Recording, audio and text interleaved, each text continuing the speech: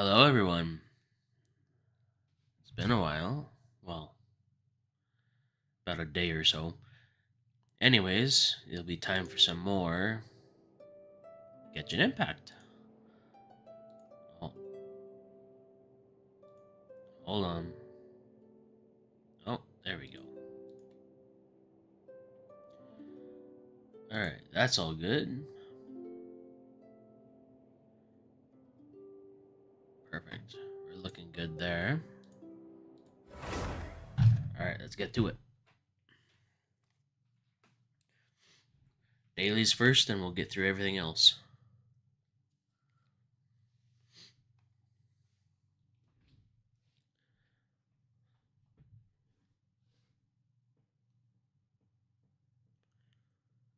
Well, dailies and teapot. And depending how much time I have, I'll probably do the event first and then do the rest of the story.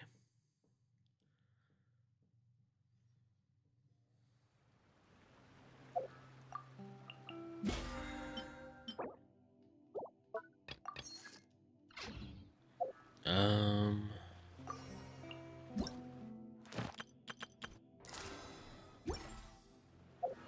Man, they like their fucking card game. Alright, put that away. This is... Yeah, this one. 13 hours.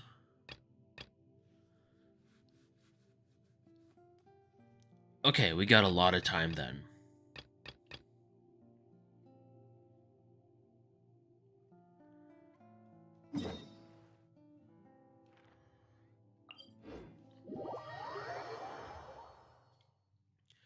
Alright, let's get these dailies over with.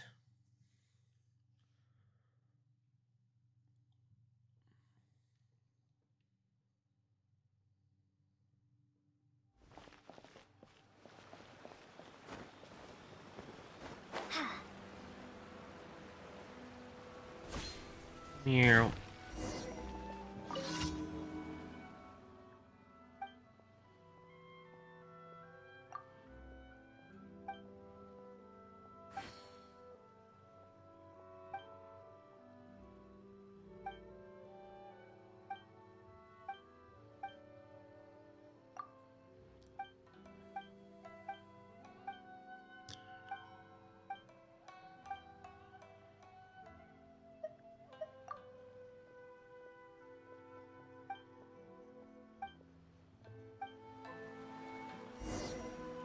Back at the smithy again.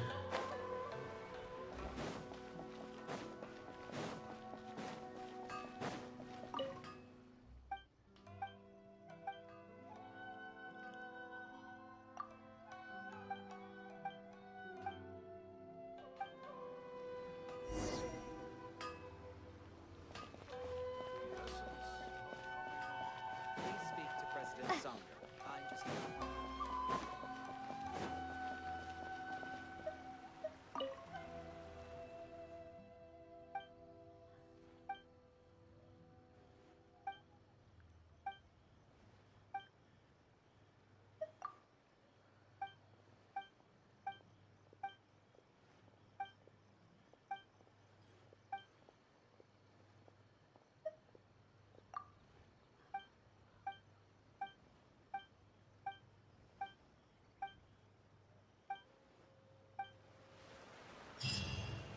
Hey, we're done that stupid commission. Can they not give me that commission like ever again?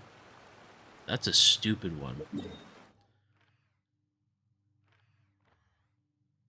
What's this one? Time trial? Sure, let's do it.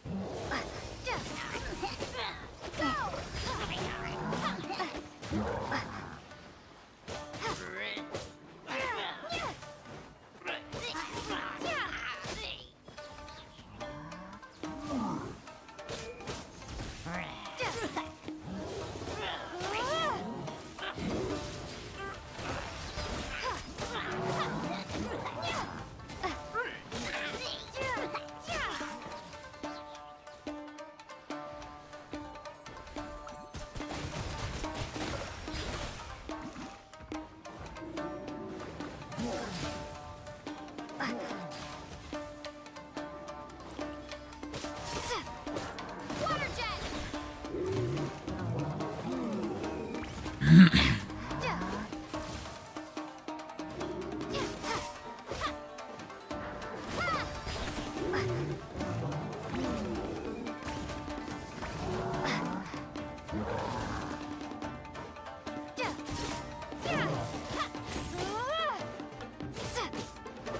jet! Shudder!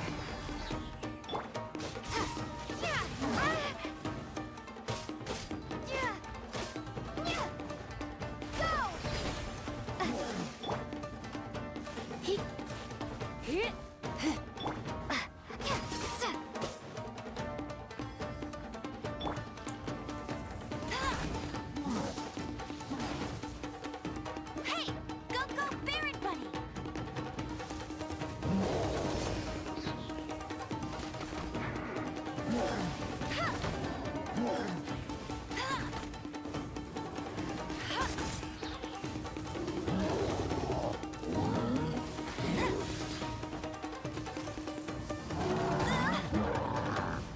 You could fuck off, buddy.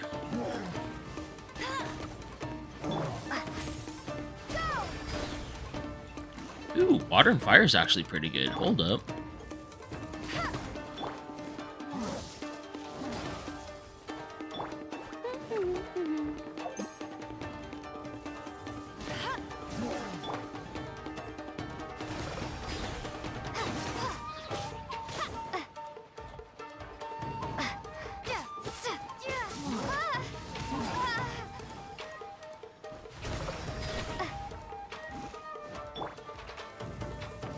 Bet you can't get him!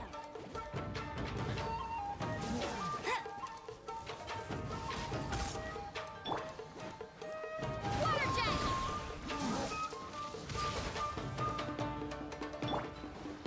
Beg for mercy.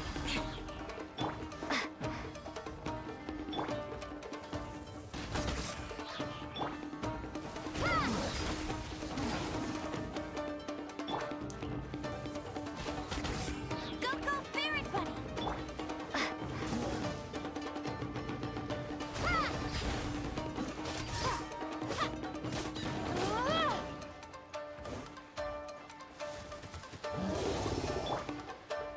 Get him!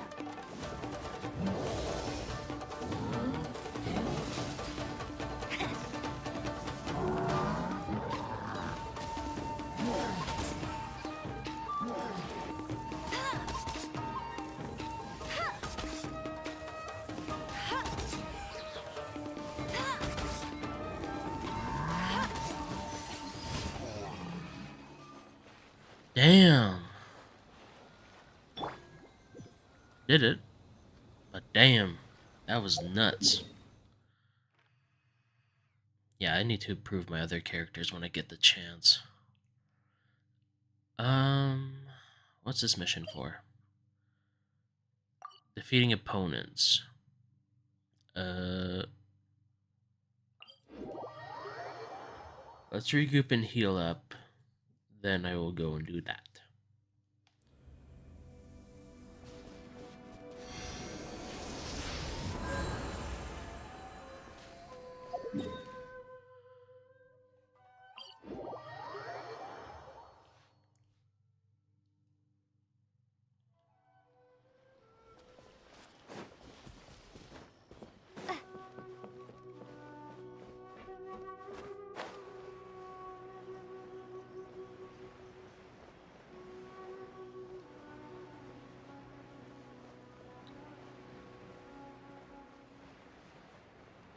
Okay, let's see here.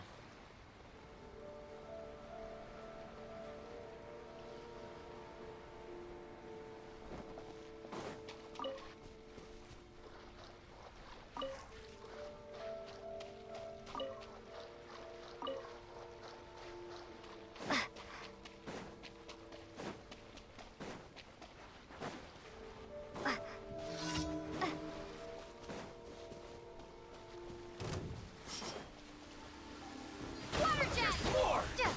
There's more!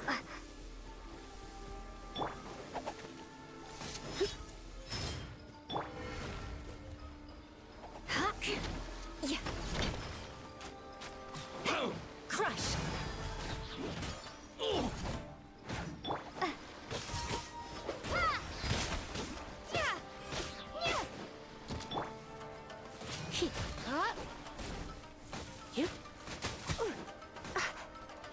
Say no more! My blade! There's more!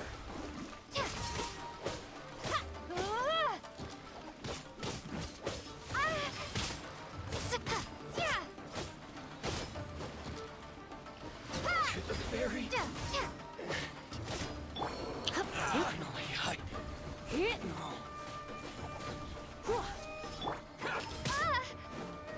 To the very... Yep, just die for me. There we go. Now we're getting somewhere.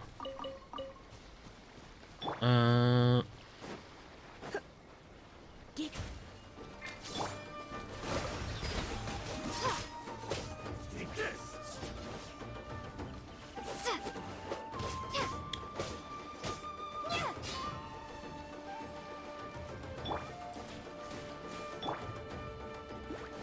This will do!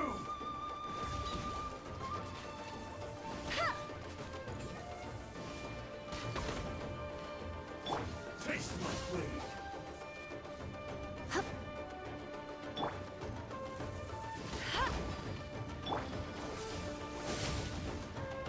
Cheap tricks! Strike will suffice!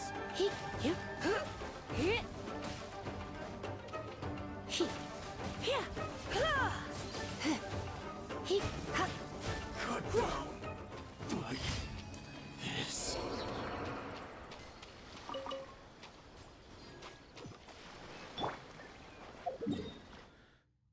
Okay. What's this one?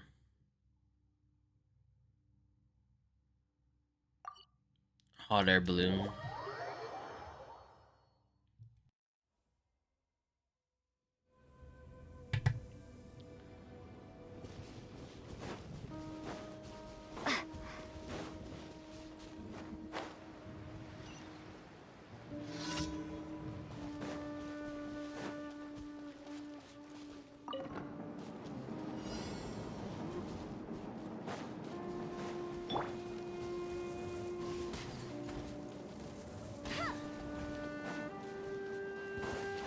Bet you can't keep up Another with me.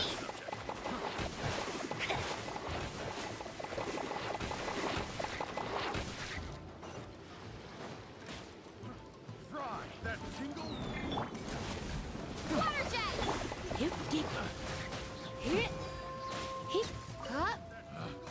Picked the wrong test subject.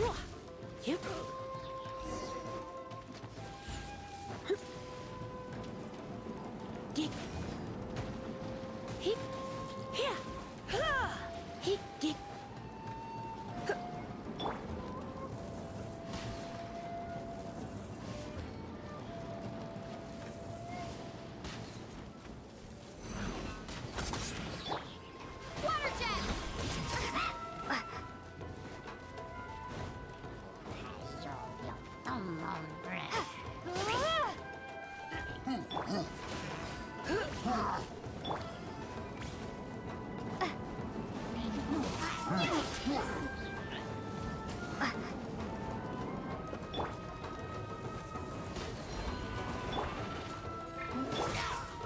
Shut up. Flood of frost.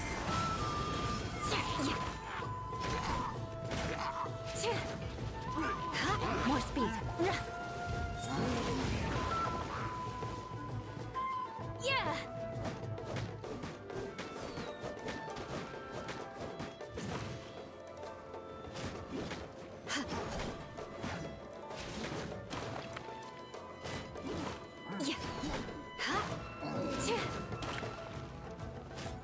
For fuck's sakes. This is actually really difficult.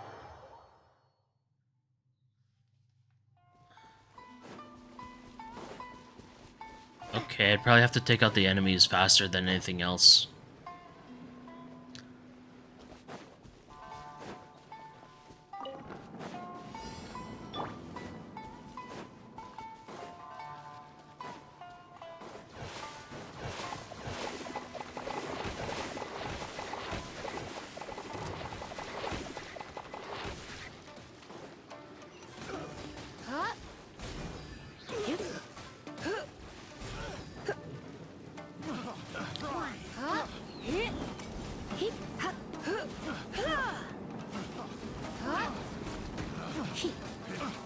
The wrong test subject.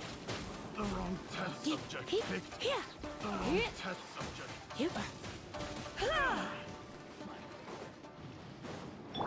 I'll race you there.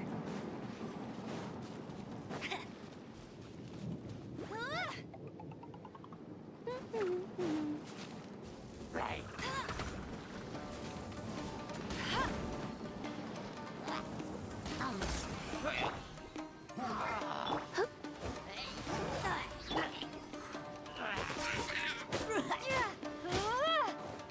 Water jet.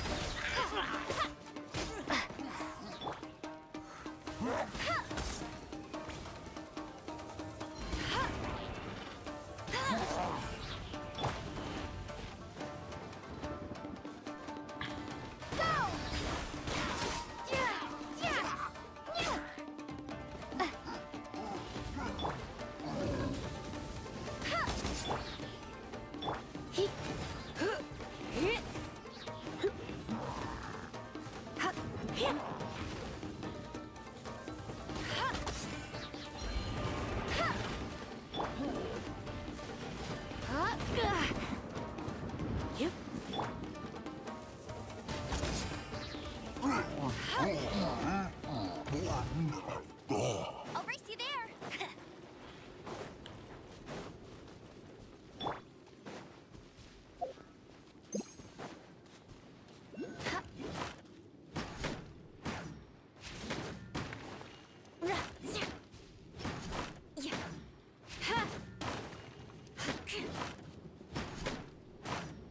Crush.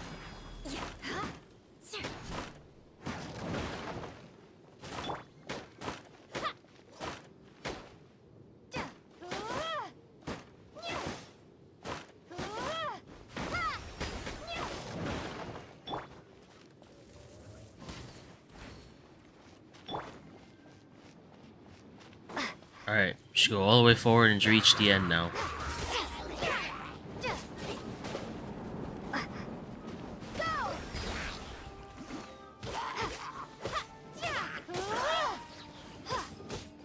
Shudder. Go.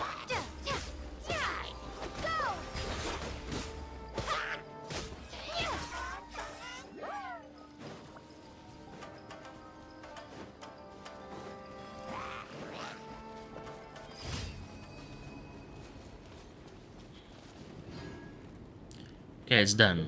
Is that it?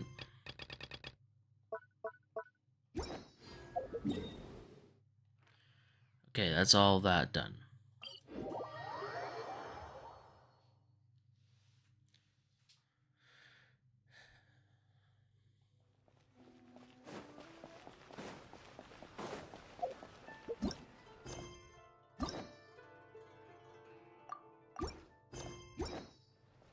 Add Astra. Thank you for Add Astra.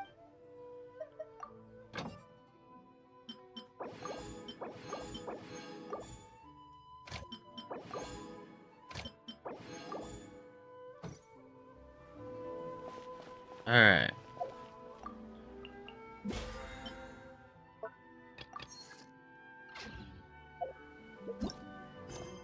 What's it calling for now?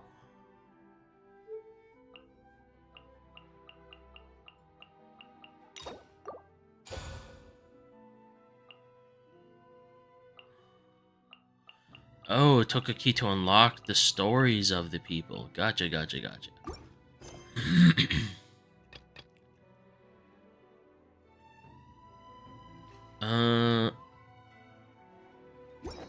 Well, before any of that, let's go and recuperate at a statue.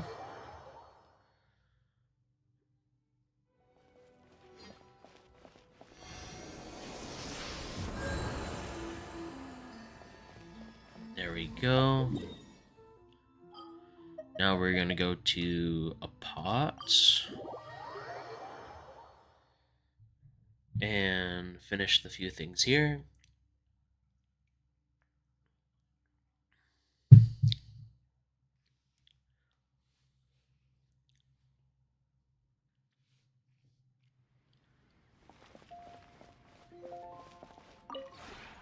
Would you care to sit down?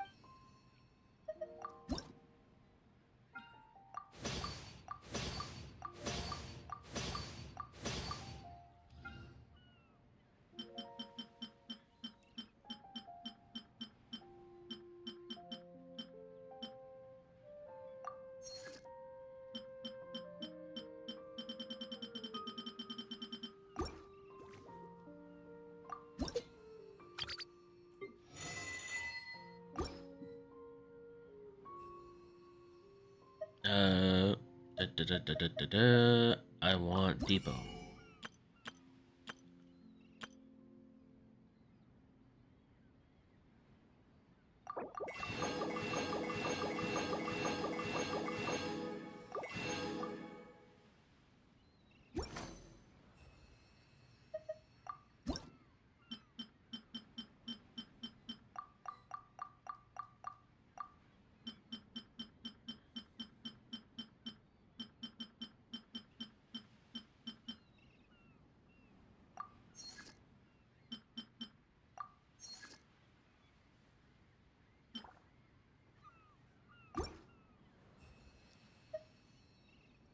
If you ever have any...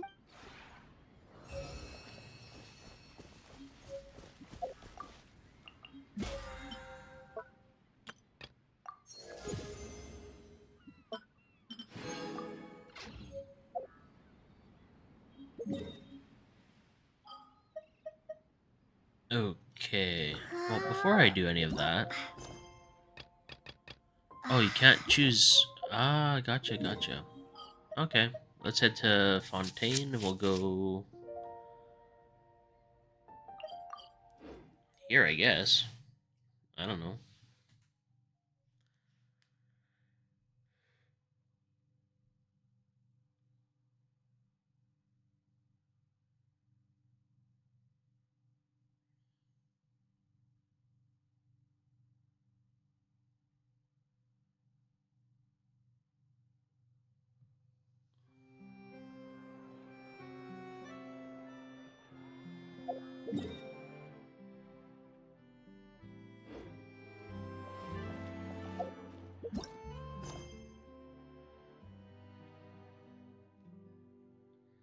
So if I do this, it's guaranteed 4 hours.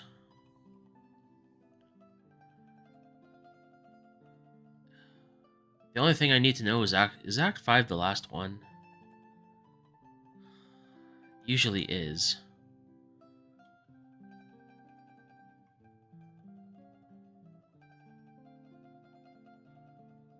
You know what?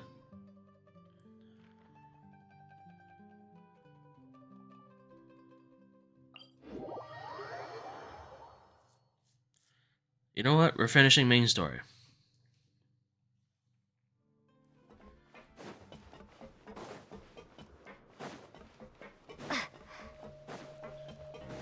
This should be technically the last chapter. If not, well, I'll just do the event, I guess.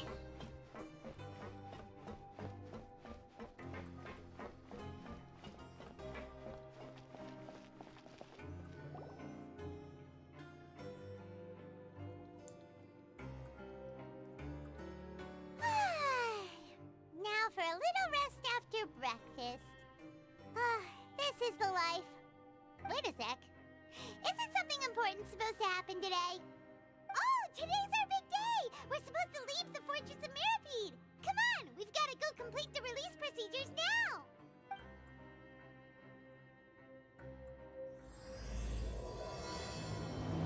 Alright, let's get this over with. Let's get her done. Let's go.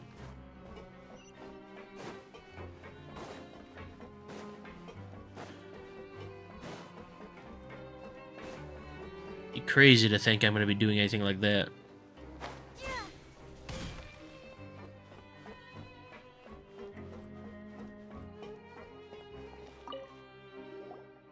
Please, sign here. This document will be effective immediately upon signing, and you two may exit the Fortress of Mirapede via the regular channels.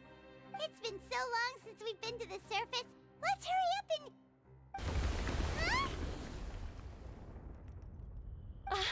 What's happening?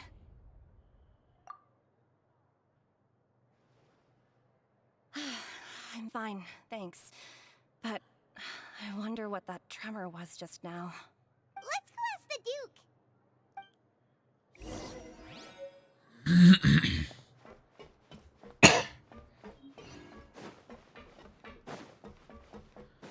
Dun dun dun. Let's figure out what's going on.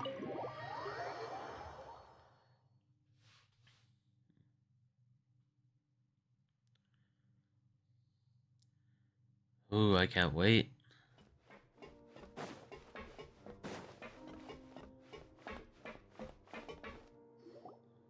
Your Grace? Ah, good to see you two. Is there something you wish to see me about?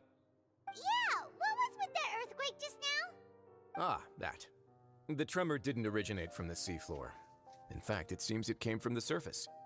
Over the years of serving as the warden here, I have developed a sense for distinguishing between what occurs on the surface and what occurs underwater. Besides, the seal that Monsieur Neuvillette set in place won't fail so easily. Okay. So the fortress is okay? If you recall our last incident, if there really were a problem, there would be crowds of inmates in a panic right now. Huh, you've got a point. Okay, seems we need to get back up to the surface and ask about what happened. Mm-hmm. By the way, do you know what day it is today? I believe today is this month's pipe cleaning day. Wait, seriously? Ah, yes. Have you completed your release papers? Yep. It's you two. Are you leaving now? That's right. Today is our last day in prison. But now that Paimon says that, it doesn't feel like we were confined here. It's actually been pretty nice. Oh yeah, Paimon feels fond of this place now. Then be sure to come back and visit. I'll miss you. If you've signed the release papers, then you're free to go. The guards will escort you out. You're not going to see us off? I knew you'd ask. All right, sure. Let's go. Well, you actually agreed. No worries, you must be busy. Paimon was just joking. Ah, so you do have a polite side, I see. After being down here for so long, I imagine you must feel like you're lacking companionship. Shall I come along too? Yeah, don't worry, we'll come back to see you. Paimon really likes the cafeteria here. The chefs sure do know how to make good grub. I hope you won't be here as convicts the next time I see you. We'll do our best to stay out of trouble. Well, it seems our work in the Fortress of Mirapede is finished. That's the end of another chapter in our journey. And since Neuvillette was the one who asked us to come here, we should probably go report to him now. Next up, the Palais Mermonia. Let's You're go. going to see Monsieur Neuvillette? Please pass on our kind regards. I'm sure just your regards will do, no? I believe it would be the polite thing to do. You're right. I've heard the Palais has been terribly busy these days. Tell him that I hope he hasn't been overwhelmed by the recent string of troubles. Alrighty.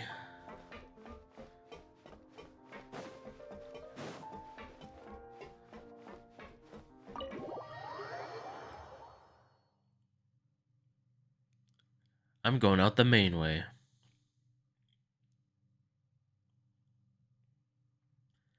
Because I feel like it.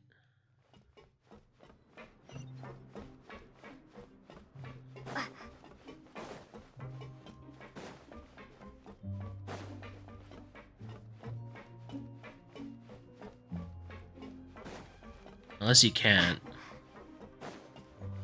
Oh, we'll have to see, won't we?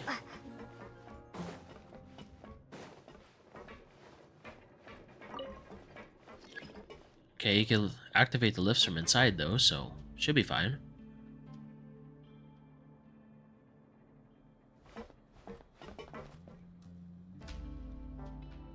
Well, you can see it coming down, I think. Oh yeah, it's coming.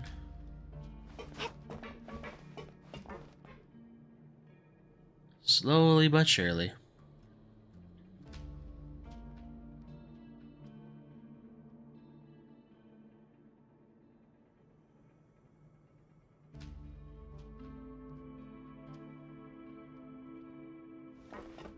it coming?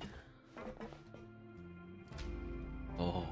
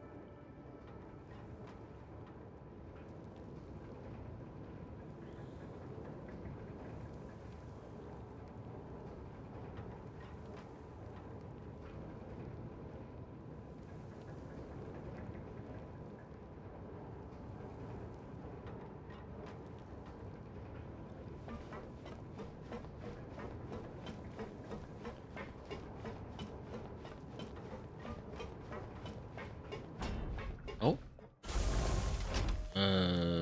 Where? What? Who? Well, I guess we go this way? Ah, this way.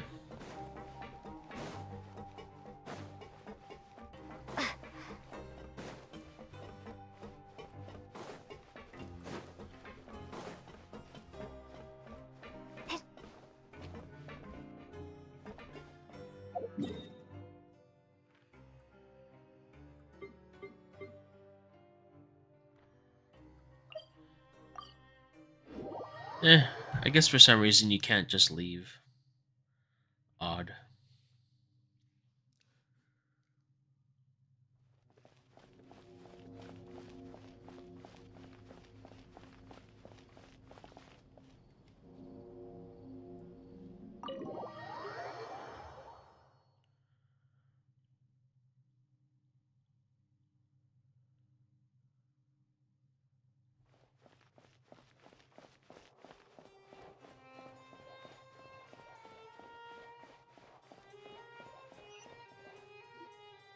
The Palais Mermonia sure is buzzing with activity today. Halt! Huh? Oh, it's you two. Apologies. Monsieur Neuvillette did say you'd be welcome at any time. Excuse me, would you mind helping me take a look at this report? I'll be right there. Sorry, I've got my hands full here. You can see yourselves in. Okay. Everyone's so busy. Seems a lot has been happening.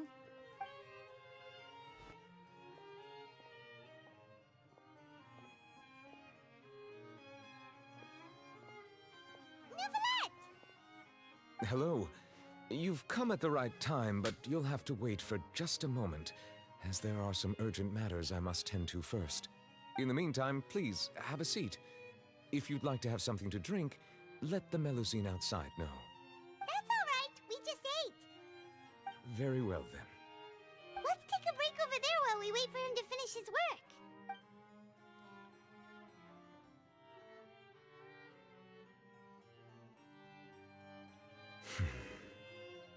All right. That should wrap things up for now. Are you done with your work? Yes, sorry to keep you waiting. Today should be the day you were released from the fortress of Meripede, and it appears that you have managed to complete all the release paperwork. That's right, and we came here to see you right away.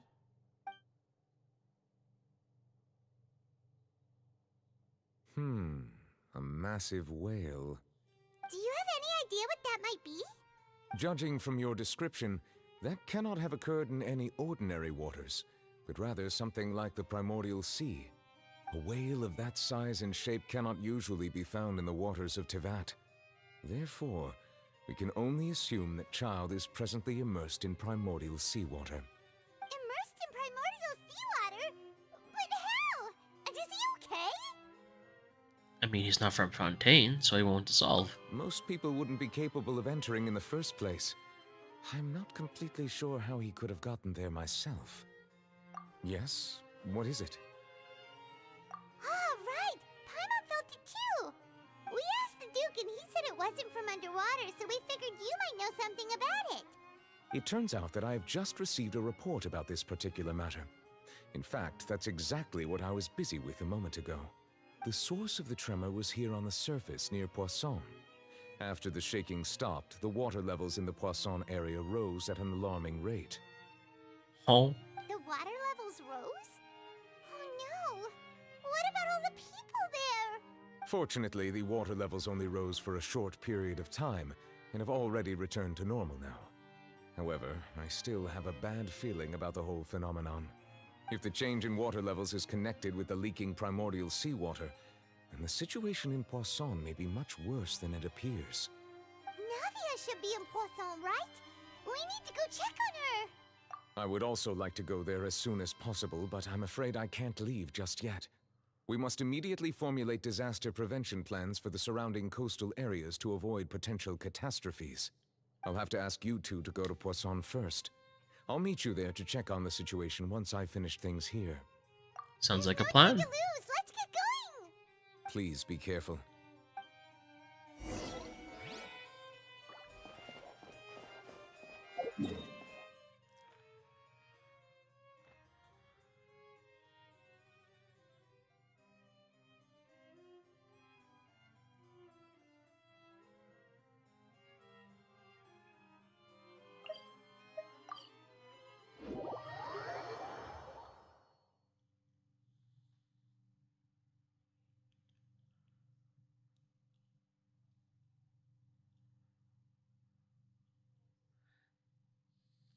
So what's gonna happen here? It's gonna be a mess. Oh no! What happened here?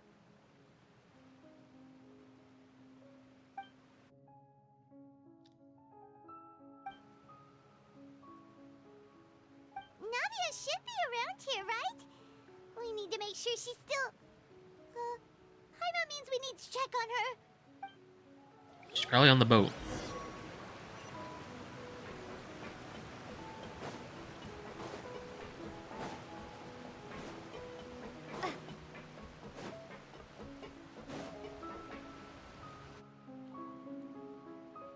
We haven't seen a single soul all the way here. Oh, this is getting scary. What will I ever do now? Look, there's someone on the roof over there. Just stay put. We're coming up. Watch your balance. All right, just hurry.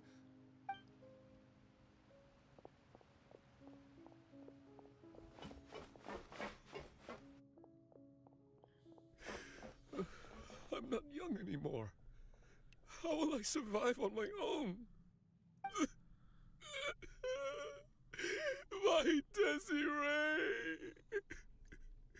Oh, he looks pretty sad. My leg!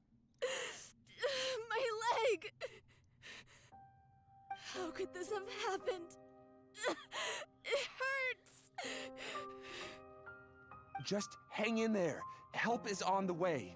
You can hold my hand if it makes you feel better.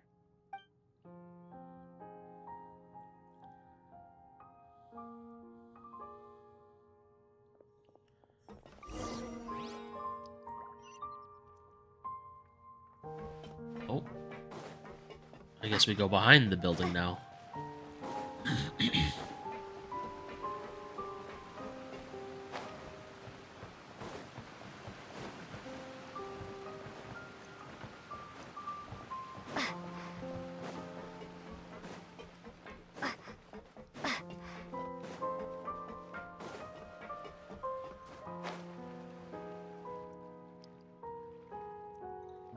Oh, it's Navia. She's over there.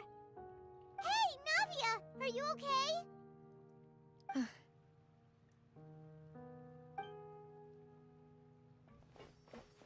You're here. We heard there was a situation in Poisson, so we came as quickly as we could.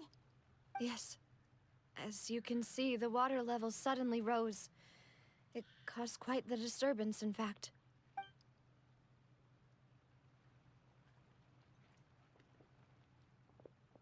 Demoiselle! There was a wounded resident next to a building southeast of here.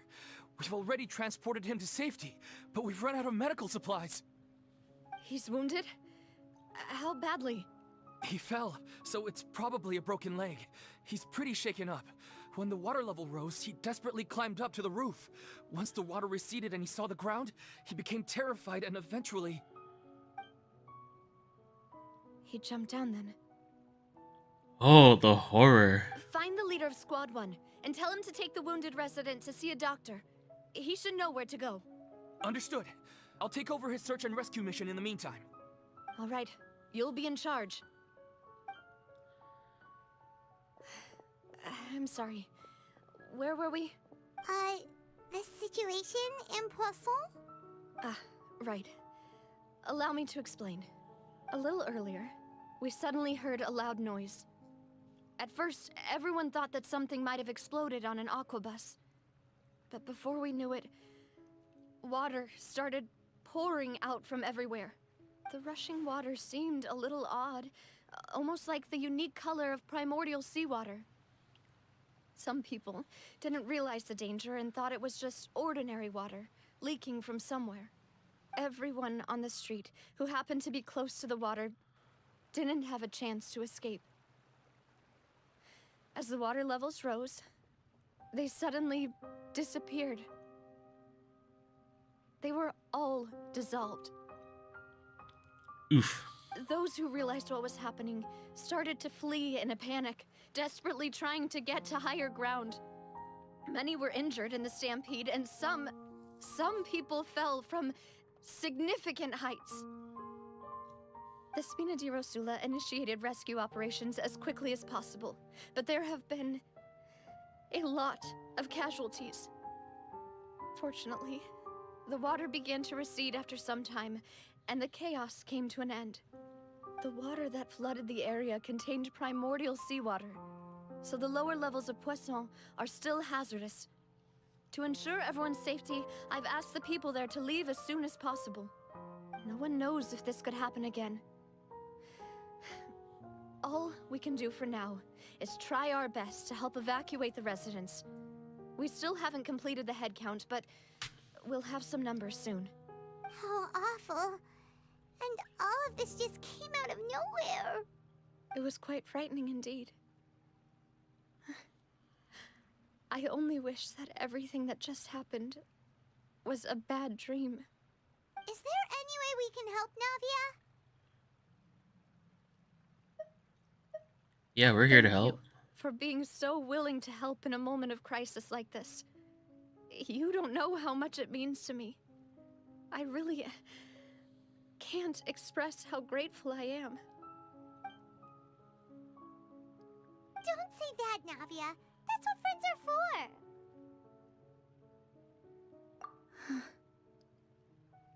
Demoiselle! We've got a situation here! I'll be right there. Sorry, I need to go for now. And off she goes. Seems it might be a while before she can take a break.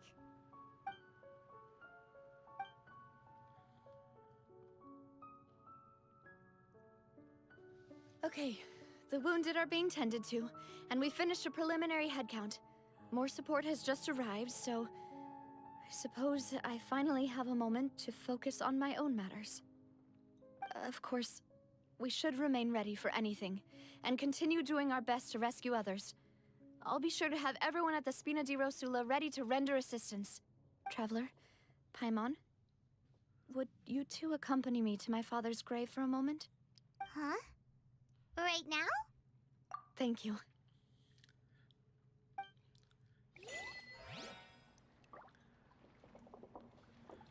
Son of a bitch.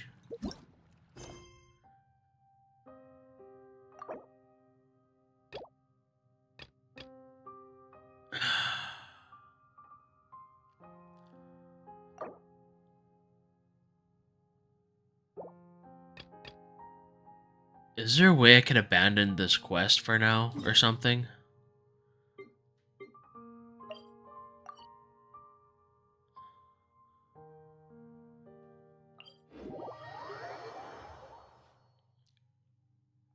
Jesus.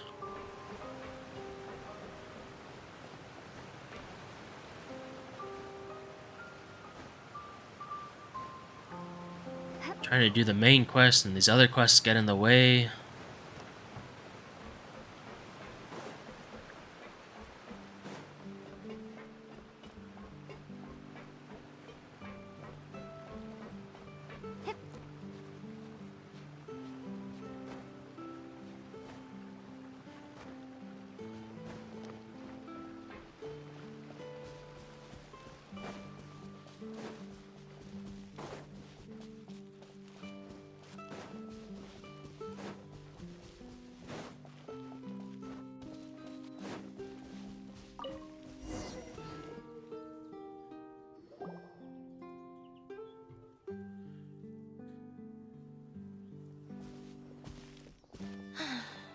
You took your time.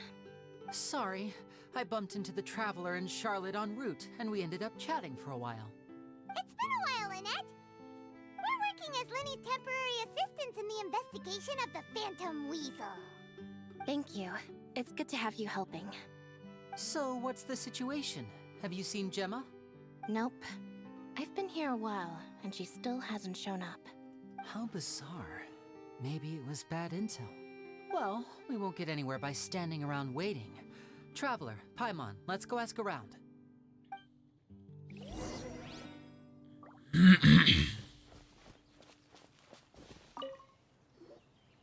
Excuse me, good sir. Do you by any chance know a Gemma? Gemma? You mean Caesar's fiance? Sure I do. What's this about? I'm just trying to get a hold of her because I need her help with something. I heard she comes here a lot. Yeah, she does. Poor thing. It's no secret why either. She's heartsick. Ever since Caesar passed away, she's been coming here once every week to clean his grave. Often she just sits there in front of his headstone, lost in thought. Sometimes she talks to herself.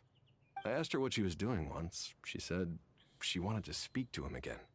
She knows he's gone and can't hear her from the grave, but she just likes to spend time there, telling her fiancé all about how her life is going. And she's been doing this ever since Caesar passed away? Oh, so 10 years. Wow. Their love must have been really strong. I'll bet. Caesar's reputation fell apart after his identity was revealed, so no one else visits his grave. Gemma's the only one who still thinks about him after all these years. I don't know if the mind lives on in the waters after death, but if it does, I'm sure Caesar must be grateful to have someone who remembers him fondly. If I'm honest, I think this is all so unfair to poor Gemma. Her fiancé was a low-life crook. He doesn't deserve someone like her. Anyway, all of that said, she's running later than usual today. Normally, she'd be sitting in front of his grave by now. I wonder if she's okay. Well, that's everything I know, I'm afraid. You might have more luck asking some other people. All right, well, thanks for sharing all of this with us. We'll keep asking around. You're welcome. I just hope she'll be able to move on one day.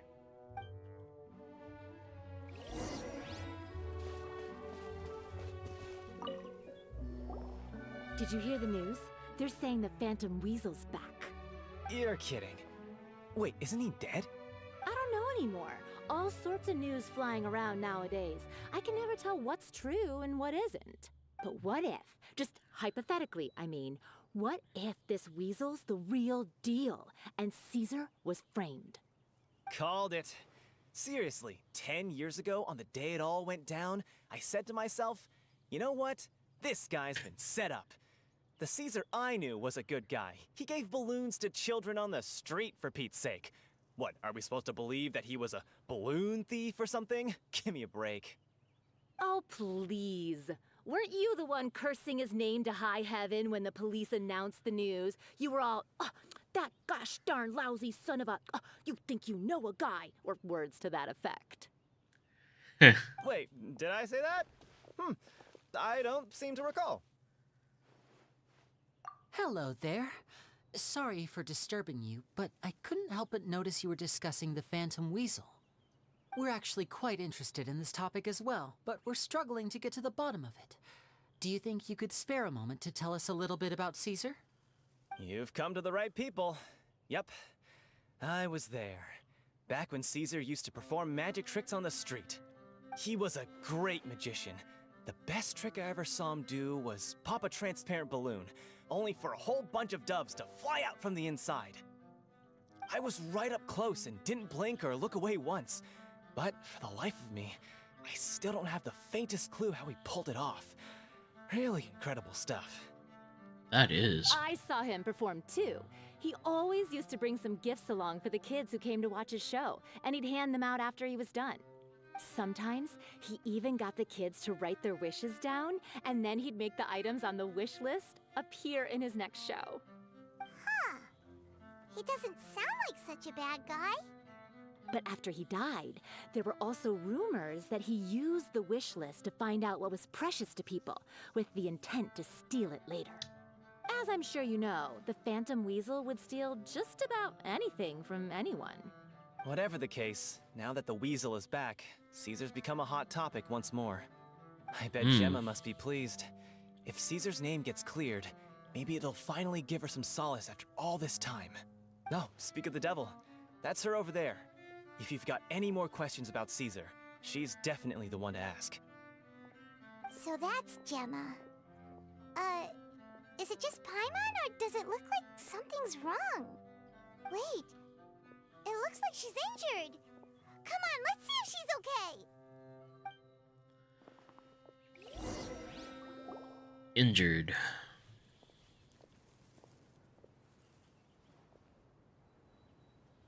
Hi there. You're Gemma, right? Who's asking? Don't be afraid. We mean no harm. It looks like you're injured. How bad is it? Thanks for your concern, but you didn't answer my question. Who are you, and what do you want with me? My name is Linny, and this is my sister Lynette. My name's Paimon, and this here's the Traveler. We're investigating the Phantom Weasel. The Weasel posted a warning letter this morning. If he still lives, that means that Caesar was falsely accused. You knew Caesar better than anyone else. So if you're willing, we'd love to hear what you think about all this. I promise you can trust us. We won't hurt you. In fact, we'll do all we can to keep you safe. I never believed that he was the Weasel. Huh. I suspected as much. Okay, so going back 10 years, do you remember anything strange in the weeks leading up to the accident? Did Caesar have a falling out with anyone, for instance? No, not that I know of. Got it. All right, sorry for disturbing you. If you don't have any more questions, please leave. I want to be alone with him.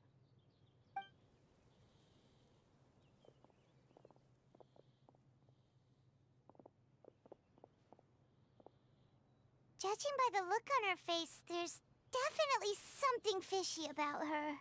She's lying. She definitely knows something. That's fair. We're just a bunch of strangers who showed up and started questioning her about things that happened a whole decade ago. It makes sense that she'd be wary around us. In any case, I doubt we'll get any further here, so let's call it a day. Meet me outside Hotel de Boer tomorrow, and then we'll start the next step of our plan. Let's do it.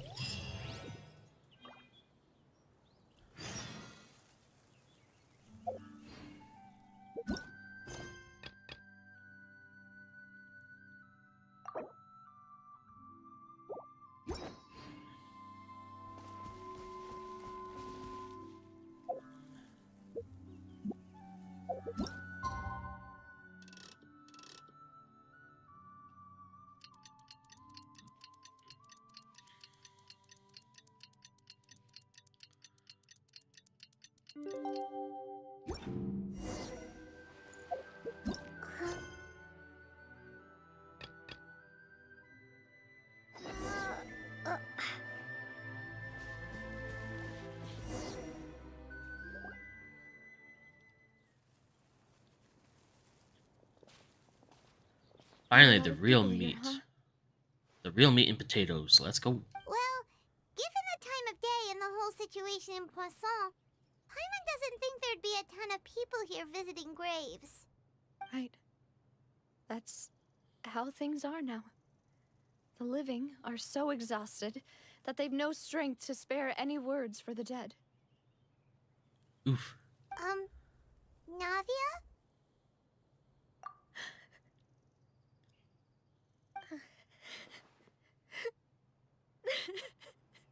Navia, what's wrong? Sorry. I just... Malus and Silver, they won't ever come back here again. What should I do, Papa? Huh? What happened to them? Everyone agreed on the rescue plan, but still, I was the one who initiated it. They were helping evacuate the residents, but they couldn't leave in time. And they were caught in the seawater. What should we do? I've known them for so long. And I know they weren't afraid. But I could at least hold a funeral for my father. And I know where he rests. But as for Malus and Silver, they're just gone. I just can't.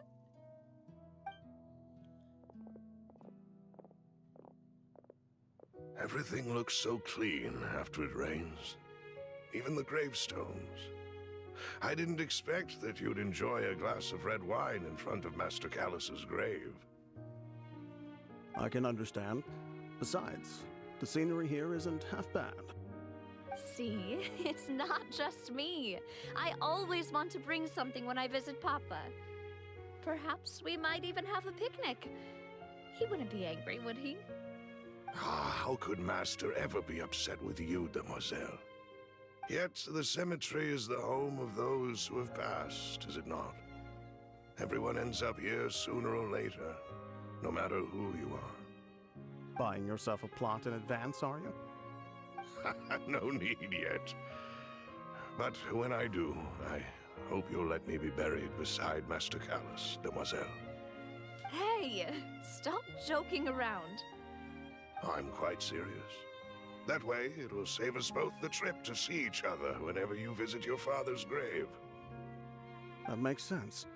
In that case, could I be buried on his other side? After all, besides you, demoiselle, the two of us could certainly be considered Master's closest companions, no? Personally, I believe we fill those shoes just fine. Why are you bringing this up all of a sudden? Seriously. All right. I'll remember your requests. Weird seeing everything all gray tone, but then you see the leaves going around in green. But I'd really prefer not to talk about this stuff. And what do you mean by saving me a trip? I'd make the journey even if I had to visit you two somewhere else. I'd promised to let them rest in peace here. But here I am breaking that promise. Oof.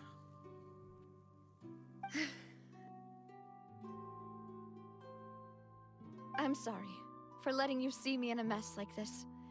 I don't usually cry, really. Paimon doesn't know how to help you feel better. But, well, she understands how you feel. I'd always thought I could make my wishes come true. But now that I think about it, that never solely relied on me. Many things can only be accomplished with someone else's help. Malus and Silver have helped me so much. But by contrast, I could do nothing for them. I'm so sorry. You can spend as much time as you need here, Navia. We'll stay with you.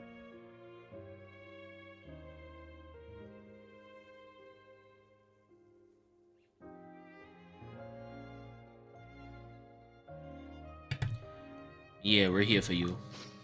Thank you. Right now, you don't know how much that means. Over there. By the way, you can have a look at this.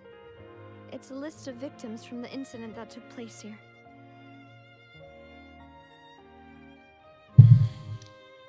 Obena, Khan, Burnett, Giverny, Francine, Karina, Daisy Ray, Joinville, Julianne, Esson, as well as Malus and Silver. So, everyone else is safe. But still... It's okay. I know what you're thinking. And you're right.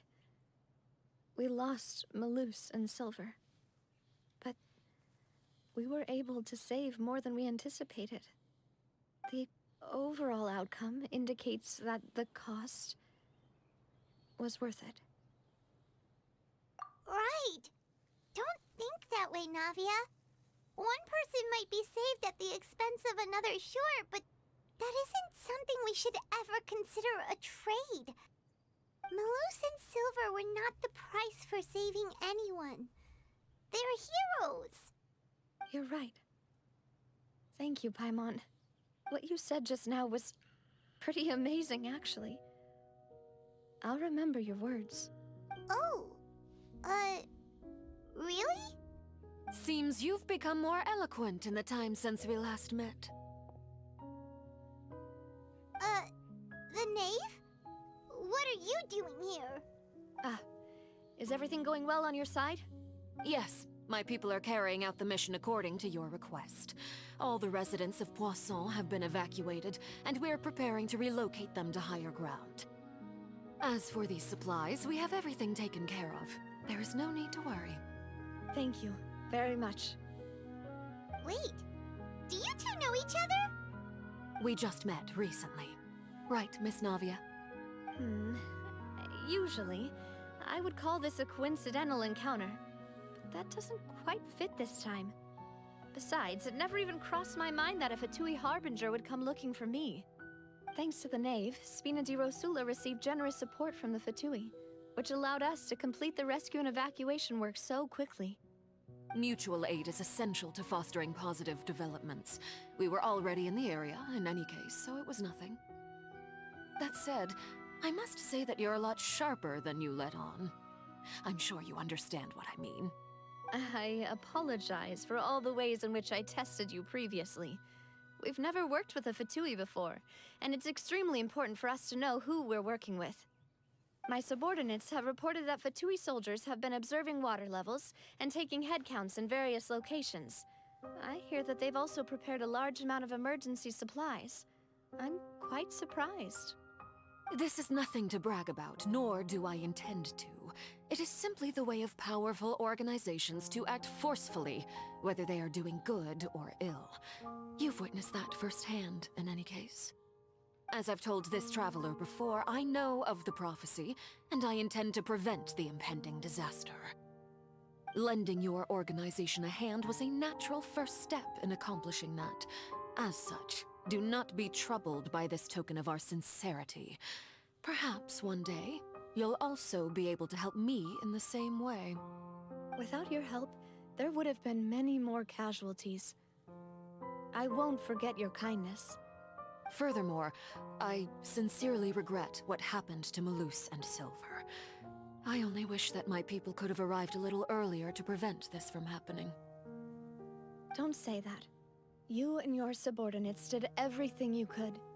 As Paimon said, Malus and Silver didn't choose to sacrifice themselves for any specific person. And they weren't the price paid for other salvation. They chose to become heroes themselves. I've never liked hearing people put it that way. It's like trying to relieve pain by saying some noble-sounding words. But right now, there's nothing more suitable. They really did become heroes. You're right. I'm sorry for your loss, Miss Navia. Water is life to Fontaine's people, and it also spells disaster. It's no wonder that people always say that prophecies represent fate. Fortunately, I've never been one for such opinions. So, you're one who will try to change fate then? Of course. That is why I'm going to Hotel Bouffe de Thé. I still have some things to take care of, and the children need my attention. By the way, Traveler, Paimon, one more thing. Alright, then we'll just... Huh? This isn't right. Paimon thought you would ask us to walk with you for a moment so you could tell us something in private. That is a clever and useful conversation technique, which I do like to use when necessary. But there's no need today. It would not hurt to have Miss Navia listening in. Traveler, I'm sure you remember that I said we could work together when we had the chance. You and I both know that there may be issues with the Primordial Sea. Previously, it was the fortress of Meripede's sluice gate, and this time it was the water levels in Poisson. These are both signals. Indeed. Allow me to share the latest intel I've received from the House of the Hearth's intelligence network with you. During some recent investigations, a child claimed to have discovered some ruins near Poisson. The ruins date back to ancient times, and seem to be worth investigating in many ways. Judging by the dating of the ruins, they may be related to the prophecy and the coming crisis. The situation is becoming more urgent, so any pertinent information will prove extremely precious. My people initially came to prepare for ruin exploration. Unexpectedly, this disaster struck, and at present, we're all busy prioritizing the rescue effort. So that's why the Fatui were already in Poisson. I wanted to take the children along, but unfortunately, Linny, Lynette, and Fremine have all been dispatched to higher ground to assist affected residents. Okay. Linny told me that outside of the house, the person they trust most is you. Which is why I want to give you this task. The House of the Hearth's members see each other as family, but Linny, Lynette, and Fremine said that they also see you as such, even though you are not from the house. I'm sure you already understand how earnest they consider their friendship with you to be. Oh, that somehow makes Paimon feel kinda happy. The intel I just shared about the ruins could fetch a high price. But since the children consider you family, it's only natural that I freely share it with you. Got it! So all we gotta do is go to some ruins, right? We can handle that. Excuse me, but may I tag along? You wish to join, Miss Navia? But are you sure you're up to exploring some ruins? You need to rest. Well, I'm sad, yes. But I can't just go back and plop myself into a chair by the roadside and do nothing. There's no point in being depressed while we still have a disaster on our hands. As my father's successor, I must live up to the hopes he had in me. Besides, I'm also doing this for myself. I need something, a distraction, to keep my mind off Malus and Silver. Since you put it that way, I have no objections. What do you say, Traveler? We'll go together. Right. The ruins are to the south of Poisson. Here's the map. Okay, the three of us will handle it. Come on, let's pack up and get going.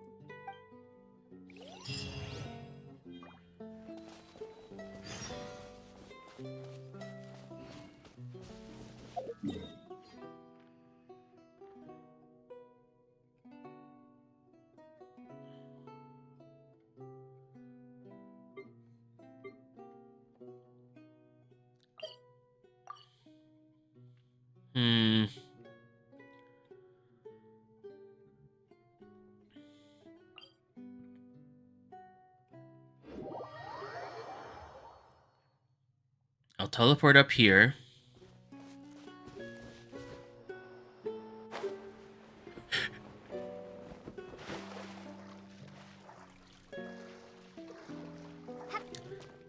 Then I guess I'll just walk. Ooh.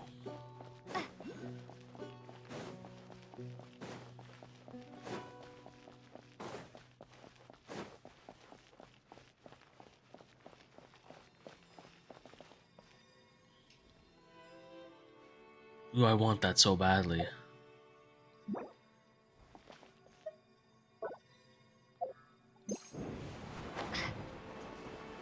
So badly that I'm gonna use that. There we go.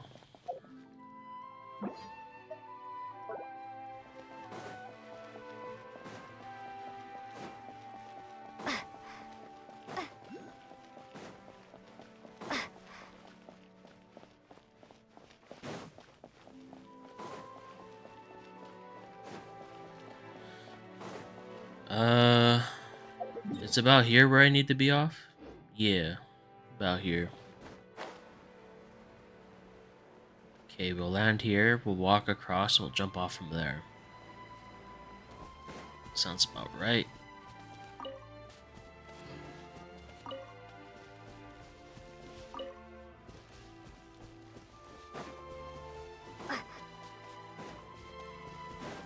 Should be up ahead here.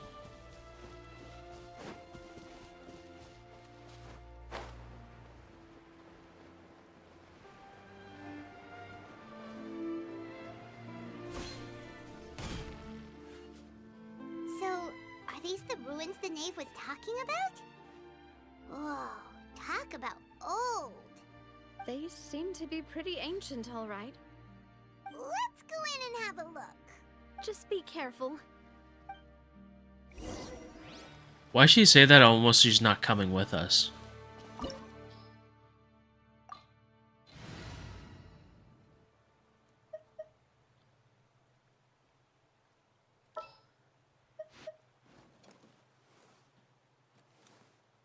Oh, how exciting!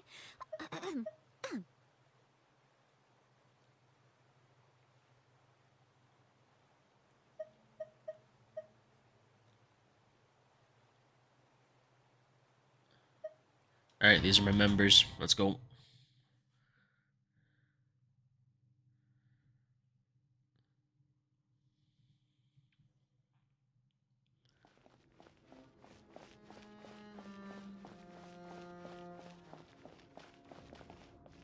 Gotta keep an eye out for those treasure chests.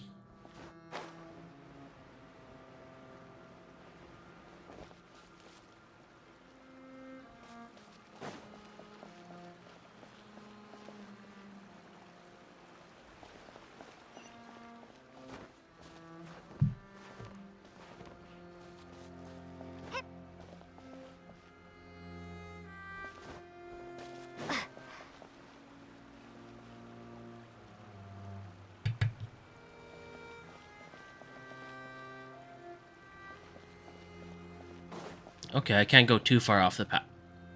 What the hell are you? Let's go.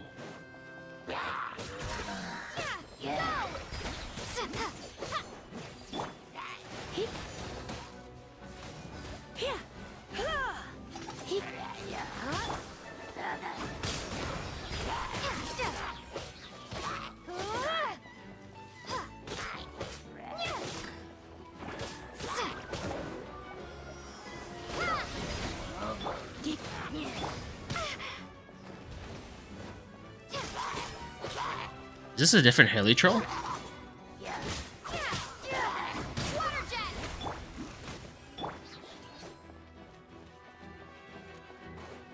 What are you? You know what? I could just do this. You are a heli troll.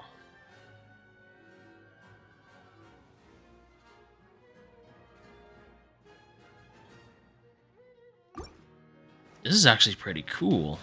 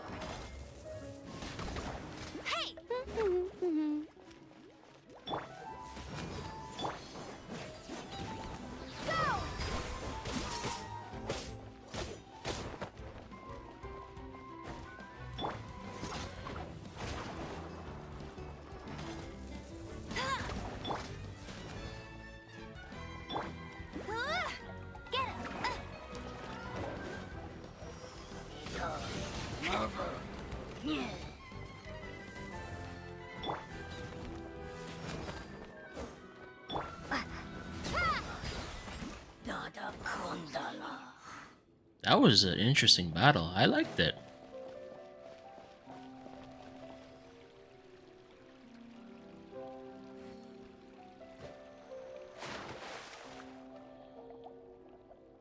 Huh, odd.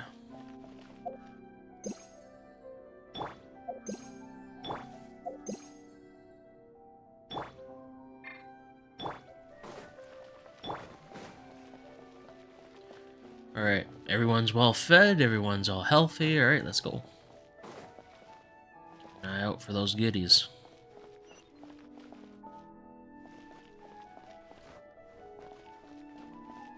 Watch it! The floor here isn't safe!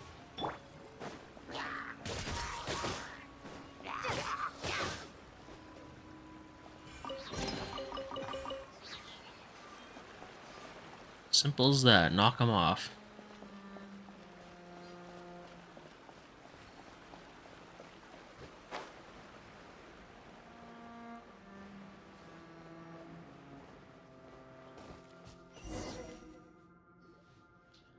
Oh. Oh, she did come. This place has also been contaminated by primordial seawater. Yeah. And a lot of it, too. A Fontanian would most likely dissolve the moment they fell in. Right! You can't go down if there's primordial seawater. It's too dangerous, and it won't be any help for you to just stay here. Don't get Paimon wrong. We're not saying you're useless. It's just that... No, you're right. I can't do anything in this situation. I'll leave this to you.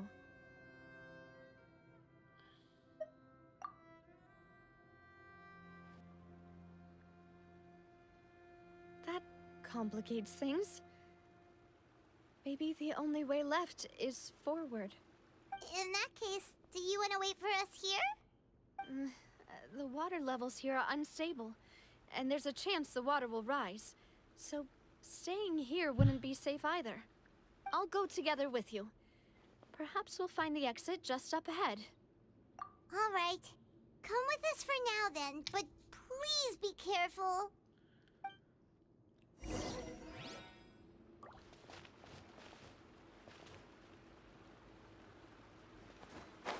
Oh no, it's a dead end! Let's try climbing over from the side. You know it, Paimon. Know your shit.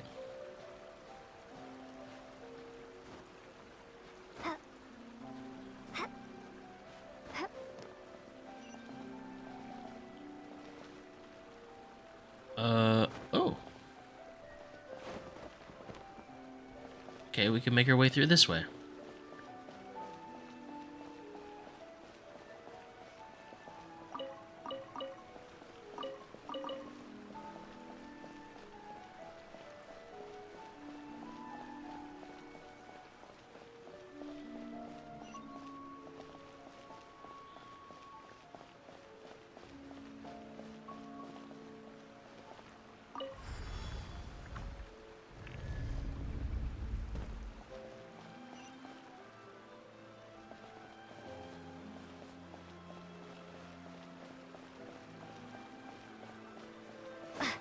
Oh, this place is pretty cool.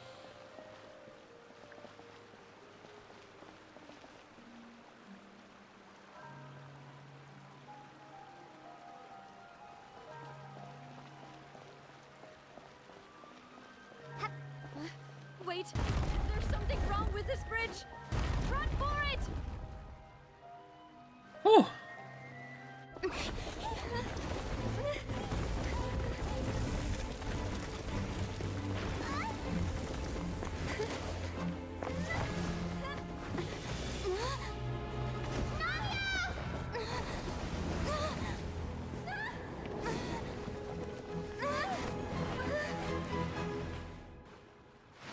No shot.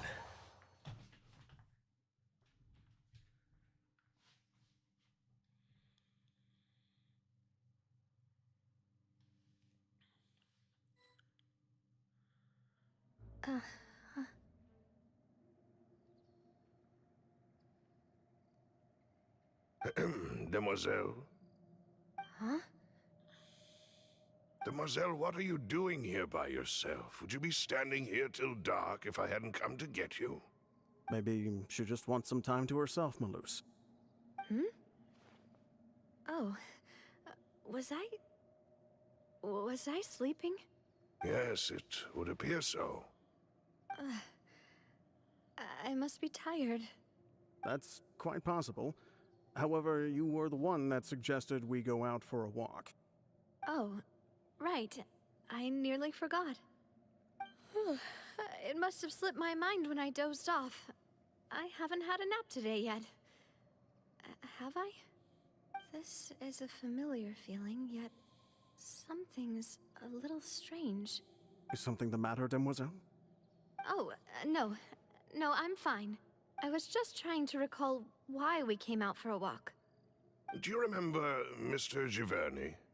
He'd requested our help before with foreign merchants who had a debt dispute with him, and we'd resolved the matter not long ago. We were headed to see how things were going with him at the moment. Ah, right. Yes. I remember now. Oh, Miss Navia. Ah, Mr. Malus. And Mr. Silver, too. It's good to see all of you. How have you been? I've been great. Thanks to your help, those bothersome merchants finally realized that I wasn't the one they were looking for. Why, I wasn't even the guarantor for that person. They were knocking at my door day and night. Even my neighbor, Obina, was getting fed up with them. Sometimes force is required to calm someone down and get them to listen to what you have to say. That's right. Oh, by the way, Burnett, what was it that you wanted to give to Miss Navia again?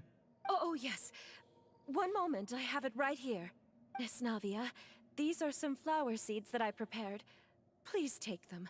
They're a very good variety, and they'll become very big and beautiful once they bloom. I don't know what we would have done without your help, so this is a little token of our appreciation. I hope you won't refuse. Ah, did you cultivate them yourself? Thank you so much. I'll certainly take them. Malus, we do still have some empty flower pots at home, right? Why, we can have as many pots as you'd like, Demoiselle. Perfect. In that case, we'll swap out some of the decorative plants for some of Mrs. Burnett's flowers. Very well. Wait. Something seems to be off here. Excuse me, madam.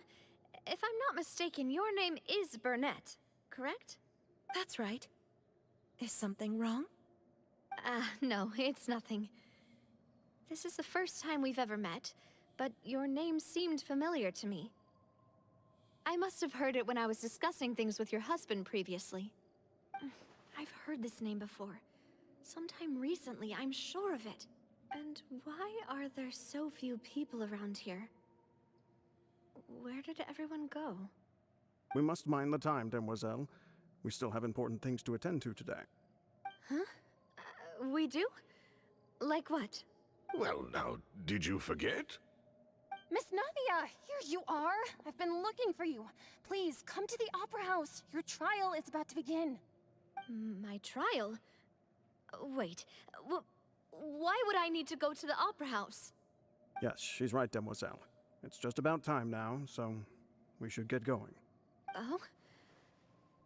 All right then. Huh?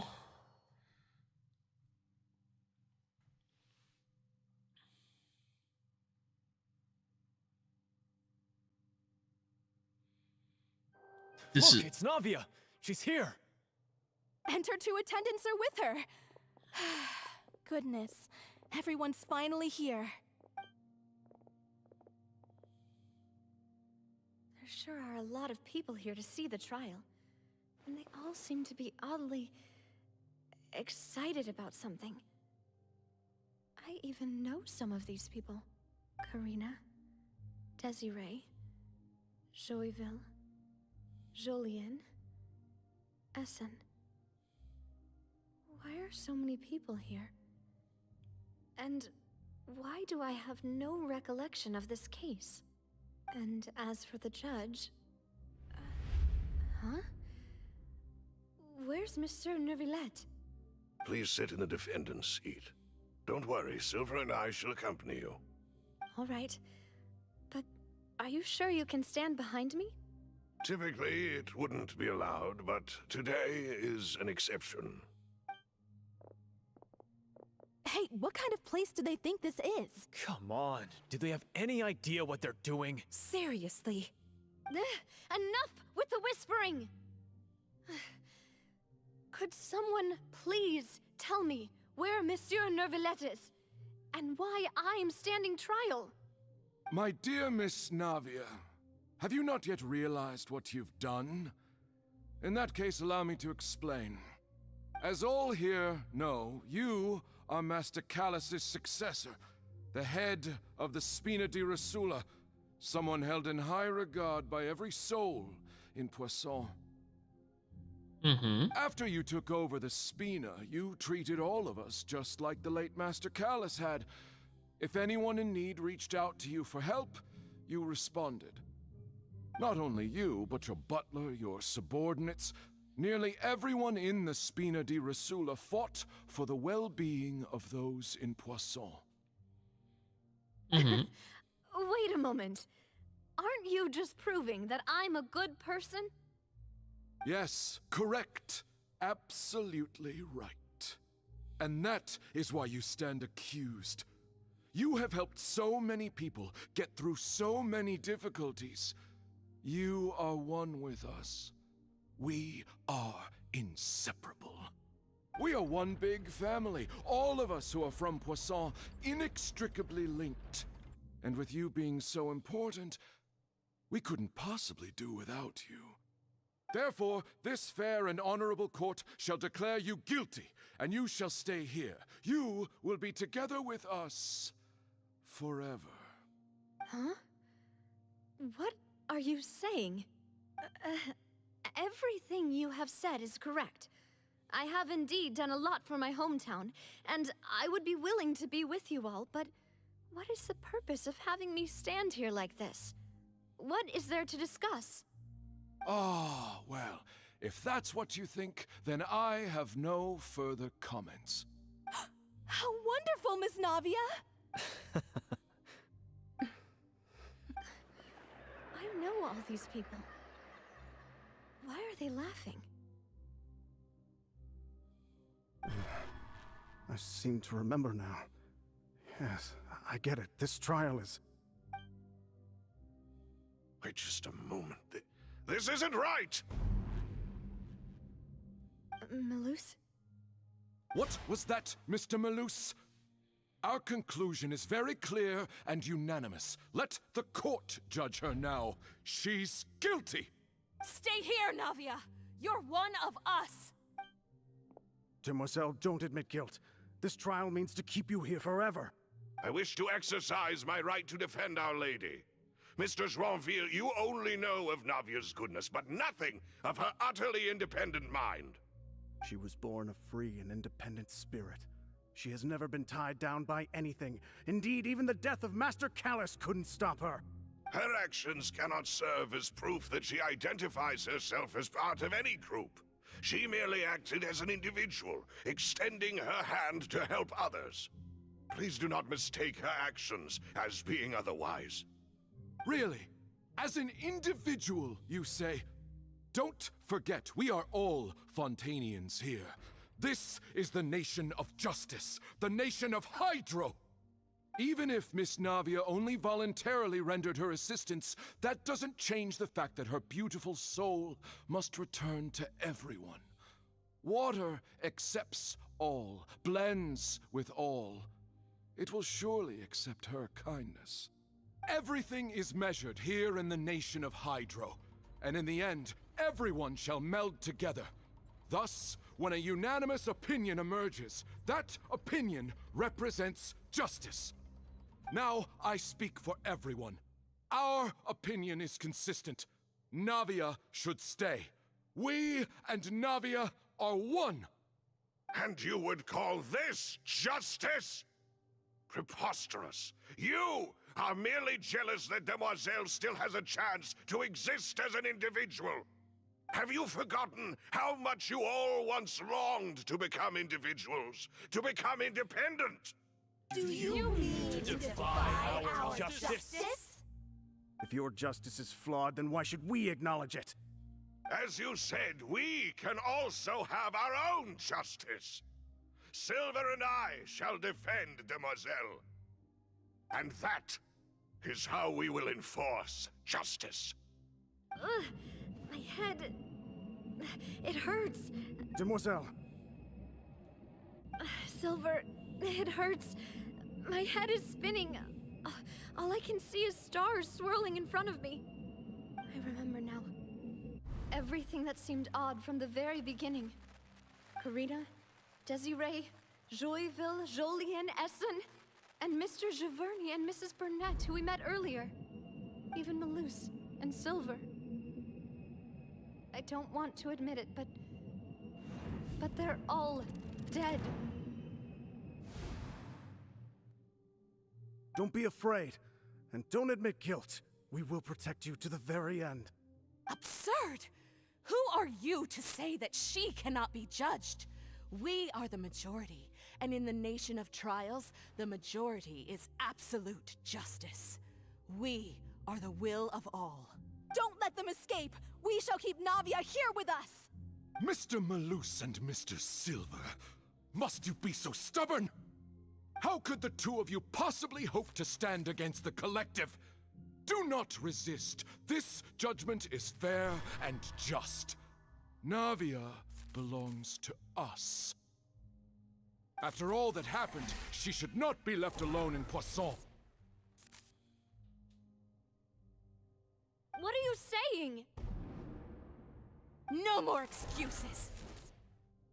He says we're jealous. Jealous? How could she possibly be an independent individual? What's with these people? Who's jealous of her? She belongs to us! Miss Navia, she... Silence! That's... Monsieur Neuvillette! Such commotion is prohibited in the court. The accusations you just presented are nonsense and cannot constitute a proper trial. The court will adjourn for the rest of the day. In this, I shall hear no objections from any unauthorized party. Our thanks, Monsieur Neuvillette. Please leave with me, Miss Navia, while there is still time. But... Go on now, Demoiselle. This is your only chance to leave this place. What, can't bear to leave us behind or something? Malus.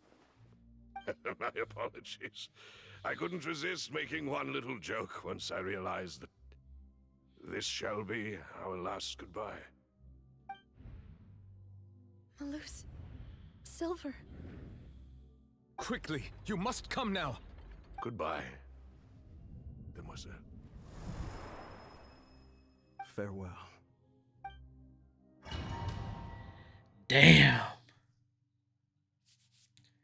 This is getting me in the feels. Holy. Oh. No, wait! Just a second!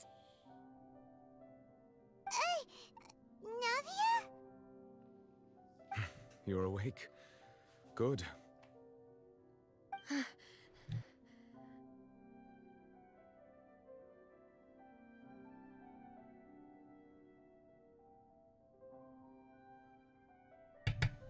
Man, I had to blow my nose for a moment. Dreaming. Malus and Silver were still alive, and they were defending me at some insane trial. It looks like you're all right. Did all the sad feelings cause you to have a nightmare? Paimon could give you a hug. The ruins you were exploring suffered a cave-in. When I arrived, I found you falling toward the water. You were just about to be dissolved within, but I... What is it? I think I saw two Oceanids protecting you.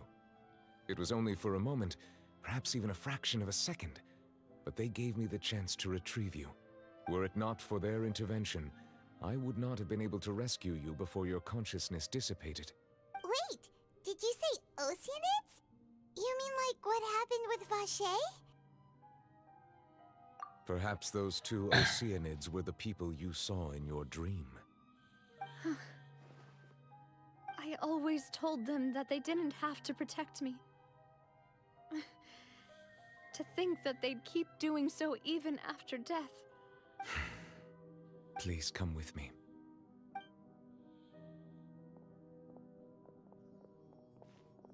Neverlet, are you okay? Hmm? Oh, I am quite all right. Perhaps there's something we could chat about? Why do you look so stiff all of a sudden? Oh, Paimon knows. You're the type who feels awkward when there's nothing to talk about, right? I merely thought that we should give Navia some time to herself. Huh? Why didn't you just say so then? Don't you think it's even more awkward to call us over like this and then have nothing to talk about? I suppose so.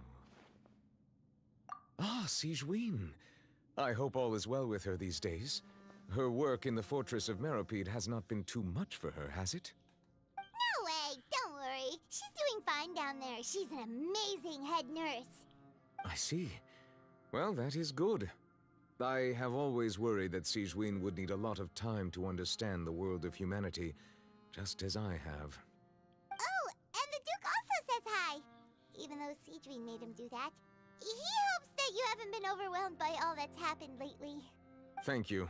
I have indeed been busy lately, and I also hope that everything is going well in the Fortress of Meropide. He still doesn't know what to talk about. Let's chat about something else then. You're the expert here, Paimon. What should we talk about? So, Neverlet, you're probably quite the swimmer, huh? Yes, of course. This isn't going anywhere. Let's try something else. How did you find these ruins? Did the knave tell you? Yes, in fact. I had arranged to meet you in Poisson, but when I arrived, I discovered that the Fatui were helping the residents evacuate. They had even transported a large quantity of supplies to the area. Amid my astonishment, I ran into the knave, and we had a chat. She informed me that she had asked you to investigate the ancient ruins here. Yeah, we originally planned to meet up with you, but we thought you might still be busy with all those official documents. We didn't think exploring the ruins would take very long, and who would have thought you'd wrap things up so quickly?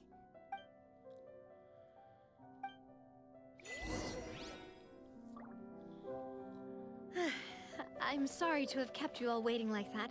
I'm feeling much better now. I guess we should get going again. Will you come with us, Monsieur Neuvillette? Yes, if you wouldn't mind my company. All right! Another one joins the party! Let's get going then! Hold up, there might be secrets around. We could walk around this area.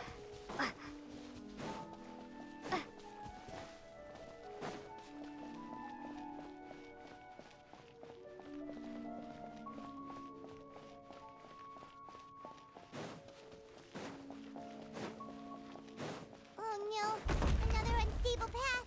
Watch your step.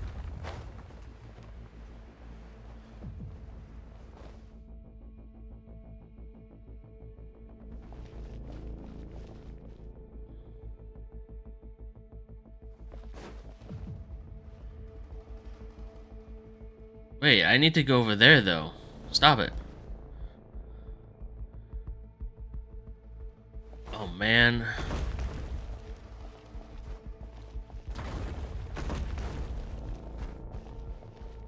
Okay, did it stop now? Can I go back down?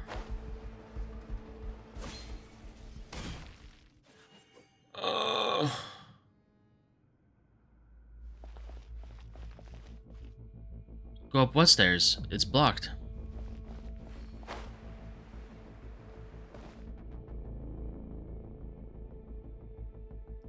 I still...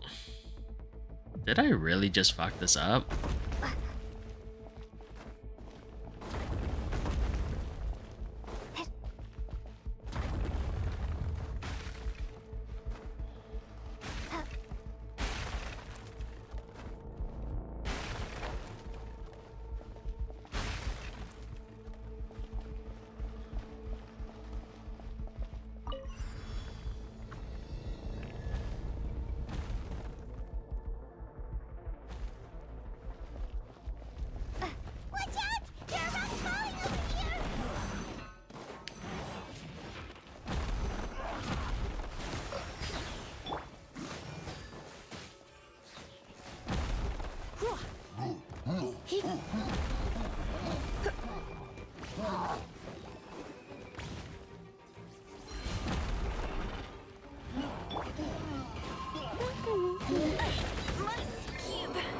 Draining.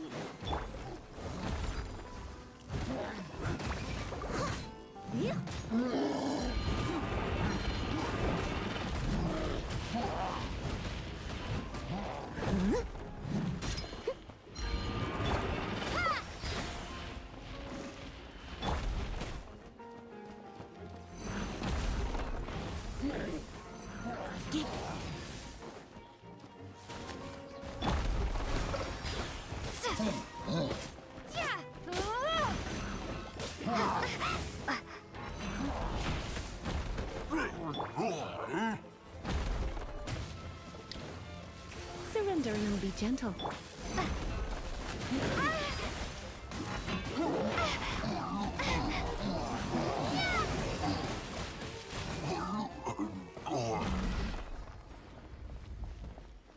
Jesus. I probably missed something down below.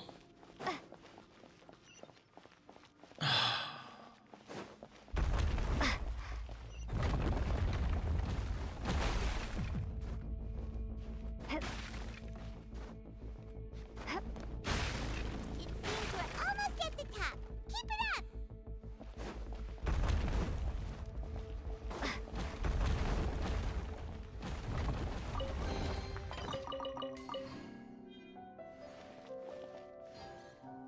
I probably missed the big battle down below. Oh well. Okay, yeah, it's mostly just a bunch of...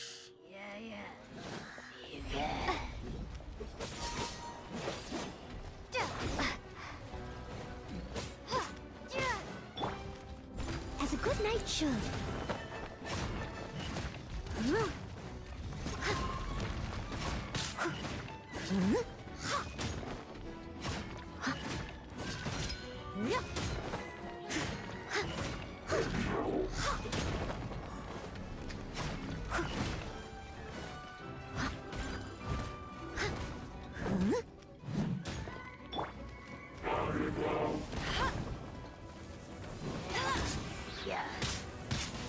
Bet you can't keep up with me.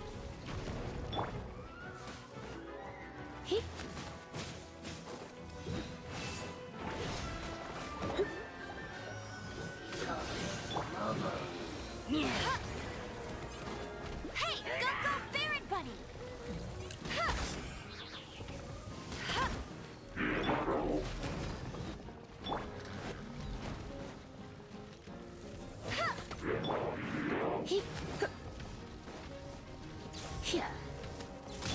Steady as stone.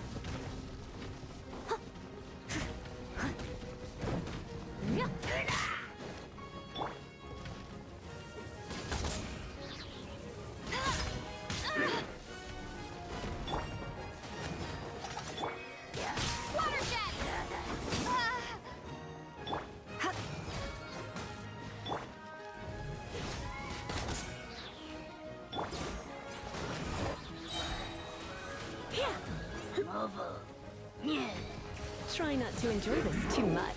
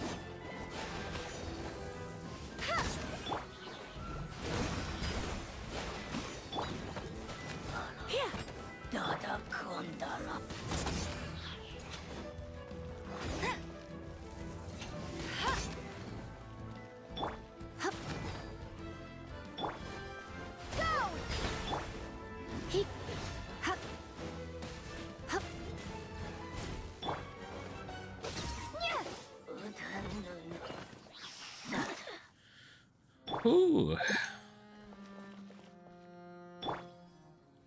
Did it. Alright, let's push the button.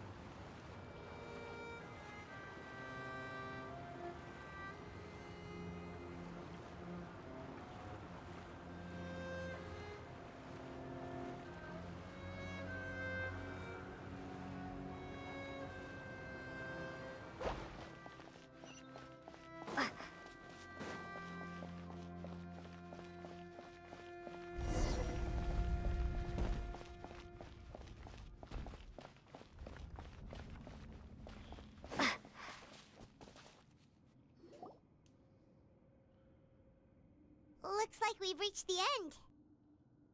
This is the place. There should not be any other hidden spaces in the vicinity. The path sure had some twists and turns, but it turns out that this place isn't actually that big.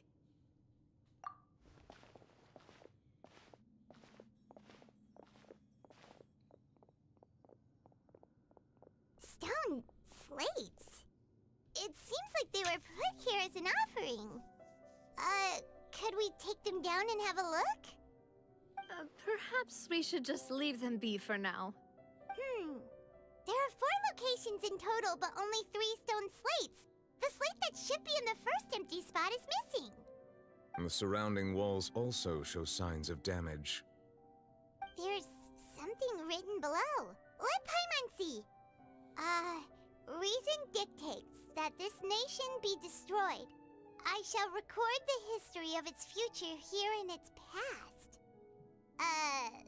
Say what? It feels like someone left these slates and these words here for a purpose.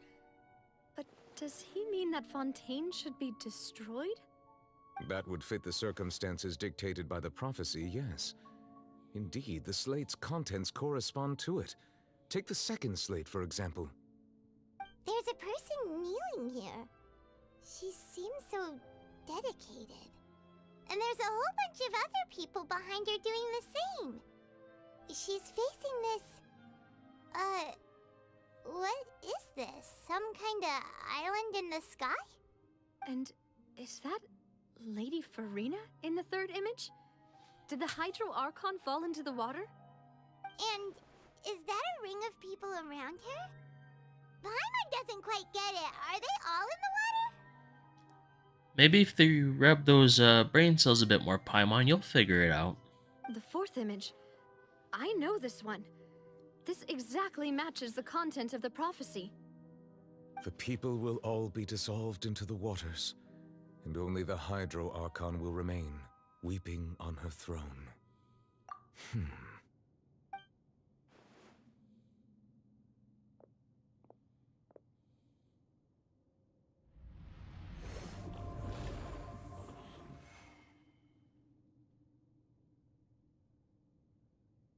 More information should be hidden in these slates, but I fear I cannot easily uncover it, most likely due to us missing the first slate. I am very sorry. Don't blame yourself, Monsieur Neuvillette. Deciphering ancient stone slates isn't one of your duties. Ooh, Paimon's getting the chills just looking at these slates. This says that it's the history of the future, right? That means the prophecy's sure to come true. I really hope it doesn't mean that. Still, Paimon feels like these images are kind of weird when you look at them together.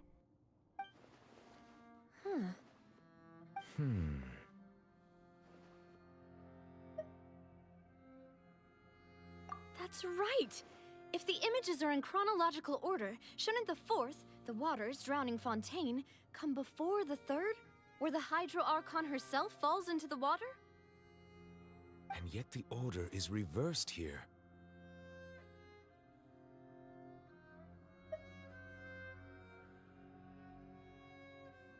If we go by timing, Lady Farina only emerges in the third image. That means that the person in the second image might be the previous Hydro Archon. Egeria, then. I had never met her, but her appearance here does match the records.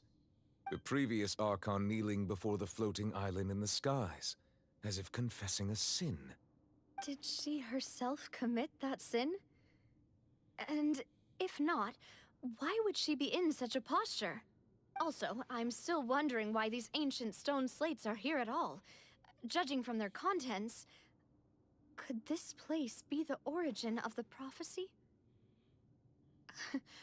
Does that mean that someone, or some people, once saw these slates? But who would have created these slates and left these words here? It seems that any further clues will have to come from Farina. In that case, there's no time to lose. There's nothing else to be gained here, so let's head back first. Yeah, we better get somewhere safe for now.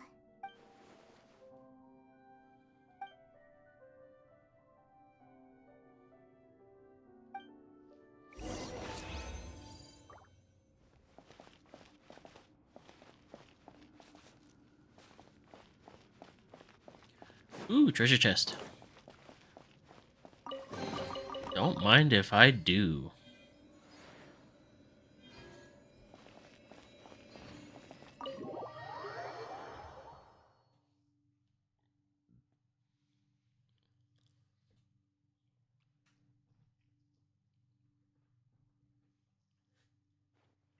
Let's split up here.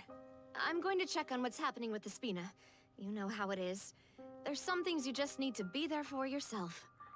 You still have energy for that, Navia? Paimon's already beat! Just head back to the Fluvsandra and have a rest then. Thanks for keeping me company all this time. I'll depart as well. Thanks for your hard work today. Rest well, everyone. Traveler, I will go talk to Farina tomorrow morning to ask about the stone slates. I'm sure that you're concerned about this matter as well. If you have time, drop by my office. I will share the results of our discussion with you. Are you really gonna talk to her about this directly? Will that be a problem? Paimon's getting a little scared now that it's come to this. She has long been harboring secrets and will not give them up easily, which makes it all the more my duty to ensure that she understands the present situation. Alright, we'll leave it in your hands then. You're probably the best person to talk to her anyway. I will be carefully considering my words tonight. Traveler, Paimon, our safe house at the Fluvsandra is always open to you as ever, so please don't think you're an imposition. All right, I'll be on my way then. In position.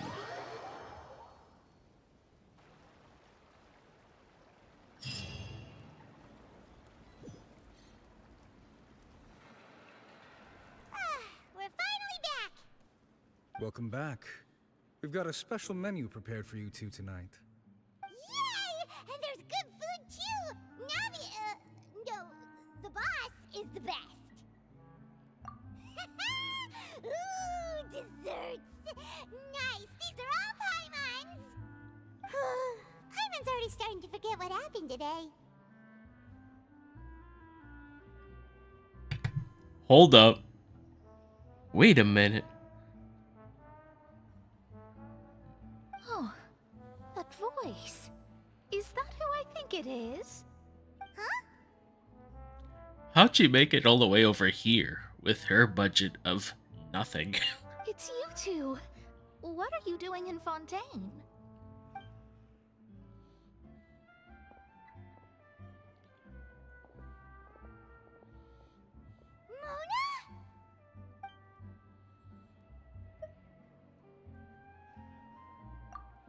Seriously, nobody just uses a scry glass whenever they've got time to just see who they'll meet on the road. Still, we didn't expect to see you here. Wait, you're not a Fontanian, are you, Mona? Well, I have some business to attend to here, so I booked a hotel in the city. I was just out for a stroll when I bumped into you. Quite unexpectedly, if I might add. Why did you think I was from Fontaine, though? Is that because Magistus doesn't sound much like a Mondstadter surname? Yeah, let's go with that. Well, I used to have my own surname, which was, well, some other thing. Either way, the old hag told me when she took me as her disciple that the first step to being a great astrologist's pupil was to change that name. There was nothing for it, really. She really is amazing at astrology, so I changed my name to what it is now according to her wishes. To my surprise... It isn't? Nope.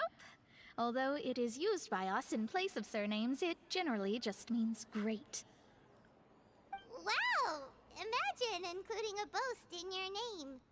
Wait, are you gonna have to put that into your genealogy as well? I reckon so. In any case, I'd give my disciple a name like this as well, if I were to take one. Astromancer Barbeloth Trismegistus. Whoa, that's a long one. Does it also mean great or something? My name means Mona the Great Astrologist. As for the old hag, hers is, in plain speech, the thrice as great Scholar of the Stars. Just take it as a title specific to astrologists. Thrice as great? That's so petty. I know, right? That's just how she is. She used to call herself Magistus, actually, but when she took me in, she changed her name to Trismegistus. Talk about excessive. Magistus is thus the calling card of our school, so to speak, which makes it about the same as a surname. It's all right if you don't get it. You can look into it further should you need to study astrology more deeply. That sounds terrible! Ugh. But anyway, you're not Fontanian, are you, Mona? You're from Mondstadt, right? Well, I was born in Mondstadt, yes. My parents migrated to Dorman Port, and I traveled with the old hag for a while, after which I settled down in Mondstadt City. Oh, that's a good thing then. At least we know you won't be dissolved by Fontaine's waters. Speaking of that, I'm sure you're aware that a bunch of things have happened here in Fontaine, right? I know you're not a local, but I'd avoid getting too close to any water that looks strange all the same. There's something ominous about it. Well, the water, I mean. That was the main reason, yes. Just a while back, the Steambird invited me to take part in a panel and speak about the circulation of the prophecy as an astrologist. The invitation was sent quite early on. I don't think anyone expected Fontaine to be in this much trouble. What do you make of that prophecy, Mona? Just tell us what you think as an astrologist. Your word would go a long way to make things more certain and less scary. What I can tell you is that I'm an astrologist, and that this prophecy concerns the fate of Fontaine, even that of Altivat. Ascertaining this is akin to reading the fortune of the whole world. I'm afraid that this is not something that just anyone can do. If I could do it, you would no longer call me an astrologist, but a visionary. But on the flip side, the prophecy is so huge and powerful that it must surely come from a powerful visionary. Its contents involve the fate of the world. Disregarding it would be a mistake. A visionary? Sounds really powerful and all, but does such a person really exist? Of course.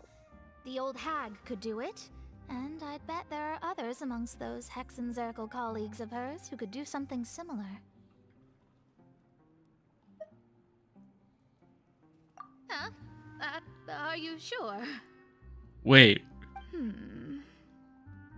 All right, I'll help you. It isn't often that I see you with such a serious look on your face. I'll tell you once I hear back from her. Thanks, Mona. You're amazing as always. Oh, well, this is something only I can do after all. So yes, your praises are quite welcome. That's the greatest of astrologists for you! Of all the people we know, you know the star's the best! Indeed. That's the spirit. Oh, sorry. I came to see what all the commotion was about. If there's anything you need, do not hesitate to inform the Spina di Rosula. Oh, whoops. Guess we were getting a little too carried away there. Well, I'll go tend to my own business now. If I receive any news, I'll be sure to come find you two again. And there she goes, quick as rushing water. And here we are with the Spina guy giving us suspicious looks. If Paimon hadn't spoken for you, it'd be you getting all the weird looks. The things Paimon does for you. That's more like it.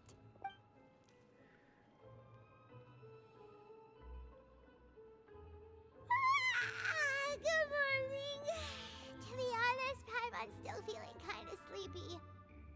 But it's time to get up, Traveler. We agreed to go see Neuvillette, so let's pack it up and get going. You know it.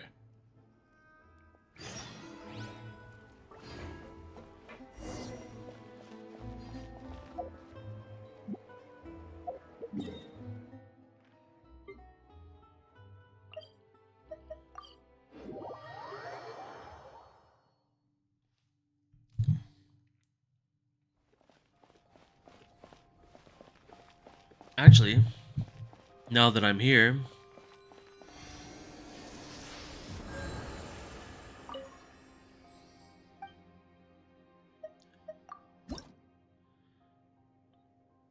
I got 34 of these fuckers.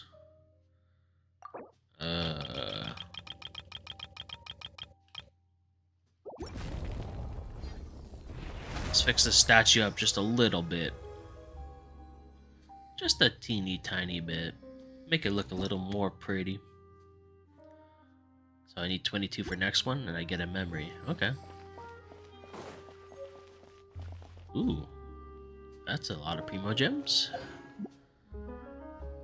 I have to keep an eye on the deployment guards.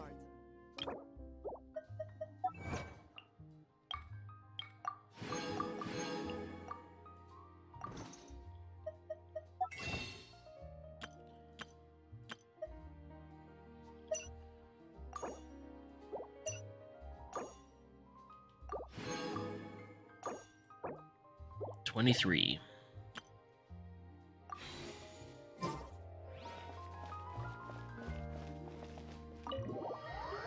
Alright. Let's keep her going.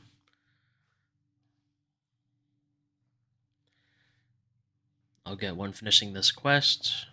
Probably have enough premium gems for another, so I'll be up to about 25. I could have another wish, would be 26 if needed. You're here! Finally!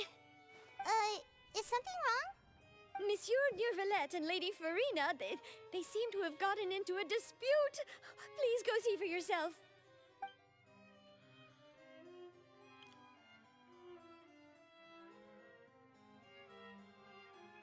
Like I said, I've already explained everything.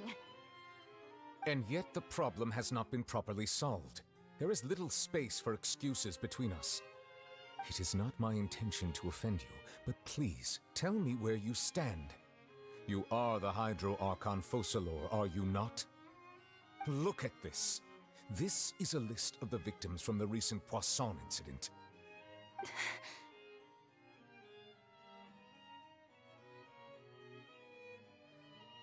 You mean... they're all... We did not arrive in time to avert this disaster, and I will not have it happen again. I will say this once more. You must tell me everything you know.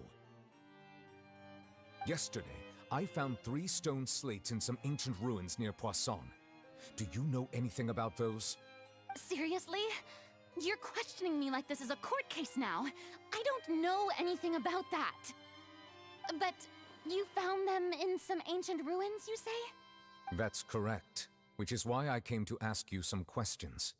There should have been 4 slates, but one of them was missing. The other 3 feature different images that seem to correlate to the prophecy. The prophecy? The second of these slates depicts the previous Hydro Archon Egeria kneeling before a floating island in the sky, as if confessing something. Do you know nothing of this either? I don't. I've never seen such slates. I'll ask you again. Do you really have no information regarding the previous Archon? My deciphering of the slates indicates that the Hydro Archon Egeria once had to confess to, or apologize for, a certain sin. If anyone would know about it, it should be you. All gods don't have the same secrets, you know. She was herself and I'm me. Is it really so strange that I know nothing? I understand your concerns, but I'm sorry. I just don't have anything to tell you. Forgive me for saying this now, Lady Farina, but I have long known of your various secret investigations into certain matters. There are several indications that you have been investigating the prophecy on the sly. This is not strange in itself, considering that you are the Hydro Archon. But it is strange that you should also claim to not know any of Egeria's secrets, as well as do nothing following your inquiries. You have never been as superficial as you have presented yourself to be, nor are you a fool. And yet, your behavior is very inconsistent.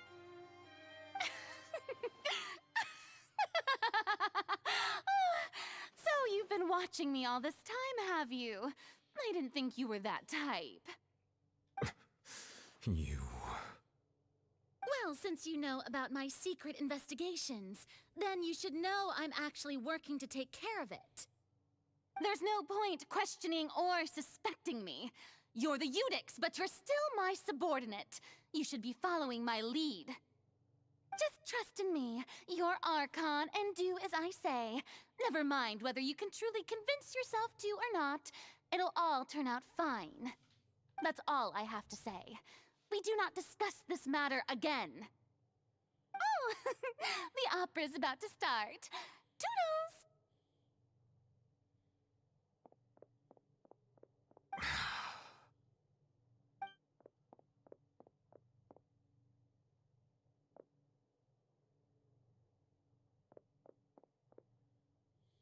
Did Farina not notice us standing by the door?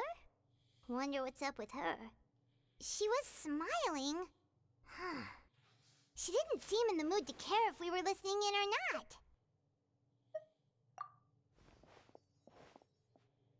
I assume you've been outside for a while now?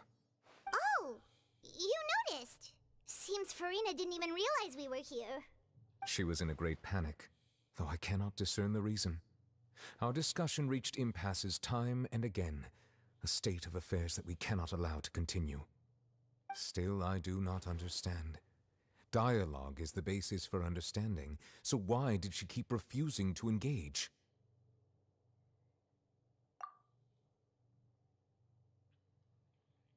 Everyone in her inner circle has noticed that she is hiding some secret. The issue is her attitude. I fear that she will not reveal anything unless absolutely forced to. We may have to create a situation in which she will have no choice but to speak. Oh? Like what? Normally, people will only reveal the truth when standing trial. Perhaps we must have the Hydro Archon experience just such a scenario. But Farina's seen so many trials, and she's really good at dodging questions. How do we make sure that she won't just slip away at the first chance she gets? We will need to consider this thoroughly, join forces with various parties, and then do what we can. If at all possible, I would prefer to recuse myself from this affair, but we must prevent the prophecy from coming to pass. This may be cruel to her, but all Fontaine is in crisis. The information a god possesses is too precious, and so we must take a chance on this. But who will lend us their aid to do such a thing?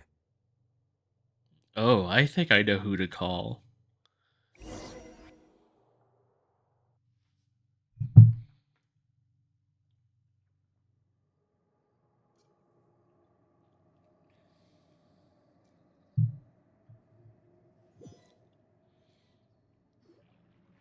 Well, that's everyone, huh? Speaking of which, it was pretty smart of you to think of hiding here.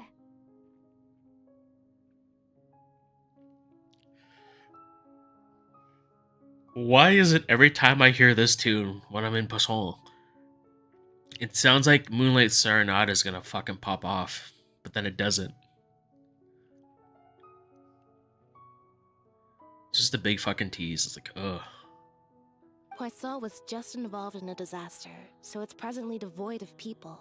That naturally makes it the best choice.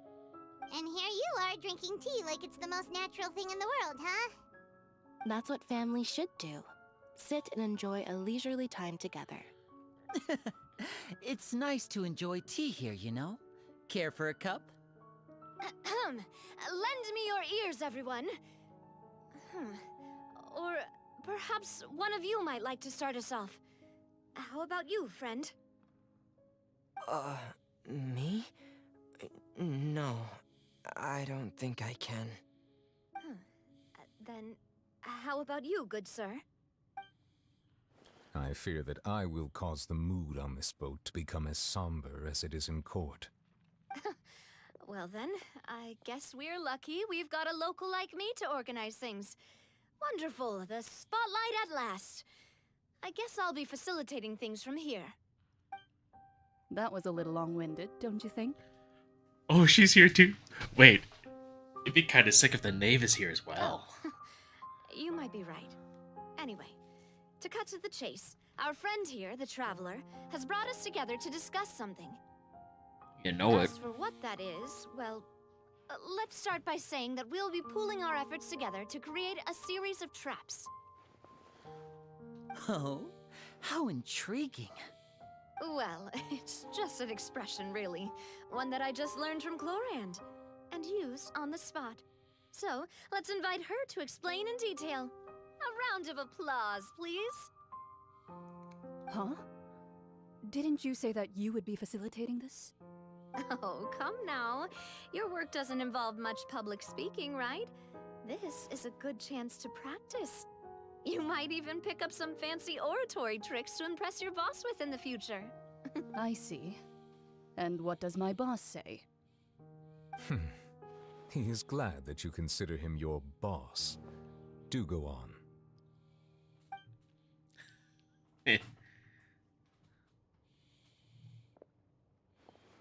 In that case, do any of you have experience hunting? Not that I recall. Fremine and I once used a wooden stick in a basket to catch wild rabbits when we were younger. As for Lynette, oh, right. You were sick that day, weren't you? I've also gone diving to catch some fish before. Does that count? I'm afraid not. You may or may not have heard, but Fontaine once played host to a group known as the Marechaussee Hunters. Though that was their name, they did not hunt animals, but rather various monsters left behind by the ancient dynasty of King Remus.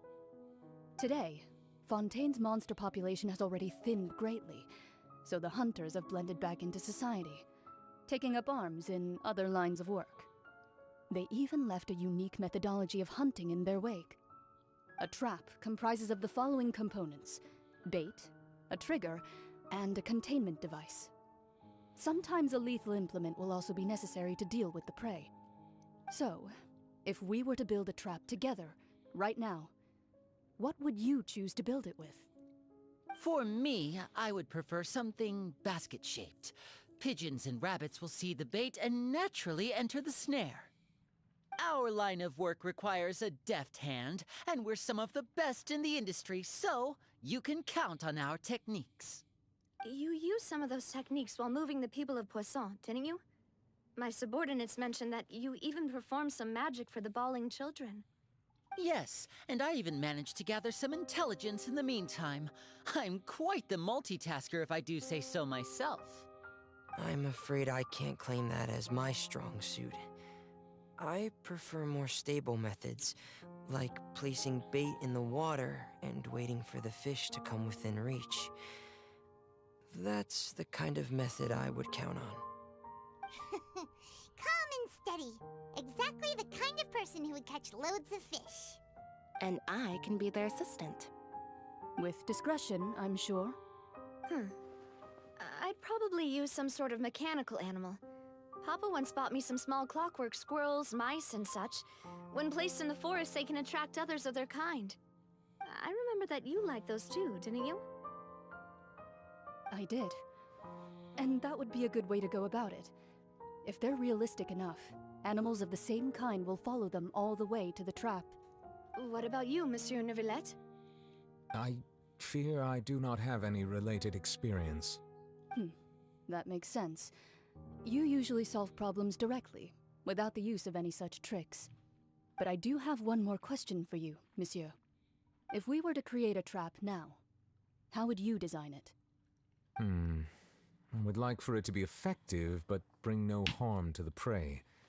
A more gentle trap would be ideal.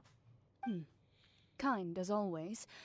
However, our intention doesn't necessarily change the containment device and the type of implement we need. If we wanted to kill the prey in one strike, we would need a powerful implement. However, that also goes for prey that must be captured and safely contained. Wait, why's that? Only a hunter who's a true expert at subduing their prey can snare it without harming it. The line that divides life and death is often exceedingly thin. So are we going hunting together? Huh. We hadn't thought of seeing ourselves as hunters. It kinda works, but maybe it's still not the best metaphor. If our means of capturing and dealing with our prey is to put them on trial, then the hunting metaphor is actually quite accurate. But we shall require much more courage than any hunter to judge a god, a being whose seat is an exalted throne. Oh, so that's what's going on. Sounds very interesting.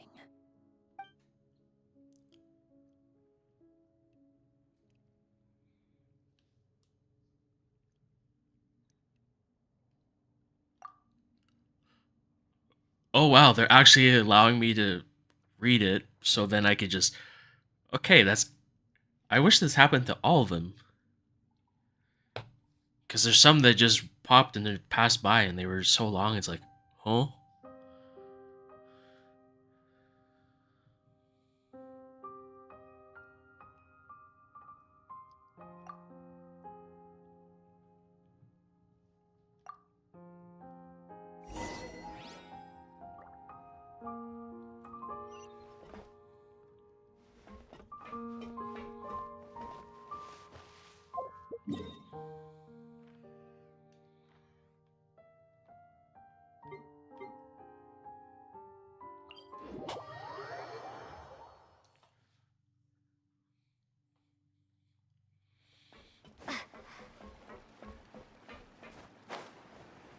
Man, I wonder what Natlan's gonna be like. Be like war and stuff.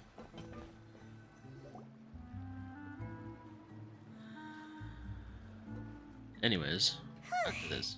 It's been a tough few days, hasn't it? So much has been happening. Paimon didn't think the meetings would go on for so long, but everyone seemed pretty fired up, huh? Paimon thought they'd be at least a little frightened. Well, Fremine was, now that Paimon thinks about it, but everyone else just looked a little surprised. Well, it's hard to say. Paimon doesn't have any experience with this sort of thing. But with you around, Paimon sure will do great. Okay. After all, you're the most reliable person in the world, aren't you? Did you just pour some tea? Paimon didn't notice you doing that at all. Then what's that? Paimon's never seen that cup before. Don't be frightened. I'm just joining you two for tea. I merely refrained from saying anything till now. Who's that voice? But there's no one here.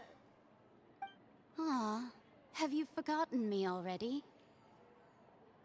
Wait, you are familiar. You're the voice we heard from the sky in Sumeru. The voice from the sky, I fear that description is wrong. Though, not completely wrong. You're feeling lost now, just as you were feeling previously. I sensed that confusion and thus came to you. Guiding people is an irresistible hobby of mine, after all. Consider me a passerby, just accepting a commission from my friend's disciple on a whim.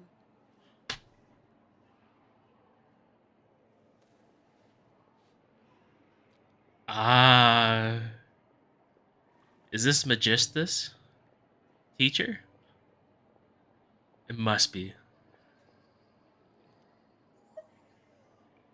The prophecy. Yes, what has been prophesied will be fulfilled. You may view such things as the history of the future. What? Then is there any way we can stop it? I believe you have witnessed a failed attempt with your own eyes. Can everything in Tevat so easily be changed?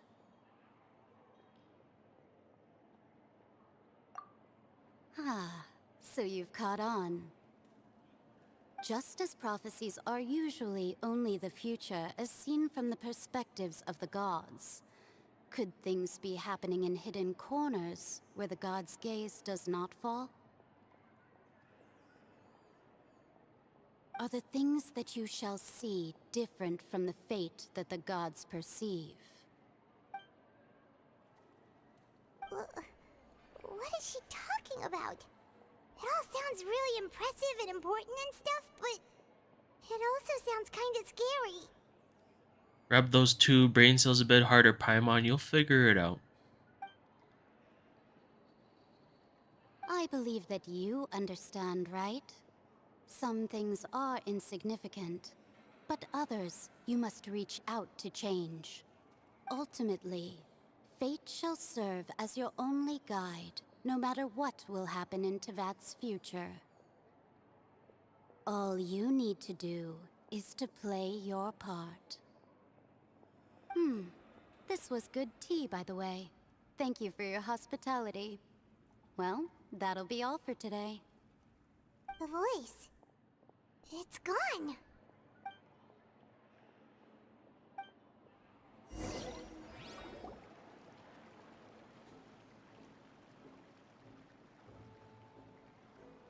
What? I want to hear someone talking.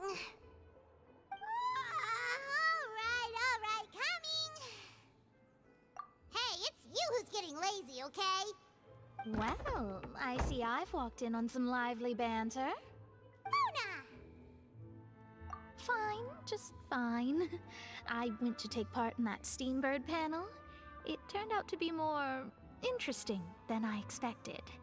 Okay. Not all Fontainians are pessimistic about this. One journalist mentioned that sitting around and waiting for the end to come would be wrong, and that they should make their own rescue preparations. I agreed, so we had a brief chat with her. Did she have pink hair by any chance? Why, yes, it was Charlotte. I assume you've heard of her, no? That daredevil journalist? I'm in full support of her view. Prophecies are very important, but how can people allow their lives to be commandeered by just a few words? That's right! Paimon's glad to hear something sensible for once. Ah, yes. About what we had discussed before. I did try, but I'm afraid I couldn't reach the old hag. I'll try again tonight, but I wouldn't get your hopes up. Huh?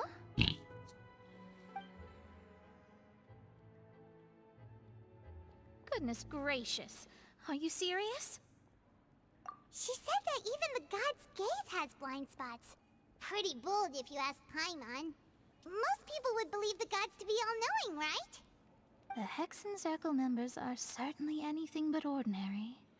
As for the mage named N, the old hag has mentioned her a few times.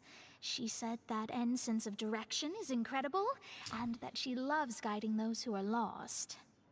But I've never met her, and if she were still alive, she'd be... well, suffice it to say that the hag's at least a few hundred now, and N's been around for longer than that. Whoa. The Hexen Circle sounds like a scary group. But they must really stay in shape to live so long. Their abilities alone are pretty terrifying. If she came to see you personally, then the problem you're facing must truly be of great importance.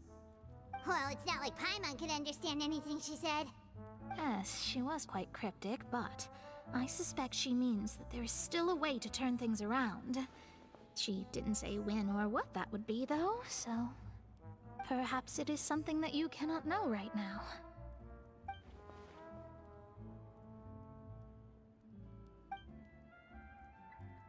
Traveler, Paimon, are you two alright? Oh, we're fine. We're just a little down right now. It kind of feels like the end is coming, you know? I see. I feel that same sense of desperation, too. I guess you could consider me someone who has often witnessed fate. So far as I have seen, it cannot be swayed. But even so, I still hope for, and believe in, miracles. Astrology is eternal and rational, but fate may not be. It is cruel, but it can also be beautiful. Perhaps that's what En was trying to tell you. Not to lose heart, and to believe that what you are seeing playing out before you is not yet set in stone. I did originally think of steering clear of all this, but I couldn't. Even if this is all futile, I still wish to help everyone. If we don't struggle to the last, then how can we face the end when it comes? Huh. You do have a point. There I go, talking about astrological principles again. Sorry about that. The moment I start talking about work-related stuff. I need to get going. It was worth trying to comfort you, even if only a little. I believe that you'll help those who are struggling in the same way I did. I suppose that might be why we always seem to meet by coincidence. Paimon feels kind of moved by what Mona said. But also kind of sad, too. Hey, Traveler. Paimon suddenly feels like going outside for a walk. Let's go. Let's walk around the city, shall we? There's a few spots we always like to walk by.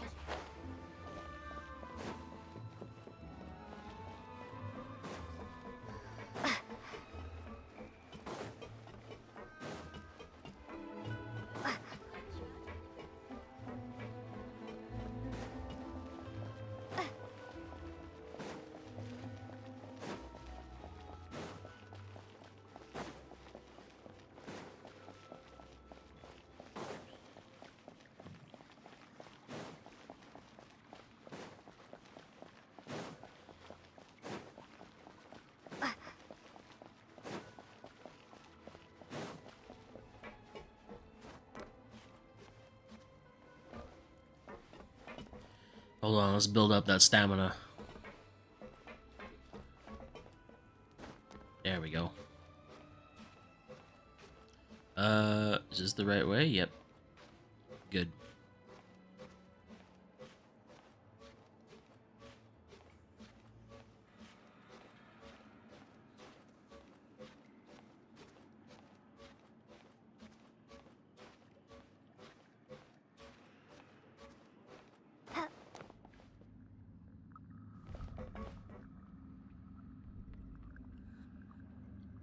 Okay, so we need to go up this way.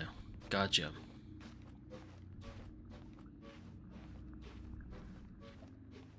And I won't know until we get up there.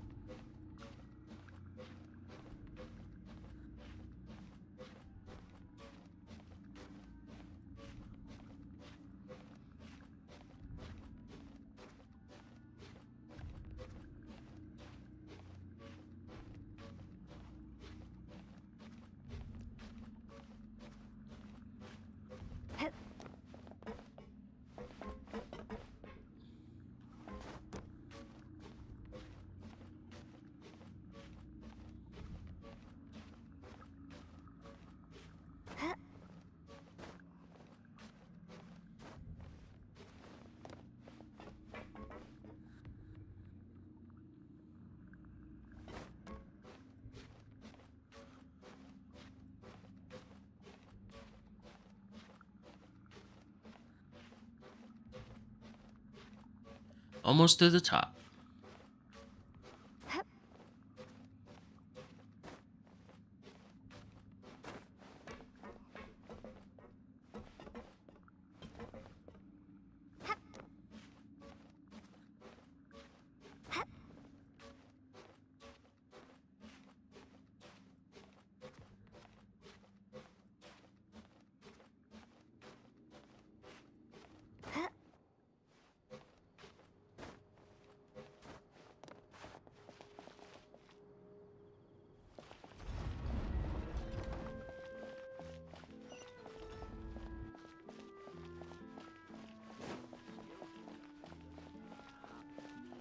I guess I go this way.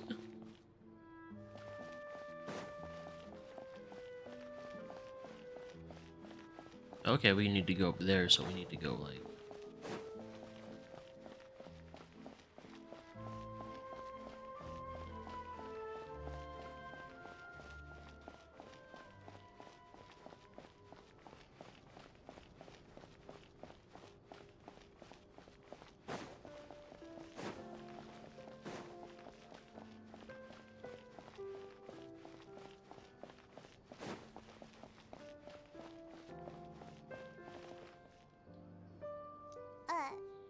Huh?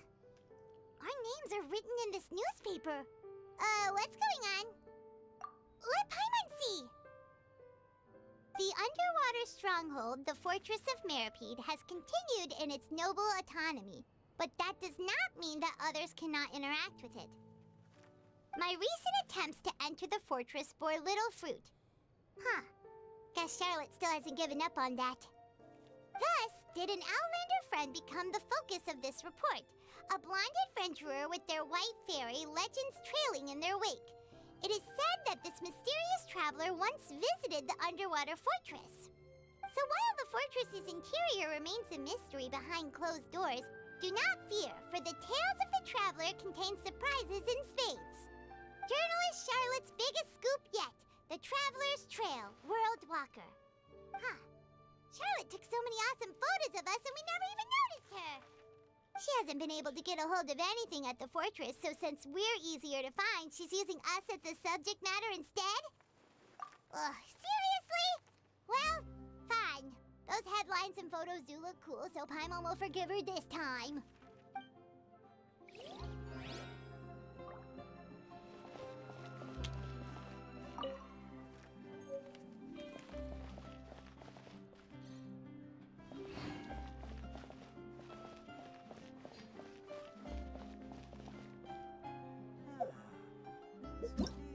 Oh no. Okay, that's 10 hours.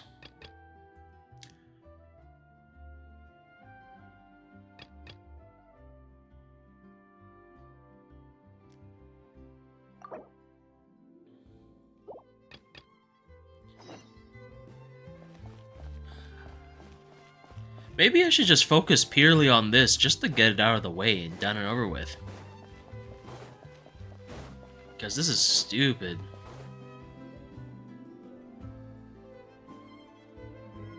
Over here.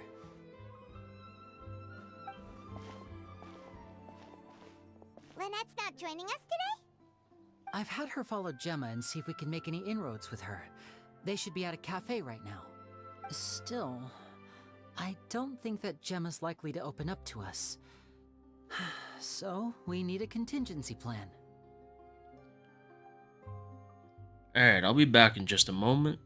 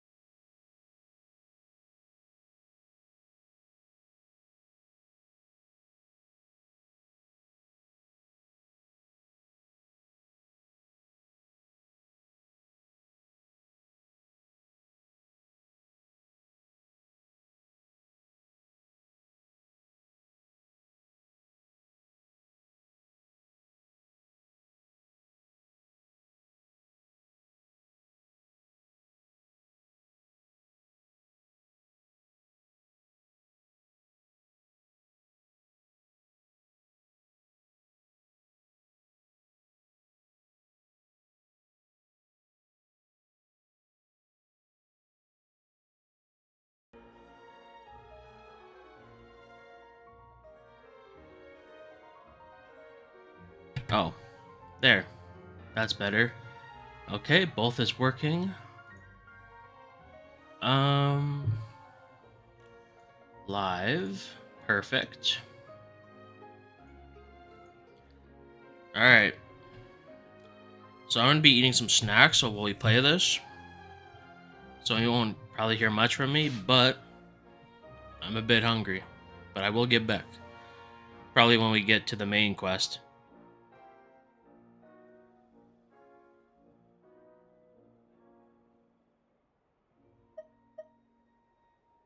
Today we'll be looking into a guy named Lorenzo, Caesar's former pupil and assistant.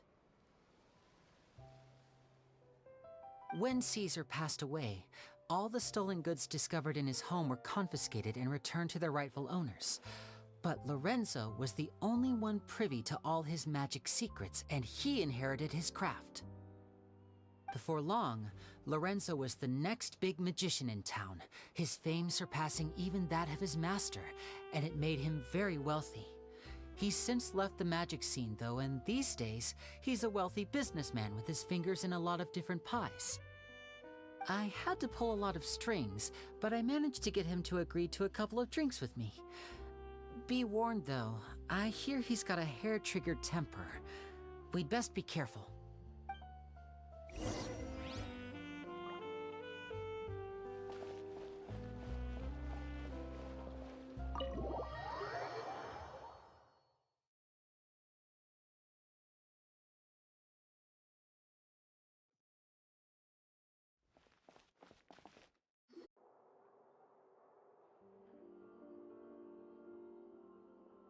You neglected to mention that you were bringing 2 other people with you.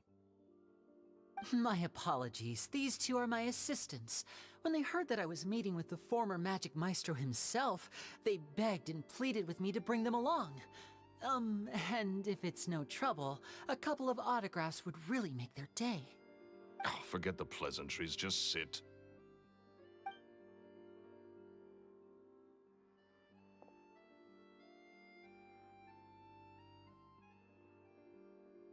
Get a load of this guy. Forget the pleasantries, he says, but he looks pretty happy about Linny stroking his ego. I only agreed to meet since we're both magicians. Do me a favor and cut to the chase. I have more important things to do than drinking. Much obliged, sir. As it happens, the matter I want to address is also related to magic. Yesterday morning, a warning letter from the Phantom Weasel appeared on the entrance to the Opera House. He claims to be planning something for the same evening that I'm scheduled to do a magic show there. As such, I believe that I may well be his target. I have to get to the bottom of this to ensure that my show can go ahead as planned. Naturally, any investigation into the Weasel starts with a few questions about Caesar, who... What is there to investigate? Caesar was the Weasel and he's been dead for 10 years. So what if some sick creep thought it'd be funny to write a warning letter? It changes nothing. Are you trying to tell me you actually bought it? Please, sir, no need to get so worked up. I do concede that a copycat is but one possibility. Possibility? It's a fact, Linny. Look, my patience is limited, so listen carefully while I'm still willing to put up with you. The Weasel is dead. Period. Everyone knows that, so do yourself a favor and quit this investigation. It'll lead you nowhere. Look, if this affects your magic show in any way, I will personally compensate you for any losses. Oh, sir, I'm honored, really. But this isn't about finances for me. My pride as a magician is what's at stake here, Lorenzo. Copycat or not, this person has thrown me the gauntlet, and I must meet their challenge head on. Your pride? Don't mince words with me, boy. Just tell me, what exactly are you seeking to do? I want to find out the Phantom Weasel's true identity. I have to know for myself what really happened 10 years ago. What would that accomplish? And what do the events of 10 years ago have to do with you, anyway? Look, you of all people should know that a magician never reveals their secrets. And in any case, dead men don't talk. So if you really care about your magician's pride, then you'll forget about Caesar and move on. Uh-oh. This is getting awkward. Lorenzo? Is that? Oh, it is you! I know that big, booming voice anywhere. What's up, my man? Wanna grab a drink with me? Another day, I'm busy. Oh, come on! You can't be all business all the time. You know what they say? Live fast, die young. You gotta learn how to kick back and relax once in a while. If I wanted your life advice, I'd ask for it. Now get out of my face and go be drunk somewhere else. Sorry, my good sir. I don't believe I've had the pleasure. Oh, hey! Edmondo. He and I are business pals. We worked together a bunch of times. This is your first time meeting him? Oh, he's always like this. Foul-mouthed and hard-nosed. Never heard a kind word out of this guy the whole time I've known him. And he wonders why he can't get a girlfriend, despite being, what, pushing 40, 30, something? Anyway, point is, a lot older than when he first got rejected by the girl he was into. And he's still into, from what I hear. Shut up and get out of my face. Another word out of you and you can forget about doing business with me ever again. Do I make myself clear? Sorry, I may have had a little too much to drink. All right, I'm gonna leave. Don't work too hard.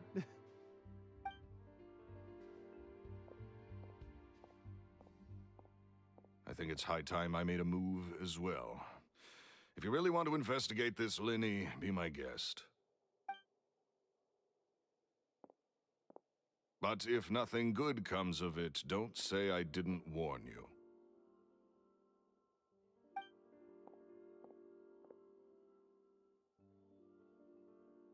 Well, that fell to pieces in a rather spectacular fashion. Any thoughts?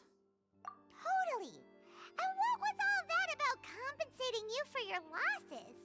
Why would someone you just met make an offer like that? He's gotta be hiding something. And not like Gemma. She was a little suspicious, but this guy's definitely covering something up. I think so too. We need to look into Lorenzo more closely. That guy Edmondo seems to know a thing or two about him. He only just left. Let's see if we can catch up with him.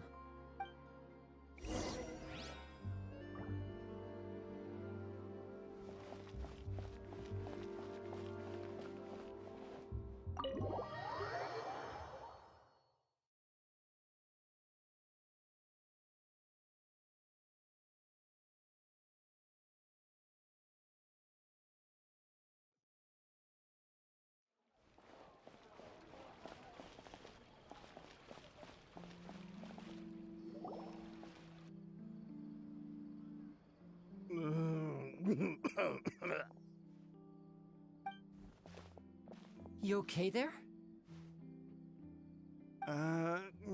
Who are you? Oh, it's you guys. Don't worry about me. I must have had one too many. I just need to ride it out. I say way too much back there, didn't I? Yeah, I nearly talked myself into complete financial ruin. Note to self, no more drunken chats when Lorenzo's around. So, he was serious about threatening to cut you off? Paimon knew he was a bad egg. Hey, keep your voice down. Don't go prying into Lorenzo's personal affairs. Bad things happen to people who ask too many questions, or make an enemy out of him. What kind of bad things? Don't even ask. I'm sorry, I'm gonna have to cut this conversation short. I'm not crossing that line again. And take it from me, trouble with Lorenzo is one thing you don't need in your life. You saw him flare up back there. I don't know what you said to him, but clearly it touched a nerve. That's not a good sign. You're too young for this. Don't get in over your head. I'm leaving.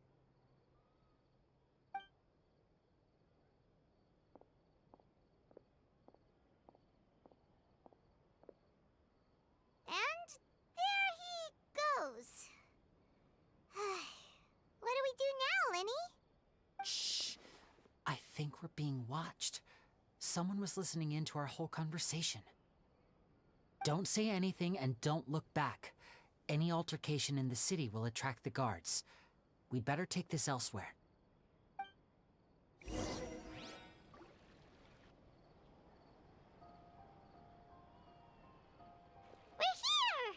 here! Paimon's hungry. Should we go in and get something to eat?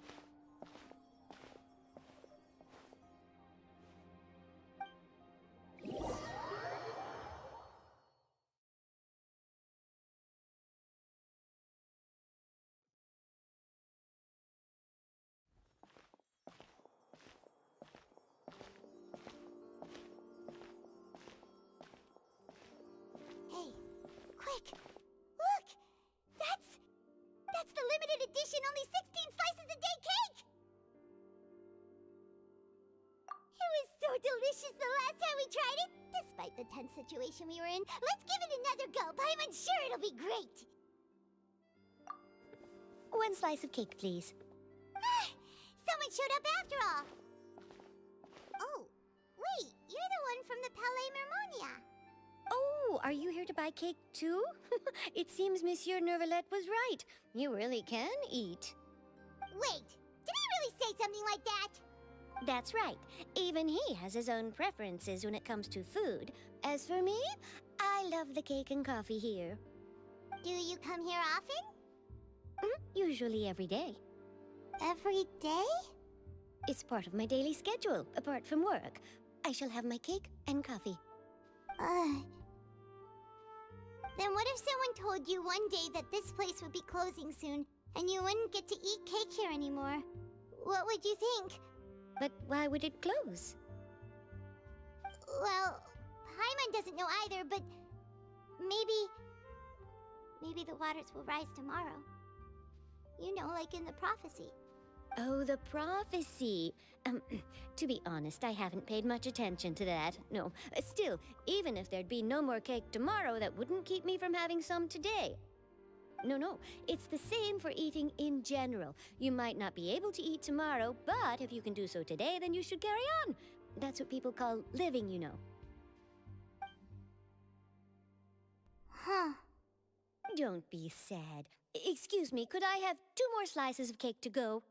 These 2 slices are for you. Sijuin said that this kind of expression you're making is what humans call being sad. Oh, you know Sijuin? I sure do. She was born before me, and she sometimes comes to the surface to teach us things about humans. She said that humans are creatures that are saddened easily, yes, and you can only lift their spirits by feeding them delicious food. So please try the cakes here. I've got something else to do, so I'll be going now. You two try to stay in a good mood after eating, all right? Bye!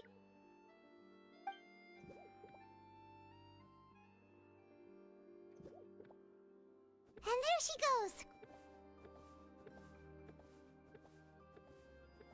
Alright, let's dig in. Paimon's sure this cake will be delicious. It's more delicious than last time! And the flavor gets even better with a sip of tea. It sure would be nice if we could come again tomorrow. Sure would be nice if we could always eat delicious food here.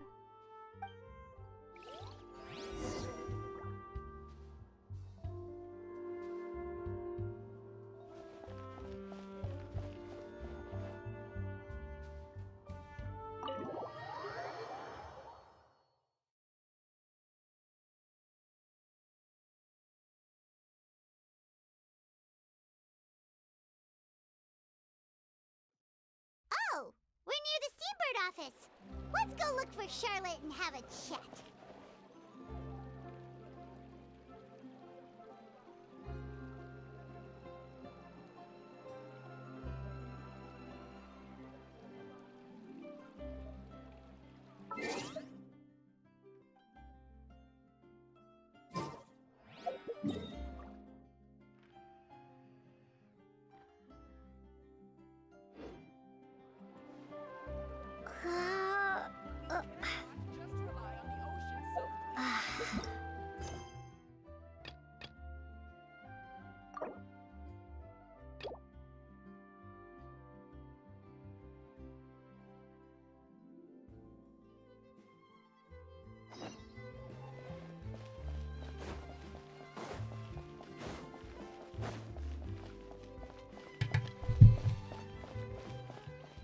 Alright. I finished my snack.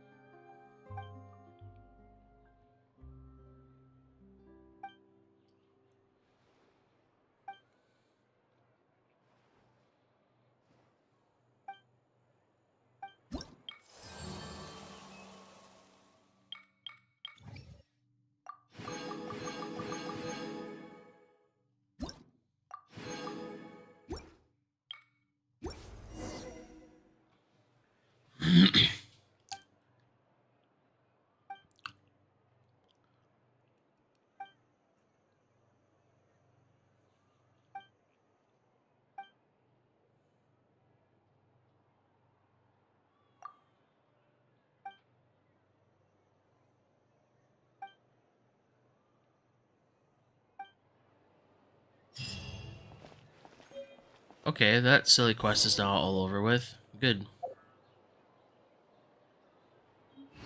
A good newspaper should be a lighthouse of truth. Hello. Wow! If it isn't the Traveler and Paimon! Oh, have you seen the article I wrote about you? Ha! You've got some nerve! You just used us to make some quick mora! Oh, you needn't worry about that. I heard that you were in Poisson some time back, so I sent you a letter to discuss just that. It appears you didn't receive it, though. It's all right, though. I've set aside the amount intended for you. I've even set the table with some food. Really? Oh, you're the best! You're almost a little too easy to win over, Paimon. If I were a journalist with ulterior motives, you'd be in trouble now, you know. Oh, Paimon knows you're not like that. Still, what brings you here all of a sudden? Were you looking for me? A friend of ours met you a while back, and when she mentioned it, we thought of coming to see you. Her name's Mona. Ah, so you know Miss Mona as well. She's a guest columnist for our paper. Really good one, too. She's so young and already such a brilliant astrologist. So she mentioned me? What did she say? She said that you're a real daredevil of a journalist. Nice. In which case, can this daredevil journalist dare to request an exclusive interview with the legendary Traveler and Paimon? Huh? So your article in the paper today doesn't count? Oh, of course it doesn't. That was more like live photography. What I'd like to do is dive deeper and ask you to talk about the things you've seen and experienced. Yeah, are we even qualified enough? Why not? If I say you're worth an interview, then you're worth it. But not right now, of course. I'll need a few days to prepare. Oh, in that case, we'll just chat when you have the time then? Oh, so that's a yes? Ooh, splendid! I'll tell the editor-in-chief immediately. I'll have to apply for lighting, a venue, some props, and... Whew, so much to get done now. Talk to you later. Wait, Charlotte, Paimon's still got a question for you. And what's that? If, just for example, Fontaine were to be flooded tomorrow, what would you do today? Huh. That's the prophecy you're talking about, isn't it? I mean, I do hear about it often, but I've never once thought that the day could be tomorrow. If you're seriously asking, then I might try and think of a way to leave Fontaine. Oh, but I'm still a journalist first and foremost. That means I have a duty to be reporting from the scene. And secondly, I wouldn't forsake my homeland that easily. From what I've seen, most people don't know what they'd do should the worst come to pass. In truth, it might be better just to behave like normal rather than worry over such an end. So in all likelihood, I'd probably still be prepping at the office for that interview of ours. I know what you're thinking. That sounds a bit sad, but I've always believed that it's best to do what you enjoy. Just think about it. If this nation really were to be suddenly destroyed tomorrow, but I still successfully finish an exclusive interview with a truly unique person, then the story I would wind up writing would truly be timeless. And then do you know what I'd do? Well, I'd write that story, send it for printing, and use messenger pigeons to get copies out to the various nations as soon as possible. I'm not a dreamer, nor am I a workaholic, but I do love my job, and I'd be proud of leaving such an article behind. I guess you could say that I was born to be a journalist. But anyway, that's my answer. And on that note, I'll get back to my preparations. That's so nice. All of a sudden, Paimon actually kinda envies her. Anyway, let's go and take a look at the sea, shall we? They better not send me to the same place as that stupid other thing. Scenery can be a pretty soothing combo, huh? Paimon's been thinking. If it wasn't Fontaine, but all of Tevat that would be destroyed tomorrow, where would we go and what would we do? No, Paimon should ask, if you could choose, what would you like to do?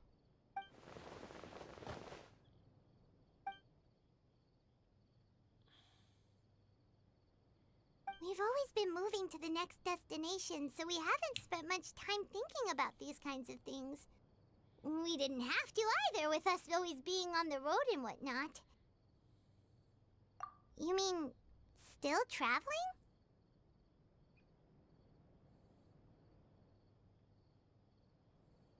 Huh. Wait, isn't that what we've always been doing?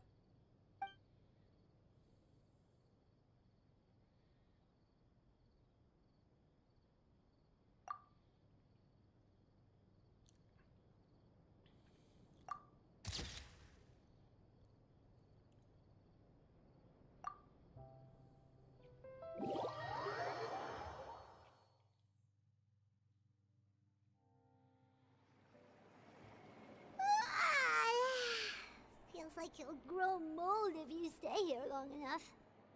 But it's still better than the Fortress of Mirapede, that's for sure. It's not only damp there, but salty too. Ah, so the two of you are still here. Wonderful. Oh, you're from the Palais Mermonia, aren't you? Yes, I'm Isadora. Monsieur Nervillat sent me to look for you two before. I heard that afterward you went to the Fortress of Meropide.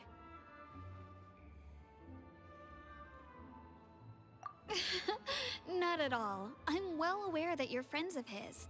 Actually, I'm here to pass along a message from him. Let's hear it. Yes, inside the Opera House. The Maréchaussée Phantom has declared the incident a small-scale riot. A riot? Well, that said, I don't personally think it was that serious. Lady Farina was watching a performance at the Opera House, and while she was resting during an intermission, some other audience members suddenly started harassing her, loudly accusing her of doing nothing about the prophecy crisis. And before she could respond, others started to join in. The crowd continued that's very to grow, sus. and protests against the Hydro Archon started to break out. So people have started to put the blame on Farina. Guess they finally found an outlet for the pressure they've been under due to the prophecy. I agree. People will naturally rely on gods, as is customary. But the moment people feel threatened, gods are also the first to be blamed. So what happened after that? Is Farina okay?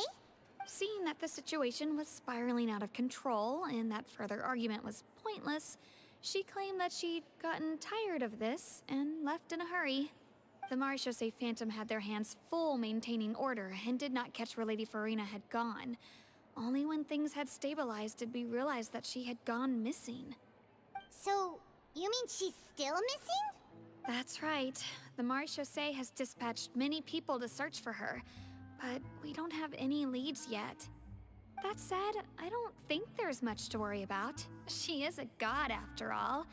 Even if she were to fall into the hands of rioters, what could ordinary people do to her? Good. Monsieur Nervillat sent me to tell you about the situation, but he didn't say anything else. Don't worry, this is more than enough to go on. Thanks for keeping us informed. Ah, is that so? Well, alright then. In that case, you two take care. I'll be heading back to the Palais now. Oh, missing child. Amber alert. Well, sounds like we should hurry over to Poisson then. If we know Farina, she won't try to fix things in this situation. Instead, she'll look for a place to wait out the heat.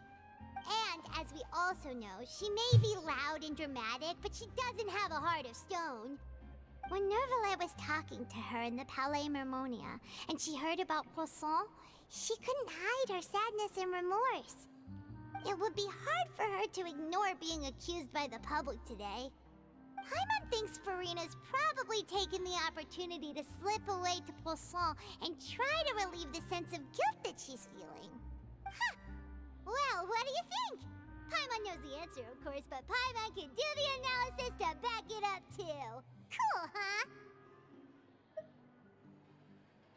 In that case, there's not a moment to lose. Poisson, here we come!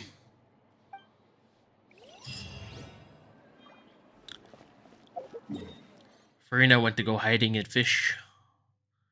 Oh.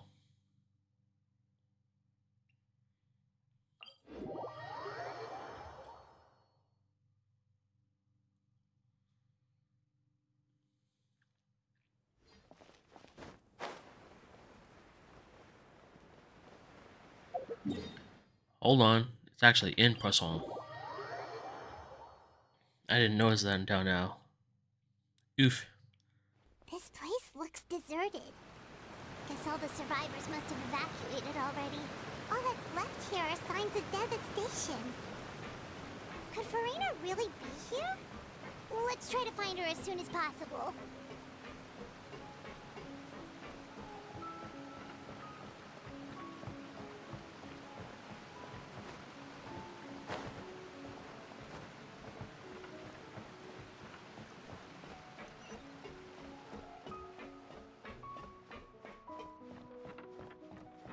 Oh, there she's hiding.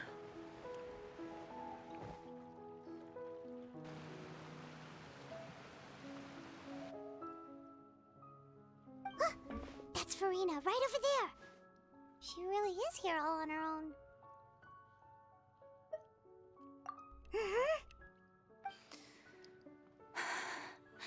Should I just give up? This is all meaningless. What was meant to happen did happen after all. Everyone's dead. I'm sorry.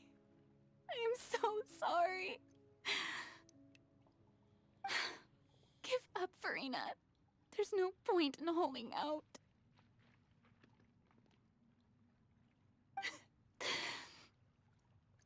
I'm sorry.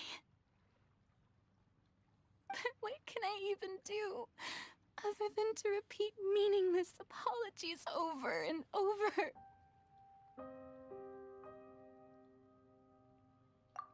Who's that? Don't worry, Farina, it's just us.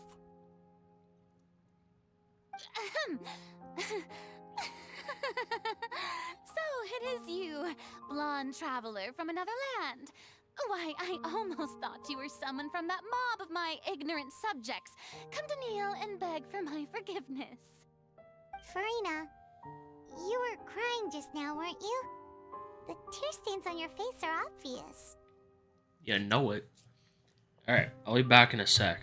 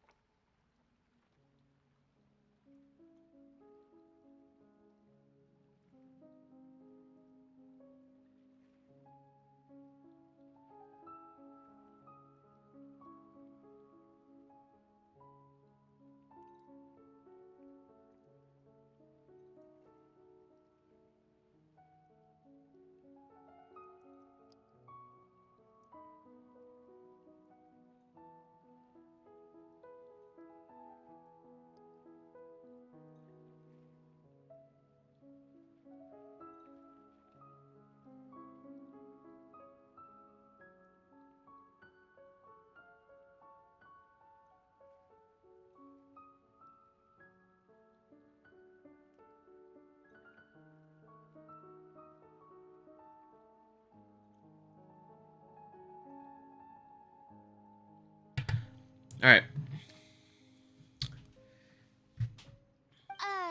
What do you mean, tear stains? Oh, I remember. The show at the Opera House earlier this morning was so moving.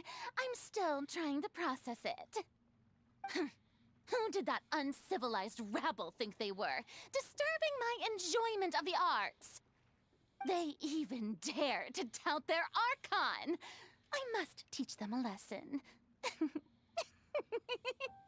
I can just imagine their twisted and frustrated faces once they realize that I'm nowhere to be found.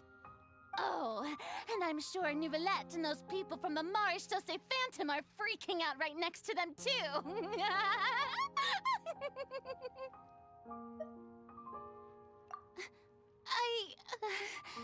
Of course not. Hey, there she is! The Hydro Archon's over there! How'd they get here? You think people would be like way more spooked than being here?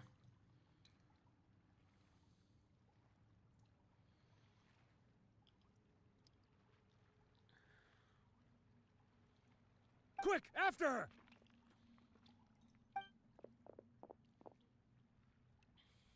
Farina, those people seem to be after you. They are? They're just some rabid fans who want to cut the line because they haven't been able to meet me in person, aren't they? That's against the rules. I can't let them get their way. Farina just ran off. Yeah, she did Paimon. Quick, we have to catch up with her.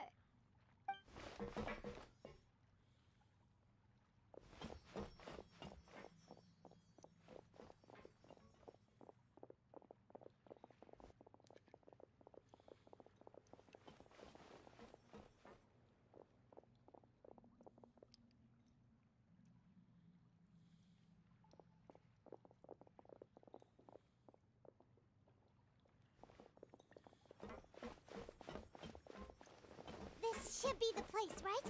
Hey, Farina! There's a good hiding spot over here. Quick, come to Paimon before the rest of them catch up to you. What? What is this place? Hurry, they're almost here. Fine. I suppose haste is warranted. Lead the way.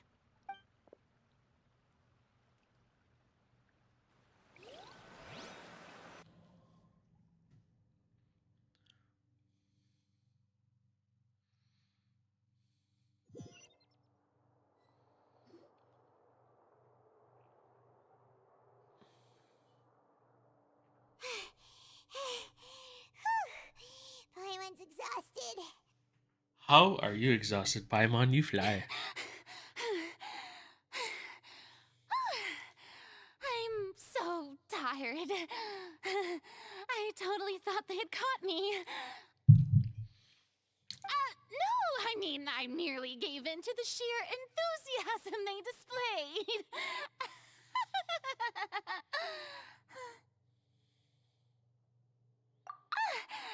You're right. Yep, that's a good girl.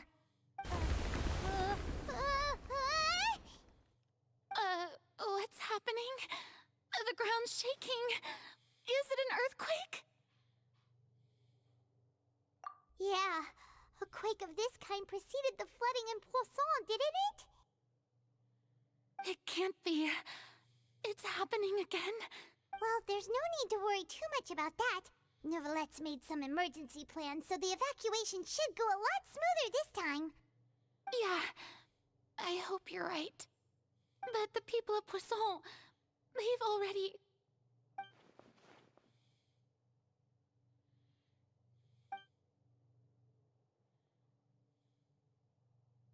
It's true. I've been investigating the prophecy for hundreds of years. Hundreds. I once had informants all over Tevat, searching for clues and feeding information back to me. I've tried all kinds of ways, too, to hold back the sea. Anything to keep the coastline from advancing. But all my efforts proved to be futile in the end. Really, the truth has been clear to me for a very long time. We cannot make an enemy of the divine. No matter what we do, the will of the heavenly principles will have its way, and the prophecy shall be fulfilled.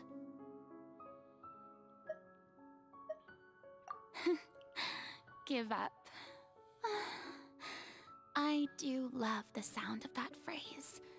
It would mean finally coming to terms with fate, but also for me to finally be free. Indeed, I've thought about giving up so many times, especially after we almost lost Poisson. Fate is really unreasonable, isn't it? It has no heart and obeys no rules. The prophecy has only just started to come true, and so many people have already lost their lives. But just now, it all became clear to me. I still don't have the right to come to terms with fate on behalf of everyone else. As long as the final moment hasn't come, it's still not too late. Don't worry. I will keep hope alive for everyone until the very end. Well, that's enough for now. I got the impulse to play the stricken maiden, but honestly, considering my rank and station, that wasn't a good fit at all. Don't take any of what I just said seriously. How could I possibly let Fontaine fall to the whims of trivial prophecy? Come on! Paimon could have sworn you were actually being honest just now.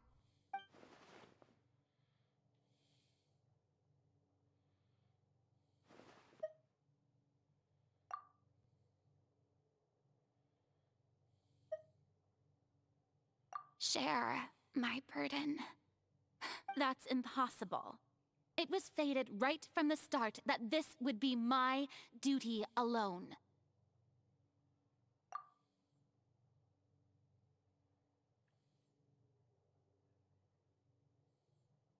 A witness.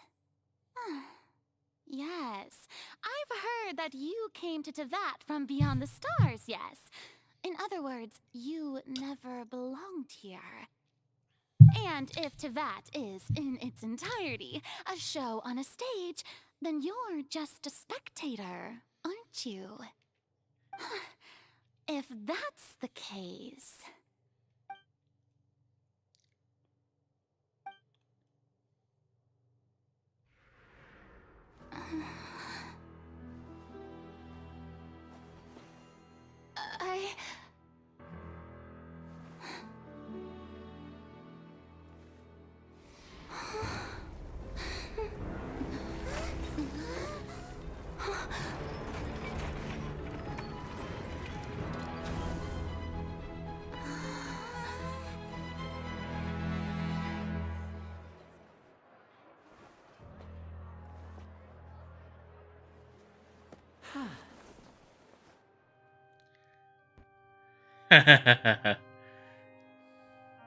Ladies and gentlemen, this concludes my opening performance.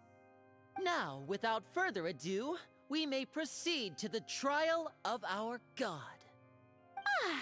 So this is what it is. Yes, you deserve praise for the effort you took to raise the dramatic stakes. Do not forget, however, that I am Focalor, the god of justice, the embodiment of justice itself. Does it not strike you as even the least bit absurd to bring the very concept of justice to trial? May I interpret these words as your refusal to stand trial? In that case, you will have the opportunity to defend your honor through a duel. You would draw your blade against a god?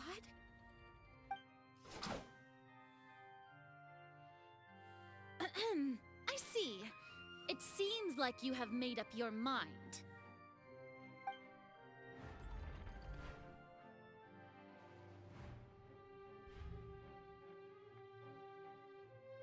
Paimon can't believe it. She just surrendered.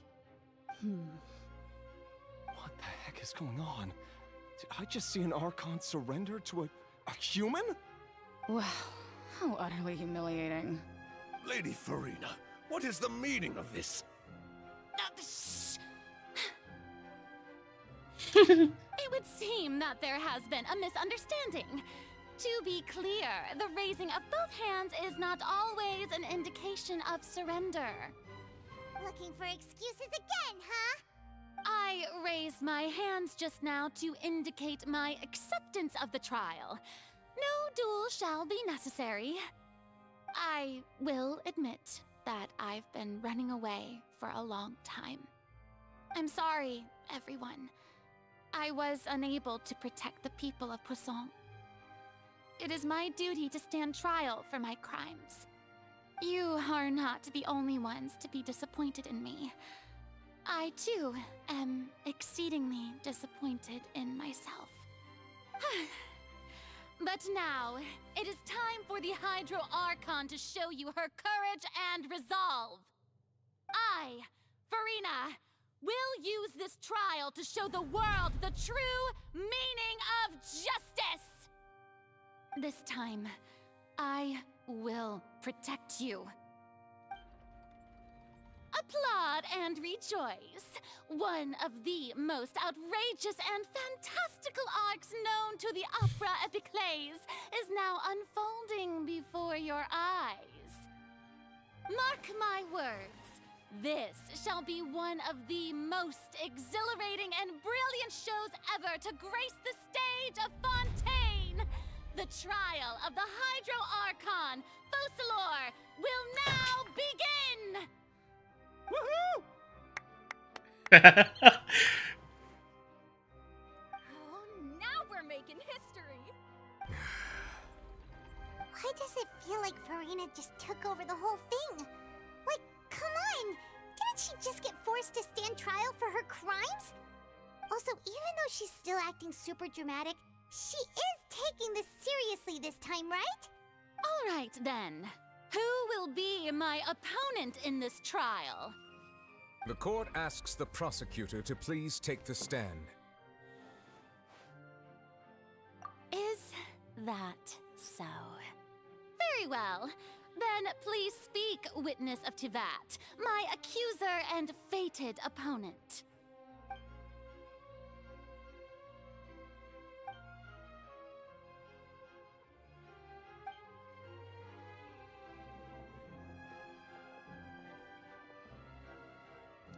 Oh, this is getting good.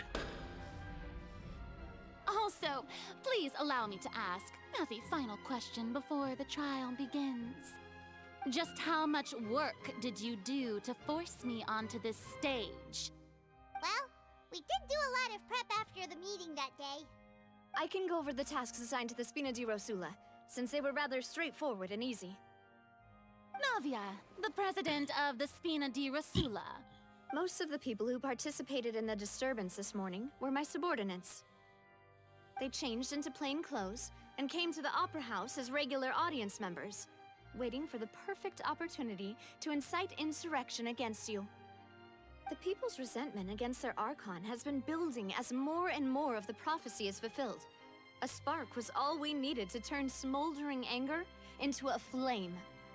Moreover, according to our understanding and analysis of you, when something like that occurred, you would likely flee the scene and head to Poisson by yourself.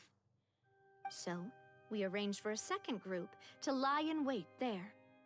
So, you mean, the ones who scoured the settlement for me were also from the Spina? And their goal was to force you to step into the giant magic box so you may personally participate in the greatest magic performance in all of Fontainian history. That's right. That house was a magic box, rather than someone's residence.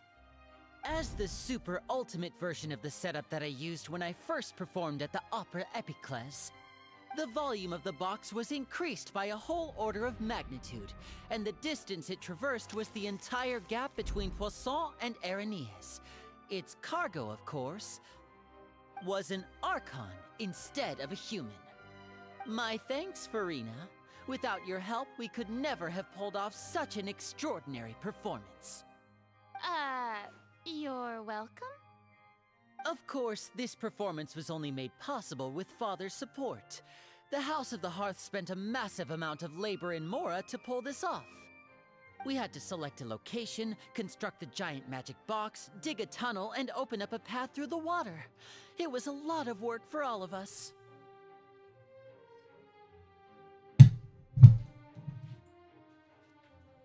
So, in other words, the earthquake that we felt within the giant magic box was just a normal tremor from the transportation of the whole house? That's right. It wasn't a sign of another disaster to come. Then, I can guess Nervilette and Cloran's parts. You gathered a crowd, prepared a stage, and made sure that the champion duelist would be immediately ready for a fight. Also that as soon as I appeared on the stage, the trial may commence without a hitch. Am I right? Yes, that is correct. Well, Clorand, I must commend you for your courage. Only the most outstanding champion duelist in all of Fontaine would accept a duel with an Archon without flinching. Thank you.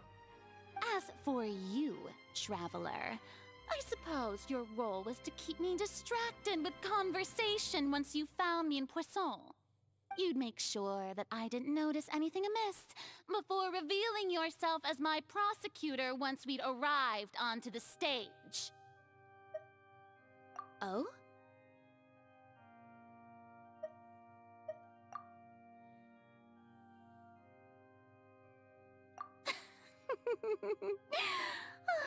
Is that so? Then I suppose I must have missed my final chance. It's fine. It matters not. What's done is done. The stage is already set, so there's no reason to disappoint the audience. Let's see this trial through to the very end.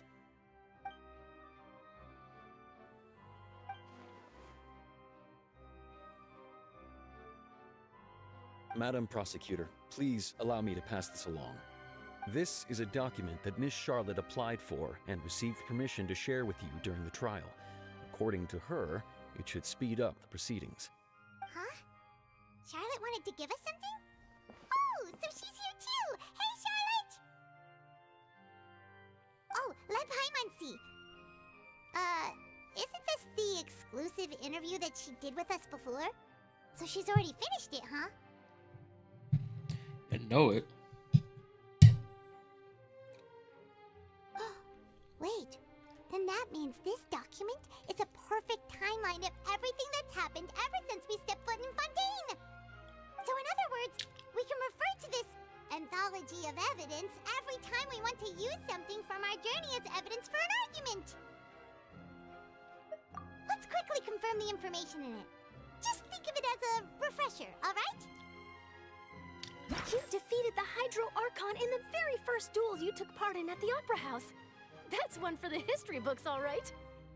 I didn't think that you'd wind up getting to the bottom of the case I'd been following all this time. I guess you could also see this as a happy coincidence.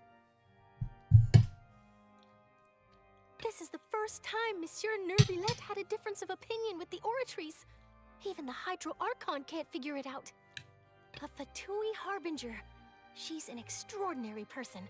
Her instinct must mean something. The fortress of Meripede was almost destroyed in a single day. That I didn't witness that scene personally will always be a source of professional regret, I think. According to Monsieur Nervilette, both Child and that whale should have been in the primordial sea at that time. I nearly lost my awesome friend Navia. To be honest, that still gives me shivers. The words of someone as extraordinary as a witch can probably only be truly understood when something surreal happens to you.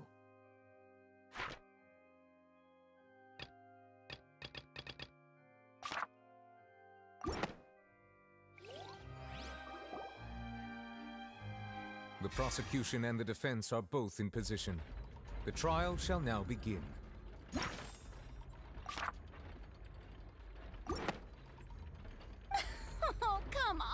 Nervilette. There's no need to repeat all the unimportant legalese.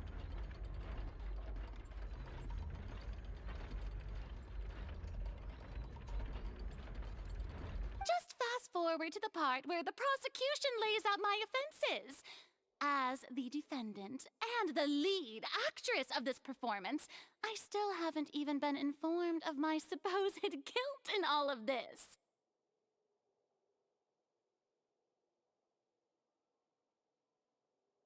Of course, it is only natural for humans to struggle to understand the actions of a god. However, you will need more than that to convict me of a crime. That's true, but my charge here is unrelated to your conduct as an Archon. Instead, I would like to charge you as a fraud who's never been the Archon in the first place. Wait, what was that? Lady Farina's a fraud? Hey, I came here thinking that we were going to try the Hydro Archon for forsaking her duty, but did I hear that right? She's not— Charge accepted. Lady Farina, do you plead guilty to the charge?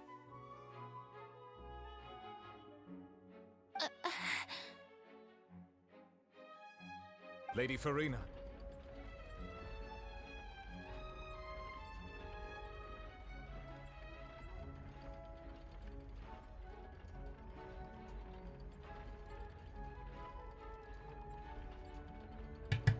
Sorry, I'm eating actual food now. Why lady? Why not madame? Interesting. I plead not guilty. How can I be guilty?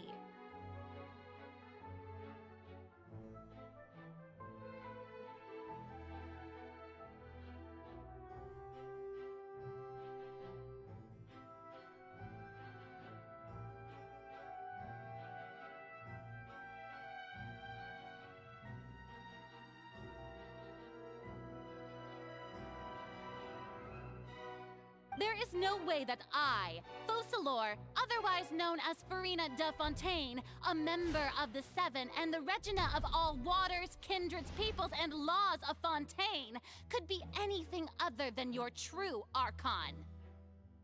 Yeah, even though Lady Farina can be rather eccentric, isn't it going too far to doubt her very identity? Yeah, I've never questioned her identity either. Sure, Lady Farina can be super irresponsible, but what grounds does that prosecutor have to make such a huge claim? I have cause to believe that common sense will prevail in this case. Many of the members of the audience have known me as the Hydro Archon ever since they were born.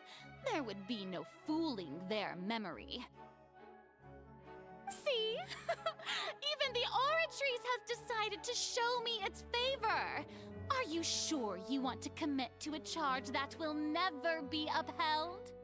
If you wish to drop the case, I can promise you as the God of Justice that you will not have to face trial for making a false accusation. We will treat everything that's happened as a dramatic spectacle and move on with our lives. What do you say to that? An argument with near impossible odds, huh? You have to not only refute Farina's claims, but also overturn the long-held beliefs of the people.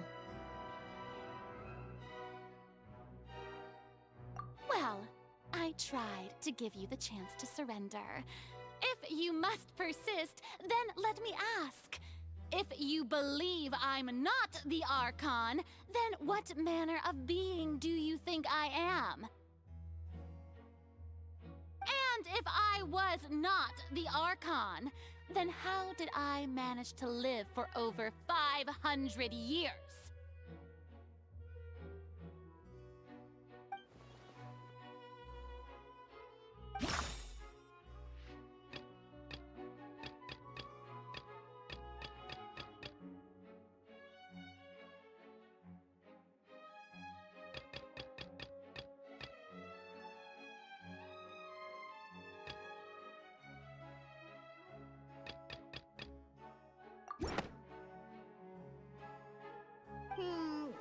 doesn't sound right.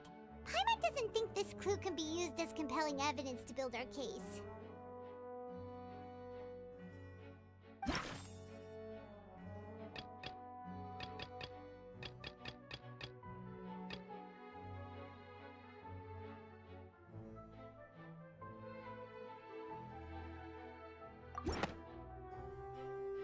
First of all, you may be a member of another long-lived race, which would allow you to naturally possess an extended lifespan. And second of all, even if that wasn't the case, there could be other ways to extend your life. Who gave you that idea? Was it the knave? You'd sink so low as to use a harbinger's words against me. A curse? I once thought it possible that the aura of an Archon might naturally resemble a type of curse. But in light of this claim, perhaps what I sensed was not your divinity, but a curse after all. Neuvillette sensed it too, huh?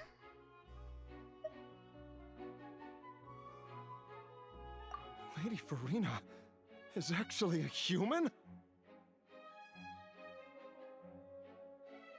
Well, it is true that it's extremely difficult to tell humans and gods apart just by looking at them. It's not impossible.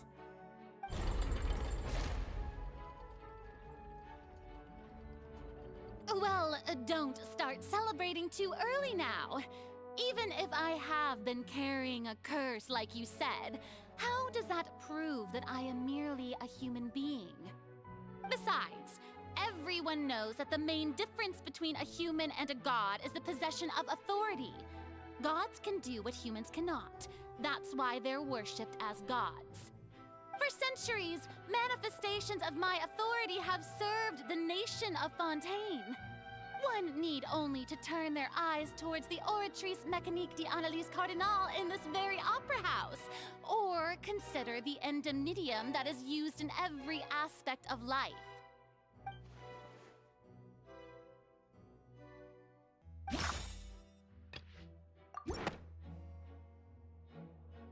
You tried to reference the Oratrice, but weren't you as confused as all the rest of us when the Oratrice declared Child to be guilty without any proof?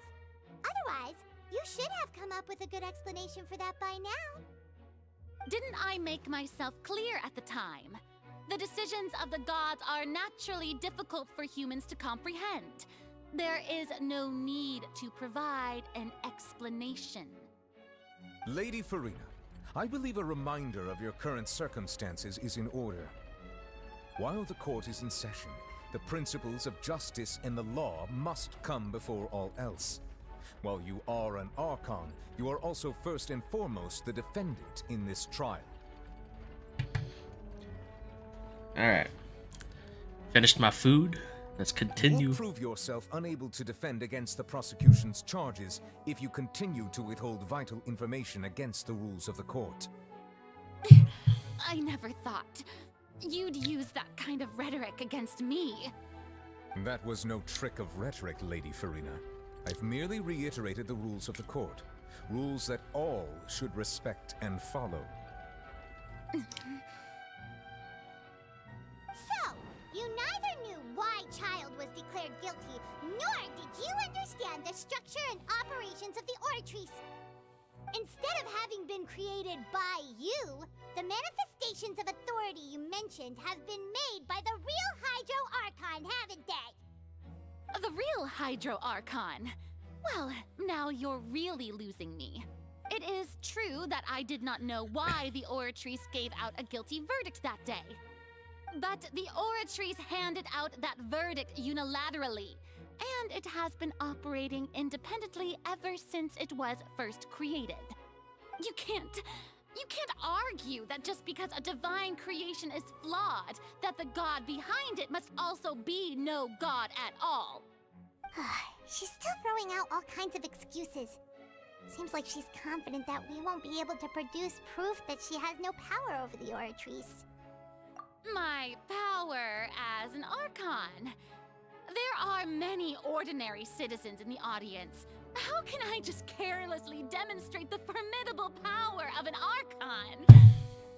If that poses a concern, I'm prepared to extend my protection to the audience. You don't need to go that far.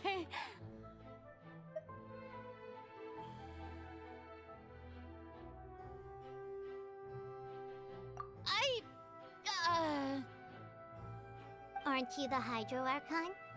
Or is it that you can't even wield the power of Hydro, much less the authority of a god? Indemnitium! Yes! It's all because of Indemnitium! All Archons derive their power from the faith of the people, and I've converted the people's faith in justice into Indemnitium! Thus did I give up all of my divine power to provide everyone with energy for their daily lives. Have you ever seen a more magnanimous god? Isn't that a huge stretch? Yeah, no matter how generous an Archon can be, how could they give up all their power? Can a god with no power even still be called a god? Ooh. It seems like nobody's buying Farina's excuse. Hey, come now, everyone. Please don't stare at me as if I was a liar. I'm still the same Farina you knew, right? The one that you loved. Shouldn't you want to believe in me? Please? You've got to believe me. If what the prosecutor said is true, she really has committed a grave offense. Did she deceive all of us? And all of our parents and grandparents too? And all of our ancestors? Ever since they were born? Enough! That's enough. Tell me then, if I'm not the real Hydro Archon, then who is? If you have no evidence of another Hydro Archon's existence, nor can you find anyone who can back up their claim to be such, then what grounds have you to say that I'm not actually the real deal?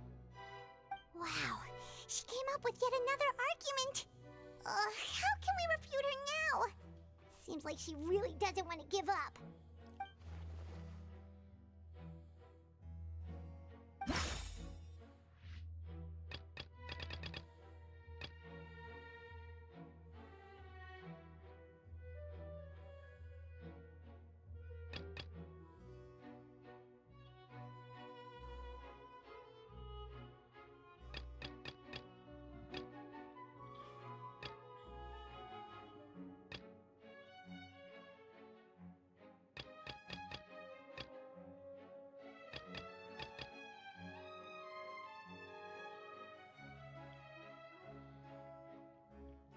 It has to be this. That doesn't sound right. Really? What would it be?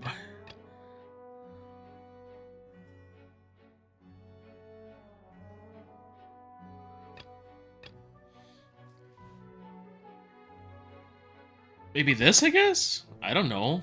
That doesn't... Is it... Huh?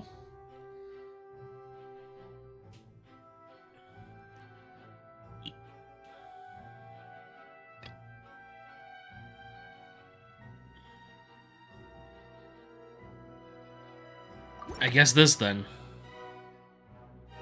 It has been established that all Fontanians can dissolve in water from the primordial sea. And that means... Since you insist on claiming to be a god and not a human, then there's a method that you can use right here and now to eliminate all suspicions of you being the latter.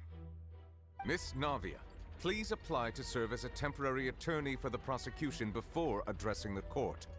Though you act in partnership with the prosecutor, you must still adhere to proper procedure. Super sorry, Monsieur Chief Justice. I swear this really will be the last time that I'll speak out of turn. Now, I've brought some seawater from Poisson. As everyone knows, a massive flood struck the area not long ago, taking many lives, including those of some of my closest friends. So, Miss Farina, would you dare to touch some of this seawater? are to believe that you are indeed the real Hydro Archon, touching the seawater would have no effect on you. All it should do is strengthen your case.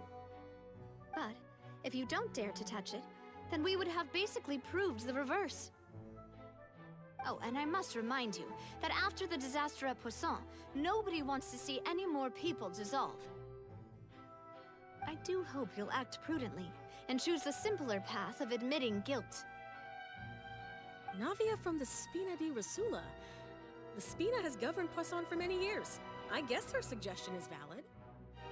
If Lady Farina is indeed just a human, she's probably Fontanian like all the rest of us. Would she really dare to try?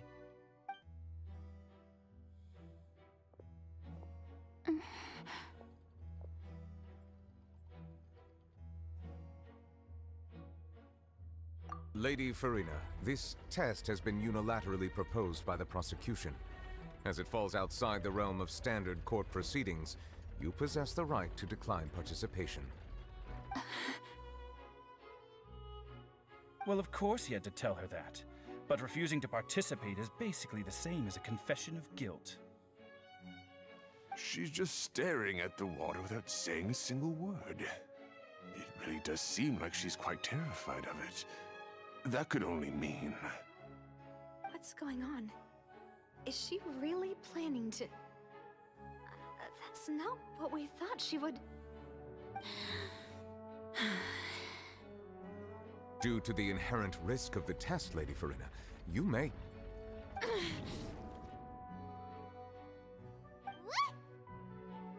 Hey!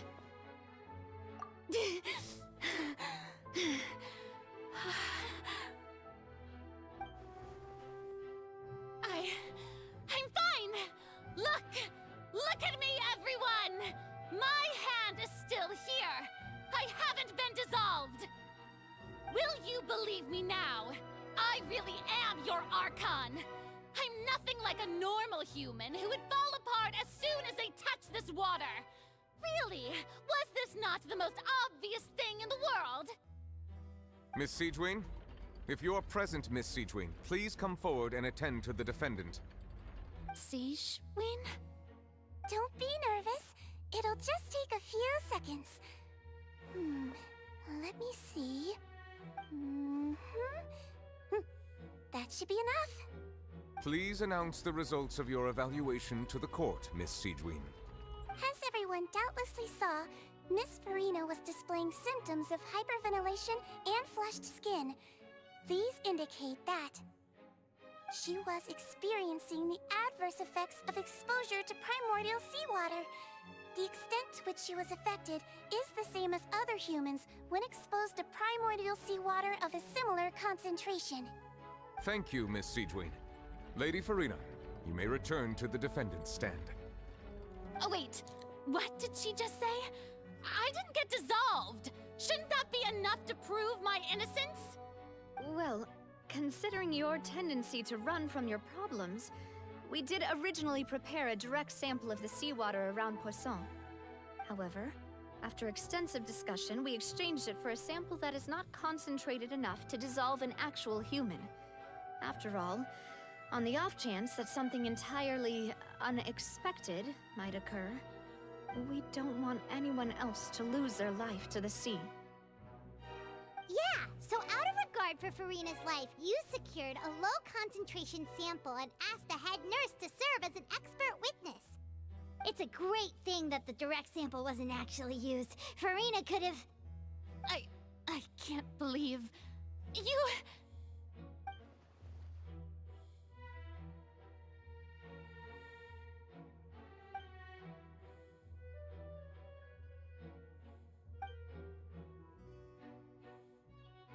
Listen to me, everyone! Please don't give me such cold and disdainful looks! What happened just now didn't prove a single thing! Think about it! How can you conclusively prove that an Archon can't also be affected by the primordial seawater? Also, if I was really just a human, why would I dare to just put my hand in that kind of water?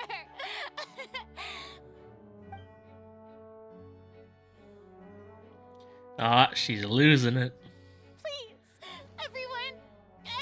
Just listen to me! I swear, I really am your Archon!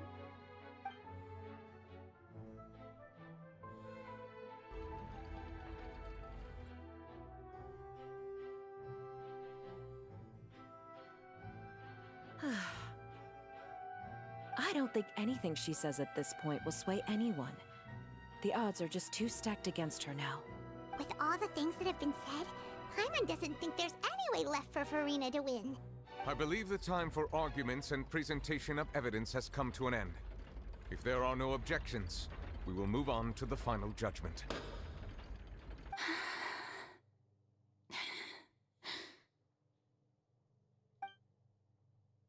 I don't think anything she says at this point will sway anyone. She's too stacked against her now.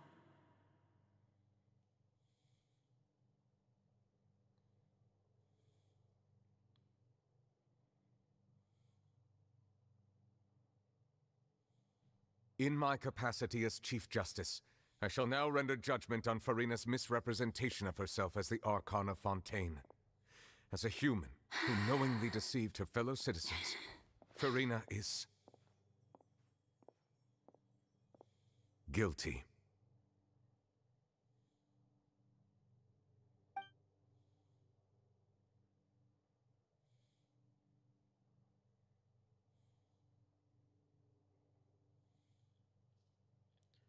Wait. We shall now turn to the Oratrice Mécanique d'Analyse Cardinal to render the final verdict on the charges.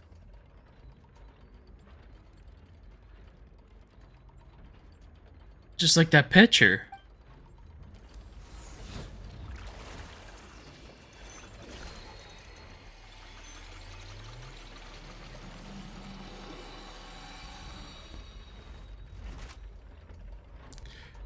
According to the judgment of the Oratrice Mécanique d'Analyse Cardinal, Farina is... Well,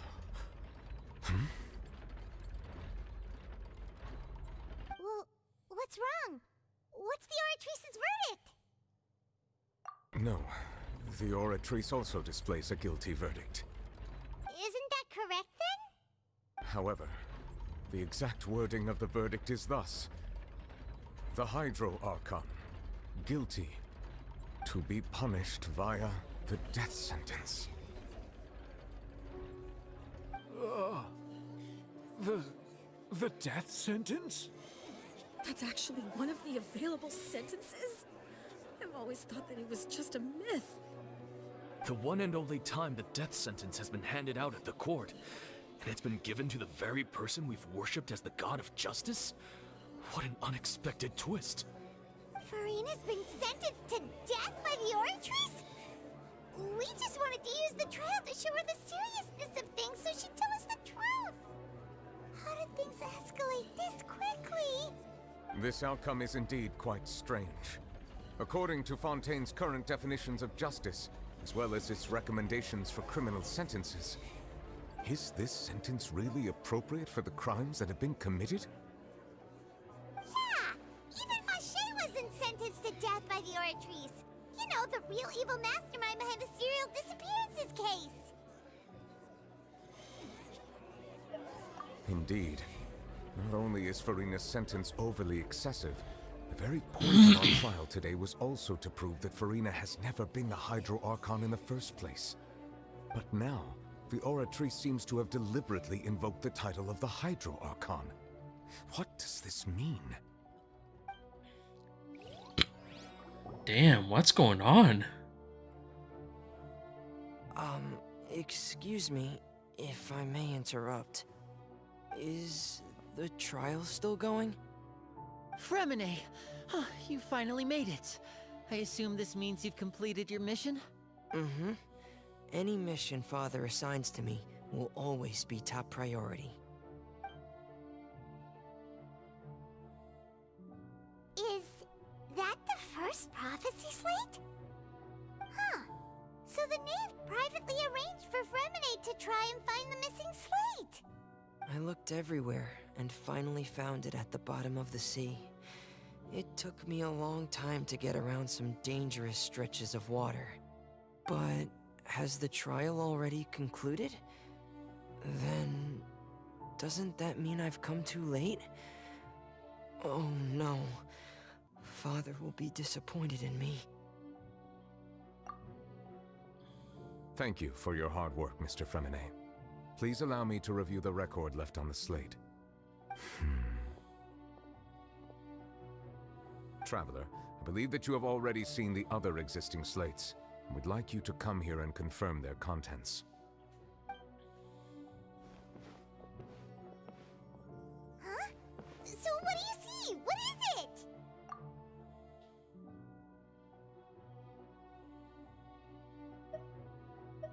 I believe I've now made sense of the Hydro Archon's crime. It has to do with Fontaine's lost history. Huh? Isn't the Hydro Archon just guilty of deceiving her people? Oh, wait, no, that's Farina, and we've already proven that she's not the Hydro Archon. So when you say Hydro Archon, do you mean the real Hydro Archon we've been kinda talking about? In truth, everything that you've encountered in Fontaine up until this point can be traced back to the contents of these stone slates. However, I'm uncertain as to how much sense they currently make to you. Okay, let's try to recall the contents of the other 3 stone slates. Paimon will do her best to help you remember. Take it easy, Paimon. Don't get hurt.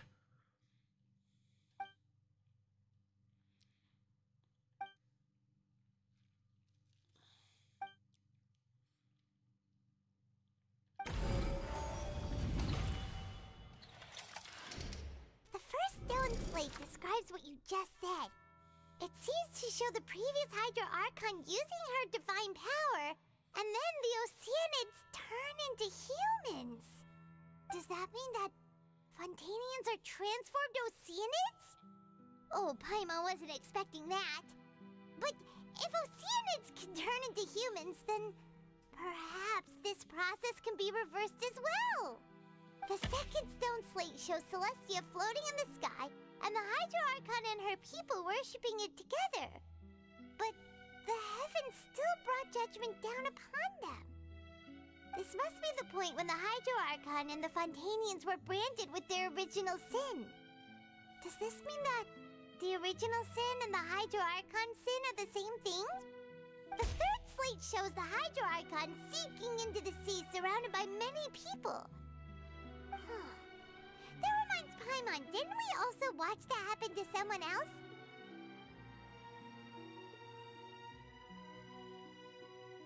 We have.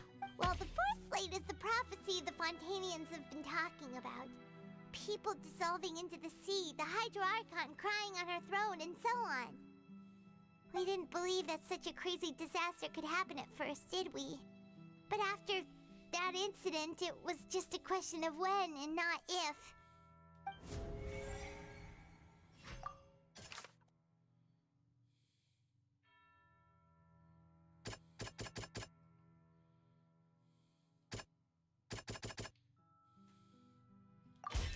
We know from the case of the serial disappearances of young women that Fontainians can be dissolved in primordial seawater. And the first stone slate tells us that long ago, the Hydro Archon used her power to turn Oceanids into humans. This might be the reason that Fontainians can dissolve.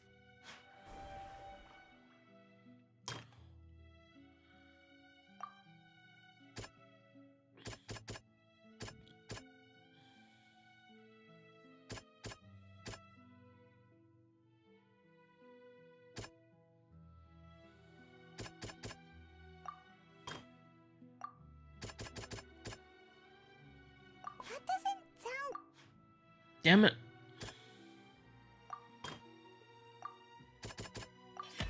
It's not as simple as falling into the sea. When Navia fell into the sea, her consciousness was subjected to judgment. The stone slates show the people gathered around the Hydro Archon in the sea.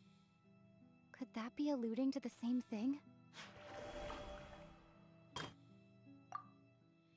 So something that happened between then and then.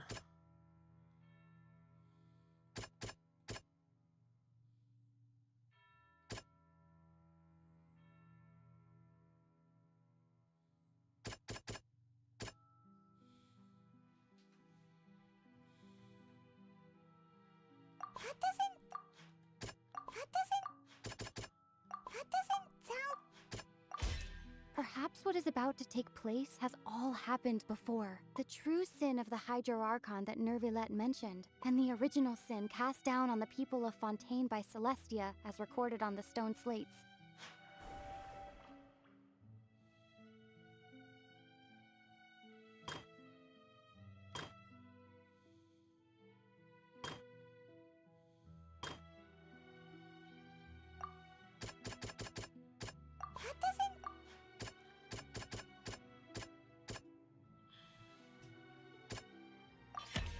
Prophecy from the stone slates found its way into society, but not many people believed it at first. The fortress of Meropide was nearly flooded with primordial seawater, which we know can cause Fontainians to dissolve.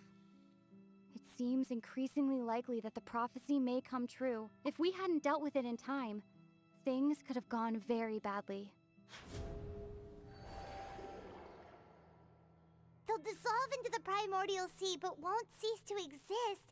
Their essence will flow in the seawater, converge, and take the form of an Oceanid. The Hydro Archon was sentenced to death in court, shocking everyone present. Perhaps this means that her sin was actually Fontaine's original sin. Navia fell into the water inside those ruins, and she nearly dissolved. She was surrounded by the people of Poisson in a court within her consciousness, and was forced to take part in a trial meant to make her stay. The eruption of the primordial sea at the fortress of Meropide was the surest sign that the prophecy was about to come to pass no matter what. The stone slate's contents can all be verified by recent events. If we combine what we know together, loads of truths should come to light.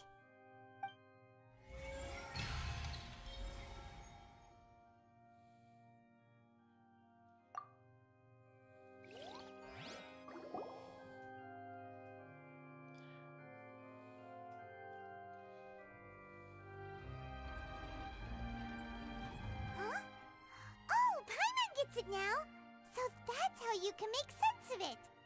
But then it feels like we're going to have to share some truly shocking revelations. Let's hear them. Incredible. Linny, did you hear that? We're not real humans. All Fontainians were originally created by the late previous Hydro Archon, with Oceanids as their basis. The evidence for that can be found in how only Fontainians could dissolve in primordial seawater, and how all the girls Vacher dissolved were also turned into Oceanids. Oh, and according to Navia, when she was about to get dissolved, she also saw everyone gathered around for a trial, all of them in the shape of Oceanids. Indeed. Yeah, and it follows from the content of the first slate that she probably angered Celestia by creating humans without prior permission. That could also explain why the Oratrice judged the Hydro Archon to be guilty. It's to account for that ancient sin. The Hydro Archon's true sin was creating us? And yet, after many hundreds of years, the Hydro Archon's creations have turned around to try to judge the Archon within the Opera Epiclese. The twists of history are often the most unexpected of all. Yeah, isn't the image here just like when Navia fell into the sea? So wouldn't it be trying to show the image of the Hydro Archon also falling into the sea once the prophecy has been fulfilled in the fourth slate? In the end, the people will all be dissolved into the waters, and only the Hydro Archon will remain weeping on her throne. Only then will the sins of the people of Fontaine be washed away. Did Paimon get all that right? You've made some keen deductions. I must say, given how much you still don't know, it is impressive that you've already managed to connect so many pieces of the truth. However, while you were able to decode all the information on the slates, they've also been etched with an additional layer of hidden information using a different power source. When we were at the ruins, I tried to decipher the hidden information recorded in the slates. But since we only had 3 slates at the time, I was unable to come to a full conclusion. Now that the slate collection is complete, I shall make another attempt to decipher the narrative recorded within. If everything goes well, we should finally be informed of the unadulterated truth.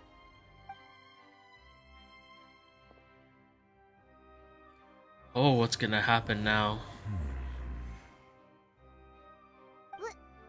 Well?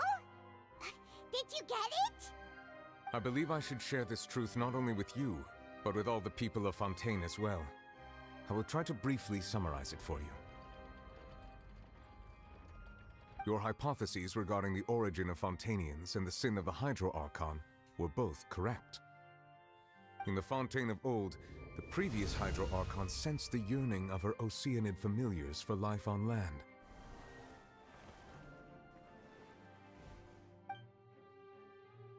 The Oceanids were enamored with the beauty and romanticism of human beings, and wishing to have those experiences for themselves, expressed to the Hydro Archon their desire to become of a similar kind.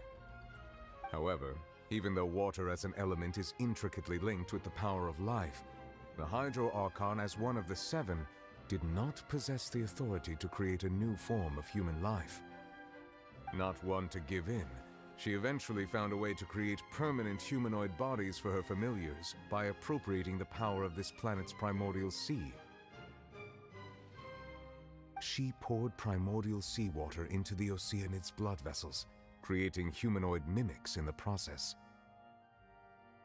But if Fontainians were to ever come into direct contact with water from the primordial sea, the power within their bodies would escape these artificial restraints and return to the sea. As a result, their forms would collapse, and they would be reverted to their original forms as Oceanids. Wow, this is cool. Of course, the Hydro Archon never received permission from the heavenly principles to create a new human race. And thus, the Hydro Archon and all of her creations came to shoulder the original sin of appropriating the power of the primordial sea. That is the true history of how the people of Fontaine first came into being.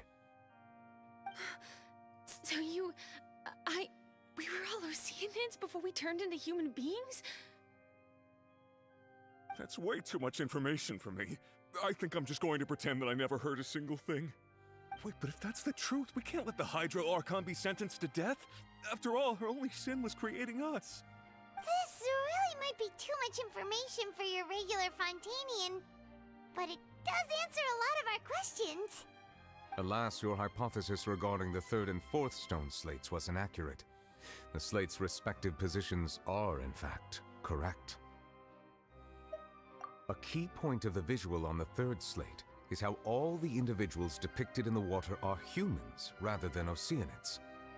They have not been dissolved, which implies that the water depicted in this slate is not water from the primordial sea. The nation of Fontaine is the nation of Hydro, as well as the nation of trials and justice. Instead of being the literal element, the water in the scene symbolizes judgment and justice. You may also recall Navia's experience. When she fell into the sea, her consciousness was surrounded by that of many others who intended to hold a trial to determine her fate. Therefore, the meaning of the 3rd slate is that the people of Fontaine shall try the Hydro Archon at the court of justice. Yes, it refers to our present situation. I think I'm following now. So, what you're saying is, even though we decided to put on this trial to avoid fulfilling the prophecy, in truth, everything we've done has happened exactly as the prophecy foretold. So now, it seems, we're the ones making sure it comes true. What should we do? Huh. No matter what, the prophecy will be fulfilled. Is this what it feels like to be a prisoner of fate? If that's the case, does that mean the scene in the 4th slate will also be fulfilled soon? Traveler, I would like to point out another small fallacy in your deductions. About the 4th slate, You probably thought that the eruption of primordial seawater beneath the fortress of Meripede served as the surest sign that the prophecy was about to come to pass, yes? However, I believe that rather than being a sure sign, that eruption could in fact only be a small warning of something far worse to come. As for the root cause of the catastrophe, I believe you've already encountered it once before.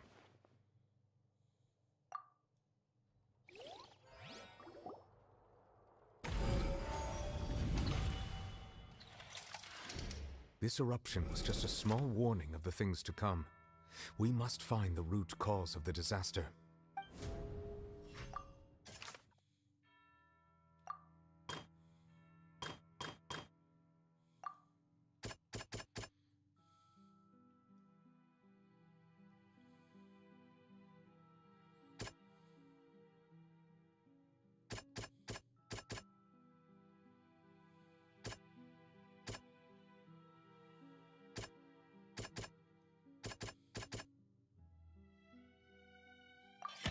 It was both dream and reality.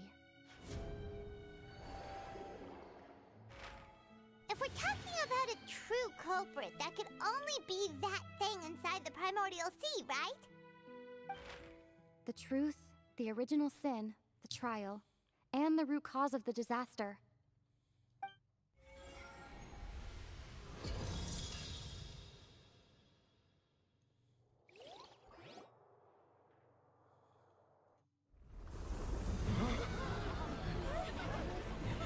Yay, cutscene.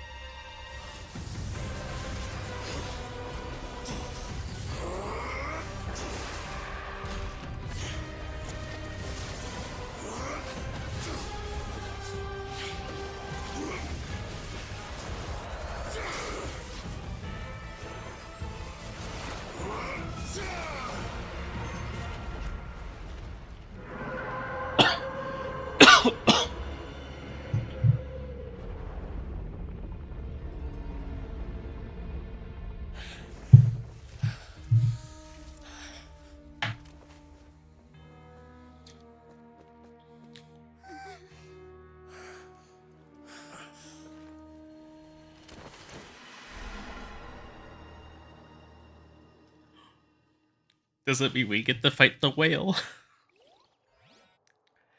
Oh, I want to fight the... Way too close! How did that thing just burst into the opera house? Wait, was that the huge whale you saw in your dream? So we've met it at last. I understand very well why it has chosen to make an appearance here. That whale does not belong to Tevat. It is a monster that has traversed the stars, weeping all the while. It has been greedily consuming the energy from the planet's primordial sea, using it to grow. That is the main cause for the rising sea levels. And once it has finished consuming all of the energy contained within the sea, its next step will be...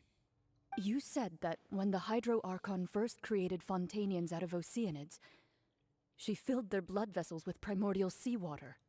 Precisely. That whale finds the blood of Fontanians nigh impossible to resist. Therefore, when it left the primordial sea, it decided to make its next stop a packed opera house full of food. Food in the form of Fontanians. We just barely managed to push it back, right? In that case, won't it come back to target the people again, once it's managed to recover its strength? That is correct. Indeed, it is more accurate to say that we should thank that Harbinger for buying us some time. Without him, the whale would have likely come onto land far sooner. From the way he looked, he must have been fighting the creature for quite a long time. That battle maniac. We've always known that he had had a special connection with that whale, but we definitely didn't expect it to help us out like this. Anyway, now that we know that this whale is the actual cause of the disaster recorded in the prophecy, all we need to do to stop the prophecy would be to find a way to beat it up, right? It is too late. It had already absorbed too much of the Primordial Sea's energy before we could notice it. At this point, it has become practically integrated with the sea itself. Even if the entirety of Tevat were to be destroyed, it could still survive and swim off towards some other world. That's not something I will accept. We've already done everything we can, and we even found the true culprit. We've come so far. You can't just tell me that the last hurdle is some impossible foe. That's just not fair. Indeed, that's not how a grand performance should end. I'll fight it to the end, no matter what. So the prophecy will be fulfilled no matter what, huh?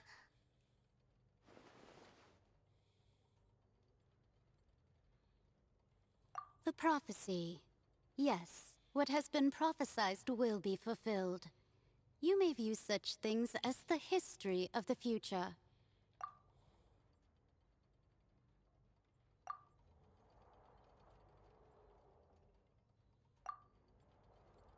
Just as prophecies are usually only the future as seen from the perspectives of the gods, could things be happening in hidden corners where the gods' gaze does not fall?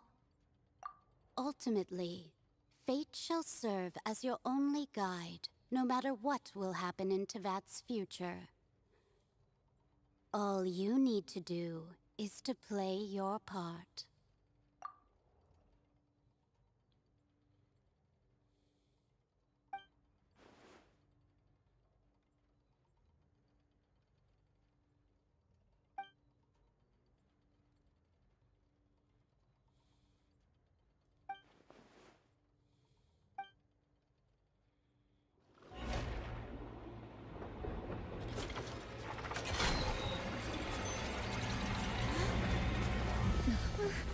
What's happening with the oratories?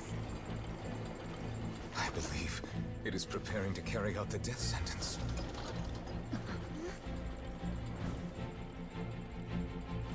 Farina!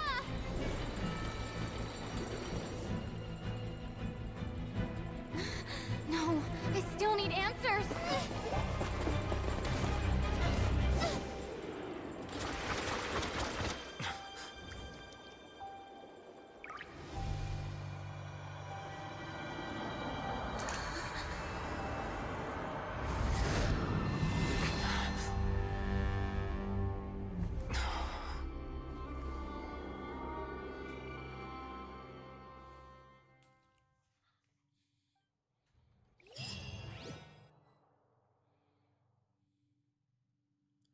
Oh, what is this?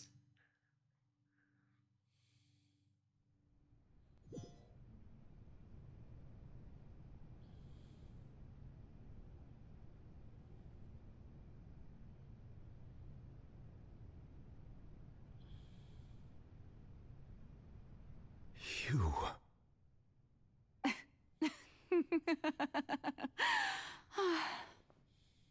Sorry.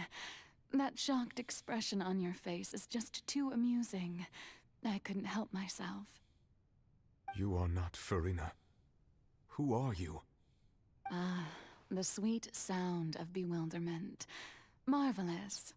A sure sign that my attempt to deceive everyone was a resounding success. But to answer your question, I am Focalor. You know, the god. Focalor. Why did you deceive us? Oh, that wasn't my goal, of course. Goodness, no. But I had to fool everyone else too, if I was to stand any chance of deceiving the heavenly principles. Deceiving the heavenly principles? It's all because of that pernicious prophecy. Dreadful, wasn't it? Everyone doomed to dissolve.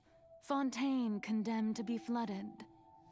One was not amused. In fact, one was positively bemused when that problem was thrust upon me by my dearest predecessor. That's the former Hydro Archon Egeria for the uninitiated. It hardly gets more disastrous than a preordained national catastrophe, now does it? She knew full well that the prophecy would surely come to pass. And as one of the seven, she also knew full well that one defies the heavenly principles at one's peril. So yes, as you have no doubt surmised, it was a rather impossible situation that I found myself in. I spent a terribly long time mulling it over, alone on the ocean floor. And I was almost growing barnacles by the time I finally realized there was only one possible solution to this confounding conundrum. I had to outwit the heavenly principles, allow the prophecy to be fulfilled, ostensibly at least, while saving everyone at the same time. I'm a genius, I know. I can only assume that's why Egeria chose me as her successor.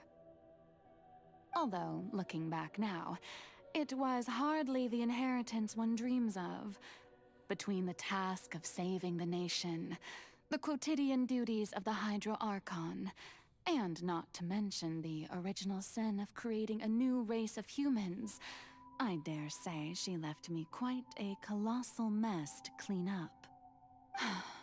But one can only play the hand one is dealt. I did not choose this, any more than I chose to be one of her Oceanid familiars. So you were also once one of the Oceanids, transformed into a human by Egeria's hand. Yes, I was. I always dreamed of becoming human. And I still do, even now. In my eyes, to be human is to be part of the greatest opera ever known. After becoming a god, I separated my divinity from my body and spirit, leaving behind only a self that was as naive and bewildered as my past self on her first day as a human being. The me you see before you now is that divinity. And the human counterpart I left behind, I named Farina. She could feel joy, sorrow, and everything in between. She could be as vain and conceited, or as meek and vulnerable as she wished. Her strengths were of a kind only a human could possess, as were her shortcomings. But in my eyes, Farina's humanity was what made her perfect. She was perfectly human in every way. The person I always wanted to be. Anyway, so then I cursed her. All part of the plan, of course. The plan to deceive the heavenly principles. Do you still remember the final scene of the prophecy? The Hydra Archon alone, weeping on her throne.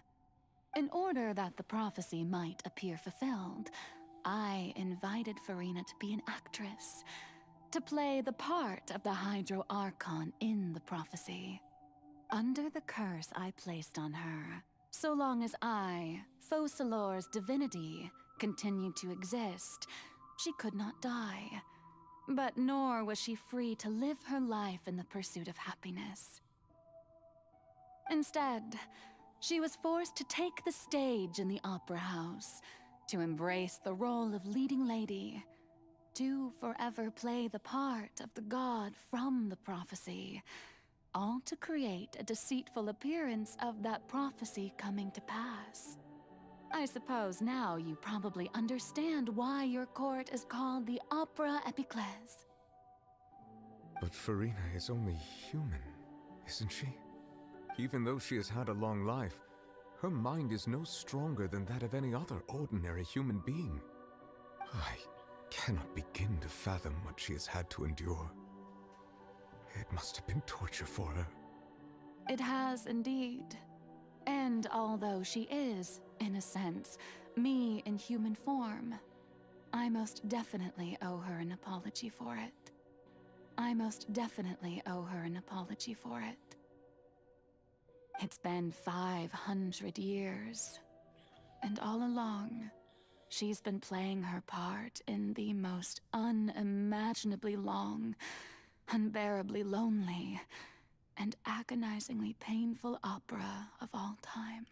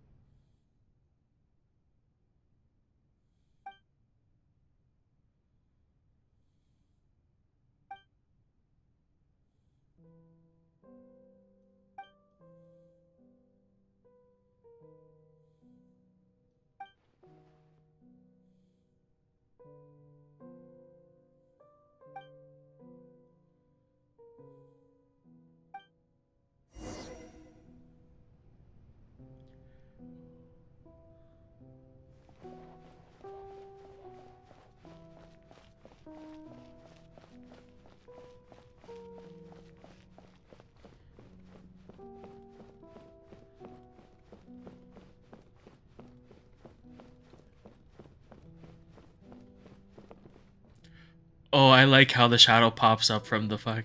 Oh, I love that.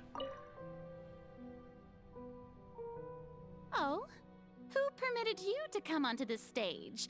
Now, I understand your admiration for my august self, but I must ask you to keep to the rules. All right. It is not my intent to reprimand you. There is no need to state your name. Just be off with you. Do not distract me from my performance. But Oh, do not jest. Can you not feel it? I am Focalor. The eyes of countless Fontanians are upon me. I must, at all times, display the utmost elegance and nobility.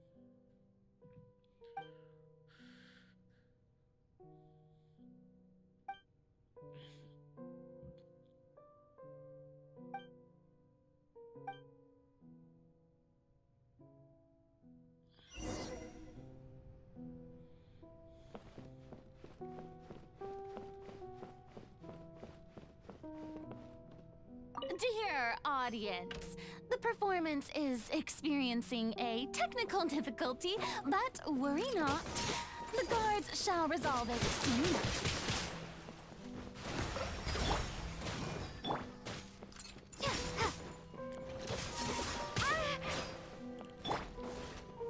You get.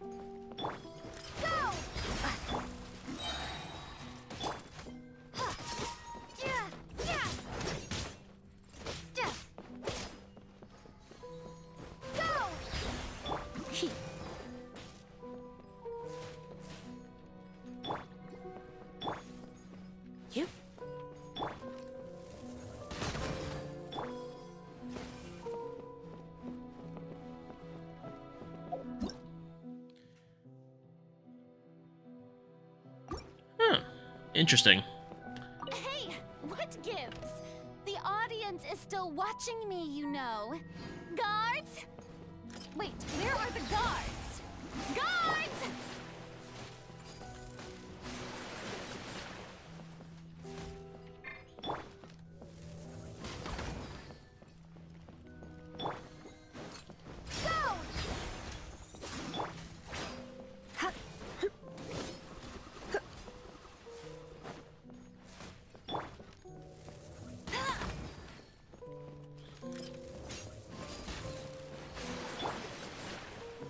Go!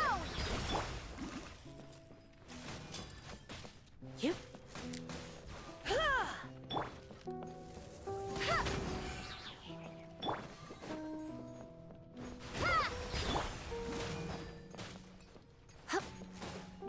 Hip, yep. Get.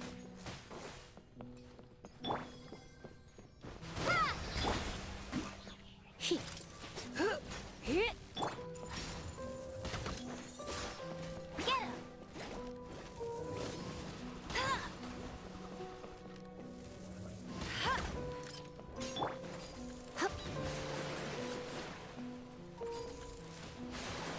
You're in for a little shock. Come a little closer.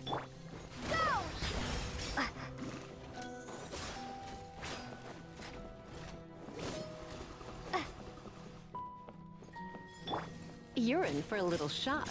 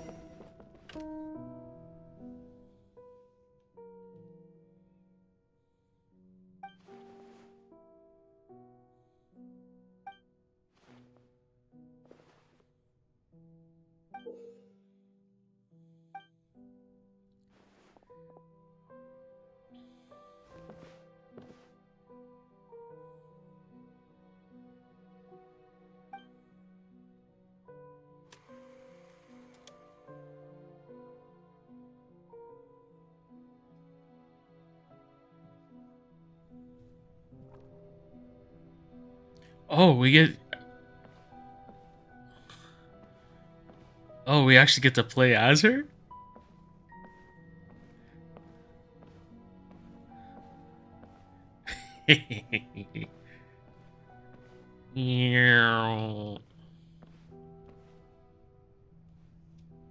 Farina. Farina. Huh? Who's that? Who's calling me? Where are you? Be not nervous. Be not afraid. I am before you. Wait a moment. You're mirror me? How can this be? Mirror you, huh? You know what? That's not bad. Let's go with that. Mirror me. What do you wish to say? The prophecy. Have you heard of it? What prophecy? Wait. I know. I think. I don't know why, but it's in my head somehow. The people will all be dissolved into the waters, and only the Hydro Archon will remain, weeping on her throne. Only then will the sins of the people of Fontaine be washed away.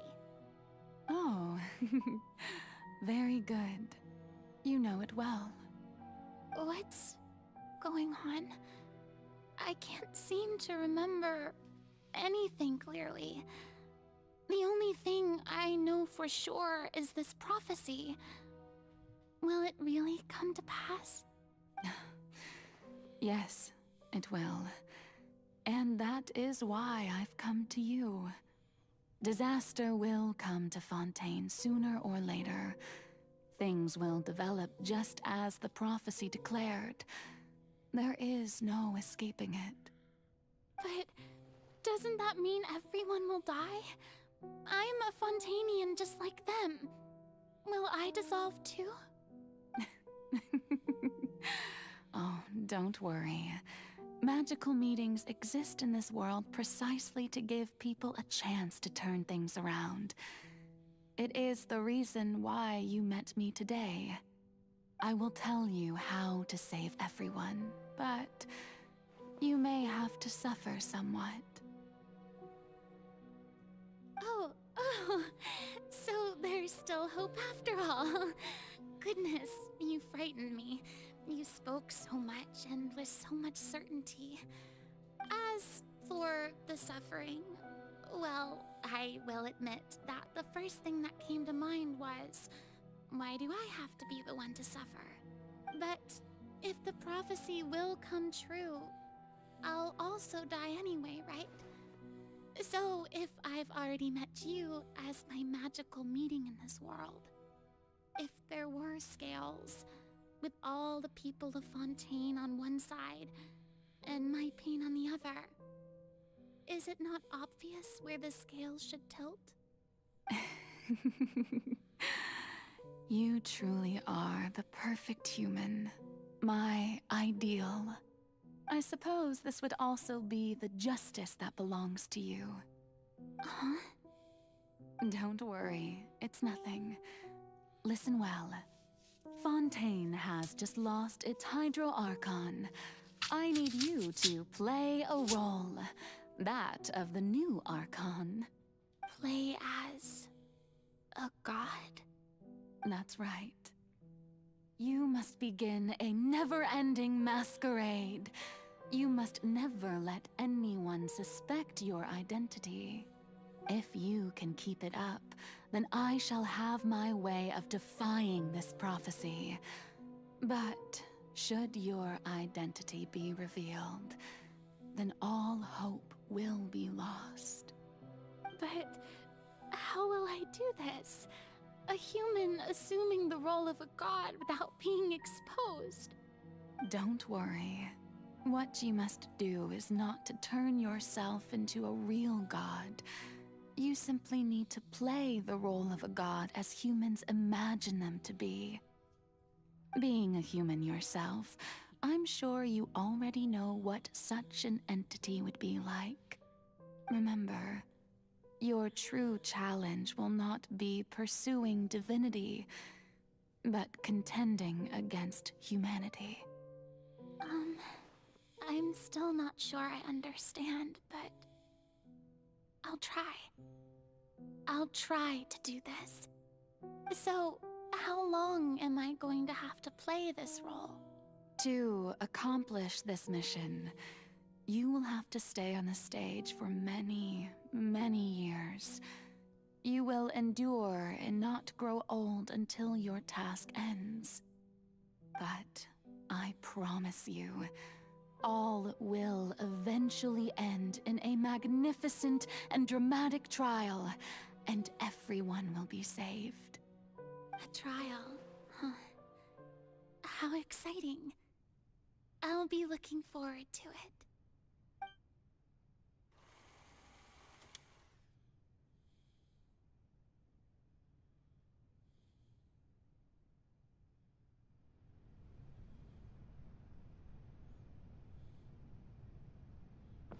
Yeah.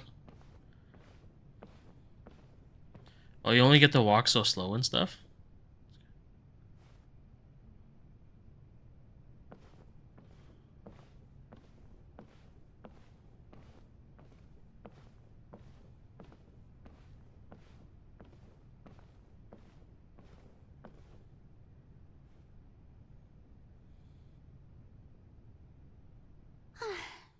The Maison Cardinalise has announced my accession, but this is my first time facing the people. What should I say to most appear like a god? To be honest, I still don't know. Perhaps I should first try to act natural. Ahem! Ladies and gentlemen, good evening, and welcome to the Opera Epiclese. I'm sure you've all heard about how I have taken on the role of Hydro Archon. Indeed, I am Verena de Fontaine, your new Archon. In truth, I know little about becoming a nation's new god, but it will be my honor to guide you all. As the god Focalor, the god of justice, I shall do all within my power to lead you into an age of fairness and justice. Once again, thank you all for coming. If you should have any questions or suggestions, please send them to the Maison Cardinalise. The future of Fontaine will require us to work together, after all. This should do it. I thought I might stammer, but thankfully, I was able to convey my thoughts just fine. Okay, and next.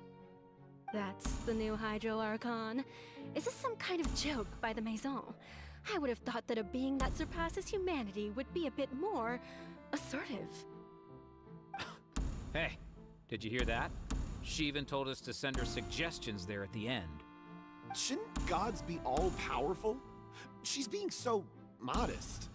What's the difference between her and an ordinary person, then? If you ask me, perhaps the succession didn't actually happen.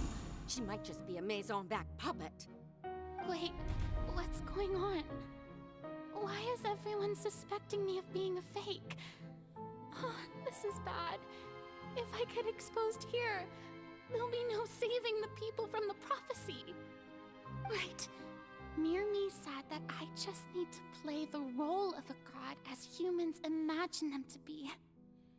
Calm down, Verena. Think. What do the people want? How would they imagine a god to speak and act? Assertive, with a strong sense of presence. One who can dispel all doubt.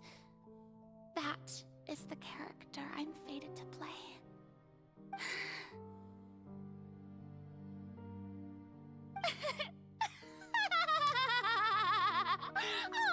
Oh, very good, my people. Only ones such as you are deserving of my rule. Now, I was wondering, if some weak puppet were to one day come onto the stage and claim ownership of this opera house, would the children of Fontaine follow them? Well, it seems that you would all see right through them. Having passed my test, you are qualified to witness wondrous trials alongside my august self, here in this opera house. You may consider my previous act a door gift of sorts. I thought it was a debut that suited the atmosphere.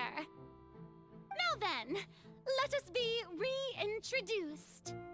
Ah, so that was just a performance. How could I have forgotten that we were inside an opera house? Her personality. It's quite shocking, to be honest, but I suppose it's a better look than before. Such a fascinating and bold deity. How wonderful. Our future may yet be bright after all. It seems I've turned them around. Best follow this flow and restart my accession speech. My dear people, whether you acknowledge me or not, whether you trust me or nay, I say to you, keep faith in your ardor for justice. We have heard it said that this nation's sins can no longer be washed away. Well, I say that justice is most fragrant when it blooms amid sin. The scales of justice should not weigh heavy in the hands of its god. On one side, it must carry fairness and justice. And on the other, praise and applause. May law be the prayer on our lips. May judgment be our worship. let us light the fires and drink to the future of Fontaine! There is no trouble in this world that justice cannot solve. All that is needed is for you, my people, to believe in it, heart and soul. So long as I, the Archon Focalor, stand within the Opera Epiclese, so long as I stand before the Oratrice, I shall even judge the gods of this world!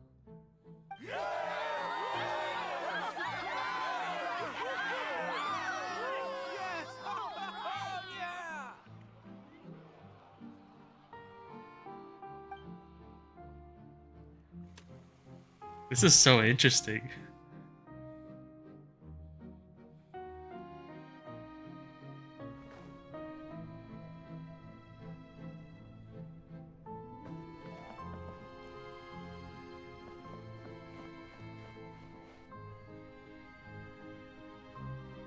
Lady Farina, here are today's case reports, as well as a summary of the follow-up for your perusal.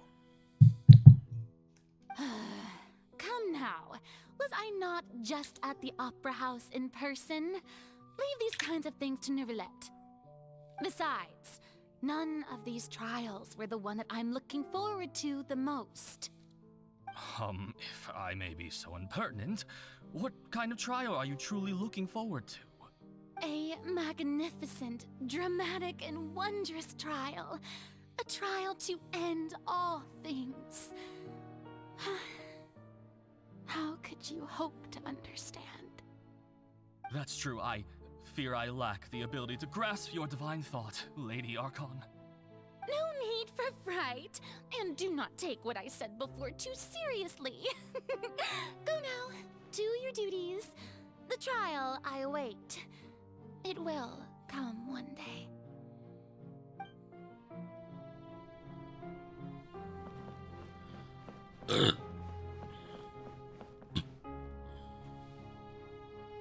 Lady Farina, I don't know what to say. Thank you for agreeing to see me. No need to thank me. Or rather, thank your own sense of perseverance instead. Long have you stood in line to meet me, have you not? Oh, I'm afraid that's just an inevitable consequence of my divine charm.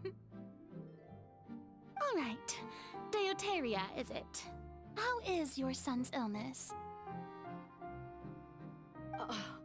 You remembered me, and you knew of my family, too. He is doing much better now. In fact, he is far more of an ardent believer than I. He was the one who forced me to seek an audience with you, and to bring your words back to him. Oh, good. Very good. If this should happen again in the future, please do not hesitate to come and tell me. Going down to citizens' homes every so often, while not usual practice, should serve as a fine change of pace. You're such a gentle and wise god. Thank you once again, on behalf of my son.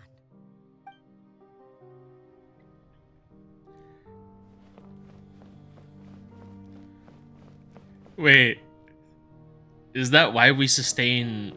Wait, she's running faster now? Hold up. I just noticed that.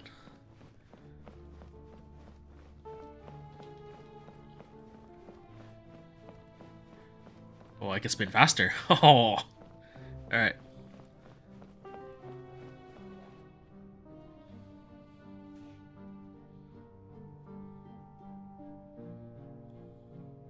Lady Farina, here are the latest hydrological reports.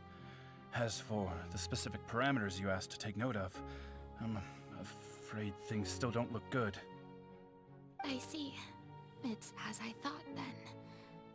As your god, I did already expect this, but I wanted to see how far your human wisdom would allow you to analyze it. All manner of signs indicate that the prophecy will still come to pass. Forget it. That's not something you need to worry about right now. Well, as I understand it, the Fontaine Research Institute is also trying to find a way to counter the rising water levels. Really? Have they found anything? I'm afraid that they haven't found any effective solution thus far. Is that so? Well, no wonder. This issue has reached the realm of the gods, after all. Still, their spirit is praiseworthy. The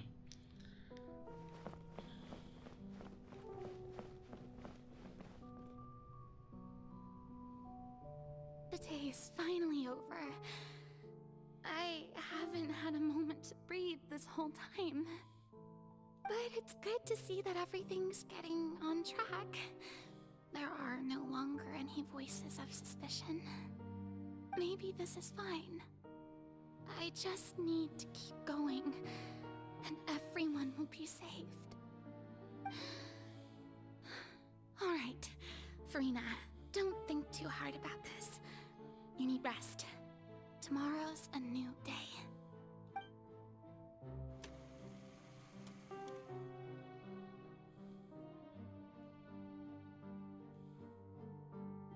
Lady Farina, here are the new trial reports for the latest cases, as well as a summary of the follow-up. There'll be no need for that. I've seen them already. There's no need to go back over scenes I've witnessed in person before.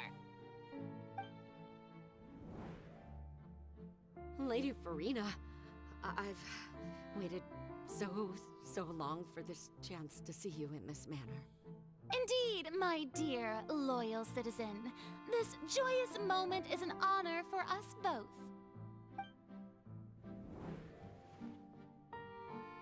Lady Farina, we're detecting significant hydrological anomalies near Poisson. Understood. Keep monitoring. Keep me informed should anything come up at the Institute.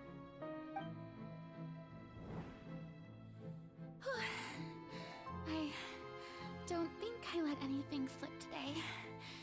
I must show the people that there is nothing to worry about.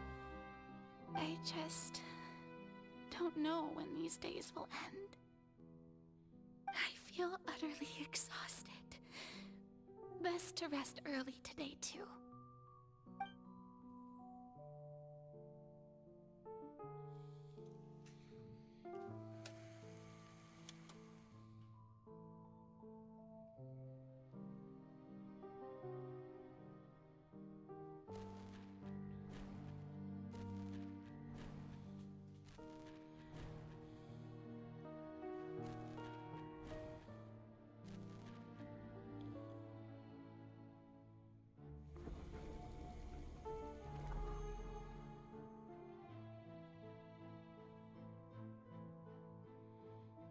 Lady Farina, it's like a dream being able to speak with you up close like this. I've heard that the first member of our family who was honored to receive an audience with you was Madame Dioteria, almost 20 generations ago. And what a fine family yours is indeed. It brings me great joy to meet such a faithful believer. A descendant of a line most ardent. Surely you exaggerate, Lady Farina. My lady? What is it, good citizen? Oh, are you crying? Uh-huh. Oh, really now? I didn't even notice. This must be the overflow of hydro from my person. Well, can't quite help being the god whose dominion is the waters, can I? No wonder. No wonder. A manifestation of your power, then. Oh, Archon, I am honored to have witnessed it. Honored indeed.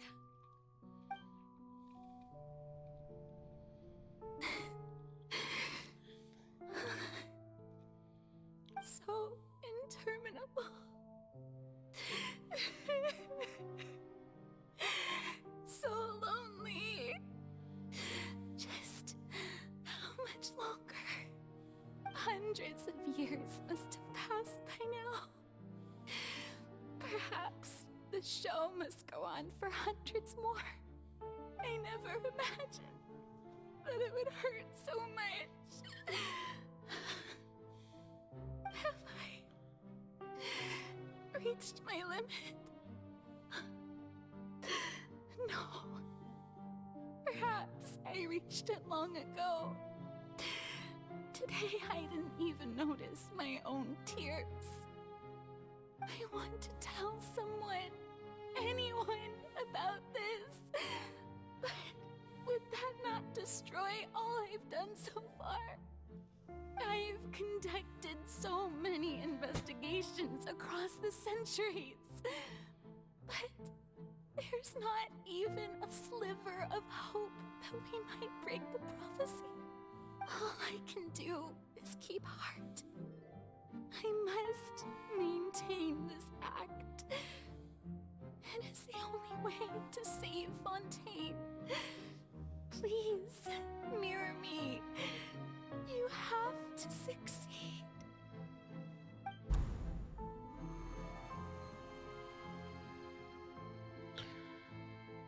$182,376.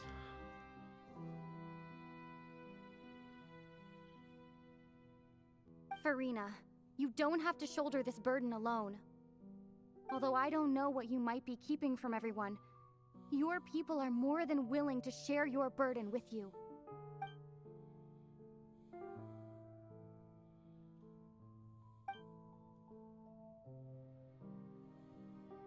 Share my burden. That's impossible. It was fated right from the start that this would be my duty alone. But even if your burden doesn't need to be shared, you can still choose to confide in someone. Just share it with me. I'm what you'd call a witness. A witness?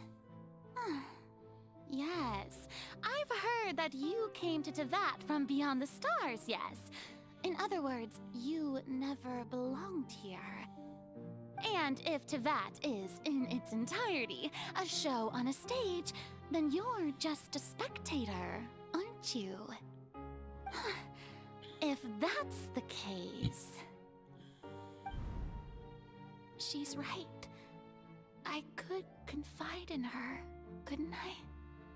But if things don't play out as expected, the people of Fontaine will be the ones to pay the price. No, Farina. You shouldn't be selfish. But what if it's really alright? Farina, you've worked so hard for so long. Surely it would be okay to put yourself first for once. Just this once. Is it such an outrageous thing to do anyway? To find someone in whom you can confide your frustrations and sorrows? Surely it could not hurt. If you let this opportunity slip through your fingers, it might never come by again. Think about it long and hard.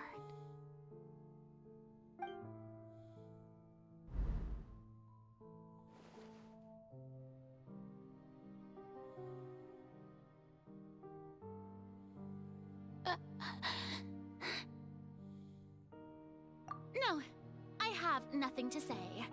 I am Farina, the Archon of Fontaine. Everything will surely get better. All you need to do, dear spectator, is to witness my performance until the curtains fall.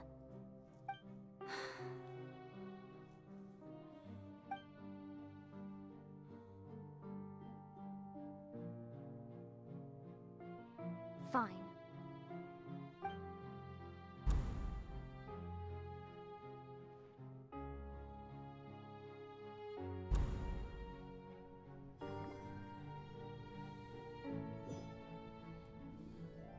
So even Farina doesn't know the truth? You've never once let her in on the full plan? Yes, it had to be done. To deceive the heavenly principles, you must first deceive yourself. She did very well. if she had let her resolve falter even once in these 5 centuries, Fontaine would have been doomed to the most tragic fate. It seems that trusting humanity was the right decision after all. I believe that I understand how your deception works, but that is only half the truth, is it not? How would you build on this foundation to save the people of Fontaine? That is the most important thing. Ah, good. Of course, the Iudex of Fontaine has pinpointed the crux of the issue. I'm sure you've long sensed that the Oratrice is no simple machine, yes? I've always suspected that it had its own consciousness. And Lenny did mention that he heard a human voice within the core chamber. It now seems that that person was you, hidden within the machine all along. Am I right? And then I became one with the Oratrice, taking Fontaine's gnosis with me. Yes, it would seem so, wouldn't it? Alas, your understanding of this device still lacks sufficient depth. In truth, it is no enactor of justice. It is, in fact, a device created to kill the god of justice. I beg your pardon? Oh, you have it. And to be more precise, not only will the Oratrice take down the god of justice, it will also take down the divine throne upon which she has been placed. I mean, did you think I would be the sort to enjoy peaceful repose while Farina suffered? My work over these last 500 years has been to constantly accumulate indemnitium within the Oratrice. But really, some have already discovered that only a small fraction of the energy generated by the device was ever used to provide power to Fontaine. The vast majority had to be, accumulated to enact this death sentence. It was all a part of your plan, then? Both the trial and the sentence? Indeed. This power, accrued over 5 centuries, could have sustained Fontainians for millennia had it only been used for that purpose. Almost all of it has now been stored within the Oratrice. But only power of this magnitude could hope to destroy the Hydro Archon's divine throne, shaking the rules established by Celestia, and breaking through the institution that is the Seven. So the Oratrice's call for death was for neither Farina nor Focalor, but for the Hydro Archon. The destruction of that divine throne. If I do not misunderstand your intent, you must be... Returning what's rightfully yours to you, of course. In other words, this was all done to return the authority of the Hydro Archon to the Hydro Dragon of this planet. But...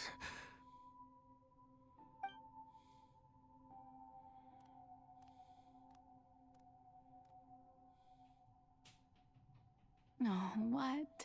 Getting sad again, are we? The authority of the ancient dragons shall soon be yours once more, O Hydro Dragon Sovereign. And this is the face you make. all you've done throughout the years is just so you can sacrifice yourself at the very end. I've never quite seen it that way, you know. Even now, I'm quite pleased at how well my deception worked.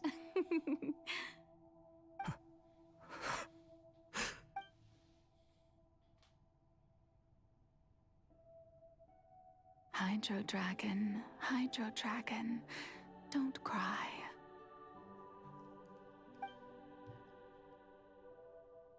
I must say, had it been within my rights, I would have loved to judge the heavenly principles themselves.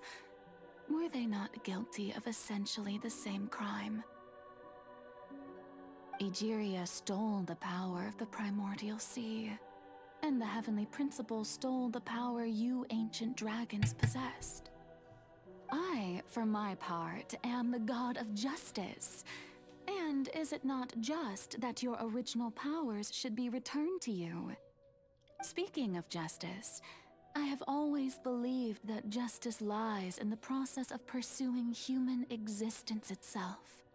So, if the theft of the primordial sea's might was Fontaine's original sin, then, leaving matters of procedural right and wrong aside, the descent of the Fontainians as humans and their right to exist in this world would be Fontaine's original justice. In other words, existence was Egeria's justice, and to me, justice is the continuation of that existence. Defying the prophecy and ensuring that Fontaine's people shall live on, that should be the justice enthroned over all others. At this point, we, whether it be myself or all other Fontainians, have shouldered the burden of this sin for far too long. Iudex Neuvillette, the highest judge in our land, when you regain your full power as an elemental sovereign, what verdict shall you pass upon us? So when I was invited to the court of Fontaine to serve as Iudex, I see now that that was your idea too. At last, I now understand the true purpose behind this position. In the beginning, I was uninterested in human existence. But these 5 centuries of living alongside them have gradually brought about mutual understanding between us. And I have even attempted to feel as they feel. You are a devious one, Focalors. Things being as they are, surely you know that I could never declare them to be guilty.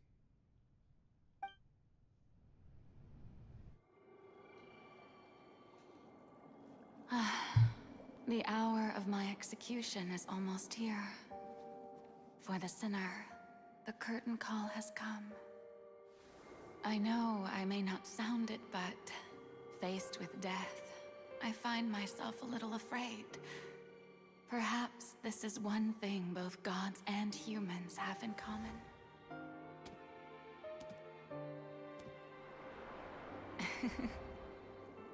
Farewell, Neuvillette. I hope you've enjoyed the part you played these 500 years.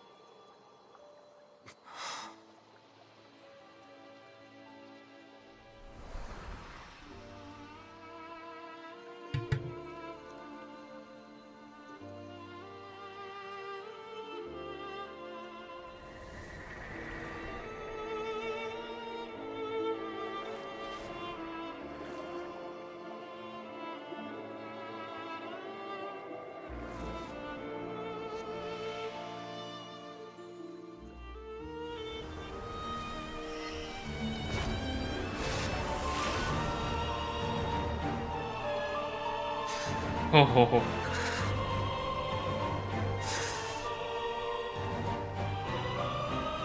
I, Iudex Neuvillette, hereby declare, people of Fontaine, your sins are forgiven.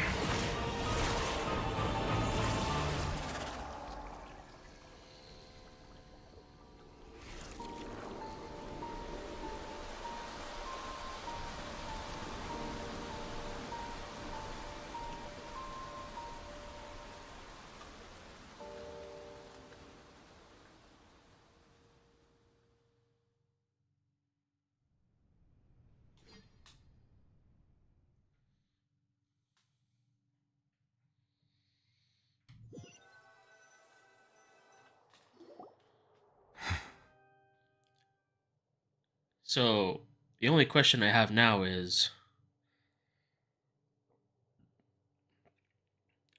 was the Gnosis destroyed when he got his powers back? What just happened? Has the death sentence been carried out? Was that bright light some sort of misdirection? I have a feeling that something huge just happened. But since we're all still alive and haven't been dissolved, I assume whatever happened was good for us. It's time to end this. We must mete out punishment to that beast. Didn't you say just a moment ago that it can't be defeated? I have gained the strength sufficient to deal with it. Through certain means, I now have the ability to separate the power of the Primordial Sea from that creature. We should seize the opportunity to pursue our quarry. Traveler, now that the oratories can no longer function, I require an executor to help me mete out justice. The root of the calamities befalling Fontaine, the beast that enacts the prophecy. Its name is the all-devouring Narwhal. All I think when I hear of Narwhal is that stupid Narwhal song from back then. Come with me, traveler. The hour of execution has come.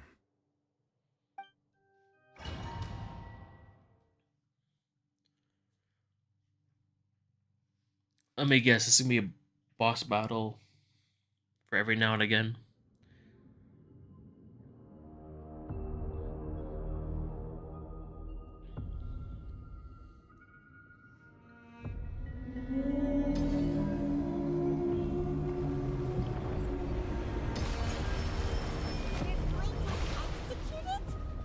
But how are we going to do that? It's huge!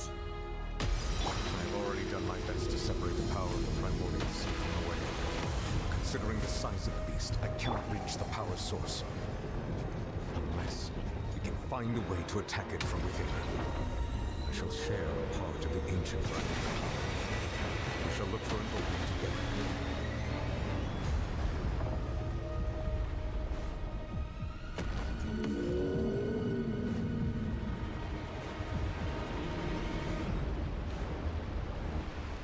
I can feel its sorrow turning into hostility.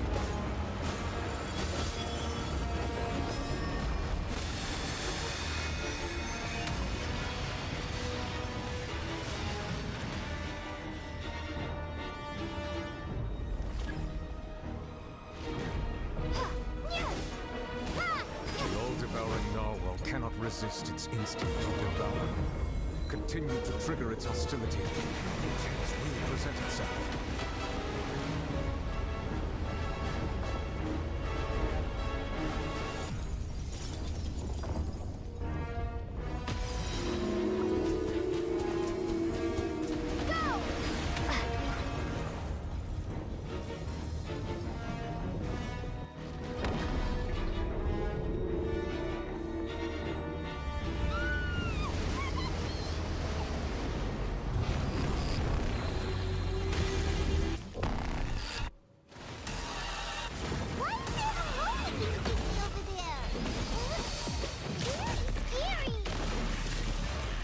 What is this music?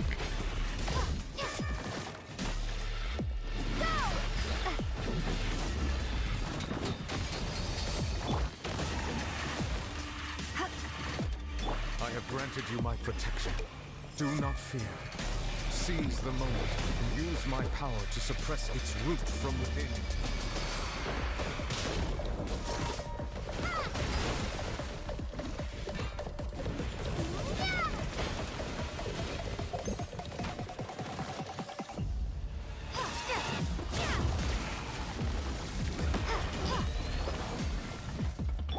Steady as stone, as a dutiful maid would.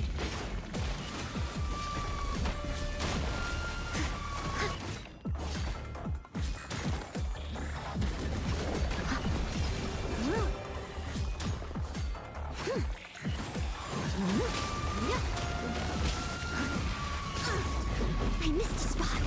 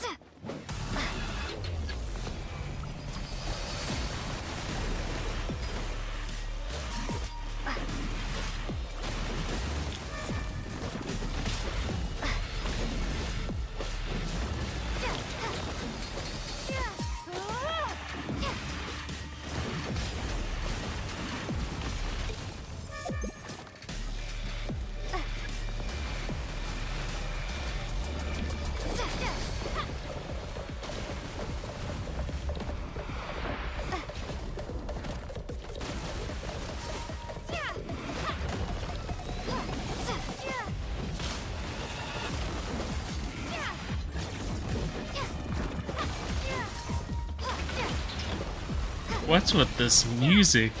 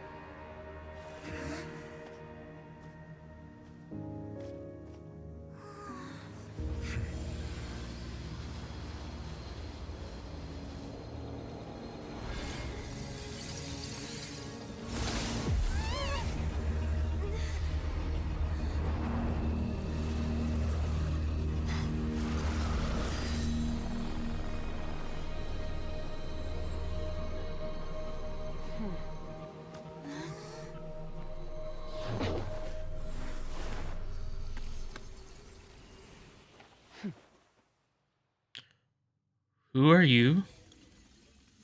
Thanks for helping with the cleanup. It should have been my job, but... oh well. It was just supposed to be a short private training session for me. I didn't think that my disciple and my master's pet would start brawling in the meantime.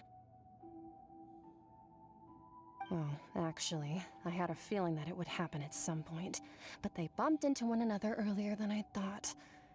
What a blunder. I suppose I'll have to swing my sword 3 million times as penance. That power. Who are you exactly? Paimon has an idea. From what she said earlier, she must be Child's master. Skirk, right? It's just that he gave us the impression that she was the less talkative person. I simply did not have anything to say to the weak. But you, on the other hand, managed to defeat the all-devouring narwhal without using power from beyond this world. So you may speak to me as equals. I have to agree. It's a strange use of a planet's primordial waters just to raise an all-devouring narwhal. That kind of power is wasted on it. It's not cooperative. It eats too much. And I have more important things to do with my time than pet sitting. The only thing that creature has going for it is its looks. All in all, it fails as a pet. Miss Skirk? I think you might have missed the point. The point being? Well, being that this pet almost destroyed an entire nation. So what sort of person is your master? Well, Child's master's master. Wait, is that right? Oh, right. So you don't know him. Sorry, I assumed you did. His name is Sertologi. Huh? I am unfamiliar with that name. Huh. So Master isn't sufficiently famous. How should I describe him then? Have you heard of the name The Fowl? The Fowl? Still nothing? Well, how about the Visionary? Vetterfalnir then? Or Gold Rhine-daughter? Ooh, that one we've heard! Rhine-daughter's part of the Hexen Circle. She's Albedo's mom, right? Oh, so you do know that name. To be honest, I also heard all of those names and titles from my master. I don't actually know them either. But I suppose you understand now, yes? My master is likely a similar sort to Rhine-daughter. They are both pursuing some form of perfection. Wait, didn't you also mention a visionary person? Paimon didn't quite catch their name. Actually, never mind that. I believe it expedient to inform you that the all-devouring narwhal used up nearly all its strength fighting you. Such roiling hydro energies will prove difficult for the planet's deep seas to digest. As such, the Fontaine back on the surface has most likely been thrown into chaos. In other words, the prophecy that you've been fretting over should now be in full swing. What?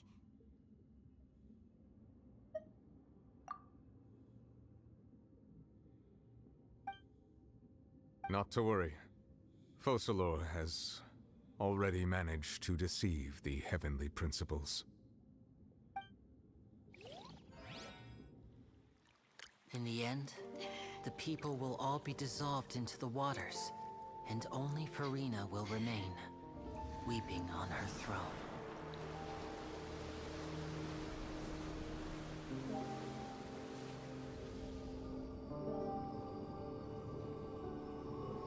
Only then will the sins of the people of Fontaine be washed away.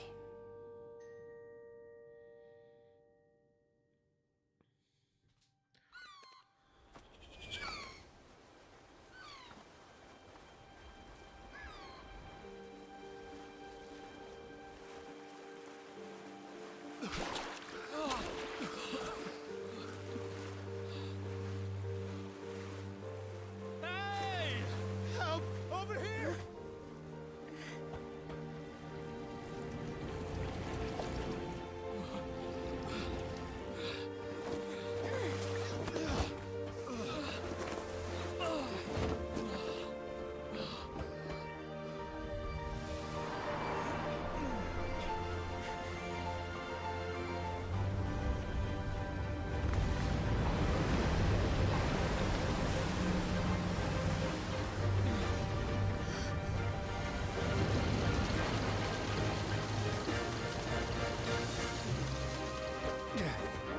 All hands, initiate emergency rescue!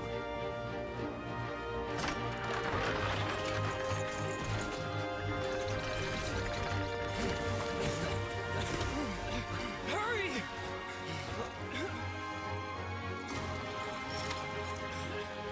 Hey, lend a hand!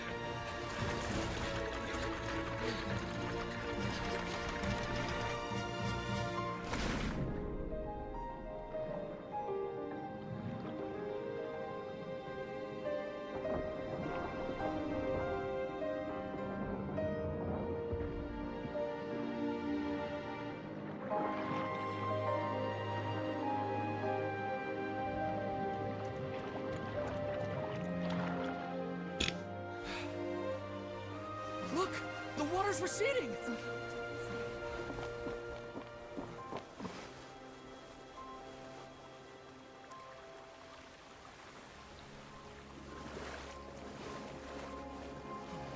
It's a miracle! Water's receding. We didn't dissolve. The prophecy was wrong. The prophecy was wrong.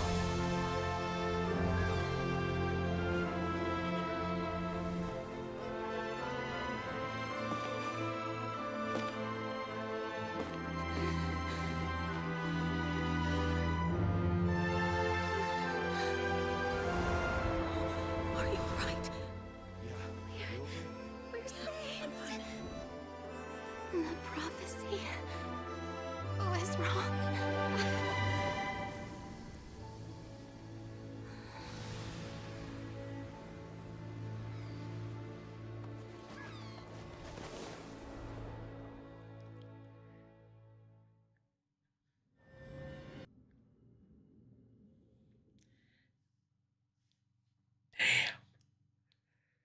I don't know what to say. This has been really fucking amazing.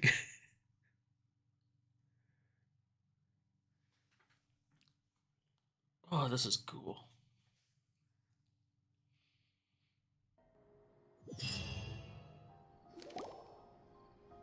The soil renewed.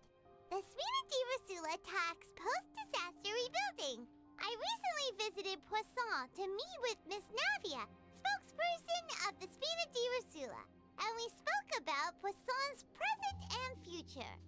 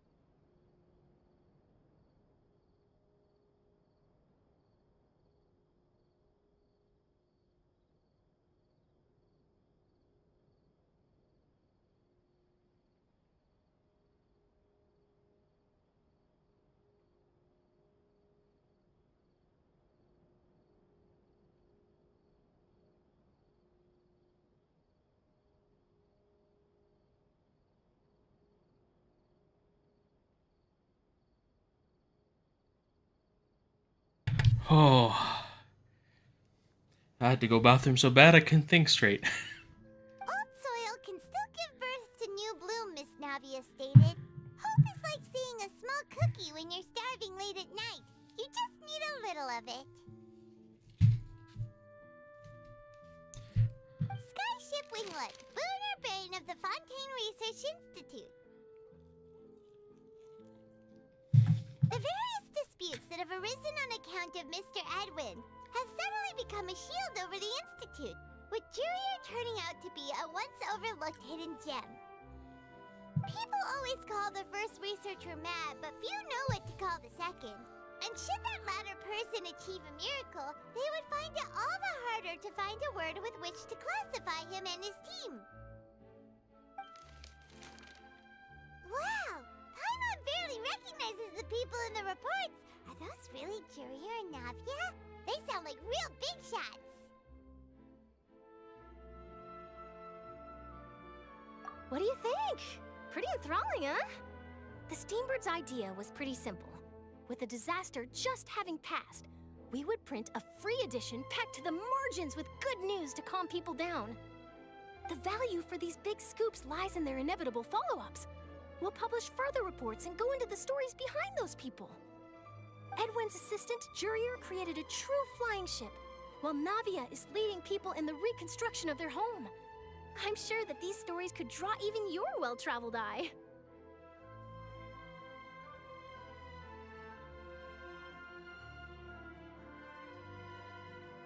Paimon's curious too! Wait a minute. Didn't we watch everything happen from start to finish? What's there to be curious about?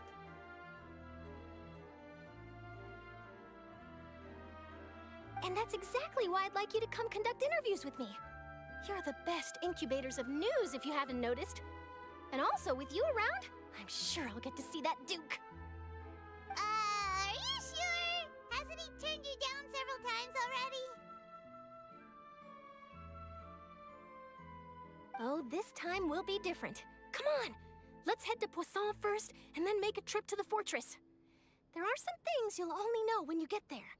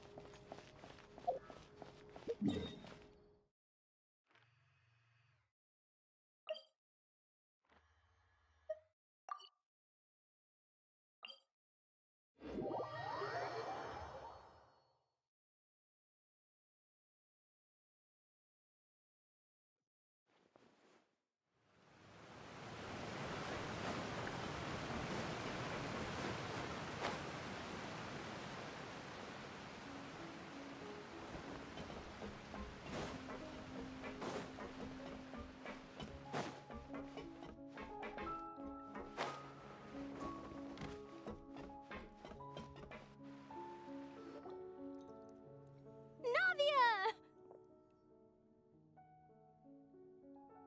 Oh, it's you. What brings you all here? Hey, we're just having a look around. I'm here to update myself on how things are going here. Oh, the Fatui are here too! Let me introduce you. This is Mr. Garunt Snežević. He represented the Knave in sending us a large amount of supplies, and is helping with our work. Our residents are hard at work as well. Thanks to everyone, work is progressing nicely. We've lost a lot of people, but we're moving forward. That will have to be enough. Hello, Miss Charlotte. I'm a big fan of yours. I especially like that article you wrote last year about Fontaine's stray cats. But if you don't mind, could you not emphasize our role too much in your report? It's not charity we're doing here. We just happen to share the same interests as the Spina. I get where you're coming from. I'll keep it as simple as possible. Or would you be willing to feature as friendly neighbors? That would be fine. Thanks. Oh, you're back too. How are things? We finished laying down the construction materials. It'll be another hour before the workers are able to go over there. Huh? You're here too, Clorand? Well, her reputation's greatly risen after that whole duel business with Miss Farina. So she's here in Poisson to wait out the heat. All right. She really came here to help me out. There's too much to consider in the reconstruction of Poisson. The Spina has need of more decision-makers. And, well, I do already happen to be connected to Mr. Callis. Oh, wait just a moment. Do you mind me asking a few questions? You know, about how you felt before the duel, about what it was like facing down a god. There's lots of exciting material there, I bet. Forget it. I'm sure you can find a better theme than that, Miss Charlotte. I see you're the same as always. Couldn't you do me a favor, for Navia's sake? Well, if we're talking about doing things for my sake, you might as well just take a few more photos of me. Or of the Traveler. It's better than wasting time persuading Clorand, at any rate. Of course I will. I'm not gonna let her off that easy. All right, then everyone who wants to be in the photo, gather up. And smile.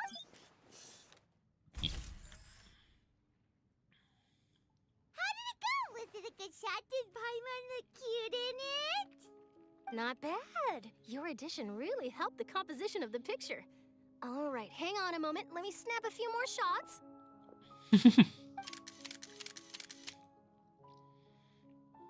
All right, that should do it. I'll be back here later anyway, so let's call it a day. You're very quick. Speed is of the essence when it comes to the news, and freshness is the key. Also, not to brag, but I'm pretty good at building connections. Who knows? I might eventually get that interview with you after all, Miss Clorand. Wow, you really do have that never say die spirit. I'm impressed. I'll hazard a guess that this is how you got that interview at the Fortress of Meripede. Whoa, you're well informed. Let me make a guess too. I asked Sijuin, who told Monsieur Nervillette, and he told you, right? That's a very complete information chain. In truth, all Monsieur Neuvillette asked me was, when did the fortress become so friendly towards the media? I told him that it was best not to speak too soon. There's no guarantee that Wriothesley will make a personal appearance. You're right. I've got to treasure every moment I have with them. In which case, I'll be making a move first. Stay safe now. And tell me if you hear anything interesting. I'll treat you to afternoon tea in exchange.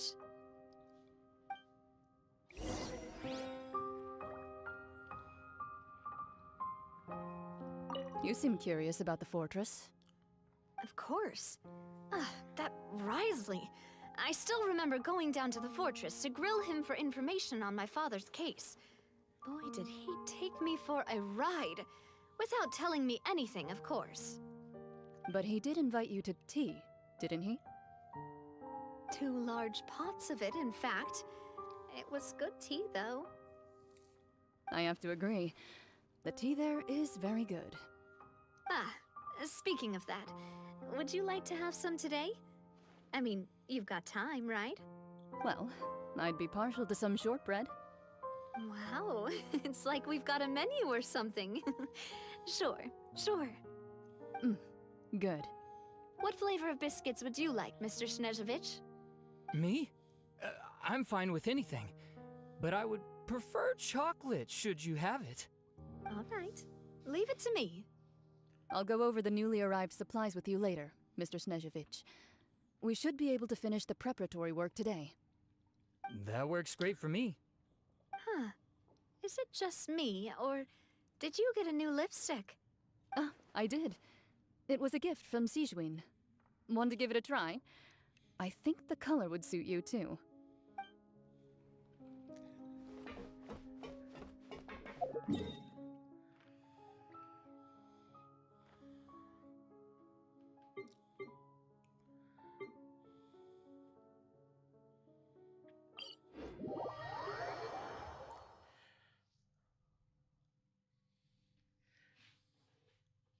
Man, that climax at that point in the story, oh. It was really good.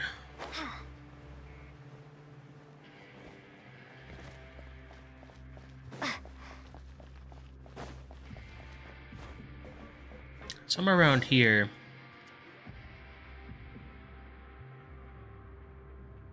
Wow, guess we're here again, huh? There's a real nostalgic feeling to this place.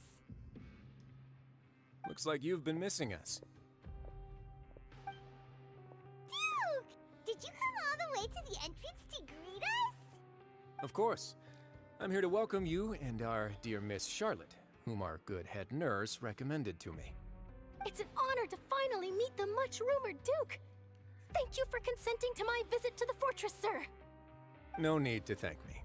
But that said, I shouldn't be the focus of your interview. I trust you recall our agreement? Of course, of course. All right then, this way.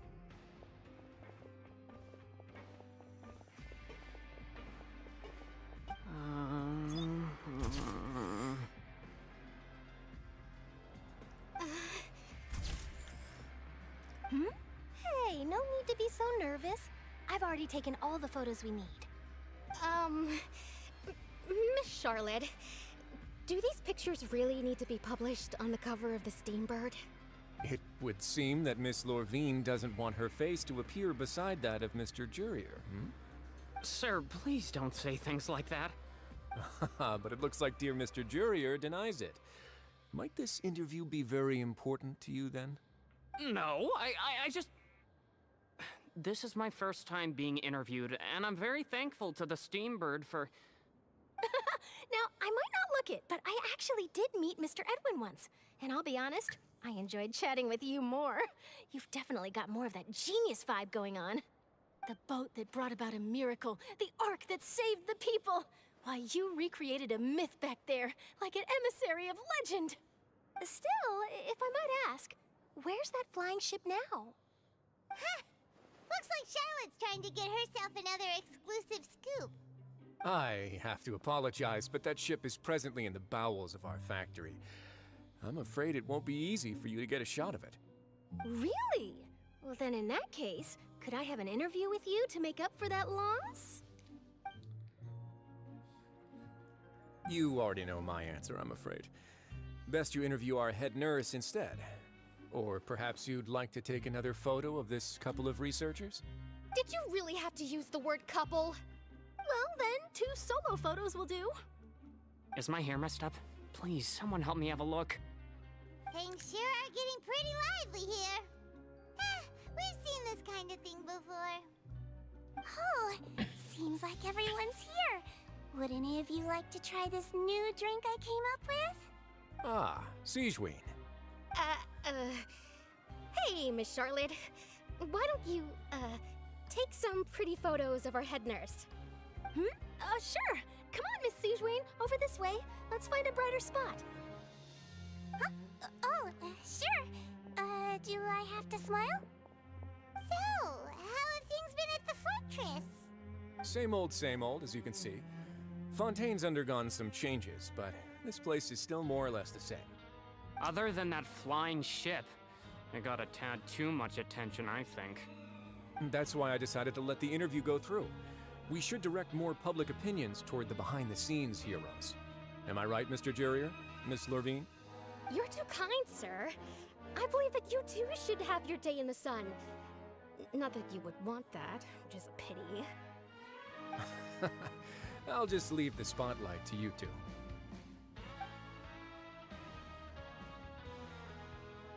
I see. Lots of things happened that day, huh? Anyway, regarding that Harbinger, I'm not sure you remember, but his 3 young followers are still waiting for his return. He sure did win them over, huh? I'll tell them that there's good news and bad news. The good being that their boss seems fine, and the bad being that they must face extended sentences for abetting his escape. Oh, actually, what about you? Are things gonna change for you too? What change can there be? The fortress will keep chugging along, and so will my duties. As to what Miss Farina's departure will mean for the nation, and if our laws and governance will be transformed, we'll leave those to the folks in the overworld. Hey everyone, the photo shoot's done. Good. In that case, let's call it a day here. Thanks for your cooperation. Come on, Traveler, let's go. Till next time, everyone. There'll be a next time? Maybe. Who knows? I might write a story about the underwater factory next time. Until then. All right. Last stop, the docks.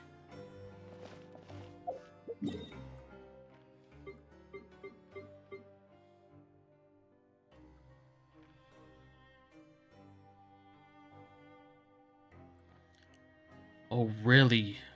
Where it all started. Holy Jesus. Whew.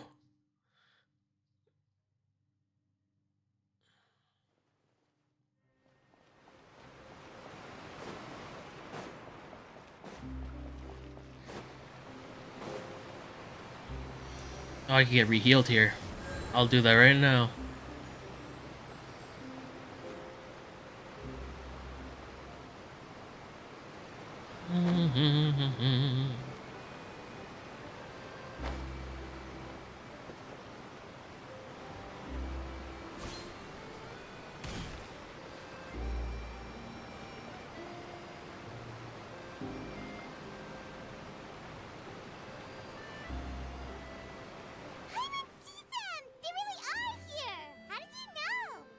Navia mentioned that she stayed in touch with Linny and the others after working together.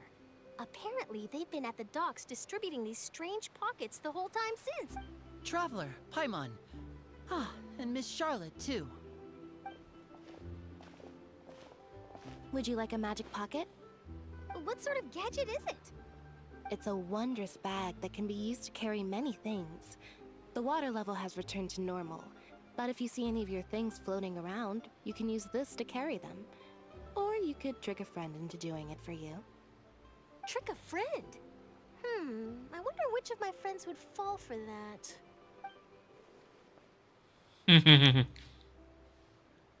You could just make a friend like Fremine here. Isn't that right, Fremine?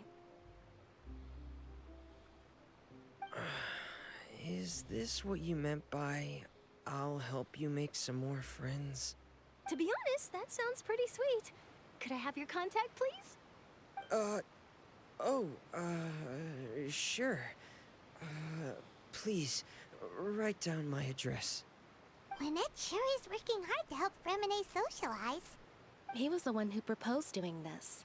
He even wants to assist in our magic shows. Yes, I was planning to first introduce Pear as an assistant, and later Fremine himself. In the future, I think we can leave underwater escape magic to him too. That said, would anyone want to see a diver escape underwater? Oh, it'll work out. Every journey begins with the first step. He'll become a part of our show eventually. Lynette, could you come over? Miss Charlotte says she wants to take a picture of us. Got it.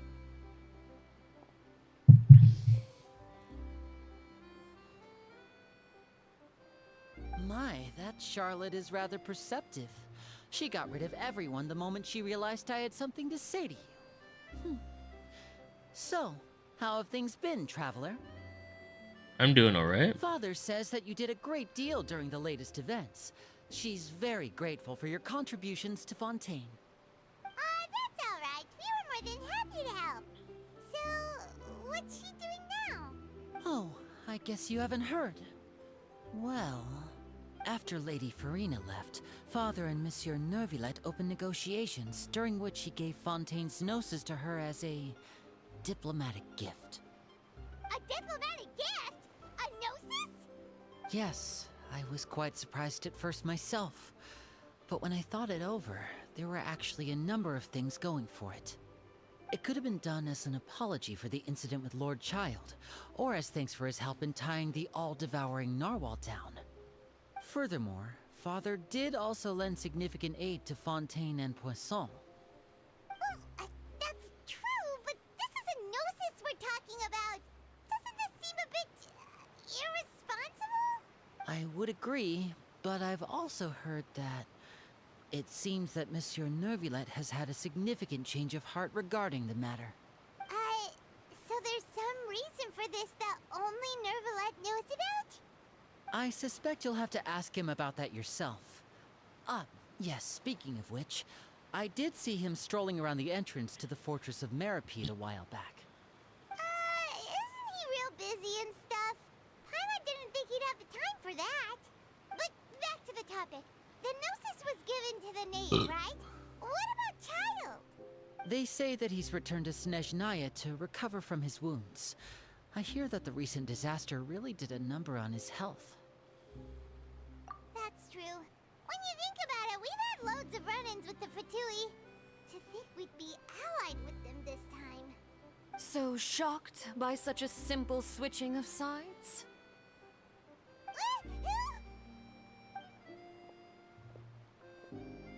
Father! Well, well, what do you know? Come to the docks to see how my children are doing and meet the Traveler by chance. Please do not pay my accomplishments in Fontaine too much mind. I would have done them regardless. Are you going to take the Gnosis back to Snezhnaya? That is our duty as Harbingers, yes. Don't be too preoccupied with sides. The goal of the Fatui concerns not a single place or person, but the entire world. With such a grand goal in mind, it is inevitable that we must wear many masks. Switching my masks is something I've always done. Well, that depends on many things. No one truly knows what the future holds. What good is honesty if you can't rely on it forever? As for you, I very much look forward to our next collaboration. Good things cannot be achieved alone, and you've proved yourselves to be great partners. A vision? All right. I'll remember to return it. Thank you for keeping it safe for him this entire time. And that's a wrap for me. Huh? You're... Greetings, Miss Journalist. Hello. If I'm not mistaken, there are diplomatic channels I'll need to report to take a photo of you. That is correct. So forgive me, but I will not be able to serve as a subject in your article.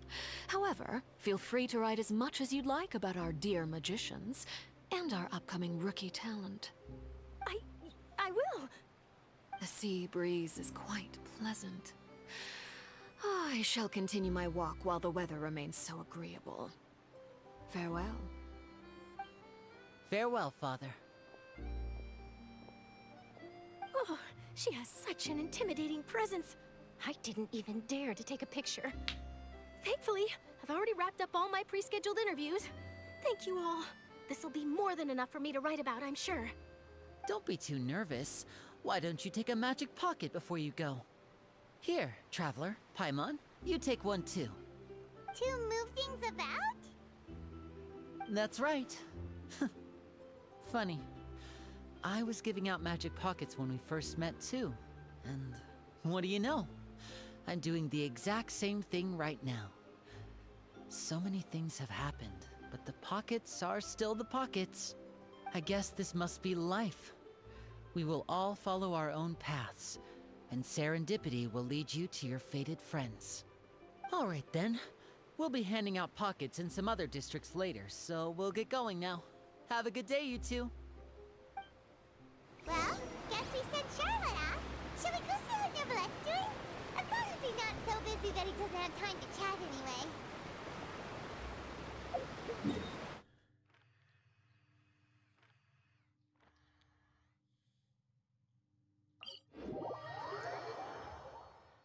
Man.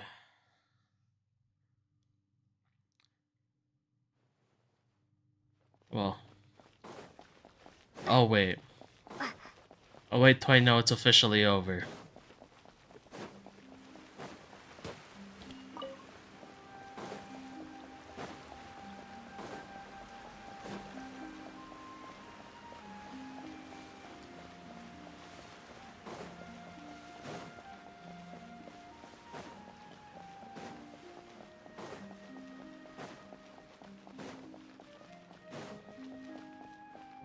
The entrance to the fortress!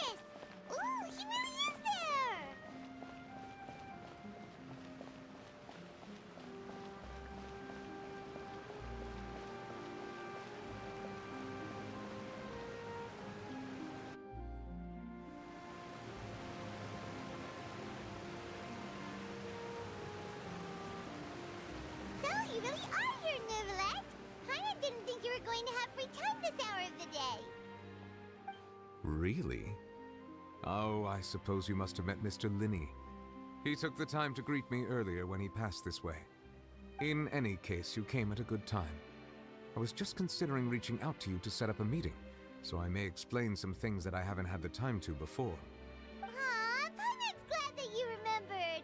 Thank you for keeping us on your mind, what with you being busy and all. Alright, let's have it then. How was Fontaine actually saved? The whole business is still quite the mystery to us. It is strange how words can often leave a bitter taste in the mouth when it finally comes time to say them out loud.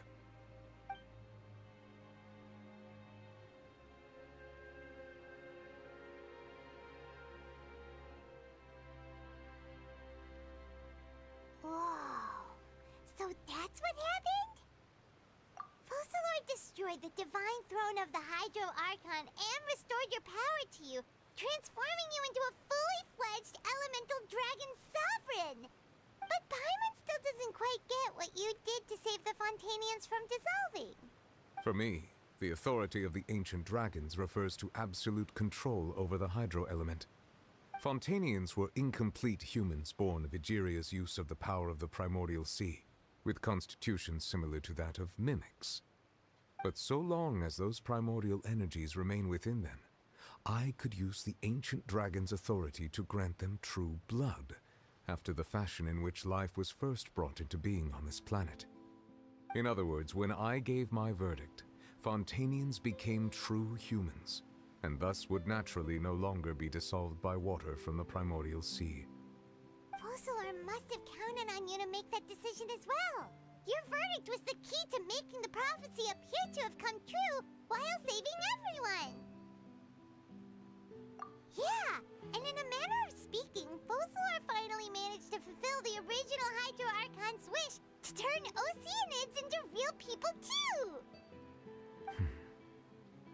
It seems from your expressions that you still have more things you wish to ask. Ask away. I will tell you the truth as I know it.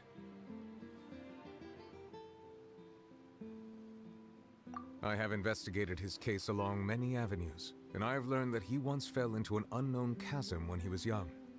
There, by chance, he awakened the all-devouring narwhal. But whether it be by sentiment or reason, that should not have been enough to consider him the root cause of the disaster.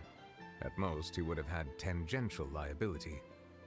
As for the judgment passed by the Oratrice during the trial, whether it was due to that liability by association or Focalor deliberately using him to buy time for us on the assumption that he would be able to hold the creature off, I cannot say. Guess Focalor had Fontanians in mind the whole time. In the end, it was thanks to her that they finally became real humans. Hang on a second. Paimon suddenly got another question. Back when Fontanians hadn't yet become real humans, were the children they had also transformed Oceanids?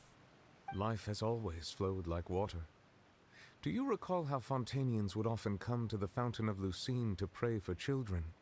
Yeah, Lynette said the fountain is where all the waters in Fontaine converge. In truth, even those couples did not know that such prayers were no mere custom, but instead a form of ritual. Those Oceanids who were blessed within the spring water would later descend as new humans in the coming months. Paimon sorta gets it now. Either way, seems like this ritual won't be of any further use, but it'll probably live on as a local custom. Ask away. I will tell you the truth as I know it. Yeah, about that. Risley said Farina has already left. What's that all about? Ah, Lady Farina. The people are only aware that her death sentence has not been carried out. She abdicated the post of Hydro Archon and left affairs related to that title to me, before leaving the Opera House. I related Focalor's words to her faithfully and completely. After hearing them, she seemed neither saddened nor comforted. She simply said that she was tired and needed to rest. Having said that, she then packed her things and moved out of the Opera House, not unlike how an ordinary person might. But she's still got a place to stay, right? You need not worry. I will make arrangements to ensure that she will not want for food, clothing, board, or travel. In truth, I am somewhat happy for her. The wear and tear on her spirit will, of course, take time to heal. But now that she no longer has to play the role of Focalor the Hydro Archon, she can finally lay down her burdens and lead a normal life. What about you then? What are your plans now that you've regained your full powers as the Hydro Dragon? After Focalor passed on, the Oratrice also ceased to function. This matter will directly affect our trials. After much careful consideration, I've decided to take over its role in our courts. From now on, I shall hear cases and pass verdicts by myself. Looks like you're still considering stuff from the perspective of the Udex, huh? As an elemental dragon, there are indeed many things that I must do. But this power and this duty, in a manner of speaking, you could say that both were granted to me. As such, before I attend to my other responsibilities, I must first and foremost continue to serve Fontaine as its highest judge. The duty of the Hydro Sovereign and the duty of the Udex shall coexist within my person. Additionally, the Hydro Archon's departure has brought about another problem, which is that the Opera House shall no longer produce indemnitium. That's true. That power was derived from the people's faith in the Hydro Archon, wasn't it? Wait, but the various mechs and machines in the city are all still okay. Where are they getting their energy from? As I am now, I have full command over New Musia, and it can serve as a complete substitute. Another reason why I cannot quite leave Fontaine immediately. Wow. This ancient dragon's authority stuff is really quite useful, huh? Ask away.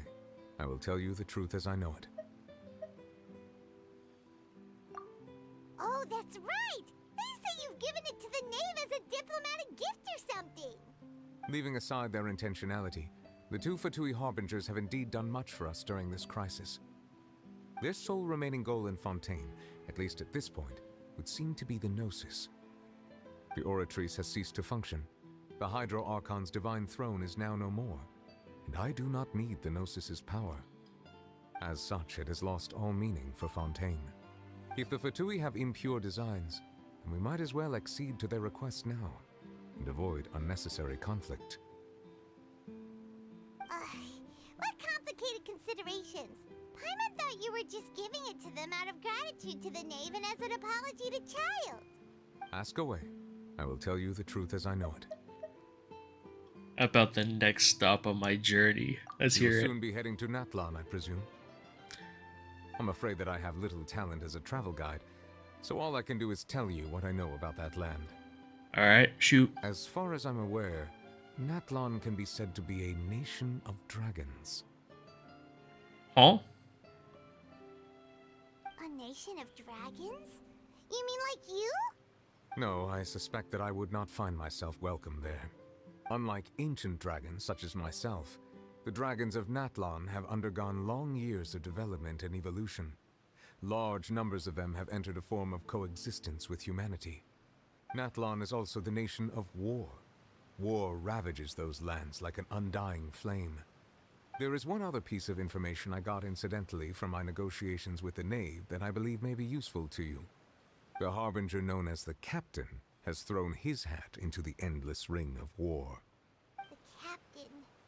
Sounds like a real tough customer. Seriously, everywhere you look, there's a Fatui Harbinger doing their thing. I suggest that you fully prepare yourself before going to Natlan. In the meantime, Fontaine's doors will always be open to you. Ask away. I will tell you the truth as I know it.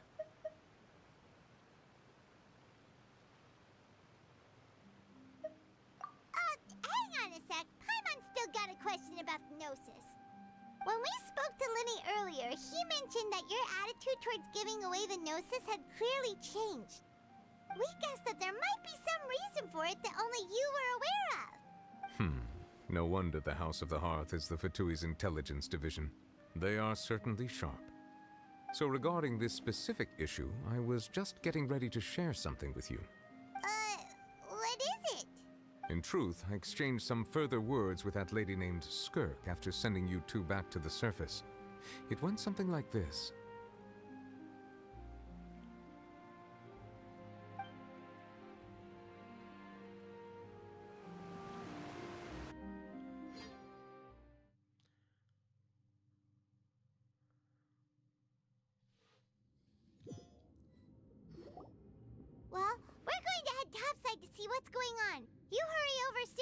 All right, Nervalet? What next? The all-devouring narwhal isn't here, so I'm no longer getting any interference. I can finally catch the scent of your power, what it's made of. It is the authority of the planet's primordial dragons, but with something very similar to a god's curse mixed in. It's quite a novel blend. I'm sure I've encountered something like this before. What was it again? I do not know what you speak of. Ah, of course. How could I forget? You should have the remains of the third descender on your person, yes? Remains? I've never heard of any such thing. Huh. According to your parlance, I believe it may be called a gnosis. Well, that much is true. After Focalor's divinity faded, she handed her gnosis to me. But I fear I have never heard of it described in the manner that you just did. I've been training with my master, the Foul, ever since I was young, and I have never returned to the surface since. So most of the information I possess, I got from him. It is only natural for those who are greater than humanity to possess a different sort of common sense, which is why there are so many problems in our attempts to communicate with humans.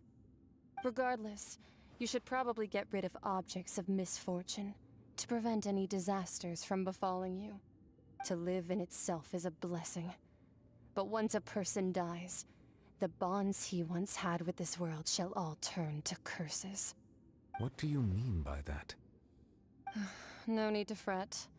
These are just my personal thoughts, and my reason for no longer wishing to return to the surface. This third descender you refer to, who are they? And when did they die? Master never mentioned them to me. Perhaps it just wasn't that important for me to know. If you're interested, though, I could ask him. I'll be sure to pass the answer on to you next time. Next time? You believe we will meet again? I do. Wait. I have a disciple of my own, don't I? He can be the messenger then.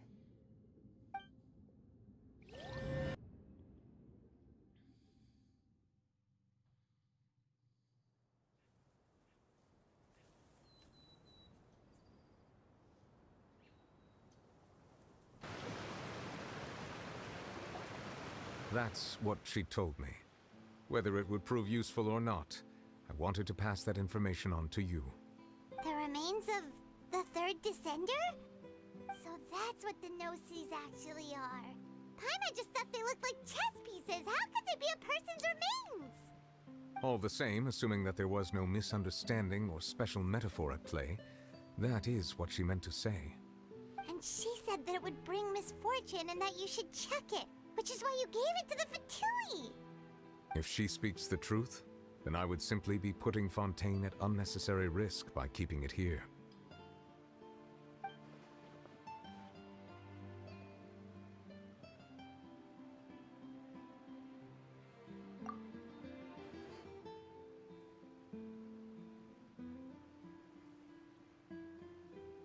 I had guessed that you might already be familiar with this concept, but I did not expect you to be one of them. That means that the Gnosis, which are exceedingly element-compatible and can even enhance elemental abilities, do indeed come from the third descender. I wonder, does your body also possess similar properties? Wait. Like being able to use elemental powers without a vision. That does sort of count as special compatibility, right? No, let's not think about this stuff right now. It just feels creepy. Whoa. Comparing the Traveler to the dead third descender and all. Don't worry, I won't die so easily. That's what you say, but this topic still feels like bad luck. Once Child recovers, let's get some more answers out of him. Or go look for his master and get the answers that way. I too believe it unwise to make too many blind guesses when information is lacking. The same is true of being at court. All right. Whatever the case, it seems like the crisis here in Fontaine's over for now. Yes. All of Focalor's efforts were for this moment as well. But she sacrificed herself in the end as a god, and she suffered through all those years as a human. Was that really what she wanted? I suppose that would be the mystery of a god's will. Can you understand the will of the gods? I suspect not. But once in a while, I too would guess that if wishes were like the clouds in the sky, they will one day return to the earth as raindrops. Life flows like water, and rain is the final answer. The water levels may sometimes tilt one way or another, but the rain falls fairly upon all. And what ultimately is the difference between the rains that fall upon all of us?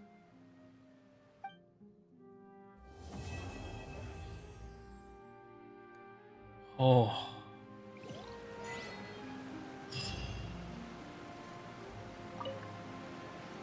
It seems from your expressions that you still have more things you wish to ask. Wait, what? Ask away. I will tell you the truth as I know it. I suggest that you fully prepare yourself before going to Natlan. Oh shit.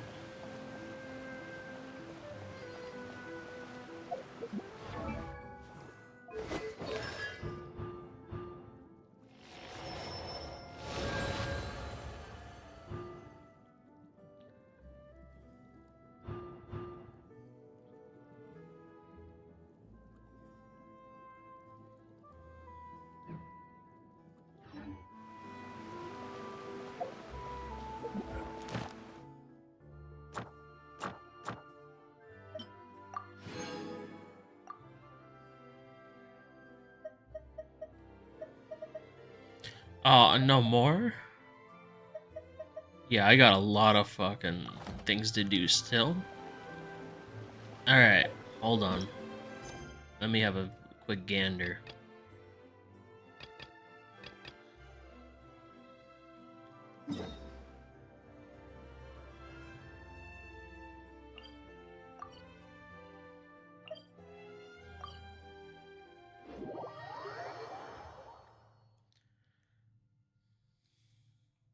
Yeah, I'm doing an event right away. No ifs, ands, or buts.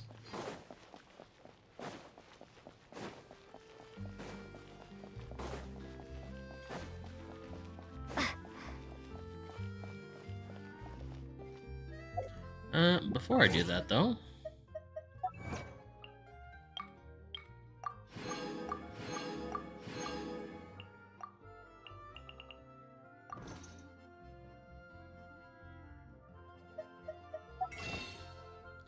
do I have enough to get another one? Ooh, I do.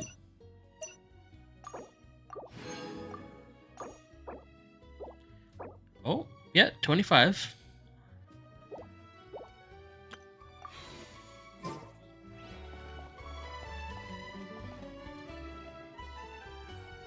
So what did you want to tell us, Chevres? Have you read The Two Musketeers? The story is about a pair of children born into the household of a baron, and their struggle to survive together and take revenge for their mother. They were raised at the baron's estate, where their mother worked as a maid. The two were illegitimate children that the baron had with the maid, so they were never treated well by anyone. One day, upon returning home, they found their mother had been murdered and left dead on the floor. It was quite evident that the culprits were the other members of the baron's household, who never had any kind words to say to them. However, the baron was able to exert his influence and keep the whole thing under wraps. The mother's death was eventually deemed as a suicide, and there was no chance of bringing her murderers to justice. The two siblings decided to flee and someday avenge their mother. Many years later, members of the baron's family suddenly started turning up dead one after the other, all killed by gunshot. A rainbow rose was found on each of the victims' bodies, being the flower that the kid's mother liked best. The Baron believed that the mother's soul had come to take vengeance on him, so he lived in fear each day. But it was actually those two siblings who had fled all those years ago. They relied on each other to survive and trained day and night, eventually becoming adept musketeers. They used all of their abilities to collect evidence and clues before executing their plan and exacting revenge on the Baron. Their actions let the truth behind their mother's death be known to all. That's quite an exhilarating story. Yep, the Baron got what he deserved for his evil deeds, and justice was able to prevail. It was just the kind of story I enjoy. Oh, so is that why you were so willing to join our crew, Chevraz? You could say it was one of the reasons. Oh, you mean there were other reasons too? I've read the reports about you. Whether it was at the trials or when you lent your hand to resolve our nation's crisis, you've shown that you've got a strong sense of justice, as well as a great mind for deductions. Yes, you're as sharp as I expected. It seems you've experienced many similar situations before. There's been a recent murder case involving muskets. The perpetrator's methods appear to be very similar to what is described in the novel. Huh? Really? But Paimon didn't see anything about that in today's papers. The Marechaussee Phantom hasn't yet released any information to the public because the investigation is currently at a standstill. The murderer is extremely cautious. A murder involving firearms? But not that many people use those in Fontaine, right? Impossible. We perform a routine inspection of our firearms and ammo reserves every day. If one of the weapons had been fired, it would stick out like a sore thumb. Besides, I trust the members of my platoon. However... Well, that's all I can disclose about the case today. Huh? What do you mean? I hope you all can go back and get some shut-eye. You can decide tomorrow whether or not you'd like to join the investigation with me. I'm aware this might not be the ideal time to add more to your plate, but the more capable people we have, the better the chances that justice will prevail. Can someone from the Special Patrol help you investigate? Carrying out investigations isn't actually supposed to be our responsibility. Our job is to apprehend the perpetrators. Finding them is really up to the Marechaussee Phantom. You could say I'm taking part in the investigation out of personal interest. I don't want people to see muskets in a negative way, and also, I'm concerned about the similarity between the crimes and the story. You mean they might be connected somehow? I suspect so. Just to make myself clear, this is not an order, nor is it a deal of any kind. It's a request, nothing more. If you two have any interest in the case after we finish filming tomorrow and are willing to assist me, then I would be most grateful. What do you think, Traveler? Yeah, you're right. Paimon's getting a little tired too. We've really been hustling all day. You'd better head back and get some rest. It's good to keep a calm mind, especially when you're about to make an important decision. Otherwise, when the moment comes, you might end up like that shopkeeper and not even realize that the right choice is right there in front of you. Wait, it was just completed like that?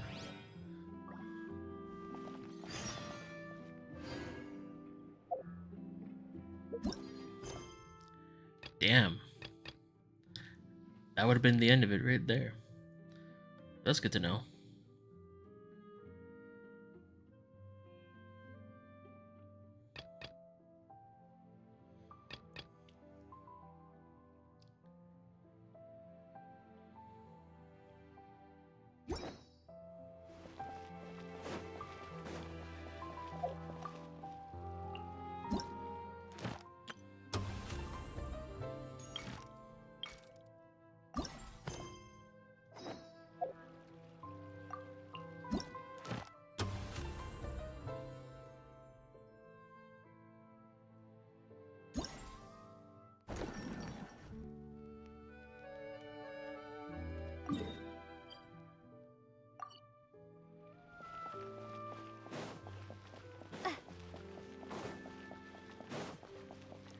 Well, might as well do all those mini games while I can and everything.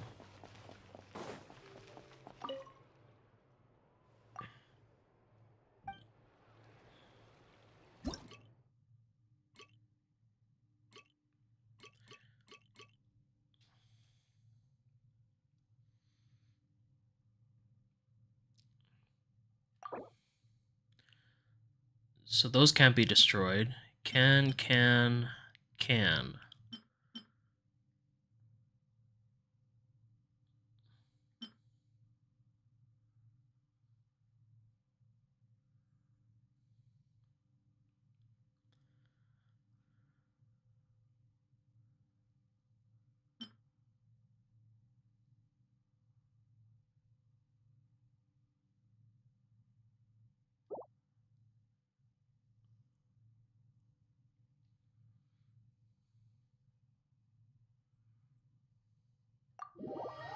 Oh, let's give it a go.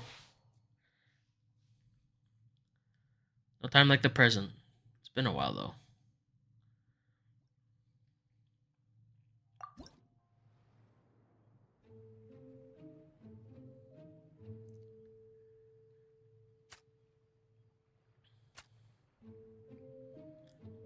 Let's wait for him to move closer.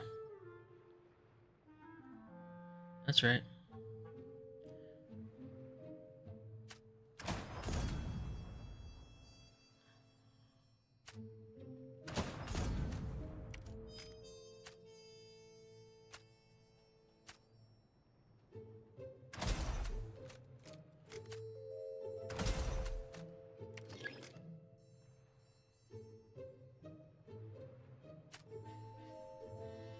Wait for it. Fire.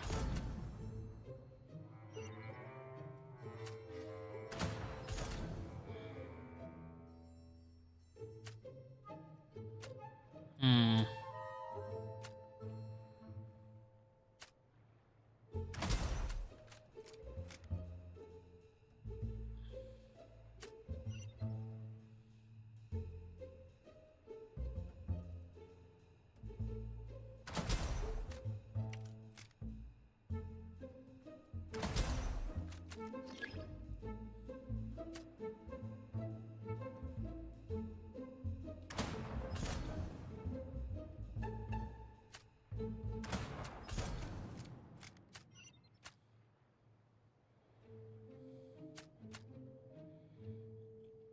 Just gotta time it.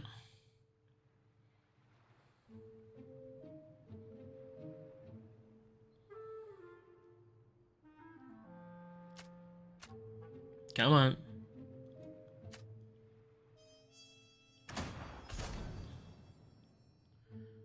That's right. Oh shit, over here.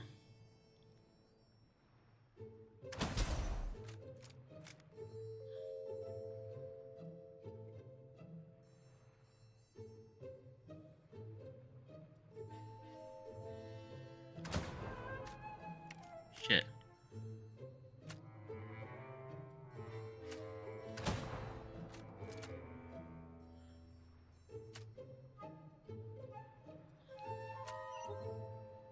Wait, that's it?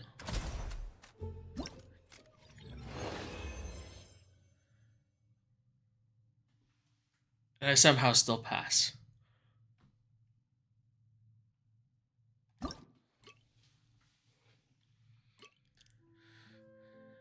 Okay. What am I dealing with now? Can't be destroyed. These can be destroyed.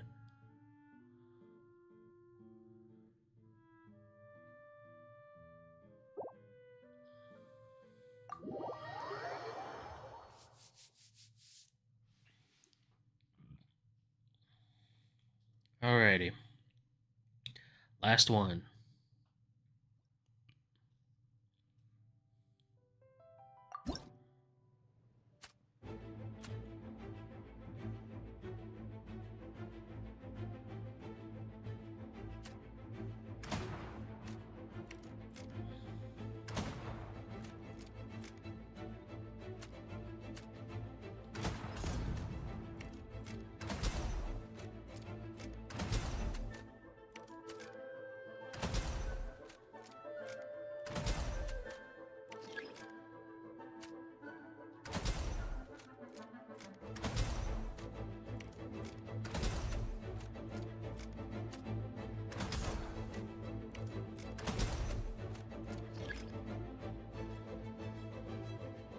Alright, just take the shots. This is protecting the target, that's it. So take him out quickly. Wait for it.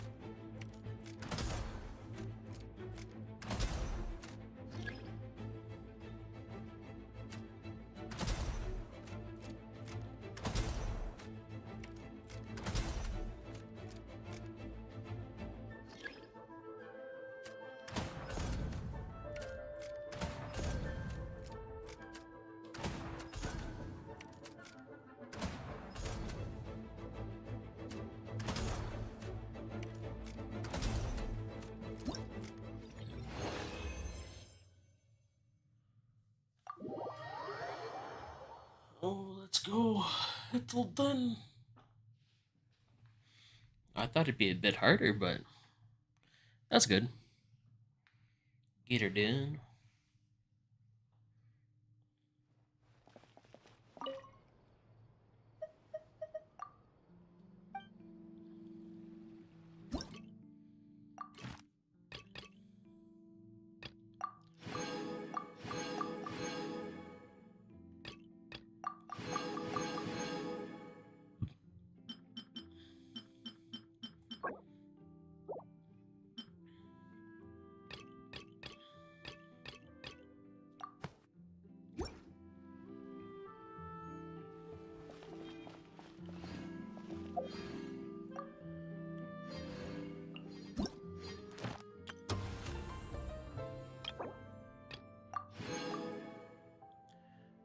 Ooh. If I keep doing this, I'll get a lot of frickin'...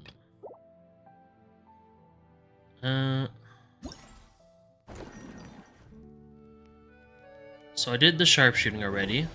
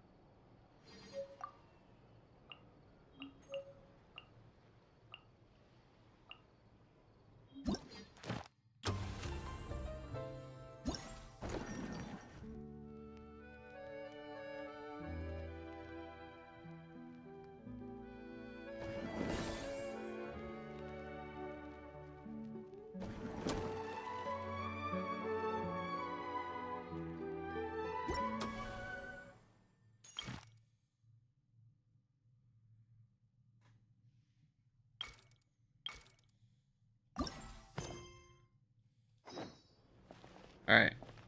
Seems like I got a lot of shit to do now. 8. It's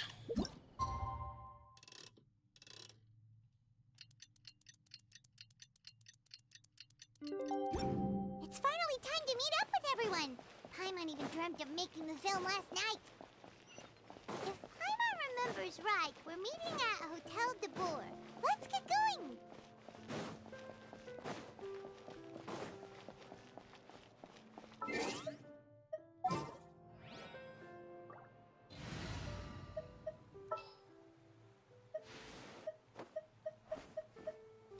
What's your battle plan?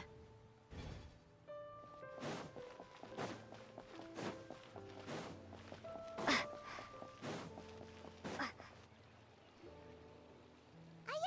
Ymira, you're already here! Good morning. Xavier said yesterday afternoon went well. Yeah, and how about you, you yesterday? After we split up, Ayato went to see Udex Nervillet at the Palais Mermonia. I was originally thinking of going with him, but he said he could manage it himself. He told me to go see the sights around Fontaine and to enjoy the local culture. So I rode the aqua bus with Yoimiya and visited the opera house on Aranias Island. Yeah, you wouldn't believe what we saw there! 2 mechanical puppets that were dancing together! You've already seen them, right?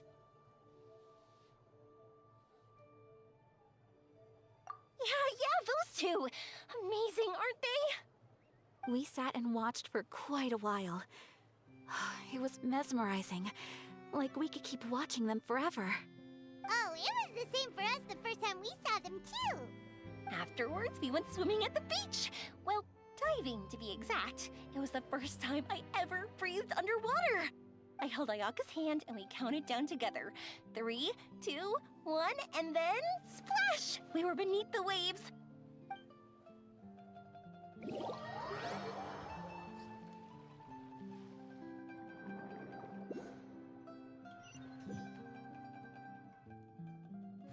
At first, I didn't dare to open my mouth. But once I couldn't hold my breath any longer, I decided to take a big breath in. Turns out the water wasn't as salty as I imagined. It didn't really taste like anything at all. Before I knew it, I was breathing like normal down there. It was an amazing feeling. Ayaka said I was too nervous and needed to loosen my grip. She got used to everything way faster than I did. I knew that the Traveler could do it, so I had no doubt we could do it too. That helped me feel at ease as soon as we dove in. The underwater world in Fontaine truly is beautiful. I love seeing the Romaritime flowers blossoming underwater, like little candles lighting up the streets at night. Yeah, and there were so many creatures that we've never seen in Inazuma. Like those fish that shimmer like a sword blade. Whoosh! Oh, and those big fish that call when they see people. Ooh. Oh, you mean Hunter's Rays and Blubber Beasts. I just love the name Blubber Beast. Just wait till Pops and the others hear about this. They probably won't believe a word I say.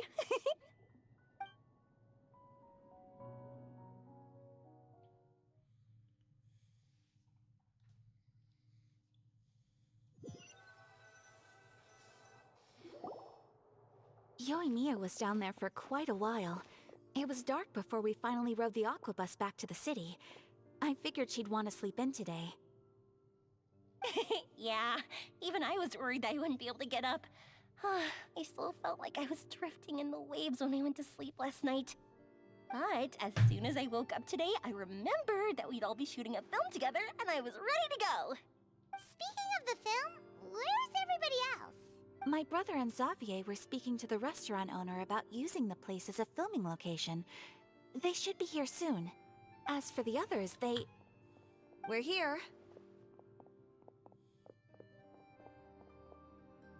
Please excuse my tardiness. I just finished the Special Patrol's 6-mile morning jog.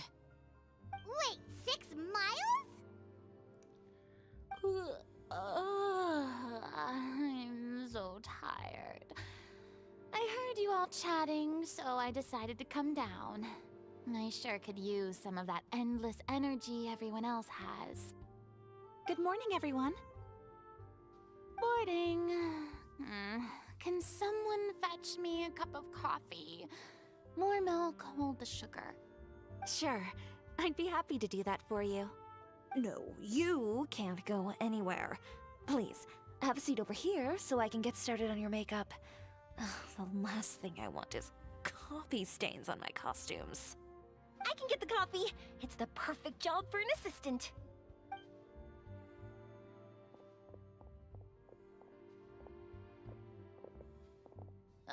So much energy.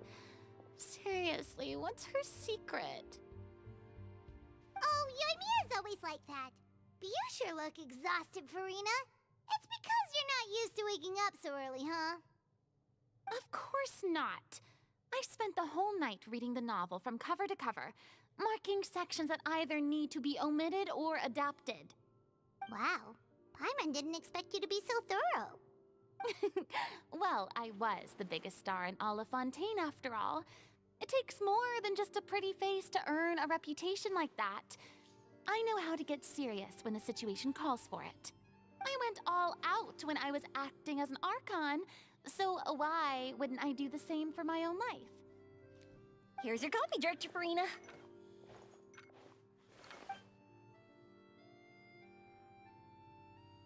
Oh, thank you. The sound of being called director and the aroma of coffee feels almost as refreshing as hearing the birds chirping in the morning. Ah, it seems everyone has managed to arrive on time.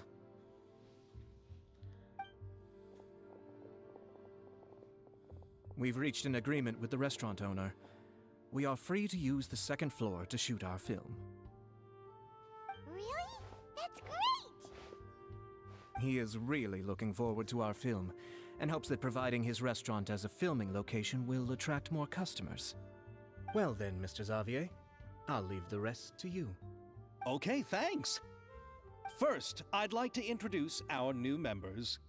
This is our prop manager, Veronique. She'll be in charge of all the film's props and items.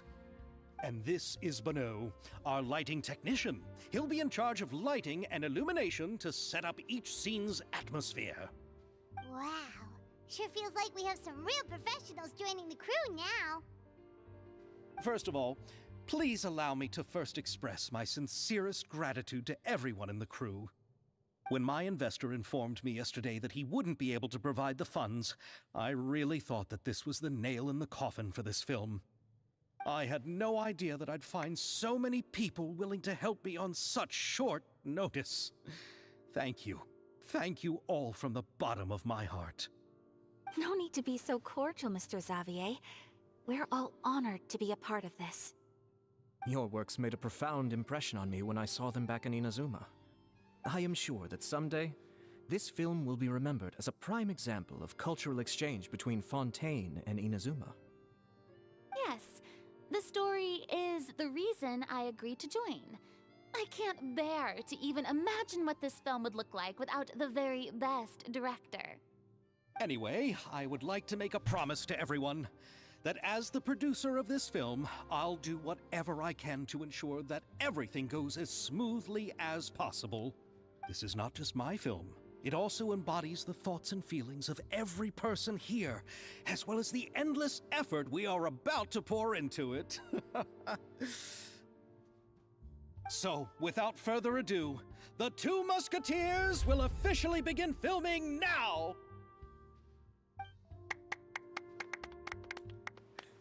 You may take it from here, Director Farina.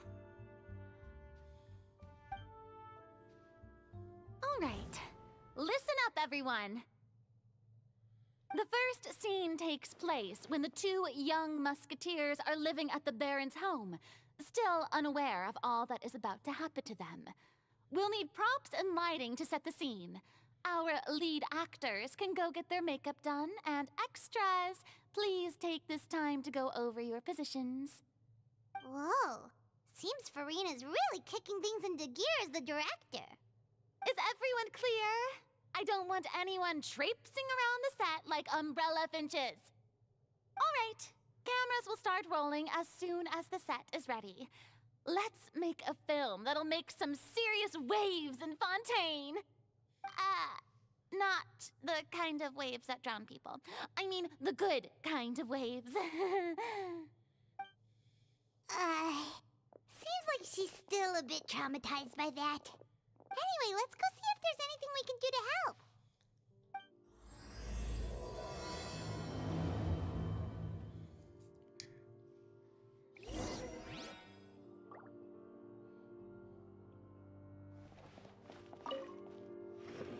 How about here?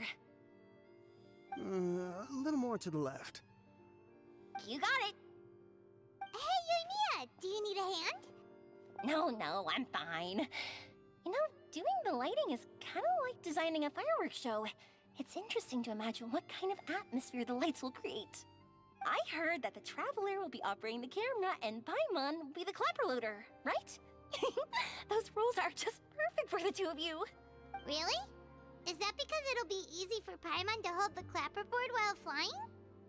Well, sure, there's that, but that's not exactly what I meant.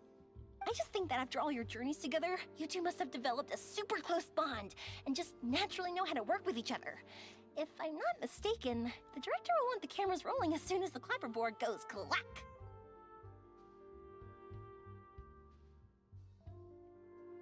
Oh, I see! It's amazing to see the magic behind filmmaking. Yoimiya, we need lights over there, too. Oh, on it! I've got to get back to work. Chat with you later. Oh, it's exciting to see so many people working together to bring the film to life. Seems like Yoimiya's really getting into it. But she was right. We do have a super close bond, don't we? Yeah, so. Paimon's really happy to hear that.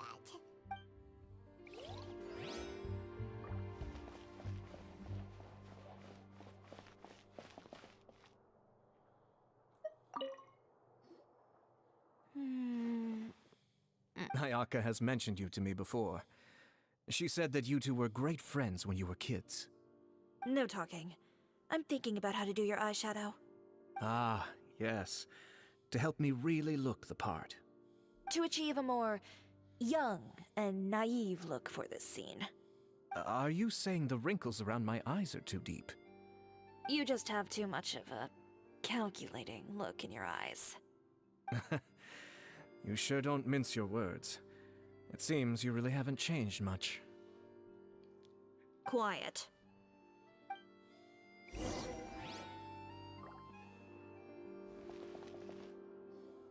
So, this is a real musket? They're baby muskets. No, it's just a prop weapon. Not bad. Have you seen a real musket before? Only in books and newspapers. I made this one based on the relative shape and proportions I saw in reference images. When we're filming, some special gunpowder will be applied around the muzzle, which will help create the flash and smoke effects of a real gun being fired. Which means it'll be up to the actors to portray the recoil. That's right. The sound effects for gunshots will also be added in post-production. Thank you, Veronique. I think I know where to start now. The heck? However, the musket's gears and firing pin could still use some work. Adding some wear on the metallic components will make them appear more realistic. Also, be sure to rub the muskets with some oil each time before we start shooting.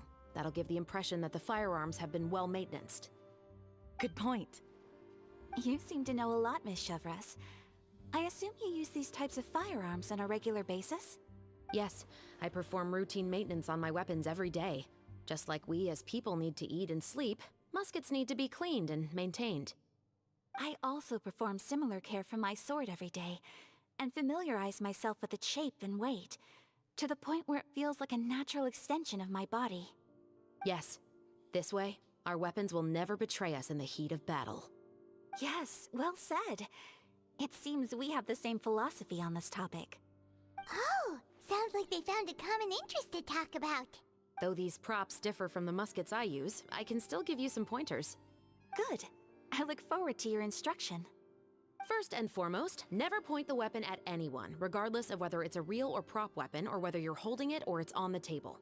This holds for any time when you're not actively engaging an enemy. Okay, understood. When aiming the musket, extend your arm so that it's level with your shoulder and use your eye to look down the weapon's sights. Like this? Not bad. Now, try saying your lines. This is the end of the road for you. Good. Now turn your body a little. That way, you'll give your enemy less of a target to work with. And relax your shoulders. Here, allow me to demonstrate. This is the end of the road for you. Huh. Excuse me, Miss Chiori. Director Farina, there's something I wish to discuss with you. Oh? What is it? Like this? Yes, much better. What do you think? I do see your point. But are you sure you wish to do this? I believe it would be most fitting. Well, if you insist. All right, I understand. Miss Ayaka, Miss Chevris, could the two of you please come over here? Huh? What's going on? Are we gonna start filming now? Let's go see. What is it? I have a question for you, Miss Chevris. Would you be willing to play the role of a musketeer? What? To clarify, I would like to turn over my role to Miss Chevris. But brother... Don't worry, Ayaka. I actually view this as a good thing. I was becoming troubled trying to set aside some time to speak to the staff at the Palais Mermonia. I would like to have some conversations about the cultural exchange between our two countries, and I've heard that the bureaucratic process here can get rather complicated. Now, I will be able to focus on my work. Besides, you also know that I'm not really one for public performances. Are you really sure? From a director's point of view, I also felt like the relationship between the two musketeers in the original story could be improved. The older brother in the story plays the lead role with his overbearing character, but this causes his character to overshadow that of his sister, and the theme of the two supporting and relying on each other isn't conveyed very well. But if we were to change the siblings to two sisters of a similar age, then that aspect of the story might come through more clearly. Also, I've seen you instructing Ayaka. That cold and dignified personality is exactly what we need for the older musketeer. Of course, even with all these insights, the decision should still be made by Miss Chevris. Chevros mentioned that she really likes the story, right? Paimon bets that she'll take the role.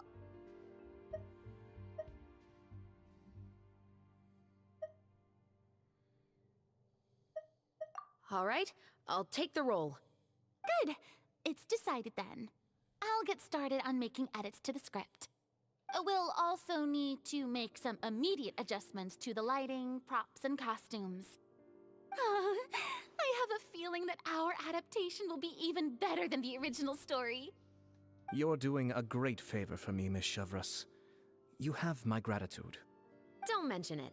I like this character, so if anything, I should be the one thanking you. Well, since my brother is the one who brought up the idea, I suppose there's no need to worry. Let's go, Miss Chevris. I look forward to working with you. Please, just call me Chevris.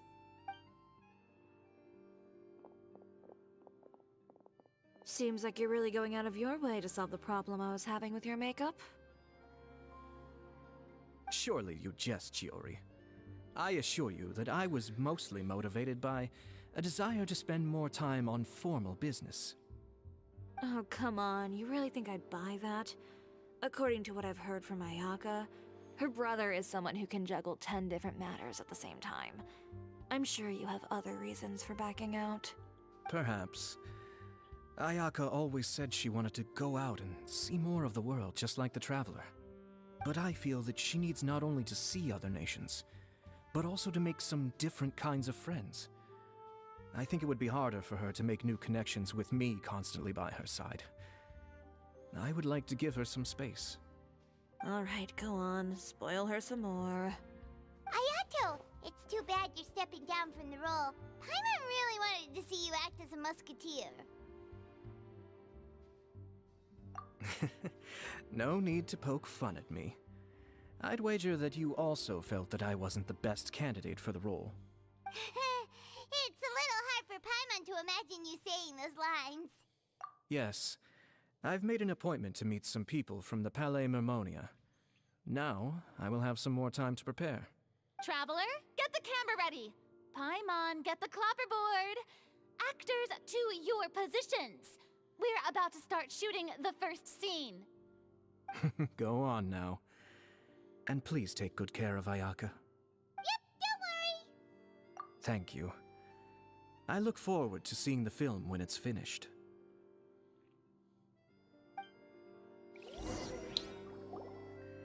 Alrighty. Now that we're all here, let me help set the scene for everyone.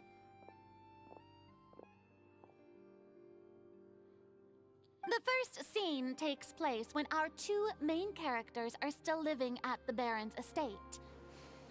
They've been ostracized and verbally abused by others in the household, but they still have no idea why. We want to capture how naive and innocent they are, despite their pain. Chevres will be playing the role of the older sister, Tulip, and Ayaka will be the younger sister, Iris. Be sure to get close-ups of the main characters at the right moment. Silence on the set! Lights! Camera! Action! Let's go! Tulip, Mother's been out for quite a while now. Perhaps she went to pick some flowers on the way home. You know how she loves flowers. Iris, Tulip! I'm home! Mother! You were out for so long, we were beginning to worry about you. I'm sorry, but I'm back now, safe and sound. Here, I brought your favorite treat, apple turnovers. Mother, what are those bruises on your hand? Huh? What bruises? Oh, I must have bumped into something while I was working yesterday. But I didn't notice them this morning. Then perhaps they're from when I accidentally tripped when I was out just now. By the way, did you have fun playing at home? What's the matter, Iris? Well, we've realized that no one really wants to play with us. They even took Iris's doll and spat at us. And they even called us names. They said we were... Shh. It's all right. Don't worry. Girls, listen to me. It doesn't matter what anyone says. Don't listen to them. No one can define you with such words. You both have wonderful lives ahead of you. Just like your names. You will both blossom like beautiful flowers. Maybe your time to blossom hasn't quite come yet, but one day, you two will bloom more beautifully than anything else. Don't let the soil you're in now ruin your future beauty. Understand? My dear daughters. And cut! Not bad. The actors' emotions were all on point.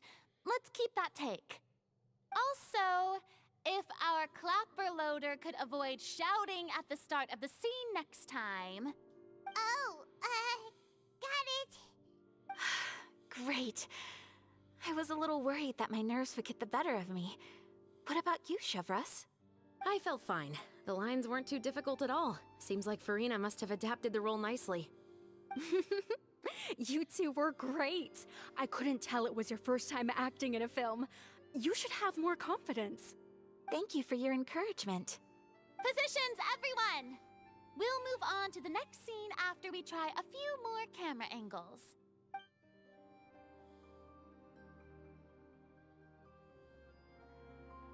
This scene is when our two characters return home, only to discover their mother has been murdered. Ready? Lights! Camera! Action!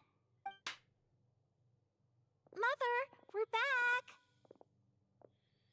Mother?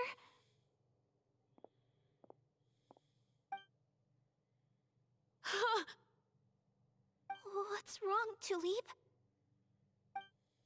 Iris, stay away! Huh? Why? What's... Mother! Mother...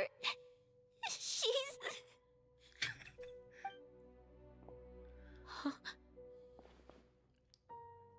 There's poison in this cup. Huh?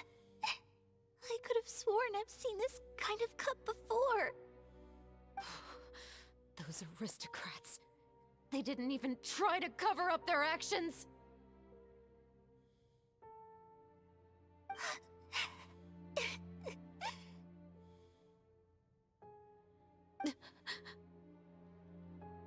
Iris, we need to leave this place.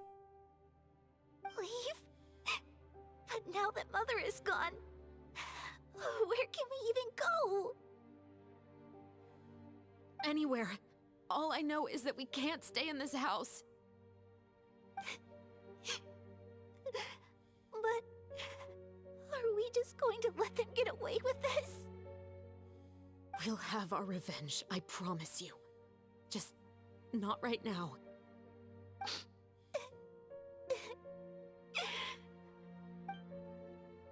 Come on, let's go.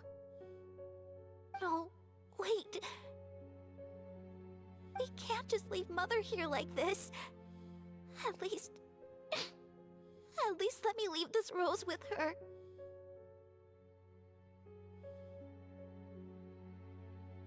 That's why we went out in the first place. To buy her this flower. All right. Goodbye, Mother. We'll avenge you. Someday.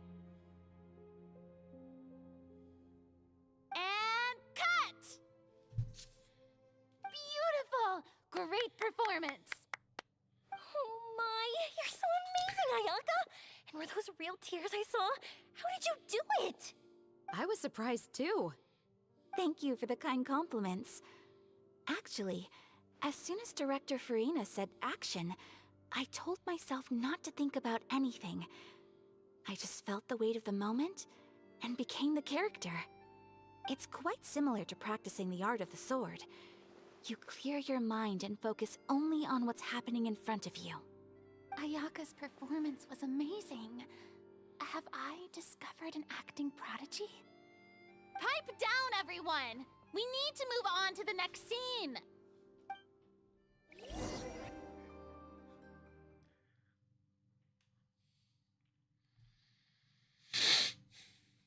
I hope this has not many.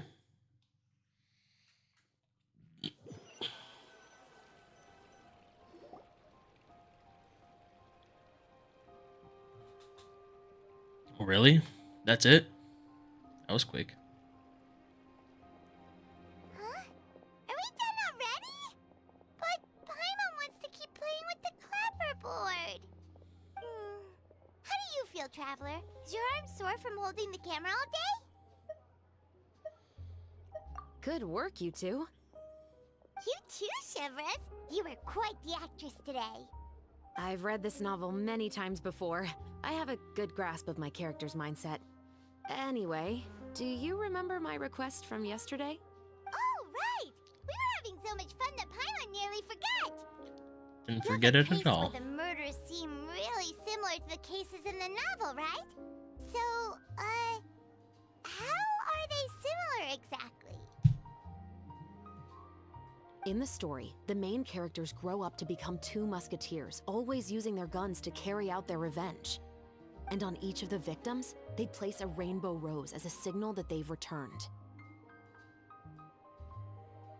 Yes, that's correct. We found rainbow roses just like in the novel. Seems like you're connecting the dots now.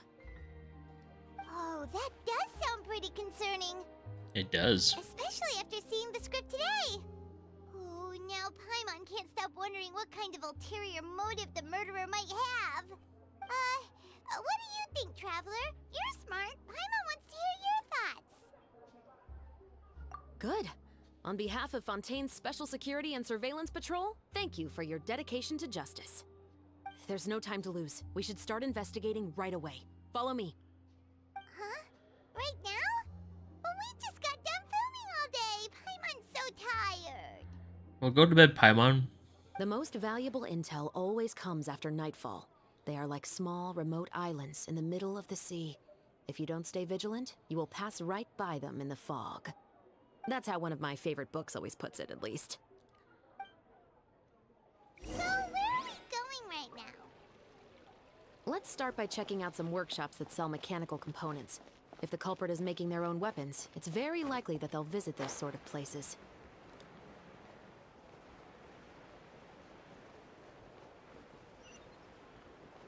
Oh, so I have to go all the way up there? Sure.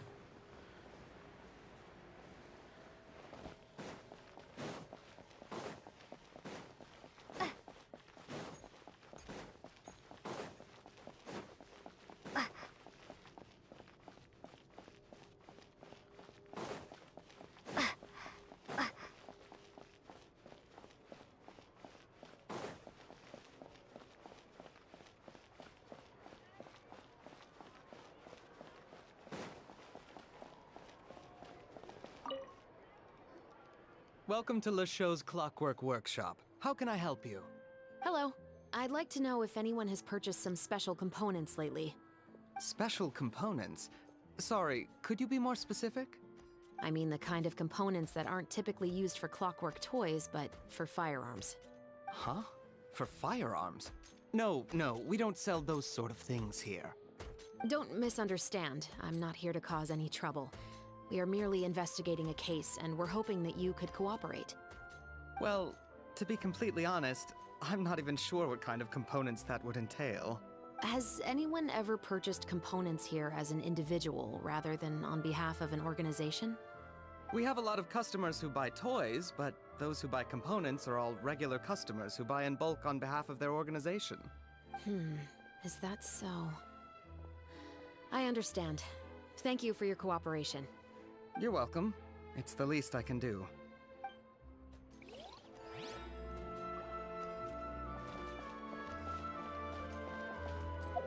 Wait, what? No, I don't need that.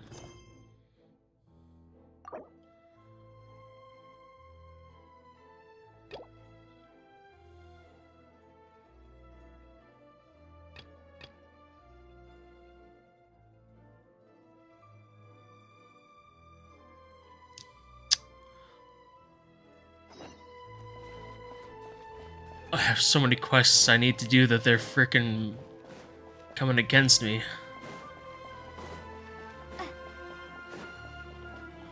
This is not good.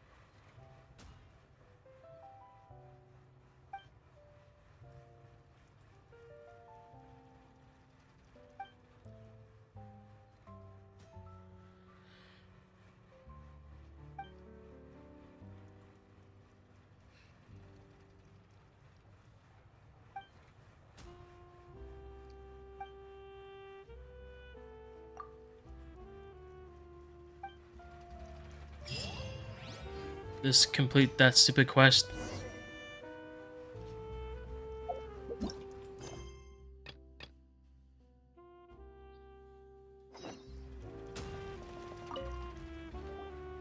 Oh, hey, Chevris. Run out of oil for your musket again? Hello, Estelle. I want to know if anyone has come to your shop recently to order some firearm components. Oh, is this another case? Let me think. I don't think so.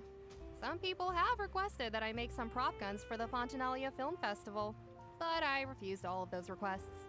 Oh? Why's that? Because there's no profit! I only make things here that can do some real heavy lifting. I don't have the energy to make some new molds just for the festival. Then has anybody come specifically looking for mechanical components? Well, I usually sell off my scrap to the Fleuve Cendre. I don't typically give them to one specific person. I understand. Thanks for your cooperation. Don't mention it. Always happy to have the Musketeers' patronage. Seems like we haven't found any leads to go off yet. Yeah, unfortunately. Alright, let's head to Fleuve Cendre next. Huh? Are you sure? People might not be so thrilled to see the captain of the Special Patrol there. You think so, huh? Then I guess you don't know. Huh? Know what? That I grew up in Fleuve Cendre.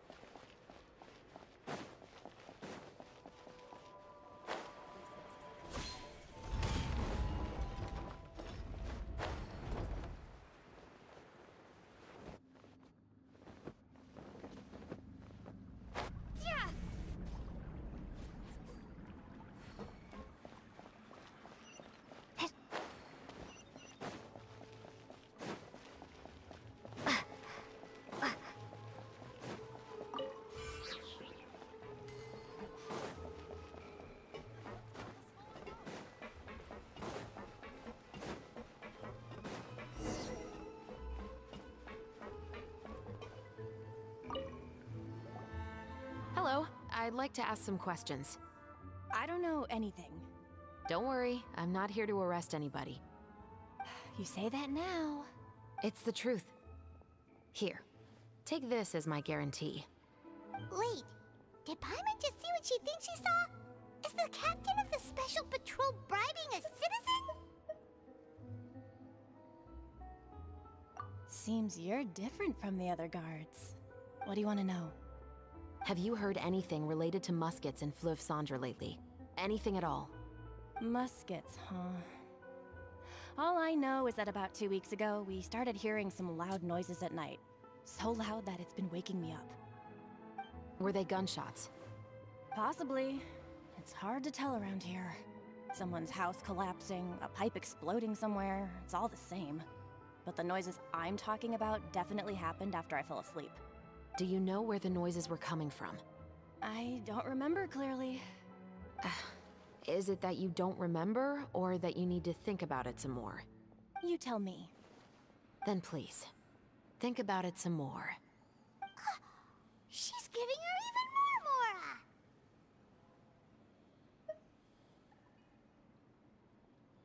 The noises came from the end of the Southern Waterway. I came out and had a look for myself when I wasn't sleeping well, but I didn't dare get too close. That's all I know. All right, I'll take your word for it. Thanks for the pâte de fruits.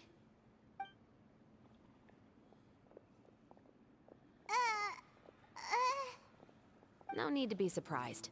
I grew up here, remember? I know how to get people around here to talk. Seems you catch on pretty quick. Now then, let's keep going. I want some Mora too. I have more than enough Mora. How much Mora do I have actually? Hold on. That is about... I got 6.6 mil of Mora. I'm rich.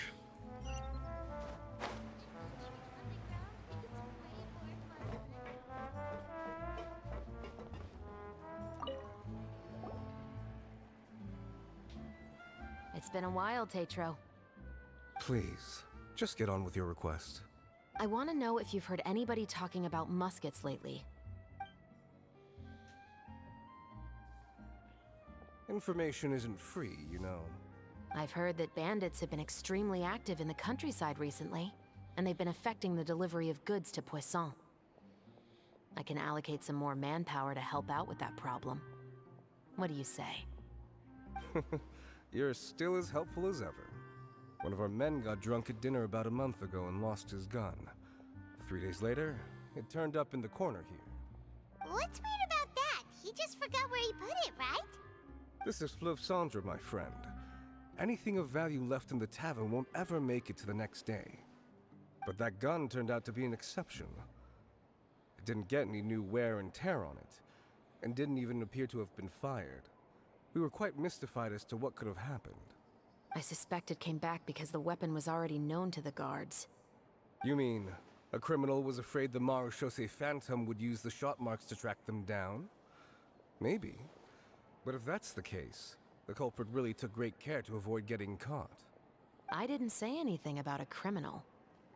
In Fleuve Sandra, knowing who was killed is as easy as knowing what clothes you're wearing today. It's the guy living in the East Side, isn't it? I've never liked him. Every time he's here, he just orders a drink and sits there with a nasty look in his eyes. So, who was the one who lost the gun in the first place? Don't bother. Even if you ask, he wouldn't admit to owning a gun to some strangers. Not to mention the captain of the Special Security and Surveillance Patrol. He's right. I know you grew up here, Chevres. Even though you're on good terms with the Spina, you've still been gone too long. Not many people know you here now, and a lot of people don't like the Special Patrol. I know. So take my advice and don't show your face too much around here. It's for your own safety. I'll come and go as I please, and I'm afraid I'll be appearing more often due to my work. All right. Don't say I didn't warn you.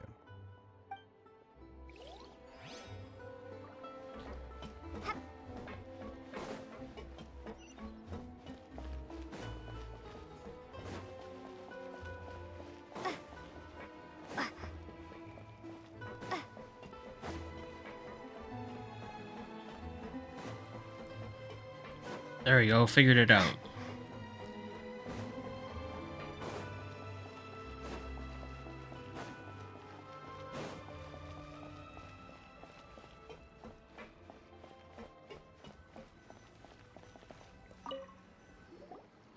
What's all this?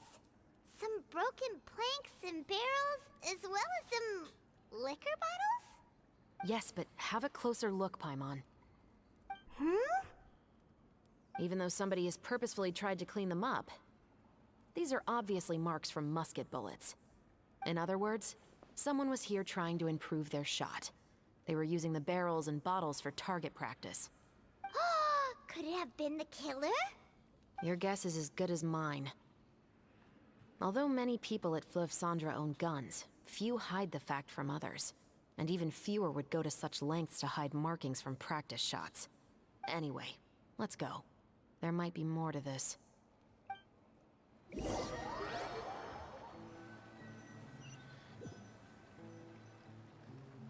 Seems like that's all we'll be able to uncover for today. Paimon feels like we managed to learn a lot more here than up on the surface. Yes. Assuming that everything we found is indeed connected to our suspect, then their timeline was probably something like this. A month ago, our suspect found a gun and took it home to disassemble it. Once he'd figured out its mechanics, he brought it back. In the following weeks, he used some parts to create his own makeshift musket, and took it to the Fleuve Sandra for target practice. Then, a few days ago, he found his target and carried out the murder. Once the deed was done, he left a rainbow rose on the body, just like the scene in the novel. That all makes sense to Paimon, but we're still no closer to figuring out the killer's identity! The deceased was a resident of Fleuve Sandra. It's said that he was a poor, solitary man. Yeah, that's also something I'm trying to figure out. If we are indeed following the novel, and there's a story behind the murder, then this murder should be an act of vengeance. But according to our investigation, the deceased didn't have any enemies. He was no saint, but no one's heard of a rival who hated him enough to shoot him dead. Much less care to leave a rose on his body. What message is the killer trying to convey? And to whom exactly? We've thoroughly investigated that possibility. He claims to have spent the whole day at the Opera House on the day of the murder, and the staff there have confirmed his account. Okay, so he has an alibi. Not only that, he lacks a credible motive as well. He has a family of his own, and both of his parents are still alive. I've looked into his records. He was adopted at the age of 6, and all the proper procedures were followed. There are also records of him at an orphanage before then. In the story, the mother of the two musketeers was murdered after the children turned 10. Of course, he could have changed the children's ages, but I don't want to assume anything without evidence. More importantly, I've also had a chat with him in person. He didn't seem like the kind of person who would pull the trigger to kill a man. Then, what should we do now? We have all this new information, but it doesn't help us move forward. Investigations take time. I didn't expect us to catch the culprit in just a single day. How about this? Let's spend the next few days filming with the crew. We can continue the investigation once we're done with the film. I'm sure that given time, new leads will present themselves. Wait, but weren't you saying Intel is like small, remote islands in the middle of the sea just a moment ago? Wouldn't you just miss them if you were to stop looking? Ah, but the book had more than one reference to the islands, Paimon. Oh? What else did it say then? As long as you spend enough time sailing through the fog, you'll eventually come across an island. Oh wow. I like these. It's short. And free Primo gems. Wait. What? Never thought that the captain of the Security and Surveillance Patrol could come from the Fleuve Cendra? You mean rising through the ranks? It was a struggle, for sure. But as long as you can distinguish yourself through your accomplishments and skills, you'll eventually be recognized for your worth. If you look at it another way, my life at Fleuve Cendra has actually taught me a lot of valuable skills. Skills like how to barter with criminals or how to think in their shoes. Of course, I'd appreciate it if you could keep this a secret between us.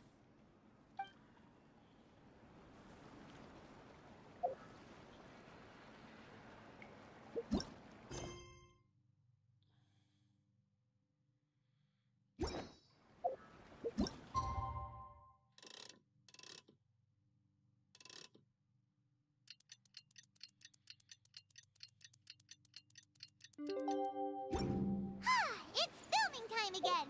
Our schedule is jam-packed for the next couple of days, too. We've got so many different locations and sets to cover. Anyway, let's head out and meet up with the others.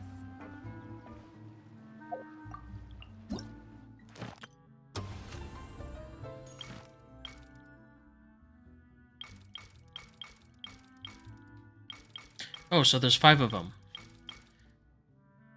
Okay, if I keep going, it'll be quick then.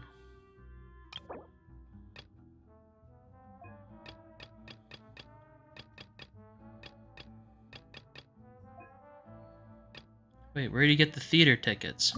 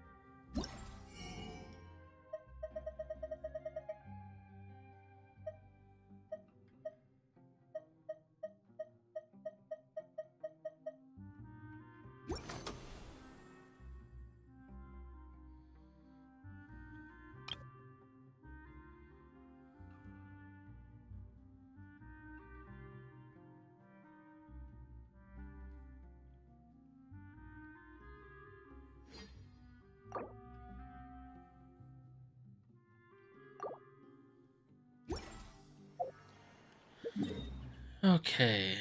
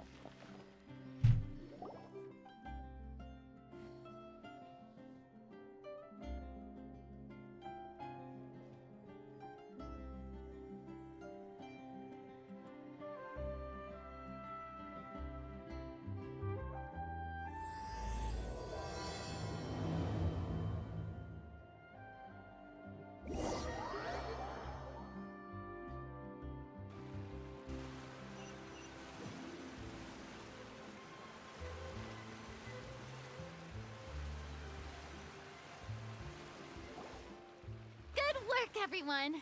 We're looking to wrap with our two main ladies today. I can already smell our success. What do you mean, looking to rap?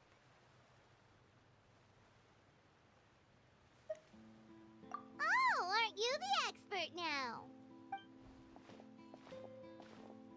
This upcoming scene is the two musketeers' final confrontation with the Baron. There will be quite a bit of action, but no choreography beyond what we've already rehearsed. Anyway, get ready.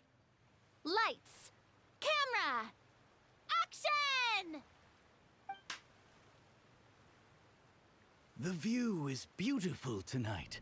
It reminds me of that fateful night 10 years ago.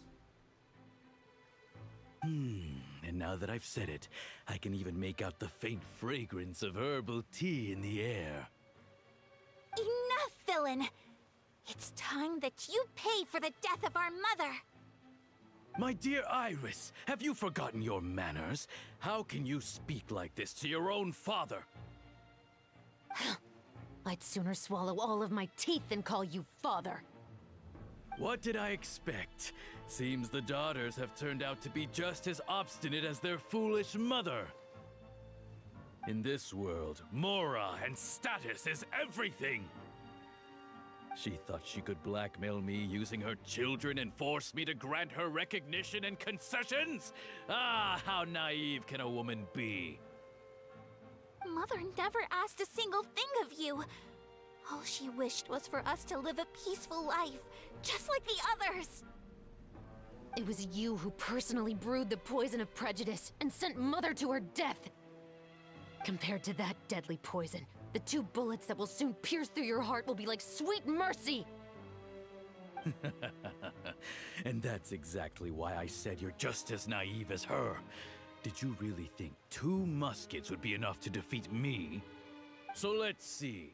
What is stronger, Mora and power, or the 2 muskets in your hands? Get them! Tulip! There are too many of them! It'll be okay. We'll cover each other, Iris. And Mother will be watching over us, too. Oh shit. Hands where I can see them.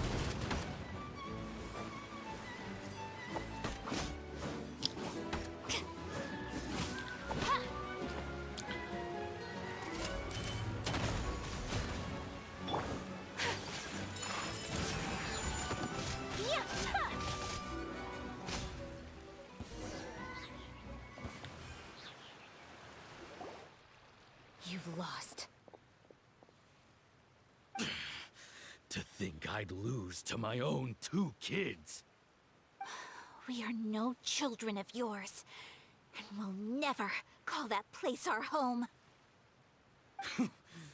Then tell me, what did you do all this for?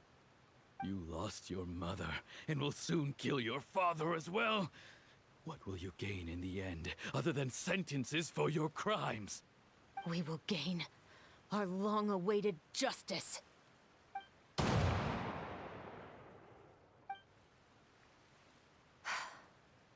It's over. Finally, it's over.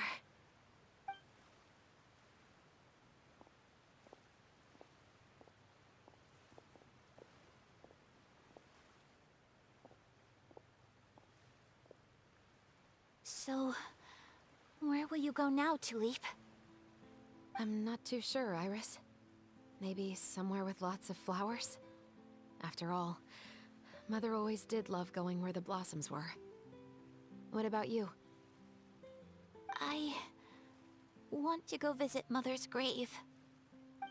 Yeah, that's not a bad idea.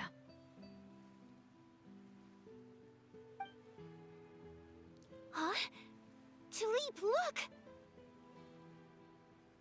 What is it? It's Mother's favorite. The rainbow rose. Look, it's blooming again.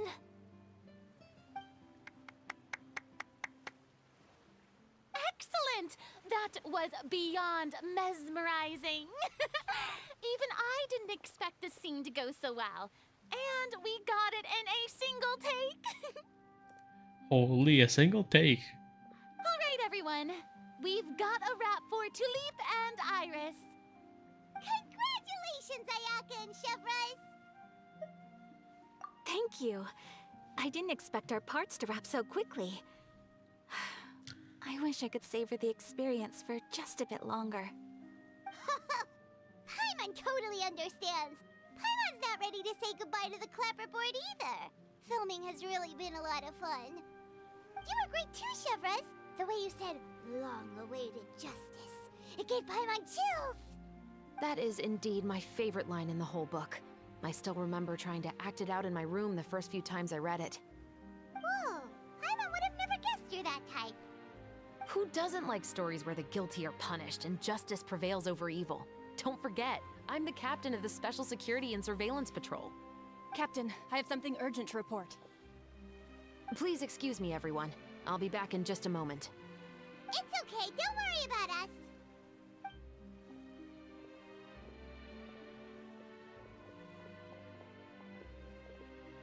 Oh?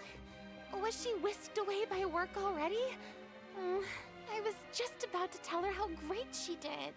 It seemed like some urgent official business. Then perhaps we should thank the stars that we were able to wrap both of your parts so quickly today.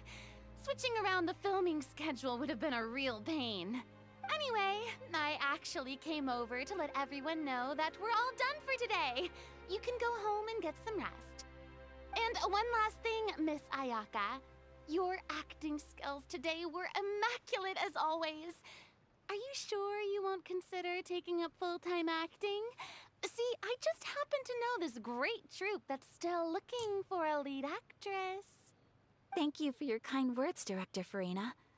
Unfortunately, there are still many matters that I have to take care of back home at the Yashiro Commission. I cannot remain in Fontaine to pursue an acting career.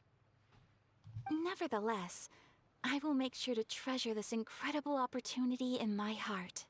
Oh, that's a shame. But I understand. Just let me know if you ever change your mind. I believe it's also about time for me to take my leave.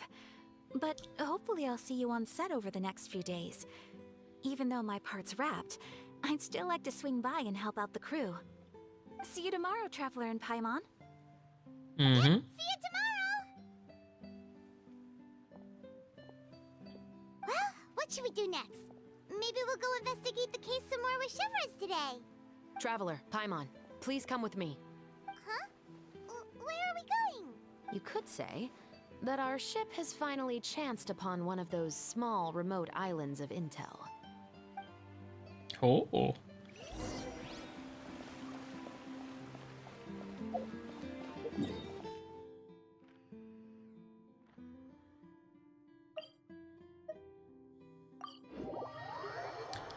Of course, it's right beside the frickin' teleporter.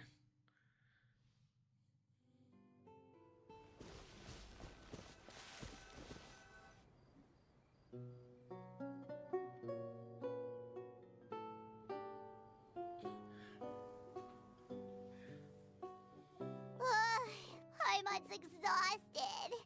Paimon definitely didn't expect having to float this far after a full day of filming. So, Chevrolet, why did you take us here? Affirmative. It wasn't anything conclusive, but it should show us a clear way forward. Have you ever heard of someone by the name of Emily? Oh, you mean that famous perfumer? She's a good friend of mine. She's lent me her aid several times in the past to resolve some difficult cases. After I discovered the rainbow rose at the scene of the murder, I sent it to her. After all, she's probably the foremost expert on flowers and scents in all of Fontaine. And then? There was nothing remarkable about the flower or the trace amounts of soil left on it.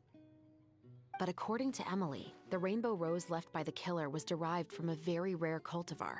Huh. Paimon didn't know that there were different varieties of rainbow rose. Paimon just thought they grew everywhere in the wild. Flowers that are deliberately cultivated will always show some different features from those that bloom in the wild. We already knew that the rose left at the scene belonged to a special cultivar, but with Emily's expertise, we were able to pinpoint the place where it was first picked from. Oh, Paimon gets it now. So whoever first planted that rainbow rose was probably the killer. Precisely. And after we checked what we learned against some sales records from the past, we discovered that there's only one person in all of Fontaine who could grow and sell this specific cultivar. Who? Really? And who is it? It's the novelist. No But wait, it might not be him. But didn't you say he had an alibi? To be clear, I haven't changed my mind about him. I still don't think he was the one who pulled the trigger. However, that doesn't mean the true culprit never visited him at his home or never purchased a rainbow rose from his garden. Whatever the case, we will have to confirm a number of things with him. So you mean the next place we need to go is... Yes, we're going to pay him a visit at his home.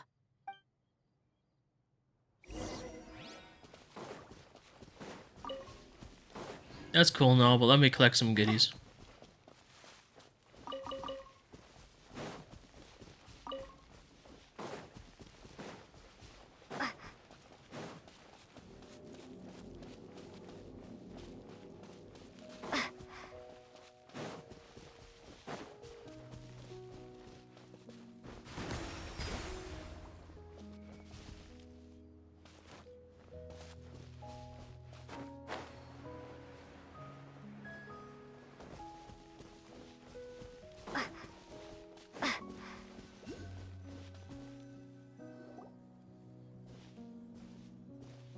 That should be his house.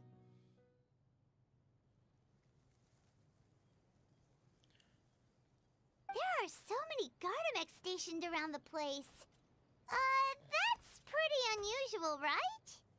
According to what he told me last time we spoke, he hired them so he won't be harassed or disturbed. Huh. So there are a lot of flowers in his garden, but Paimon doesn't think we'll be able to pick one without alerting the Gardamex. Right. Which is exactly why I think there has to be a special connection between him and the killer. So, should we knock? Just wait here for now. I'd like to take care of a number of those Gardamex first. But they're so far away. How are you planning to do that? Gonna snipe him out, Paimon. Don't forget, Paimon, I'm actually the real-life captain of the Musketeers.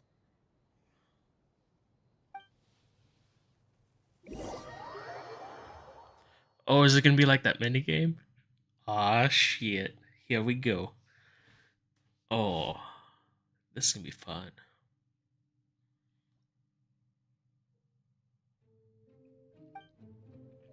Oh, I played the minigame before, don't worry.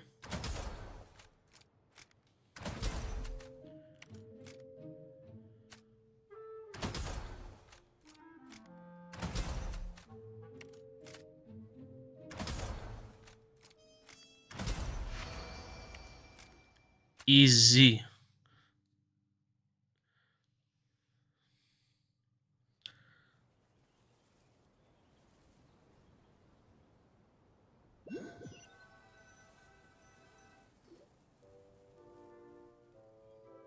All clear.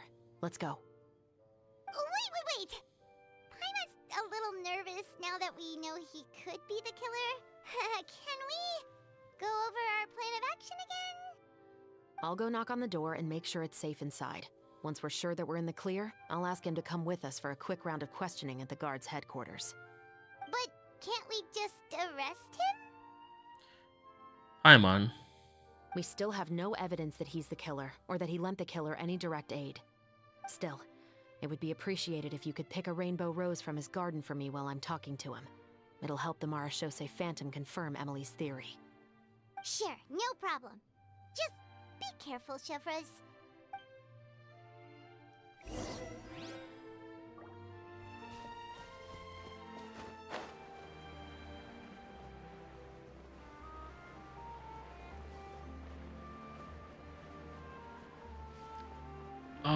So close yet so far. Can I pick one? Oh, I can't. Well, whatever.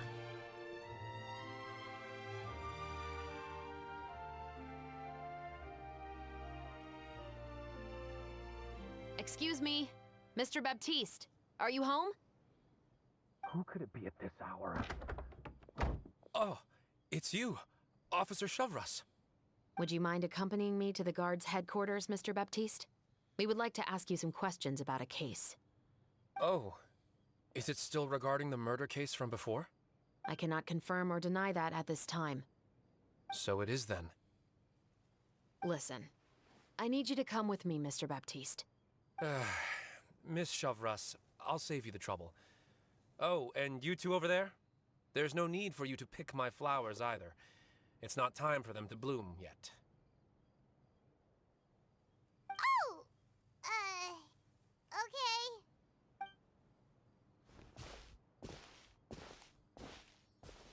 By saving me the trouble, you mean... I will confess.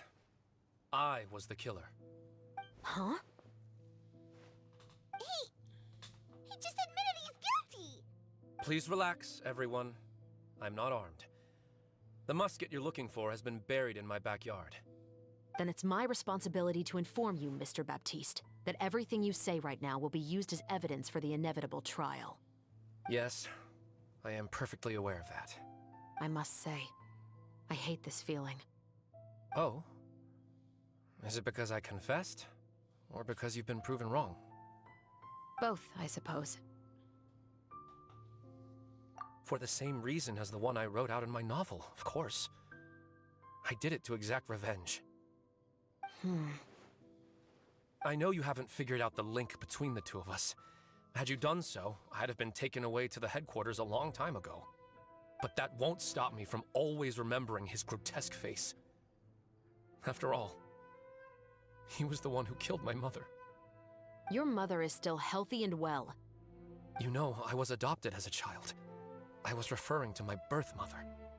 That was never recorded in the orphanage's records. Please forgive a 6-year-old child for concocting some lies to protect himself after watching his mother die right in front of him. So, your novel, it was like a record of your life? No, of course not. It was a work of fiction with many embellished parts. But I am indeed the illegitimate son of a wealthy and influential man who abused his power to murder my mother. That part was 100% real. But the man you killed didn't have a Mora to his name. He was a hired assassin, an irredeemable beast who sank his fangs into a defenseless woman just for a few bags of Mora. But if that's really the truth, you wouldn't be telling us any of this now. You still haven't managed to take revenge against your father, the true mastermind behind it all.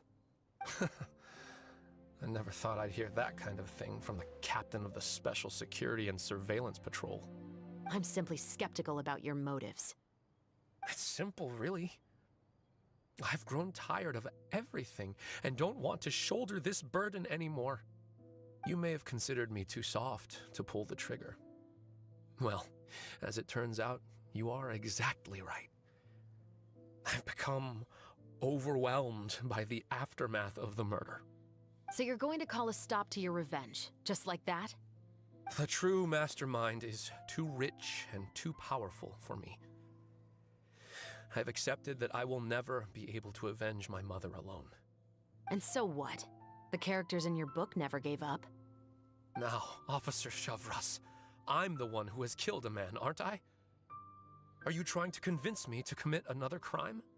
What's your father's name? How do you plan to prove the veracity of all of your claims? Well, I'd like to speak with you privately. Sure. Why don't we speak privately at the guard's headquarters? No, it has to be here. I must ensure that we won't be overheard. Fine. Let's talk here. When I said won't be overheard, I meant by anyone. I would like to speak with you and you alone.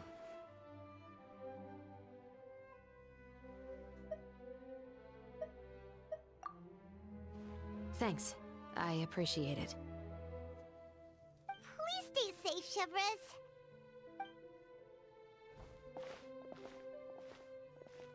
All right. Let's hear it. Will you really believe what I'm about to say? Well, that depends on what you're going to tell me. Fair enough. Fair enough.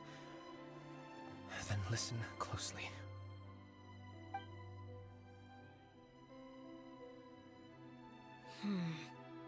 So that's how it's all connected.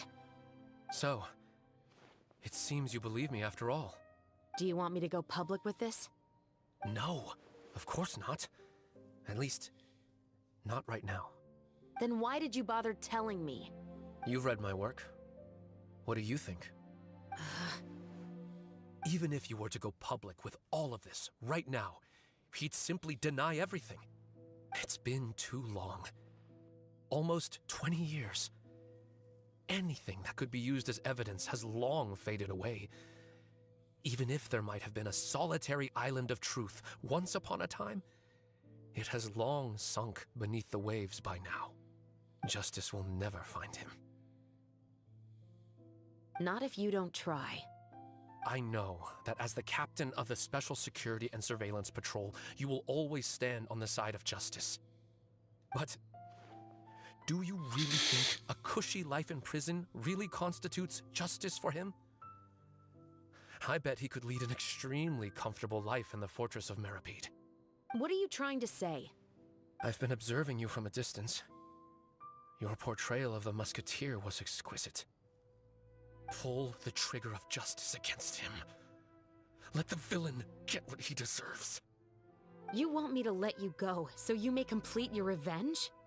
No, Officer Chavras. I know that would be impossible. No. What I'd like is for you to perform the deed on my behalf.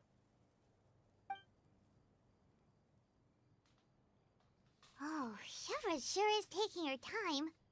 What could they be talking about anyway? Waffles. Oh, Paimon's worried.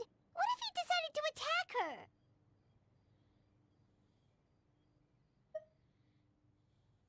Oh, you do have a point. Still, do you have any idea who the rich person might be? And why the novelist doesn't want us to hear what he's saying to Chevres? Sorry to keep you waiting, you two. Hey, how did your talk go? I've already sent someone to escort Baptiste back to the headquarters for questioning. He wasn't lying about the musket. It was indeed buried in his backyard. But what about the name? Did he tell you the name of the rich guy? Yes, he did. But for now, I have to return to the Special Patrol. There are still a few loose ends I need to tie up. I'll probably be quite busy over the next few days, so apologies if you don't see me on set. All right, Paimon understands if you can't tell us everything you know. We'll just keep an eye on the Steambird then. Actually, there's still something else I need your help with. Oh?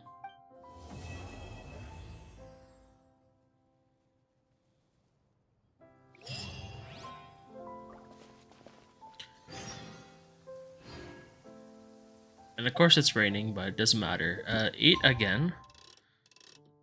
Oh. Wait, does it say 8 tomorrow?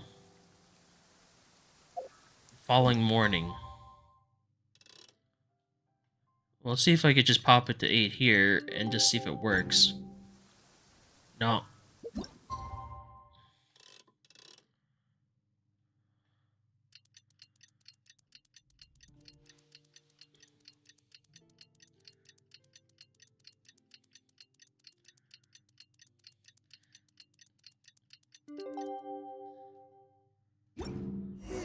We haven't seen Chevra since that night at Baptiste's place. Well, guess there's no point in worrying about it now. Let's go join up with the others.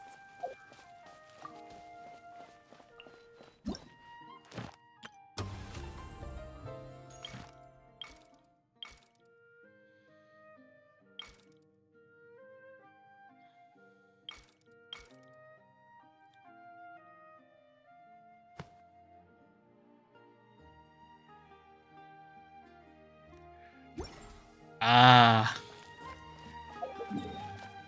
Maybe like in the...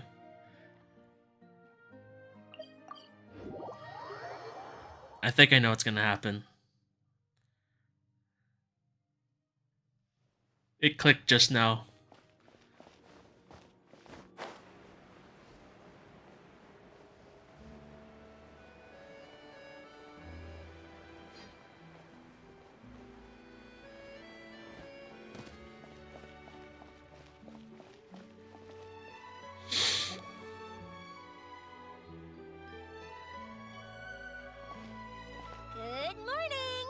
Ayaka and I were just talking about you.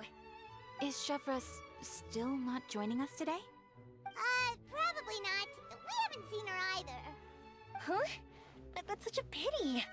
Director Farina said that we've only got a few small scenes left before wrapping up the entire thing. She even said that she'll get me into a couple scenes, so everyone will have a chance to shine in front of the camera. We were also planning on having a victory feast once we're all finished filming. You can join us, right? Of course. If only Chevros was here. I still haven't taken a photo with her. I'm afraid that can't be helped.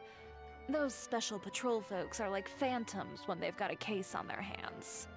But to be honest, I'm even more concerned by what I read in the Steambird earlier this morning. It said that the killer in the murder case was none other than the author of the Two Musketeers. Oh yeah, I heard about that too. He came forward and confessed his crimes, but gave no explanation as to why he pulled the trigger. We didn't know about this case at all when we joined the film. Is it going to affect the reception of our work? From a pure publicity standpoint, this will draw a lot more attention to our film. I have to say, though, that no director can be perfectly comfortable with garnering attention through means other than artistic skill. To be fair, I feel like that ship sailed the moment you allowed yourself to be named as the director on our posters. It's not my fault that I'm super popular. What was that saying again? My popularity has, sunk to an all-time low? Spread to the four corners of Teyvat.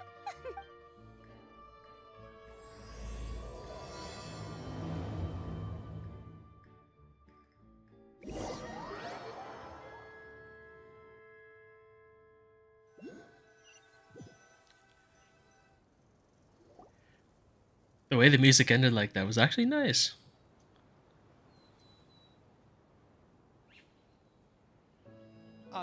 Excuse me, everyone. Xavier! Feels like it's been ages since we last saw you. I've been talking non-stop with the Film Association, and I'm absolutely swamped trying to coordinate the film's marketing. So forgive me for not being around more often, but please believe me when I say that I will make sure everyone's hard work gets the exposure it deserves. Oh, seems like you've been fighting your own battles. Yes, that's one way to put it.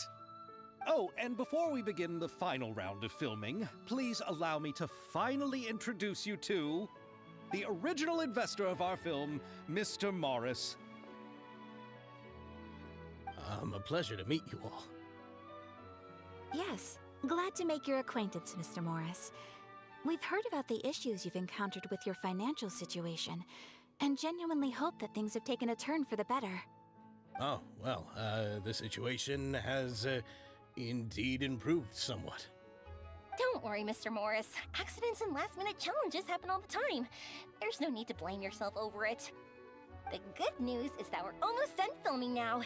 And I would even say that this is the best story I've ever seen. Is that so?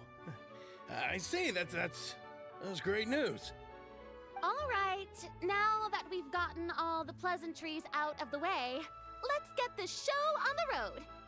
We'll mostly be filming typical people and scenery from the streets today to improve the sense of environmental ambiance in some parts of the film.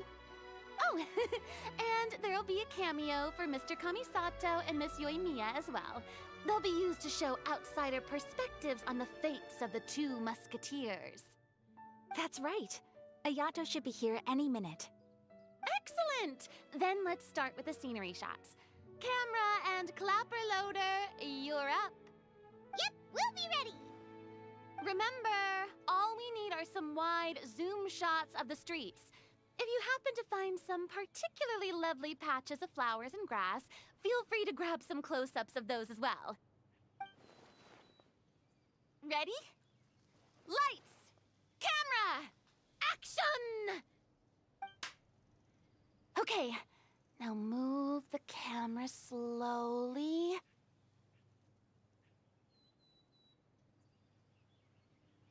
Try to focus on that flower. What's wrong? Just adjust the focal length a bit. Something the matter? Huh? But wasn't it working fine for all the days before? Veronique, can we try a different camera? No problem. How about this one? All right, let's give it another try. Lights! Camera! Action! Don't tell me. This one is broken too? Veronique, do we have any other spare ones we can use? I'm afraid we only brought these two today. What? Then go find a workshop to get them repaired right away. Oh, and you too, Bono. Go find our spare camera in the warehouse and bring it back to the set. On it. Greetings, everyone. My apologies for the delay. Is something the matter, Ayaka? It seems like there are some issues with the filming equipment today. We're stuck for the moment. I see. Well, let's not just stand here twiddling our thumbs. Actors, to the makeup booth. We'll start on the next scene as soon as we get a working camera. The people at the workshop told me that the part which holds the lens in place seemed to have fallen off. That's super strange. It was perfectly fine just yesterday. Well, no time to dwell on that now. Let's get back to filming. Ahem! Quiet on set! Places, everyone! Lights! Camera! Action! By the way, have you heard about that recent murder case? Yes, I have. It seems that they've caused quite the commotion in the city. I heard that the chief of the guards is so mad about not catching the culprit that he's about to explode. Oh? I find that quite hard to imagine, considering how he already looks most days. Director, we have a problem. Oh, we're in the middle of a take! Couldn't you wait until we wrapped up this scene? No, Director, our film, all the finalized film that we've been keeping in the case has disappeared. Oh, wait, what did you say? Mr. Bono, please take me to where the film was kept right away. I'm coming too. No, Yoimiya, you have to stay here. Oh. Okay, listen up. Everyone who's not working on this current scene can go with Bono to look for the film. Everyone else, stay put and wrap up the scene. Unbelievable. How could all these problems happen in just one day? We're back. How did it go? Did you find the film? We found it in the sewers. Huh? In the sewers? Is the film still okay? We discovered it just in time, so we should still be able to salvage it. The others are checking now to see if we lost any specific scenes. You scared me for a moment there. I nearly thought we had lost everything. I really don't want to experience that feeling of despair again. Okay, but who could have stolen the film and dumped it there? Could it be some competitors working on other films? But if they wanted to harass us, why wait until the last day? Okay, we don't have time to really look into it right now. Let's strike while the iron is still hot and wrap this thing up once and for all. Yeah, let's finish it.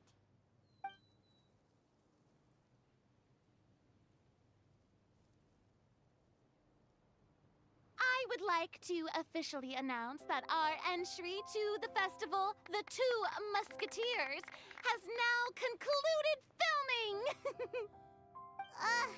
Paimon is spent. It's so late already. Crazy how Paimon's just complaining all the time now that she's tuckered out. Even though the filming process proved to be extremely challenging, everyone provided valuable and unique contributions to the final product. Thank you all for your dedication and support. But better than her yelling all the fucking time. My goodness. And just like Director Farina, I would also like to extend my most heartfelt thanks to all of you. Really, you've all helped me so much. All right, All right. Let's save the awards speech for later, and hopefully also get some rehearsals in before the real thing. Anyway, now it's time to party! Let's all make our way to the beach and have a celebration feast so loud and fun that even the blubber beast will want in. Party, party! Paimon wants to party!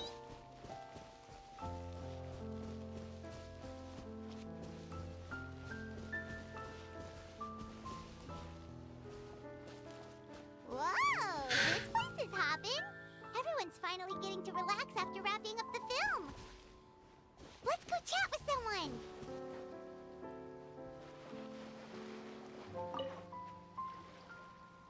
Hey, Ayato! How's your work been going? Everything went rather smoothly. Thank you for your concern. Ayato told me that we've already confirmed the dates for some Inazuma Fontaine cultural exchange events. So the next time we visit, we'll be doing so in our capacities as the representatives of the Yashiro Commission. Oh, that's great! Then maybe Paimon will be able to find Fontaine detective novels in Inazuma from now on! Oh, wait. Wouldn't Yae Miko get upset if that happens?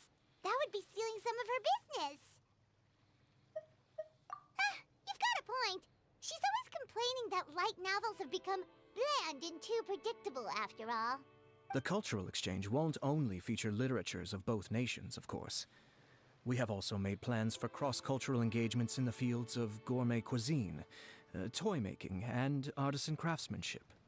Whoa! Paimon's getting super excited now! When the time comes, be sure to visit and participate in all the events.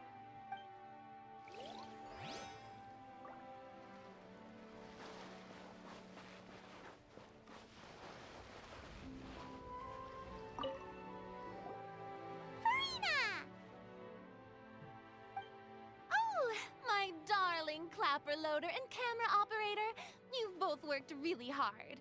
Paimon thinks you worked even harder than us! Honestly, Paimon was getting a little tired of playing with the clapperboard by the end of it. Worst of all, Paimon started having dreams of you shouting, "Lights, camera, action!" into Paimon's ears. The actual dream can't even start until you've yelled that! Hey, if anything, shouldn't I be more grand and delightful in your dreams? We've been through so much together, and that's how your brain remembers me? That's not Paimon's fault. We've just used the clapperboard too much lately. Anyway, what's most important is that we've wrapped the film. I'm pretty confident that we'll take first prize. Hey, no need to mention the official name. Wait, now that you mention it, if we did win the prize, would Farina just get a statue of herself? Come on, I don't need that kind of attention. Xavier can accept the reward on our behalf. But just imagine! Farina accepting the Farina Award and holding a Farina statue. I'm going back to my dessert now. You all can keep discussing that on your own. That would be funny.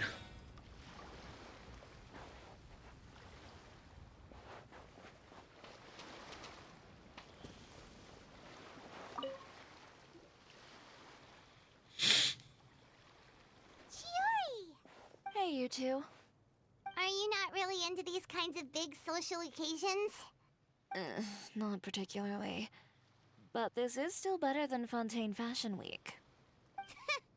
But if this film becomes a big hit, people will definitely come flocking to your shop. Yes, that's highly likely. As long as the film can premiere as planned. Are you still worried about the case? That and all the obstacles we had to face today. You're right. It's as if all our bad luck just manifested at once. But why today of all days? No, it's nothing. We've already delivered the film to the editors, so there should be nothing more to worry about. How are you doing, Mr. Morris? You having a good time? Well, you could say that. Do you happen to know when the party is scheduled to end? Judging by how much fun everyone's having, I'd say Probably not until well after midnight. Is there something that you still have to take care of at home, Mr. Morris? Oh, well, I'm just not a late night person, so I might take off shortly. Oh no! Silly me. I almost forgot something super important. Oh, what is it? I prepared a whole batch of fireworks for the party, but I forgot to bring them over from the warehouse. Fireworks, you say? That's, truly a pity. Sorry things didn't go as planned. Could you help me carry them over, Mr. Morris? I won't be able to fetch all of them by myself. Me? Are you sure that you can't find anyone else? I just wanted to make this a surprise for everyone. The warehouse isn't far from here. We'll be there in no time.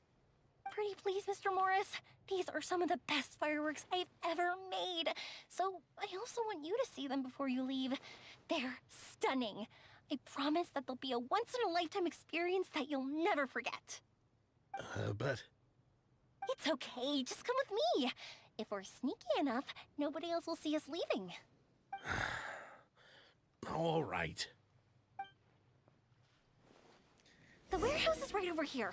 I moved the fireworks there in advance, so it shouldn't be too much work bringing them back. It's still a ways away from the party. Sorry about that, Mr. Morris. It's probably because I'm used to carrying fireworks all the time, so it doesn't feel like a lot of work to me.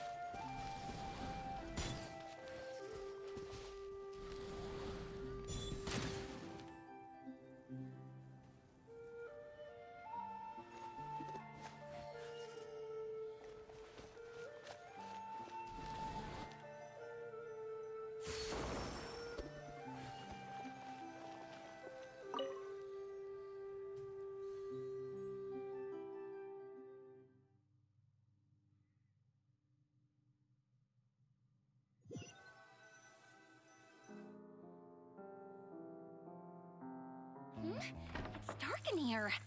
Wait here, Mr. Morris. I think the light switch should be somewhere over here. Why did I have to get roped into this?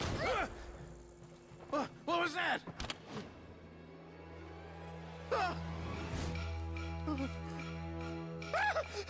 Who's there?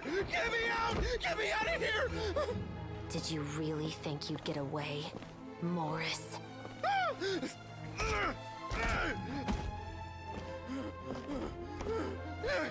You've got the wrong guy. It wasn't me. I'm not the killer. You know, Eliza died a far more heroic death than this. She fought your assassin to the end, to save the children she had hidden beneath the floorboards.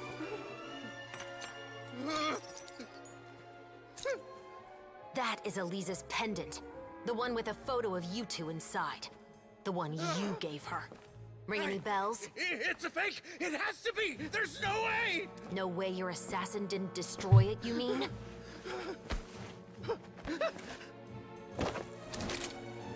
Did you ever love her, Morris? Or was killing her always the plan? No, please. Listen to me. I told Eliza to keep us a secret. I paid her plenty for her silence. I never thought she'd keep the child. Everything was gonna come out, and I had no choice. She forced my hand. No! I'm begging you. I have money. Just name your price, please. You can keep your Mora, and you can go to hell.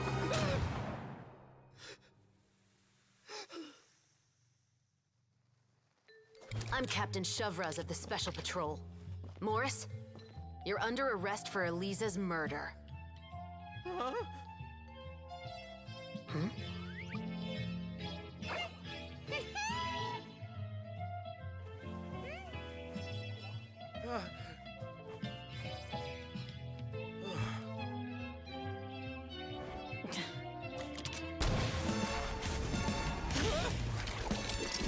You're under arrest too, prop manager Veronique. Or perhaps I should call you the Second Musketeer.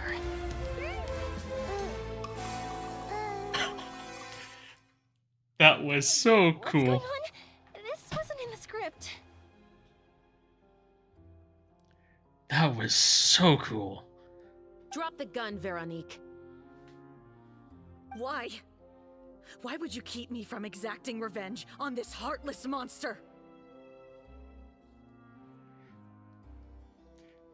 It throws me off sometimes when they're speaking, but their mouths don't move. Drop your weapon. This is my final warning.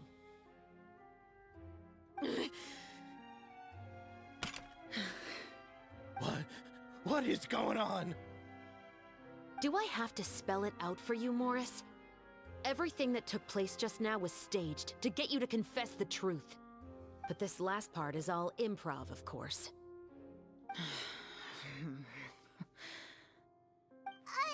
Shivers, you told us you wanted us to help you stage a play. You never said anything about the Second Musketeer. It's because even I had no way to confirm my theory until now. Thank you for your performance, Yoimiya. Could I trouble you to go and bring in the other Special Patrol members? They should be on standby just outside. That was so and please tell cool. the other cast members not to worry about us. We'll be rejoining them shortly. On it.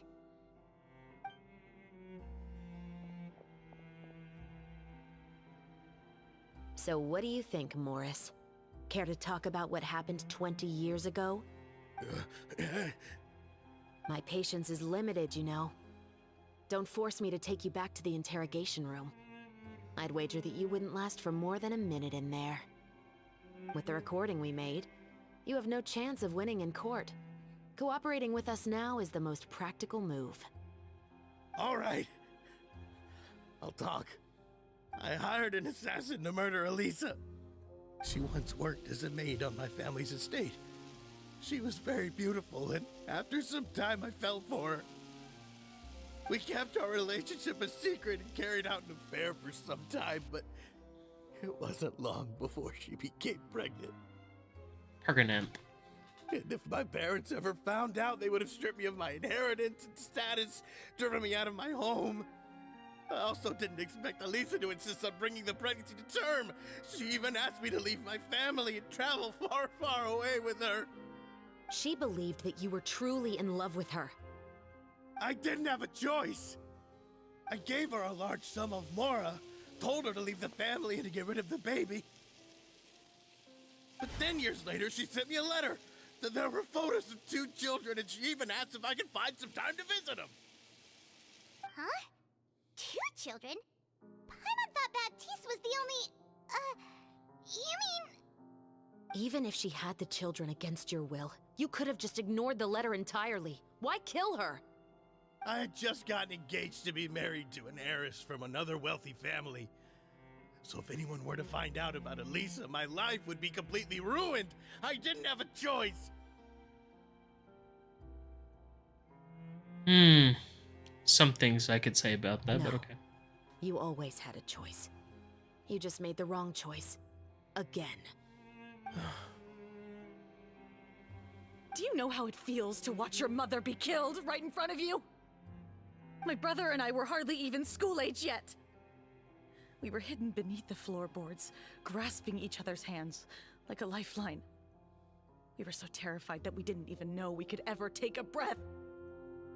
All we could do was to watch Mother try to fight back, and then collapse to the floor. Even after the assassin left, we were still too terrified to leave our hiding spot. We thought that he might come back. It was only until the next evening when we finally climbed out and gathered around our mother. But she had already become cold and stiff to the touch. You made up your mind right then and there to bring this case to light. Not only that, we resolved to get our revenge. And that's why you became the Musketeers. No, that's why I became a musketeer. The man from before was also killed by me. My brother had nothing to do with it. I figured as much. You did? I once told these two that he didn't look like a killer to me. His confession from that night also rubbed me the wrong way. I think what really tipped me off was, how could I not feel a sense of regret in him? Huh? He confessed faster than any criminal I've ever met, but he didn't say a single word about you. He insisted that he was the sole perpetrator in the case. But after the questioning ended, I disassembled the musket we dug up from his backyard, put it in front of him, and told him to reassemble it. Wanna guess how far he got? He had no idea where to even start. He's never touched a gun in his life. Based on that, I determined that he was not acting alone. He only surrendered himself to draw our attention and create a moment of opportunity for his partner. So, I decided to play along. And as expected, the second musketeer followed us without hesitation once she saw Morris get separated from the rest of the cast. Besides, why else would he call the novel The Two Musketeers? But how did you know it was Veronique? I figured it out the moment Baptiste told me his father's name. That so-called financial crisis was all just a ruse. He just wanted to sign up as the investor and then leave the film without any source of funding. After all, he has a vested interest in minimizing the reach of this story. It's really just the same thing as what he did to Eliza all those years ago. Human scum. But then Xavier pulled out all the stops and got the film made against all odds. Morris couldn't have that. With the killer in custody, he figured it was safe to act. And so he came to visit the set today, just as I expected. Wait, so you were behind all those mishaps today? As for the identity of the second musketeer, I assumed they'd probably stay close to Morris and look for an opening. And if they already knew that Morris was the film's investor, then that narrowed the list of potential suspects as well. Furthermore, being the props manager would allow the culprit to avoid scrutiny by purchasing mechanical parts in the name of the crew.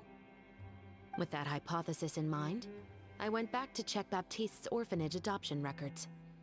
Guess whose name I saw on the same page, just a few lines from his. My brother. He trusted you. As in, he trusted me to perform the deed on his behalf? He trusted you to stand on the side of justice. I am. I thought you could do it as well. Oh, the look on your face when you told him to go to hell.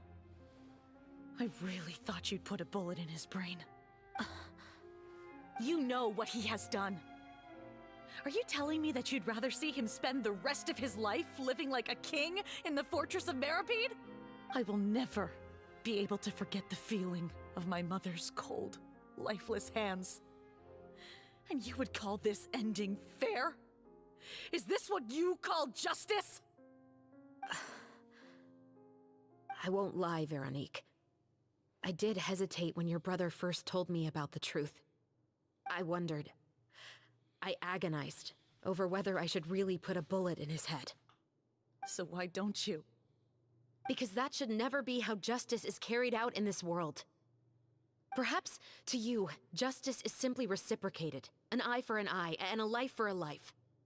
But everyone has their own understanding of justice. If everyone were to pursue their own definition of it, there would be no more order in this world. Today, you'll kill Morris, and tomorrow, his children may come for you. The world cannot render judgments based on a desire for revenge. That will only lead to a cycle of revenge, as well as the destruction of order and civilized society. Fontaine is founded on a set of laws and a standardized code of justice. That is why we are the nation of justice. But with all that said, I will promise you this. Morris will not lead a cushy life in the fortress of Meripede.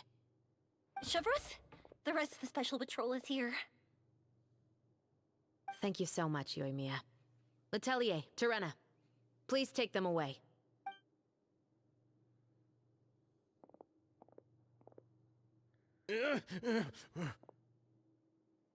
I still can't agree with your reasoning. I know. Justice has not been delivered. At least, not today. Chevros. Let's go. We should give an explanation to the crew. Thank you for your concern. I'm fine. I'm just thinking about the things in life that have driven people to take justice into their own hands.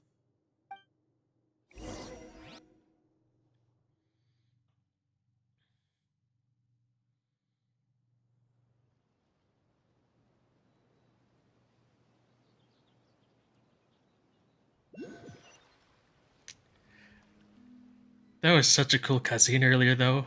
Oh, Who would have thought Morris would turn out to be... I'm at a loss of words. How could he have done something like this? I'm just glad that you're all safe and sound. Who knew that such a labyrinth of cases would be behind this story? Well, what should we do now? We have a finished film, of course, but should we still go ahead with the premiere? What do you mean? Shouldn't you be even more motivated to spread the word now that you've learned the truth? Chiori is right. I'd also like more people to see this story for themselves. But the real ending of the story seems to have deviated somewhat from the one in the script. Is that still acceptable to you, Miss Chevreuse? The call is yours. We still have time to reshoot an ending if that's what you'd like. No, it's fine as is. I like what we have for the catharsis. Romanticism is what gives works of art their appeal. Fiction is able to explore means of restitution that could never work in real life. Just like the real world, the world of stories also has its own set of rules and justice. These different possibilities are what initially drew me to reading in the first place. Sounds good to me. I support your decision.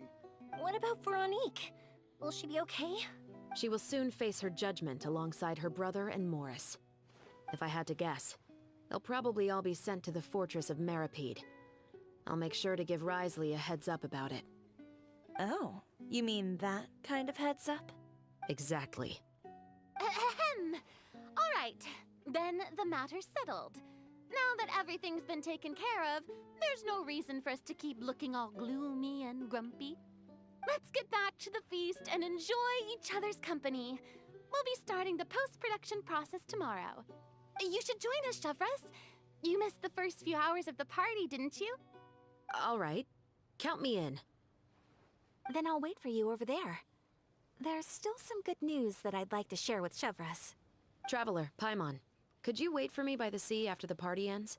I'd like to go on a brief walk with the two of you. absolutely. Thank you very much.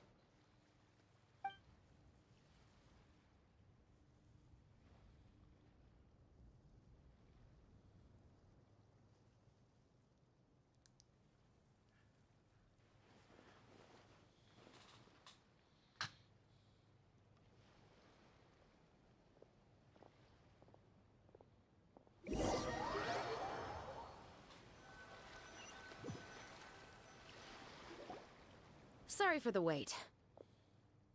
Oh, we weren't waiting long at all. Is there something else you wanted to tell us? No, I don't have anything new to share. I just felt that since you were my investigation partners, I should have another conversation with the two of you. Traveler, how would you have responded to Baptiste's request if you were in my shoes?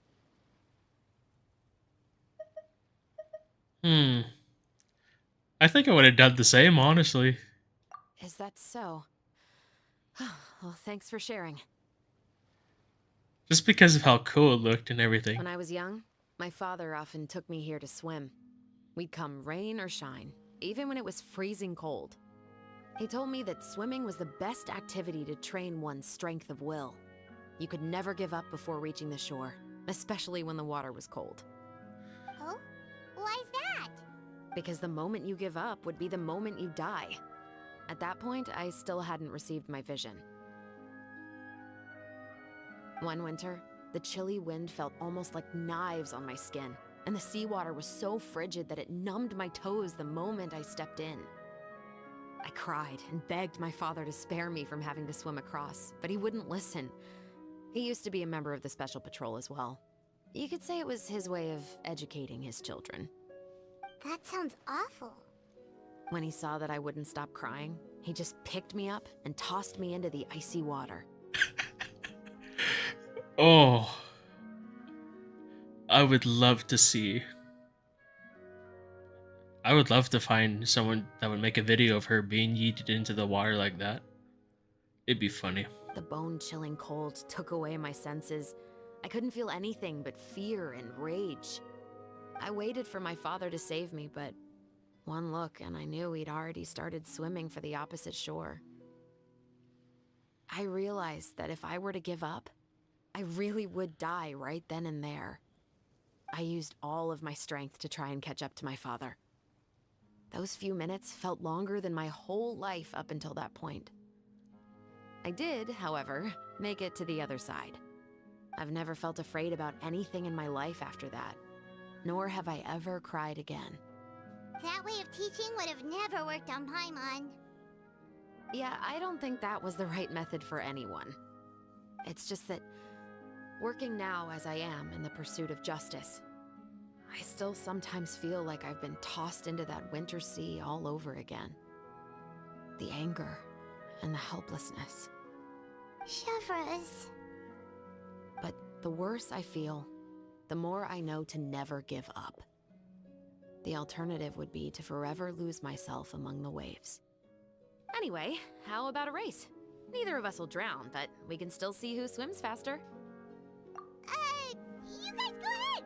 Paimon will grab the clapperboard to mark the start of the race.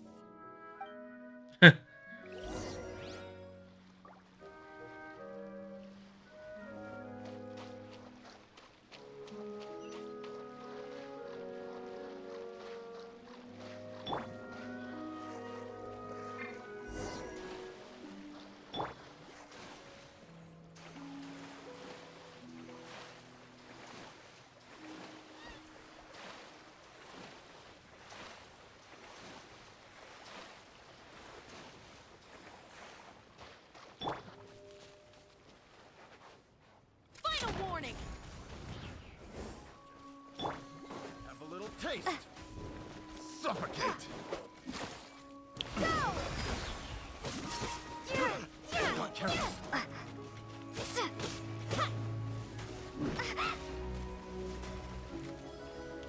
Wait.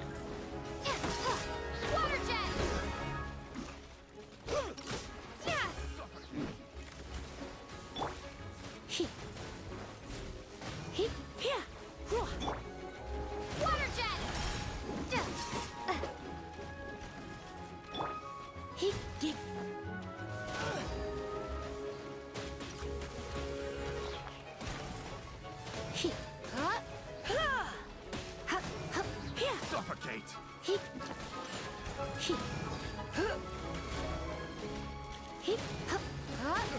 Suffocate.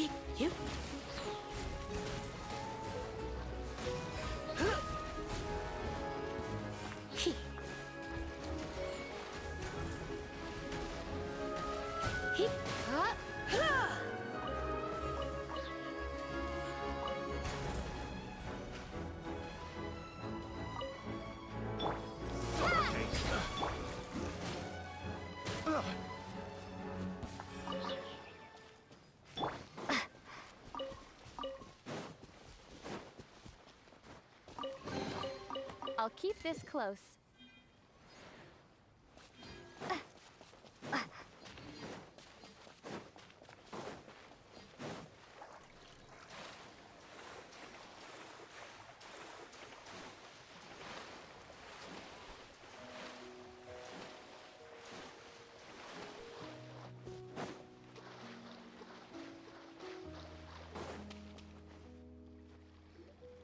Sorry for the wait. Wait. Is this for playing again? Oh, we weren't waiting. No, I don't have any. Traveler.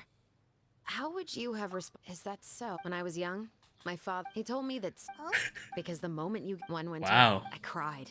That sounds... When he saw that the bone chilling, I waited for I used I've never felt afraid about anything. That way of teaching... Yeah, I don't think that was it's just that, working now as I am in the pursuit of justice. Chevreuse. But the worse I feel, the more I... Anyway, how about a race? You got...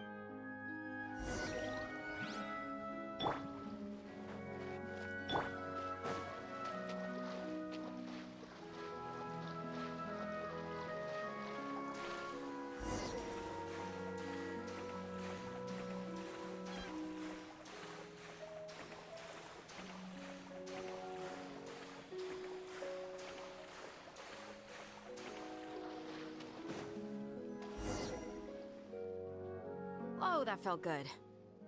You were so fast in the water, Chevreuse. You were swimming even faster than Paimon can fly. So, about the special patrol. Did you join because of your dad? Partly, but I'd say I was more inspired by the heroes I read about in stories growing up. Oh, so it's due to your love of stories. Of course, it was only after I joined the Special Patrol that I learned that truth is often stranger than fiction. Come on, let's walk a bit more.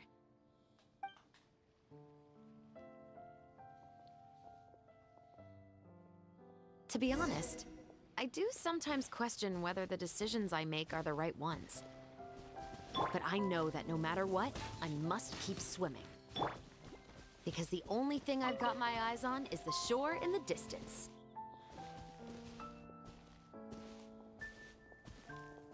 Mm-hmm.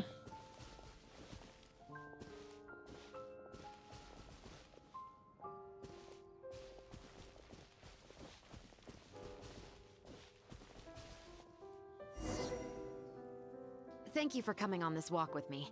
I feel a lot better after getting all that off my chest. Anytime? Huh. We're nearly back at Baptiste's house. Huh. You're right. I didn't realize we were so close. He really did plant a lot of flowers. It's just like how he described it in the story. Huh? Wait. Paimon, Traveler, look! The rainbow roses in the garden. They're in full bloom now.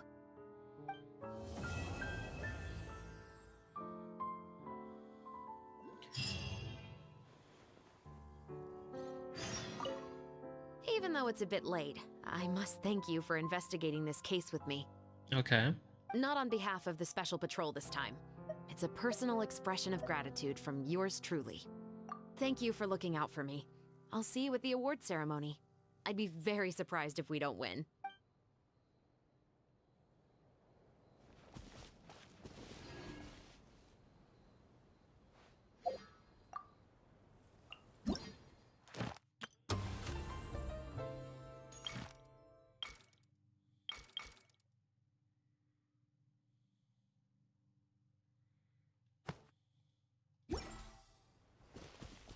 Two days later. Okay, hold on. Tomorrow, day after tomorrow.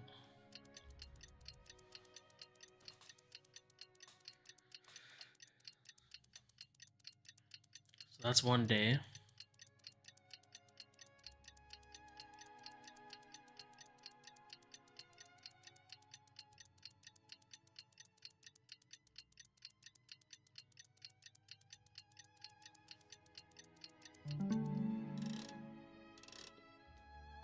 We'll start at 8 just in case.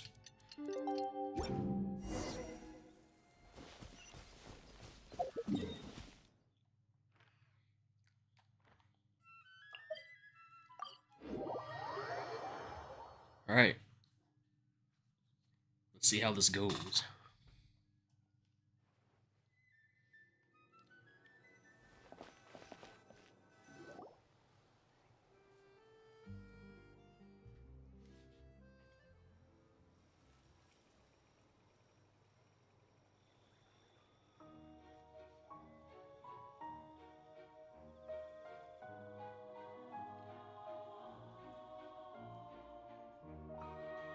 Oh. The film has a successful premiere, and the Muscat murder case also successfully comes to an end. Yay! It's been a while. Hey there, you two. Sorry I've been scarce. I've been buried in marketing and preparing the film for release ever since we wrapped post-production. The award ceremony is today, right? Paimon wonders if we'll win the Farina Award. I'd give it a 90% chance. Farina! Oh, Paimon didn't know you were already here. You're earlier than everyone else. I'm sure the others will also be here in no time.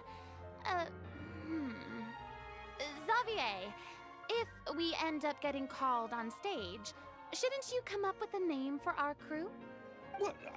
But we don't even know if we're going to win. I wouldn't want to jinx our chances by celebrating early. Just open your eyes! Surely you've seen the audience's reactions to our film. We've had nothing but critical acclaim. You've also had conversations with the Opera House's operating staff, right? Didn't they want to increase the number of showings? With the mora you've made from the box office, you can now open your very own film company. But that's all credit to my amazing crew. You've all helped to make this a reality, so I can't be the only one asked to come up with a name. Well, give it some thought. I'm sure the crew will respect your choice. All right, but before that, Traveler and Paimon, could I trouble you to quickly pay a visit to the Fortress of Meripede? Huh? But shouldn't we stay for the award ceremony? I wanted to ask you two to invite Shavraz to join us at the ceremony. She's one of the lead roles, after all. I haven't been able to find her recently, so I haven't had the chance to invite her personally. According to the papers, the culprits of the Musket murder case will be personally escorted today by the captain of the Special Patrol to the Fortress of Meripede. Oh, Paimon gets it now. Yep, just wait here, Xavier, and maybe try to come up with a few snappy-sounding names. All right, then I'll leave you to it.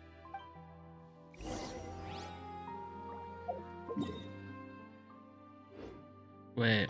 Will we really win an award? Trust me. When have I ever been wrong about something like this?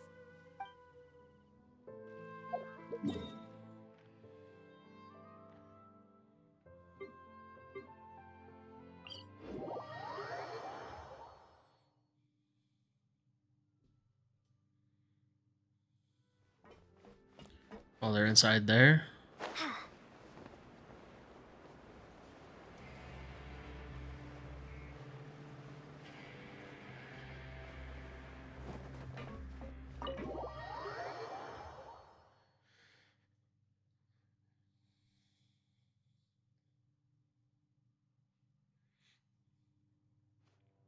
This is as far as I'll be taking them. I'll leave the three of them to you now. Got another errand to run? Something like that. I'm expected at a party. Now that's something you don't hear every day. Found a new pastime? No, it's just a special occasion. Shavraz! Risley! Festivals really do bring people together. It's been a while since I last had so many visitors at the Fortress of Meripede. Call it the festival spirit, I guess. Yeah, you could say that. Even our head nurse has gotten herself all worked up preparing super deluxe nutritious shakes. Just one gulp and you'll have met all your nutrition needs. Oh no. Were you talking about work just now? We've already finished discussing everything. So, what do you think about my heads up, Mr. Risley? I believe I haven't yet made any promises or guarantees. But you also didn't shoot me down. Here, how about this? You could give everyone a copy of the newspaper. Perhaps on the day when the cover story happens to, oh, I don't know, expose a certain someone's misdeeds from 20 years ago? I suppose then a certain someone may soon find himself the most unlucky person in the Fortress of Meripede? While another two people will soon be hailed as heroes. Speaking of heroes, did you two need something from me? Oh, actually, we're here for... You're here to invite me to the party, right? Don't worry, I didn't forget. Ooh, then let's head back right away! See you, Risley! Happy Fontanalia Festival! And the same to you.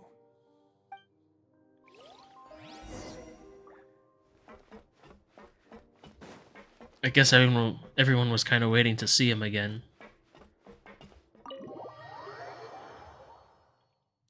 But I seen him not too long ago.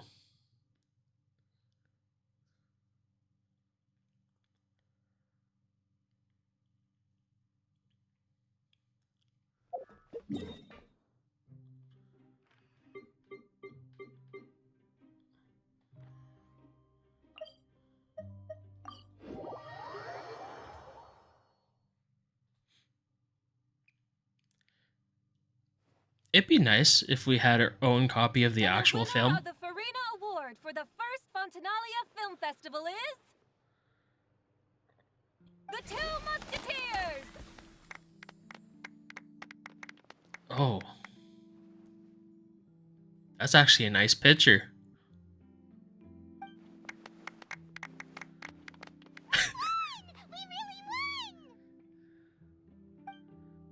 Congratulations, Mr. Xavier. We won? I can't believe it! I really can't thank all of you enough! See? My takes on Fontaine's entertainment industry have never been wrong. Now, please welcome to the stage the producer of The Two Musketeers, Mr. Xavier!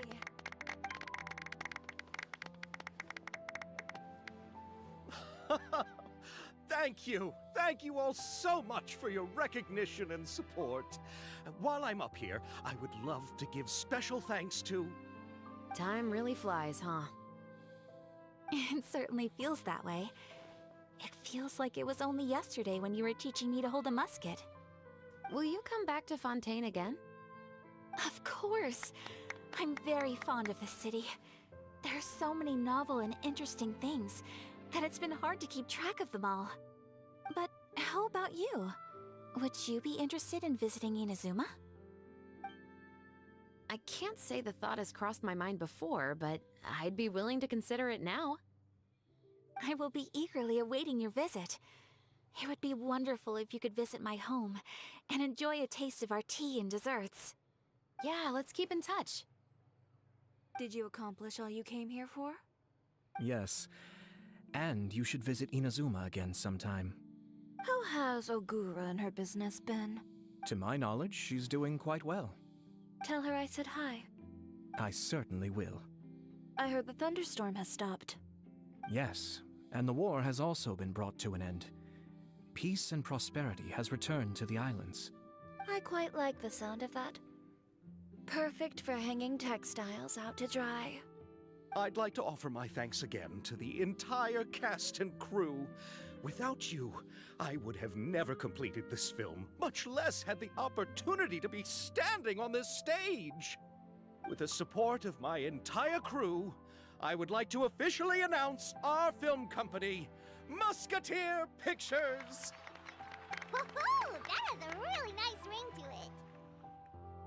Then in that case, let's please welcome all the members of Musketeer Pictures onto the stage for a commemorative photo. Oh, Paimon didn't know we'd also be taking pictures. Director Farina, I believe you are the most deserving person to raise this trophy. Huh? No. There's no need. It's so embarrassing. It's an honor the director deserves. Yes, I agree. Just accept that you're not getting out of this. Ready, everyone? 3, 2, 1. Musketeer Pictures!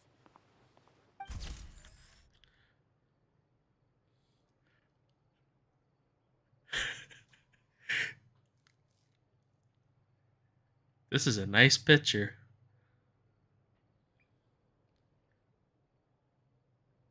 Hit.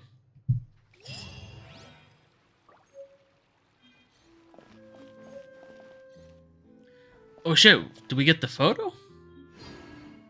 Damn, that's actually sick.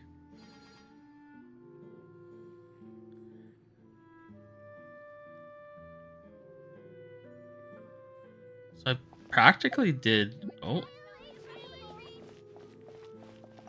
Miss Yoimiya, we haven't had the chance to talk, but please accept my thanks for everything you've done over the past few days. Oh, but I feel like I didn't do anything out of the ordinary. I'm very grateful for your assistance during that special performance in the warehouse. It was always going to be somewhat risky, to engage and draw away Morris all on your own. You're only a civilian and have never been trained to act in such a dangerous situation. Don't say it like that. As the director's assistant, it was my duty to help out the crew however I could. It was an honor to help you solve the case. I have to admit, though, my heart was thumping super hard the entire time they're I over was there. laying on the ground. I was scared that everyone would notice. You did great. Oh, and before I forget, if you ever visit Inazuma, please come and pay a visit to Naganohara Fireworks. I'll make some fireworks for you. I even know what shape I'd make. I'm guessing a musket. Telling you now would ruin the surprise. If you really want to see it, just come and visit me.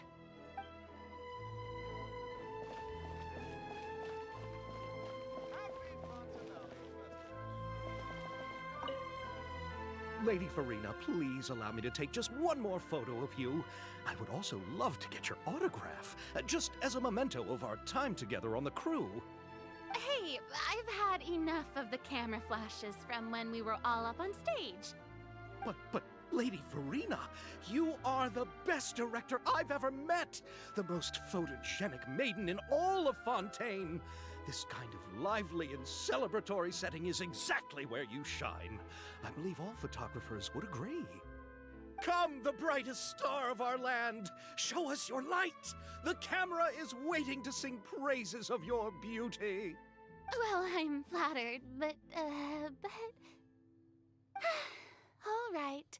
I'll humor you and try a few more different poses. But I don't have to hold the trophy, right? Of course. You may pose however you like. Thank you so much. Thank you so much. By the heavens, my luck has been beyond belief. I'm having a hard time coming to terms with it now. Oh.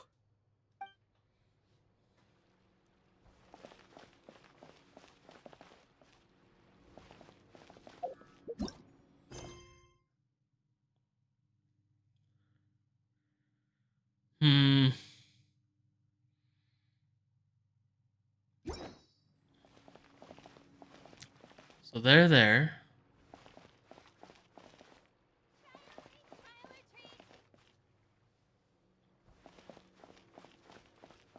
Happy Fontanalia Festival.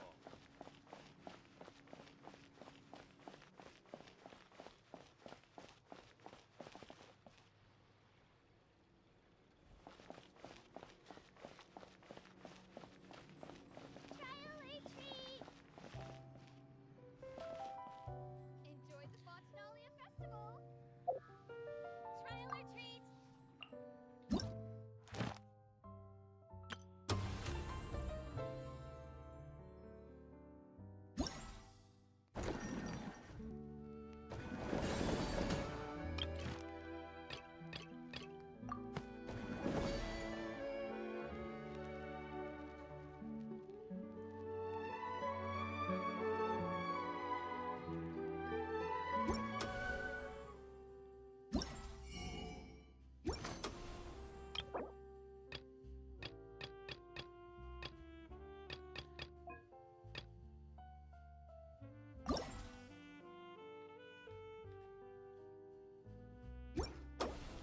Wait, how do I get theater tickets?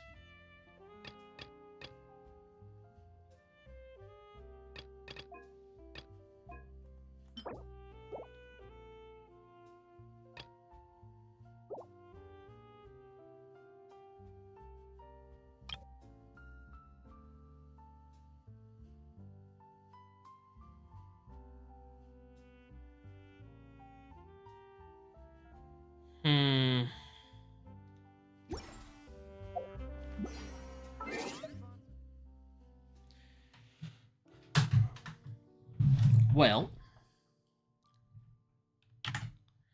we have finished all of that.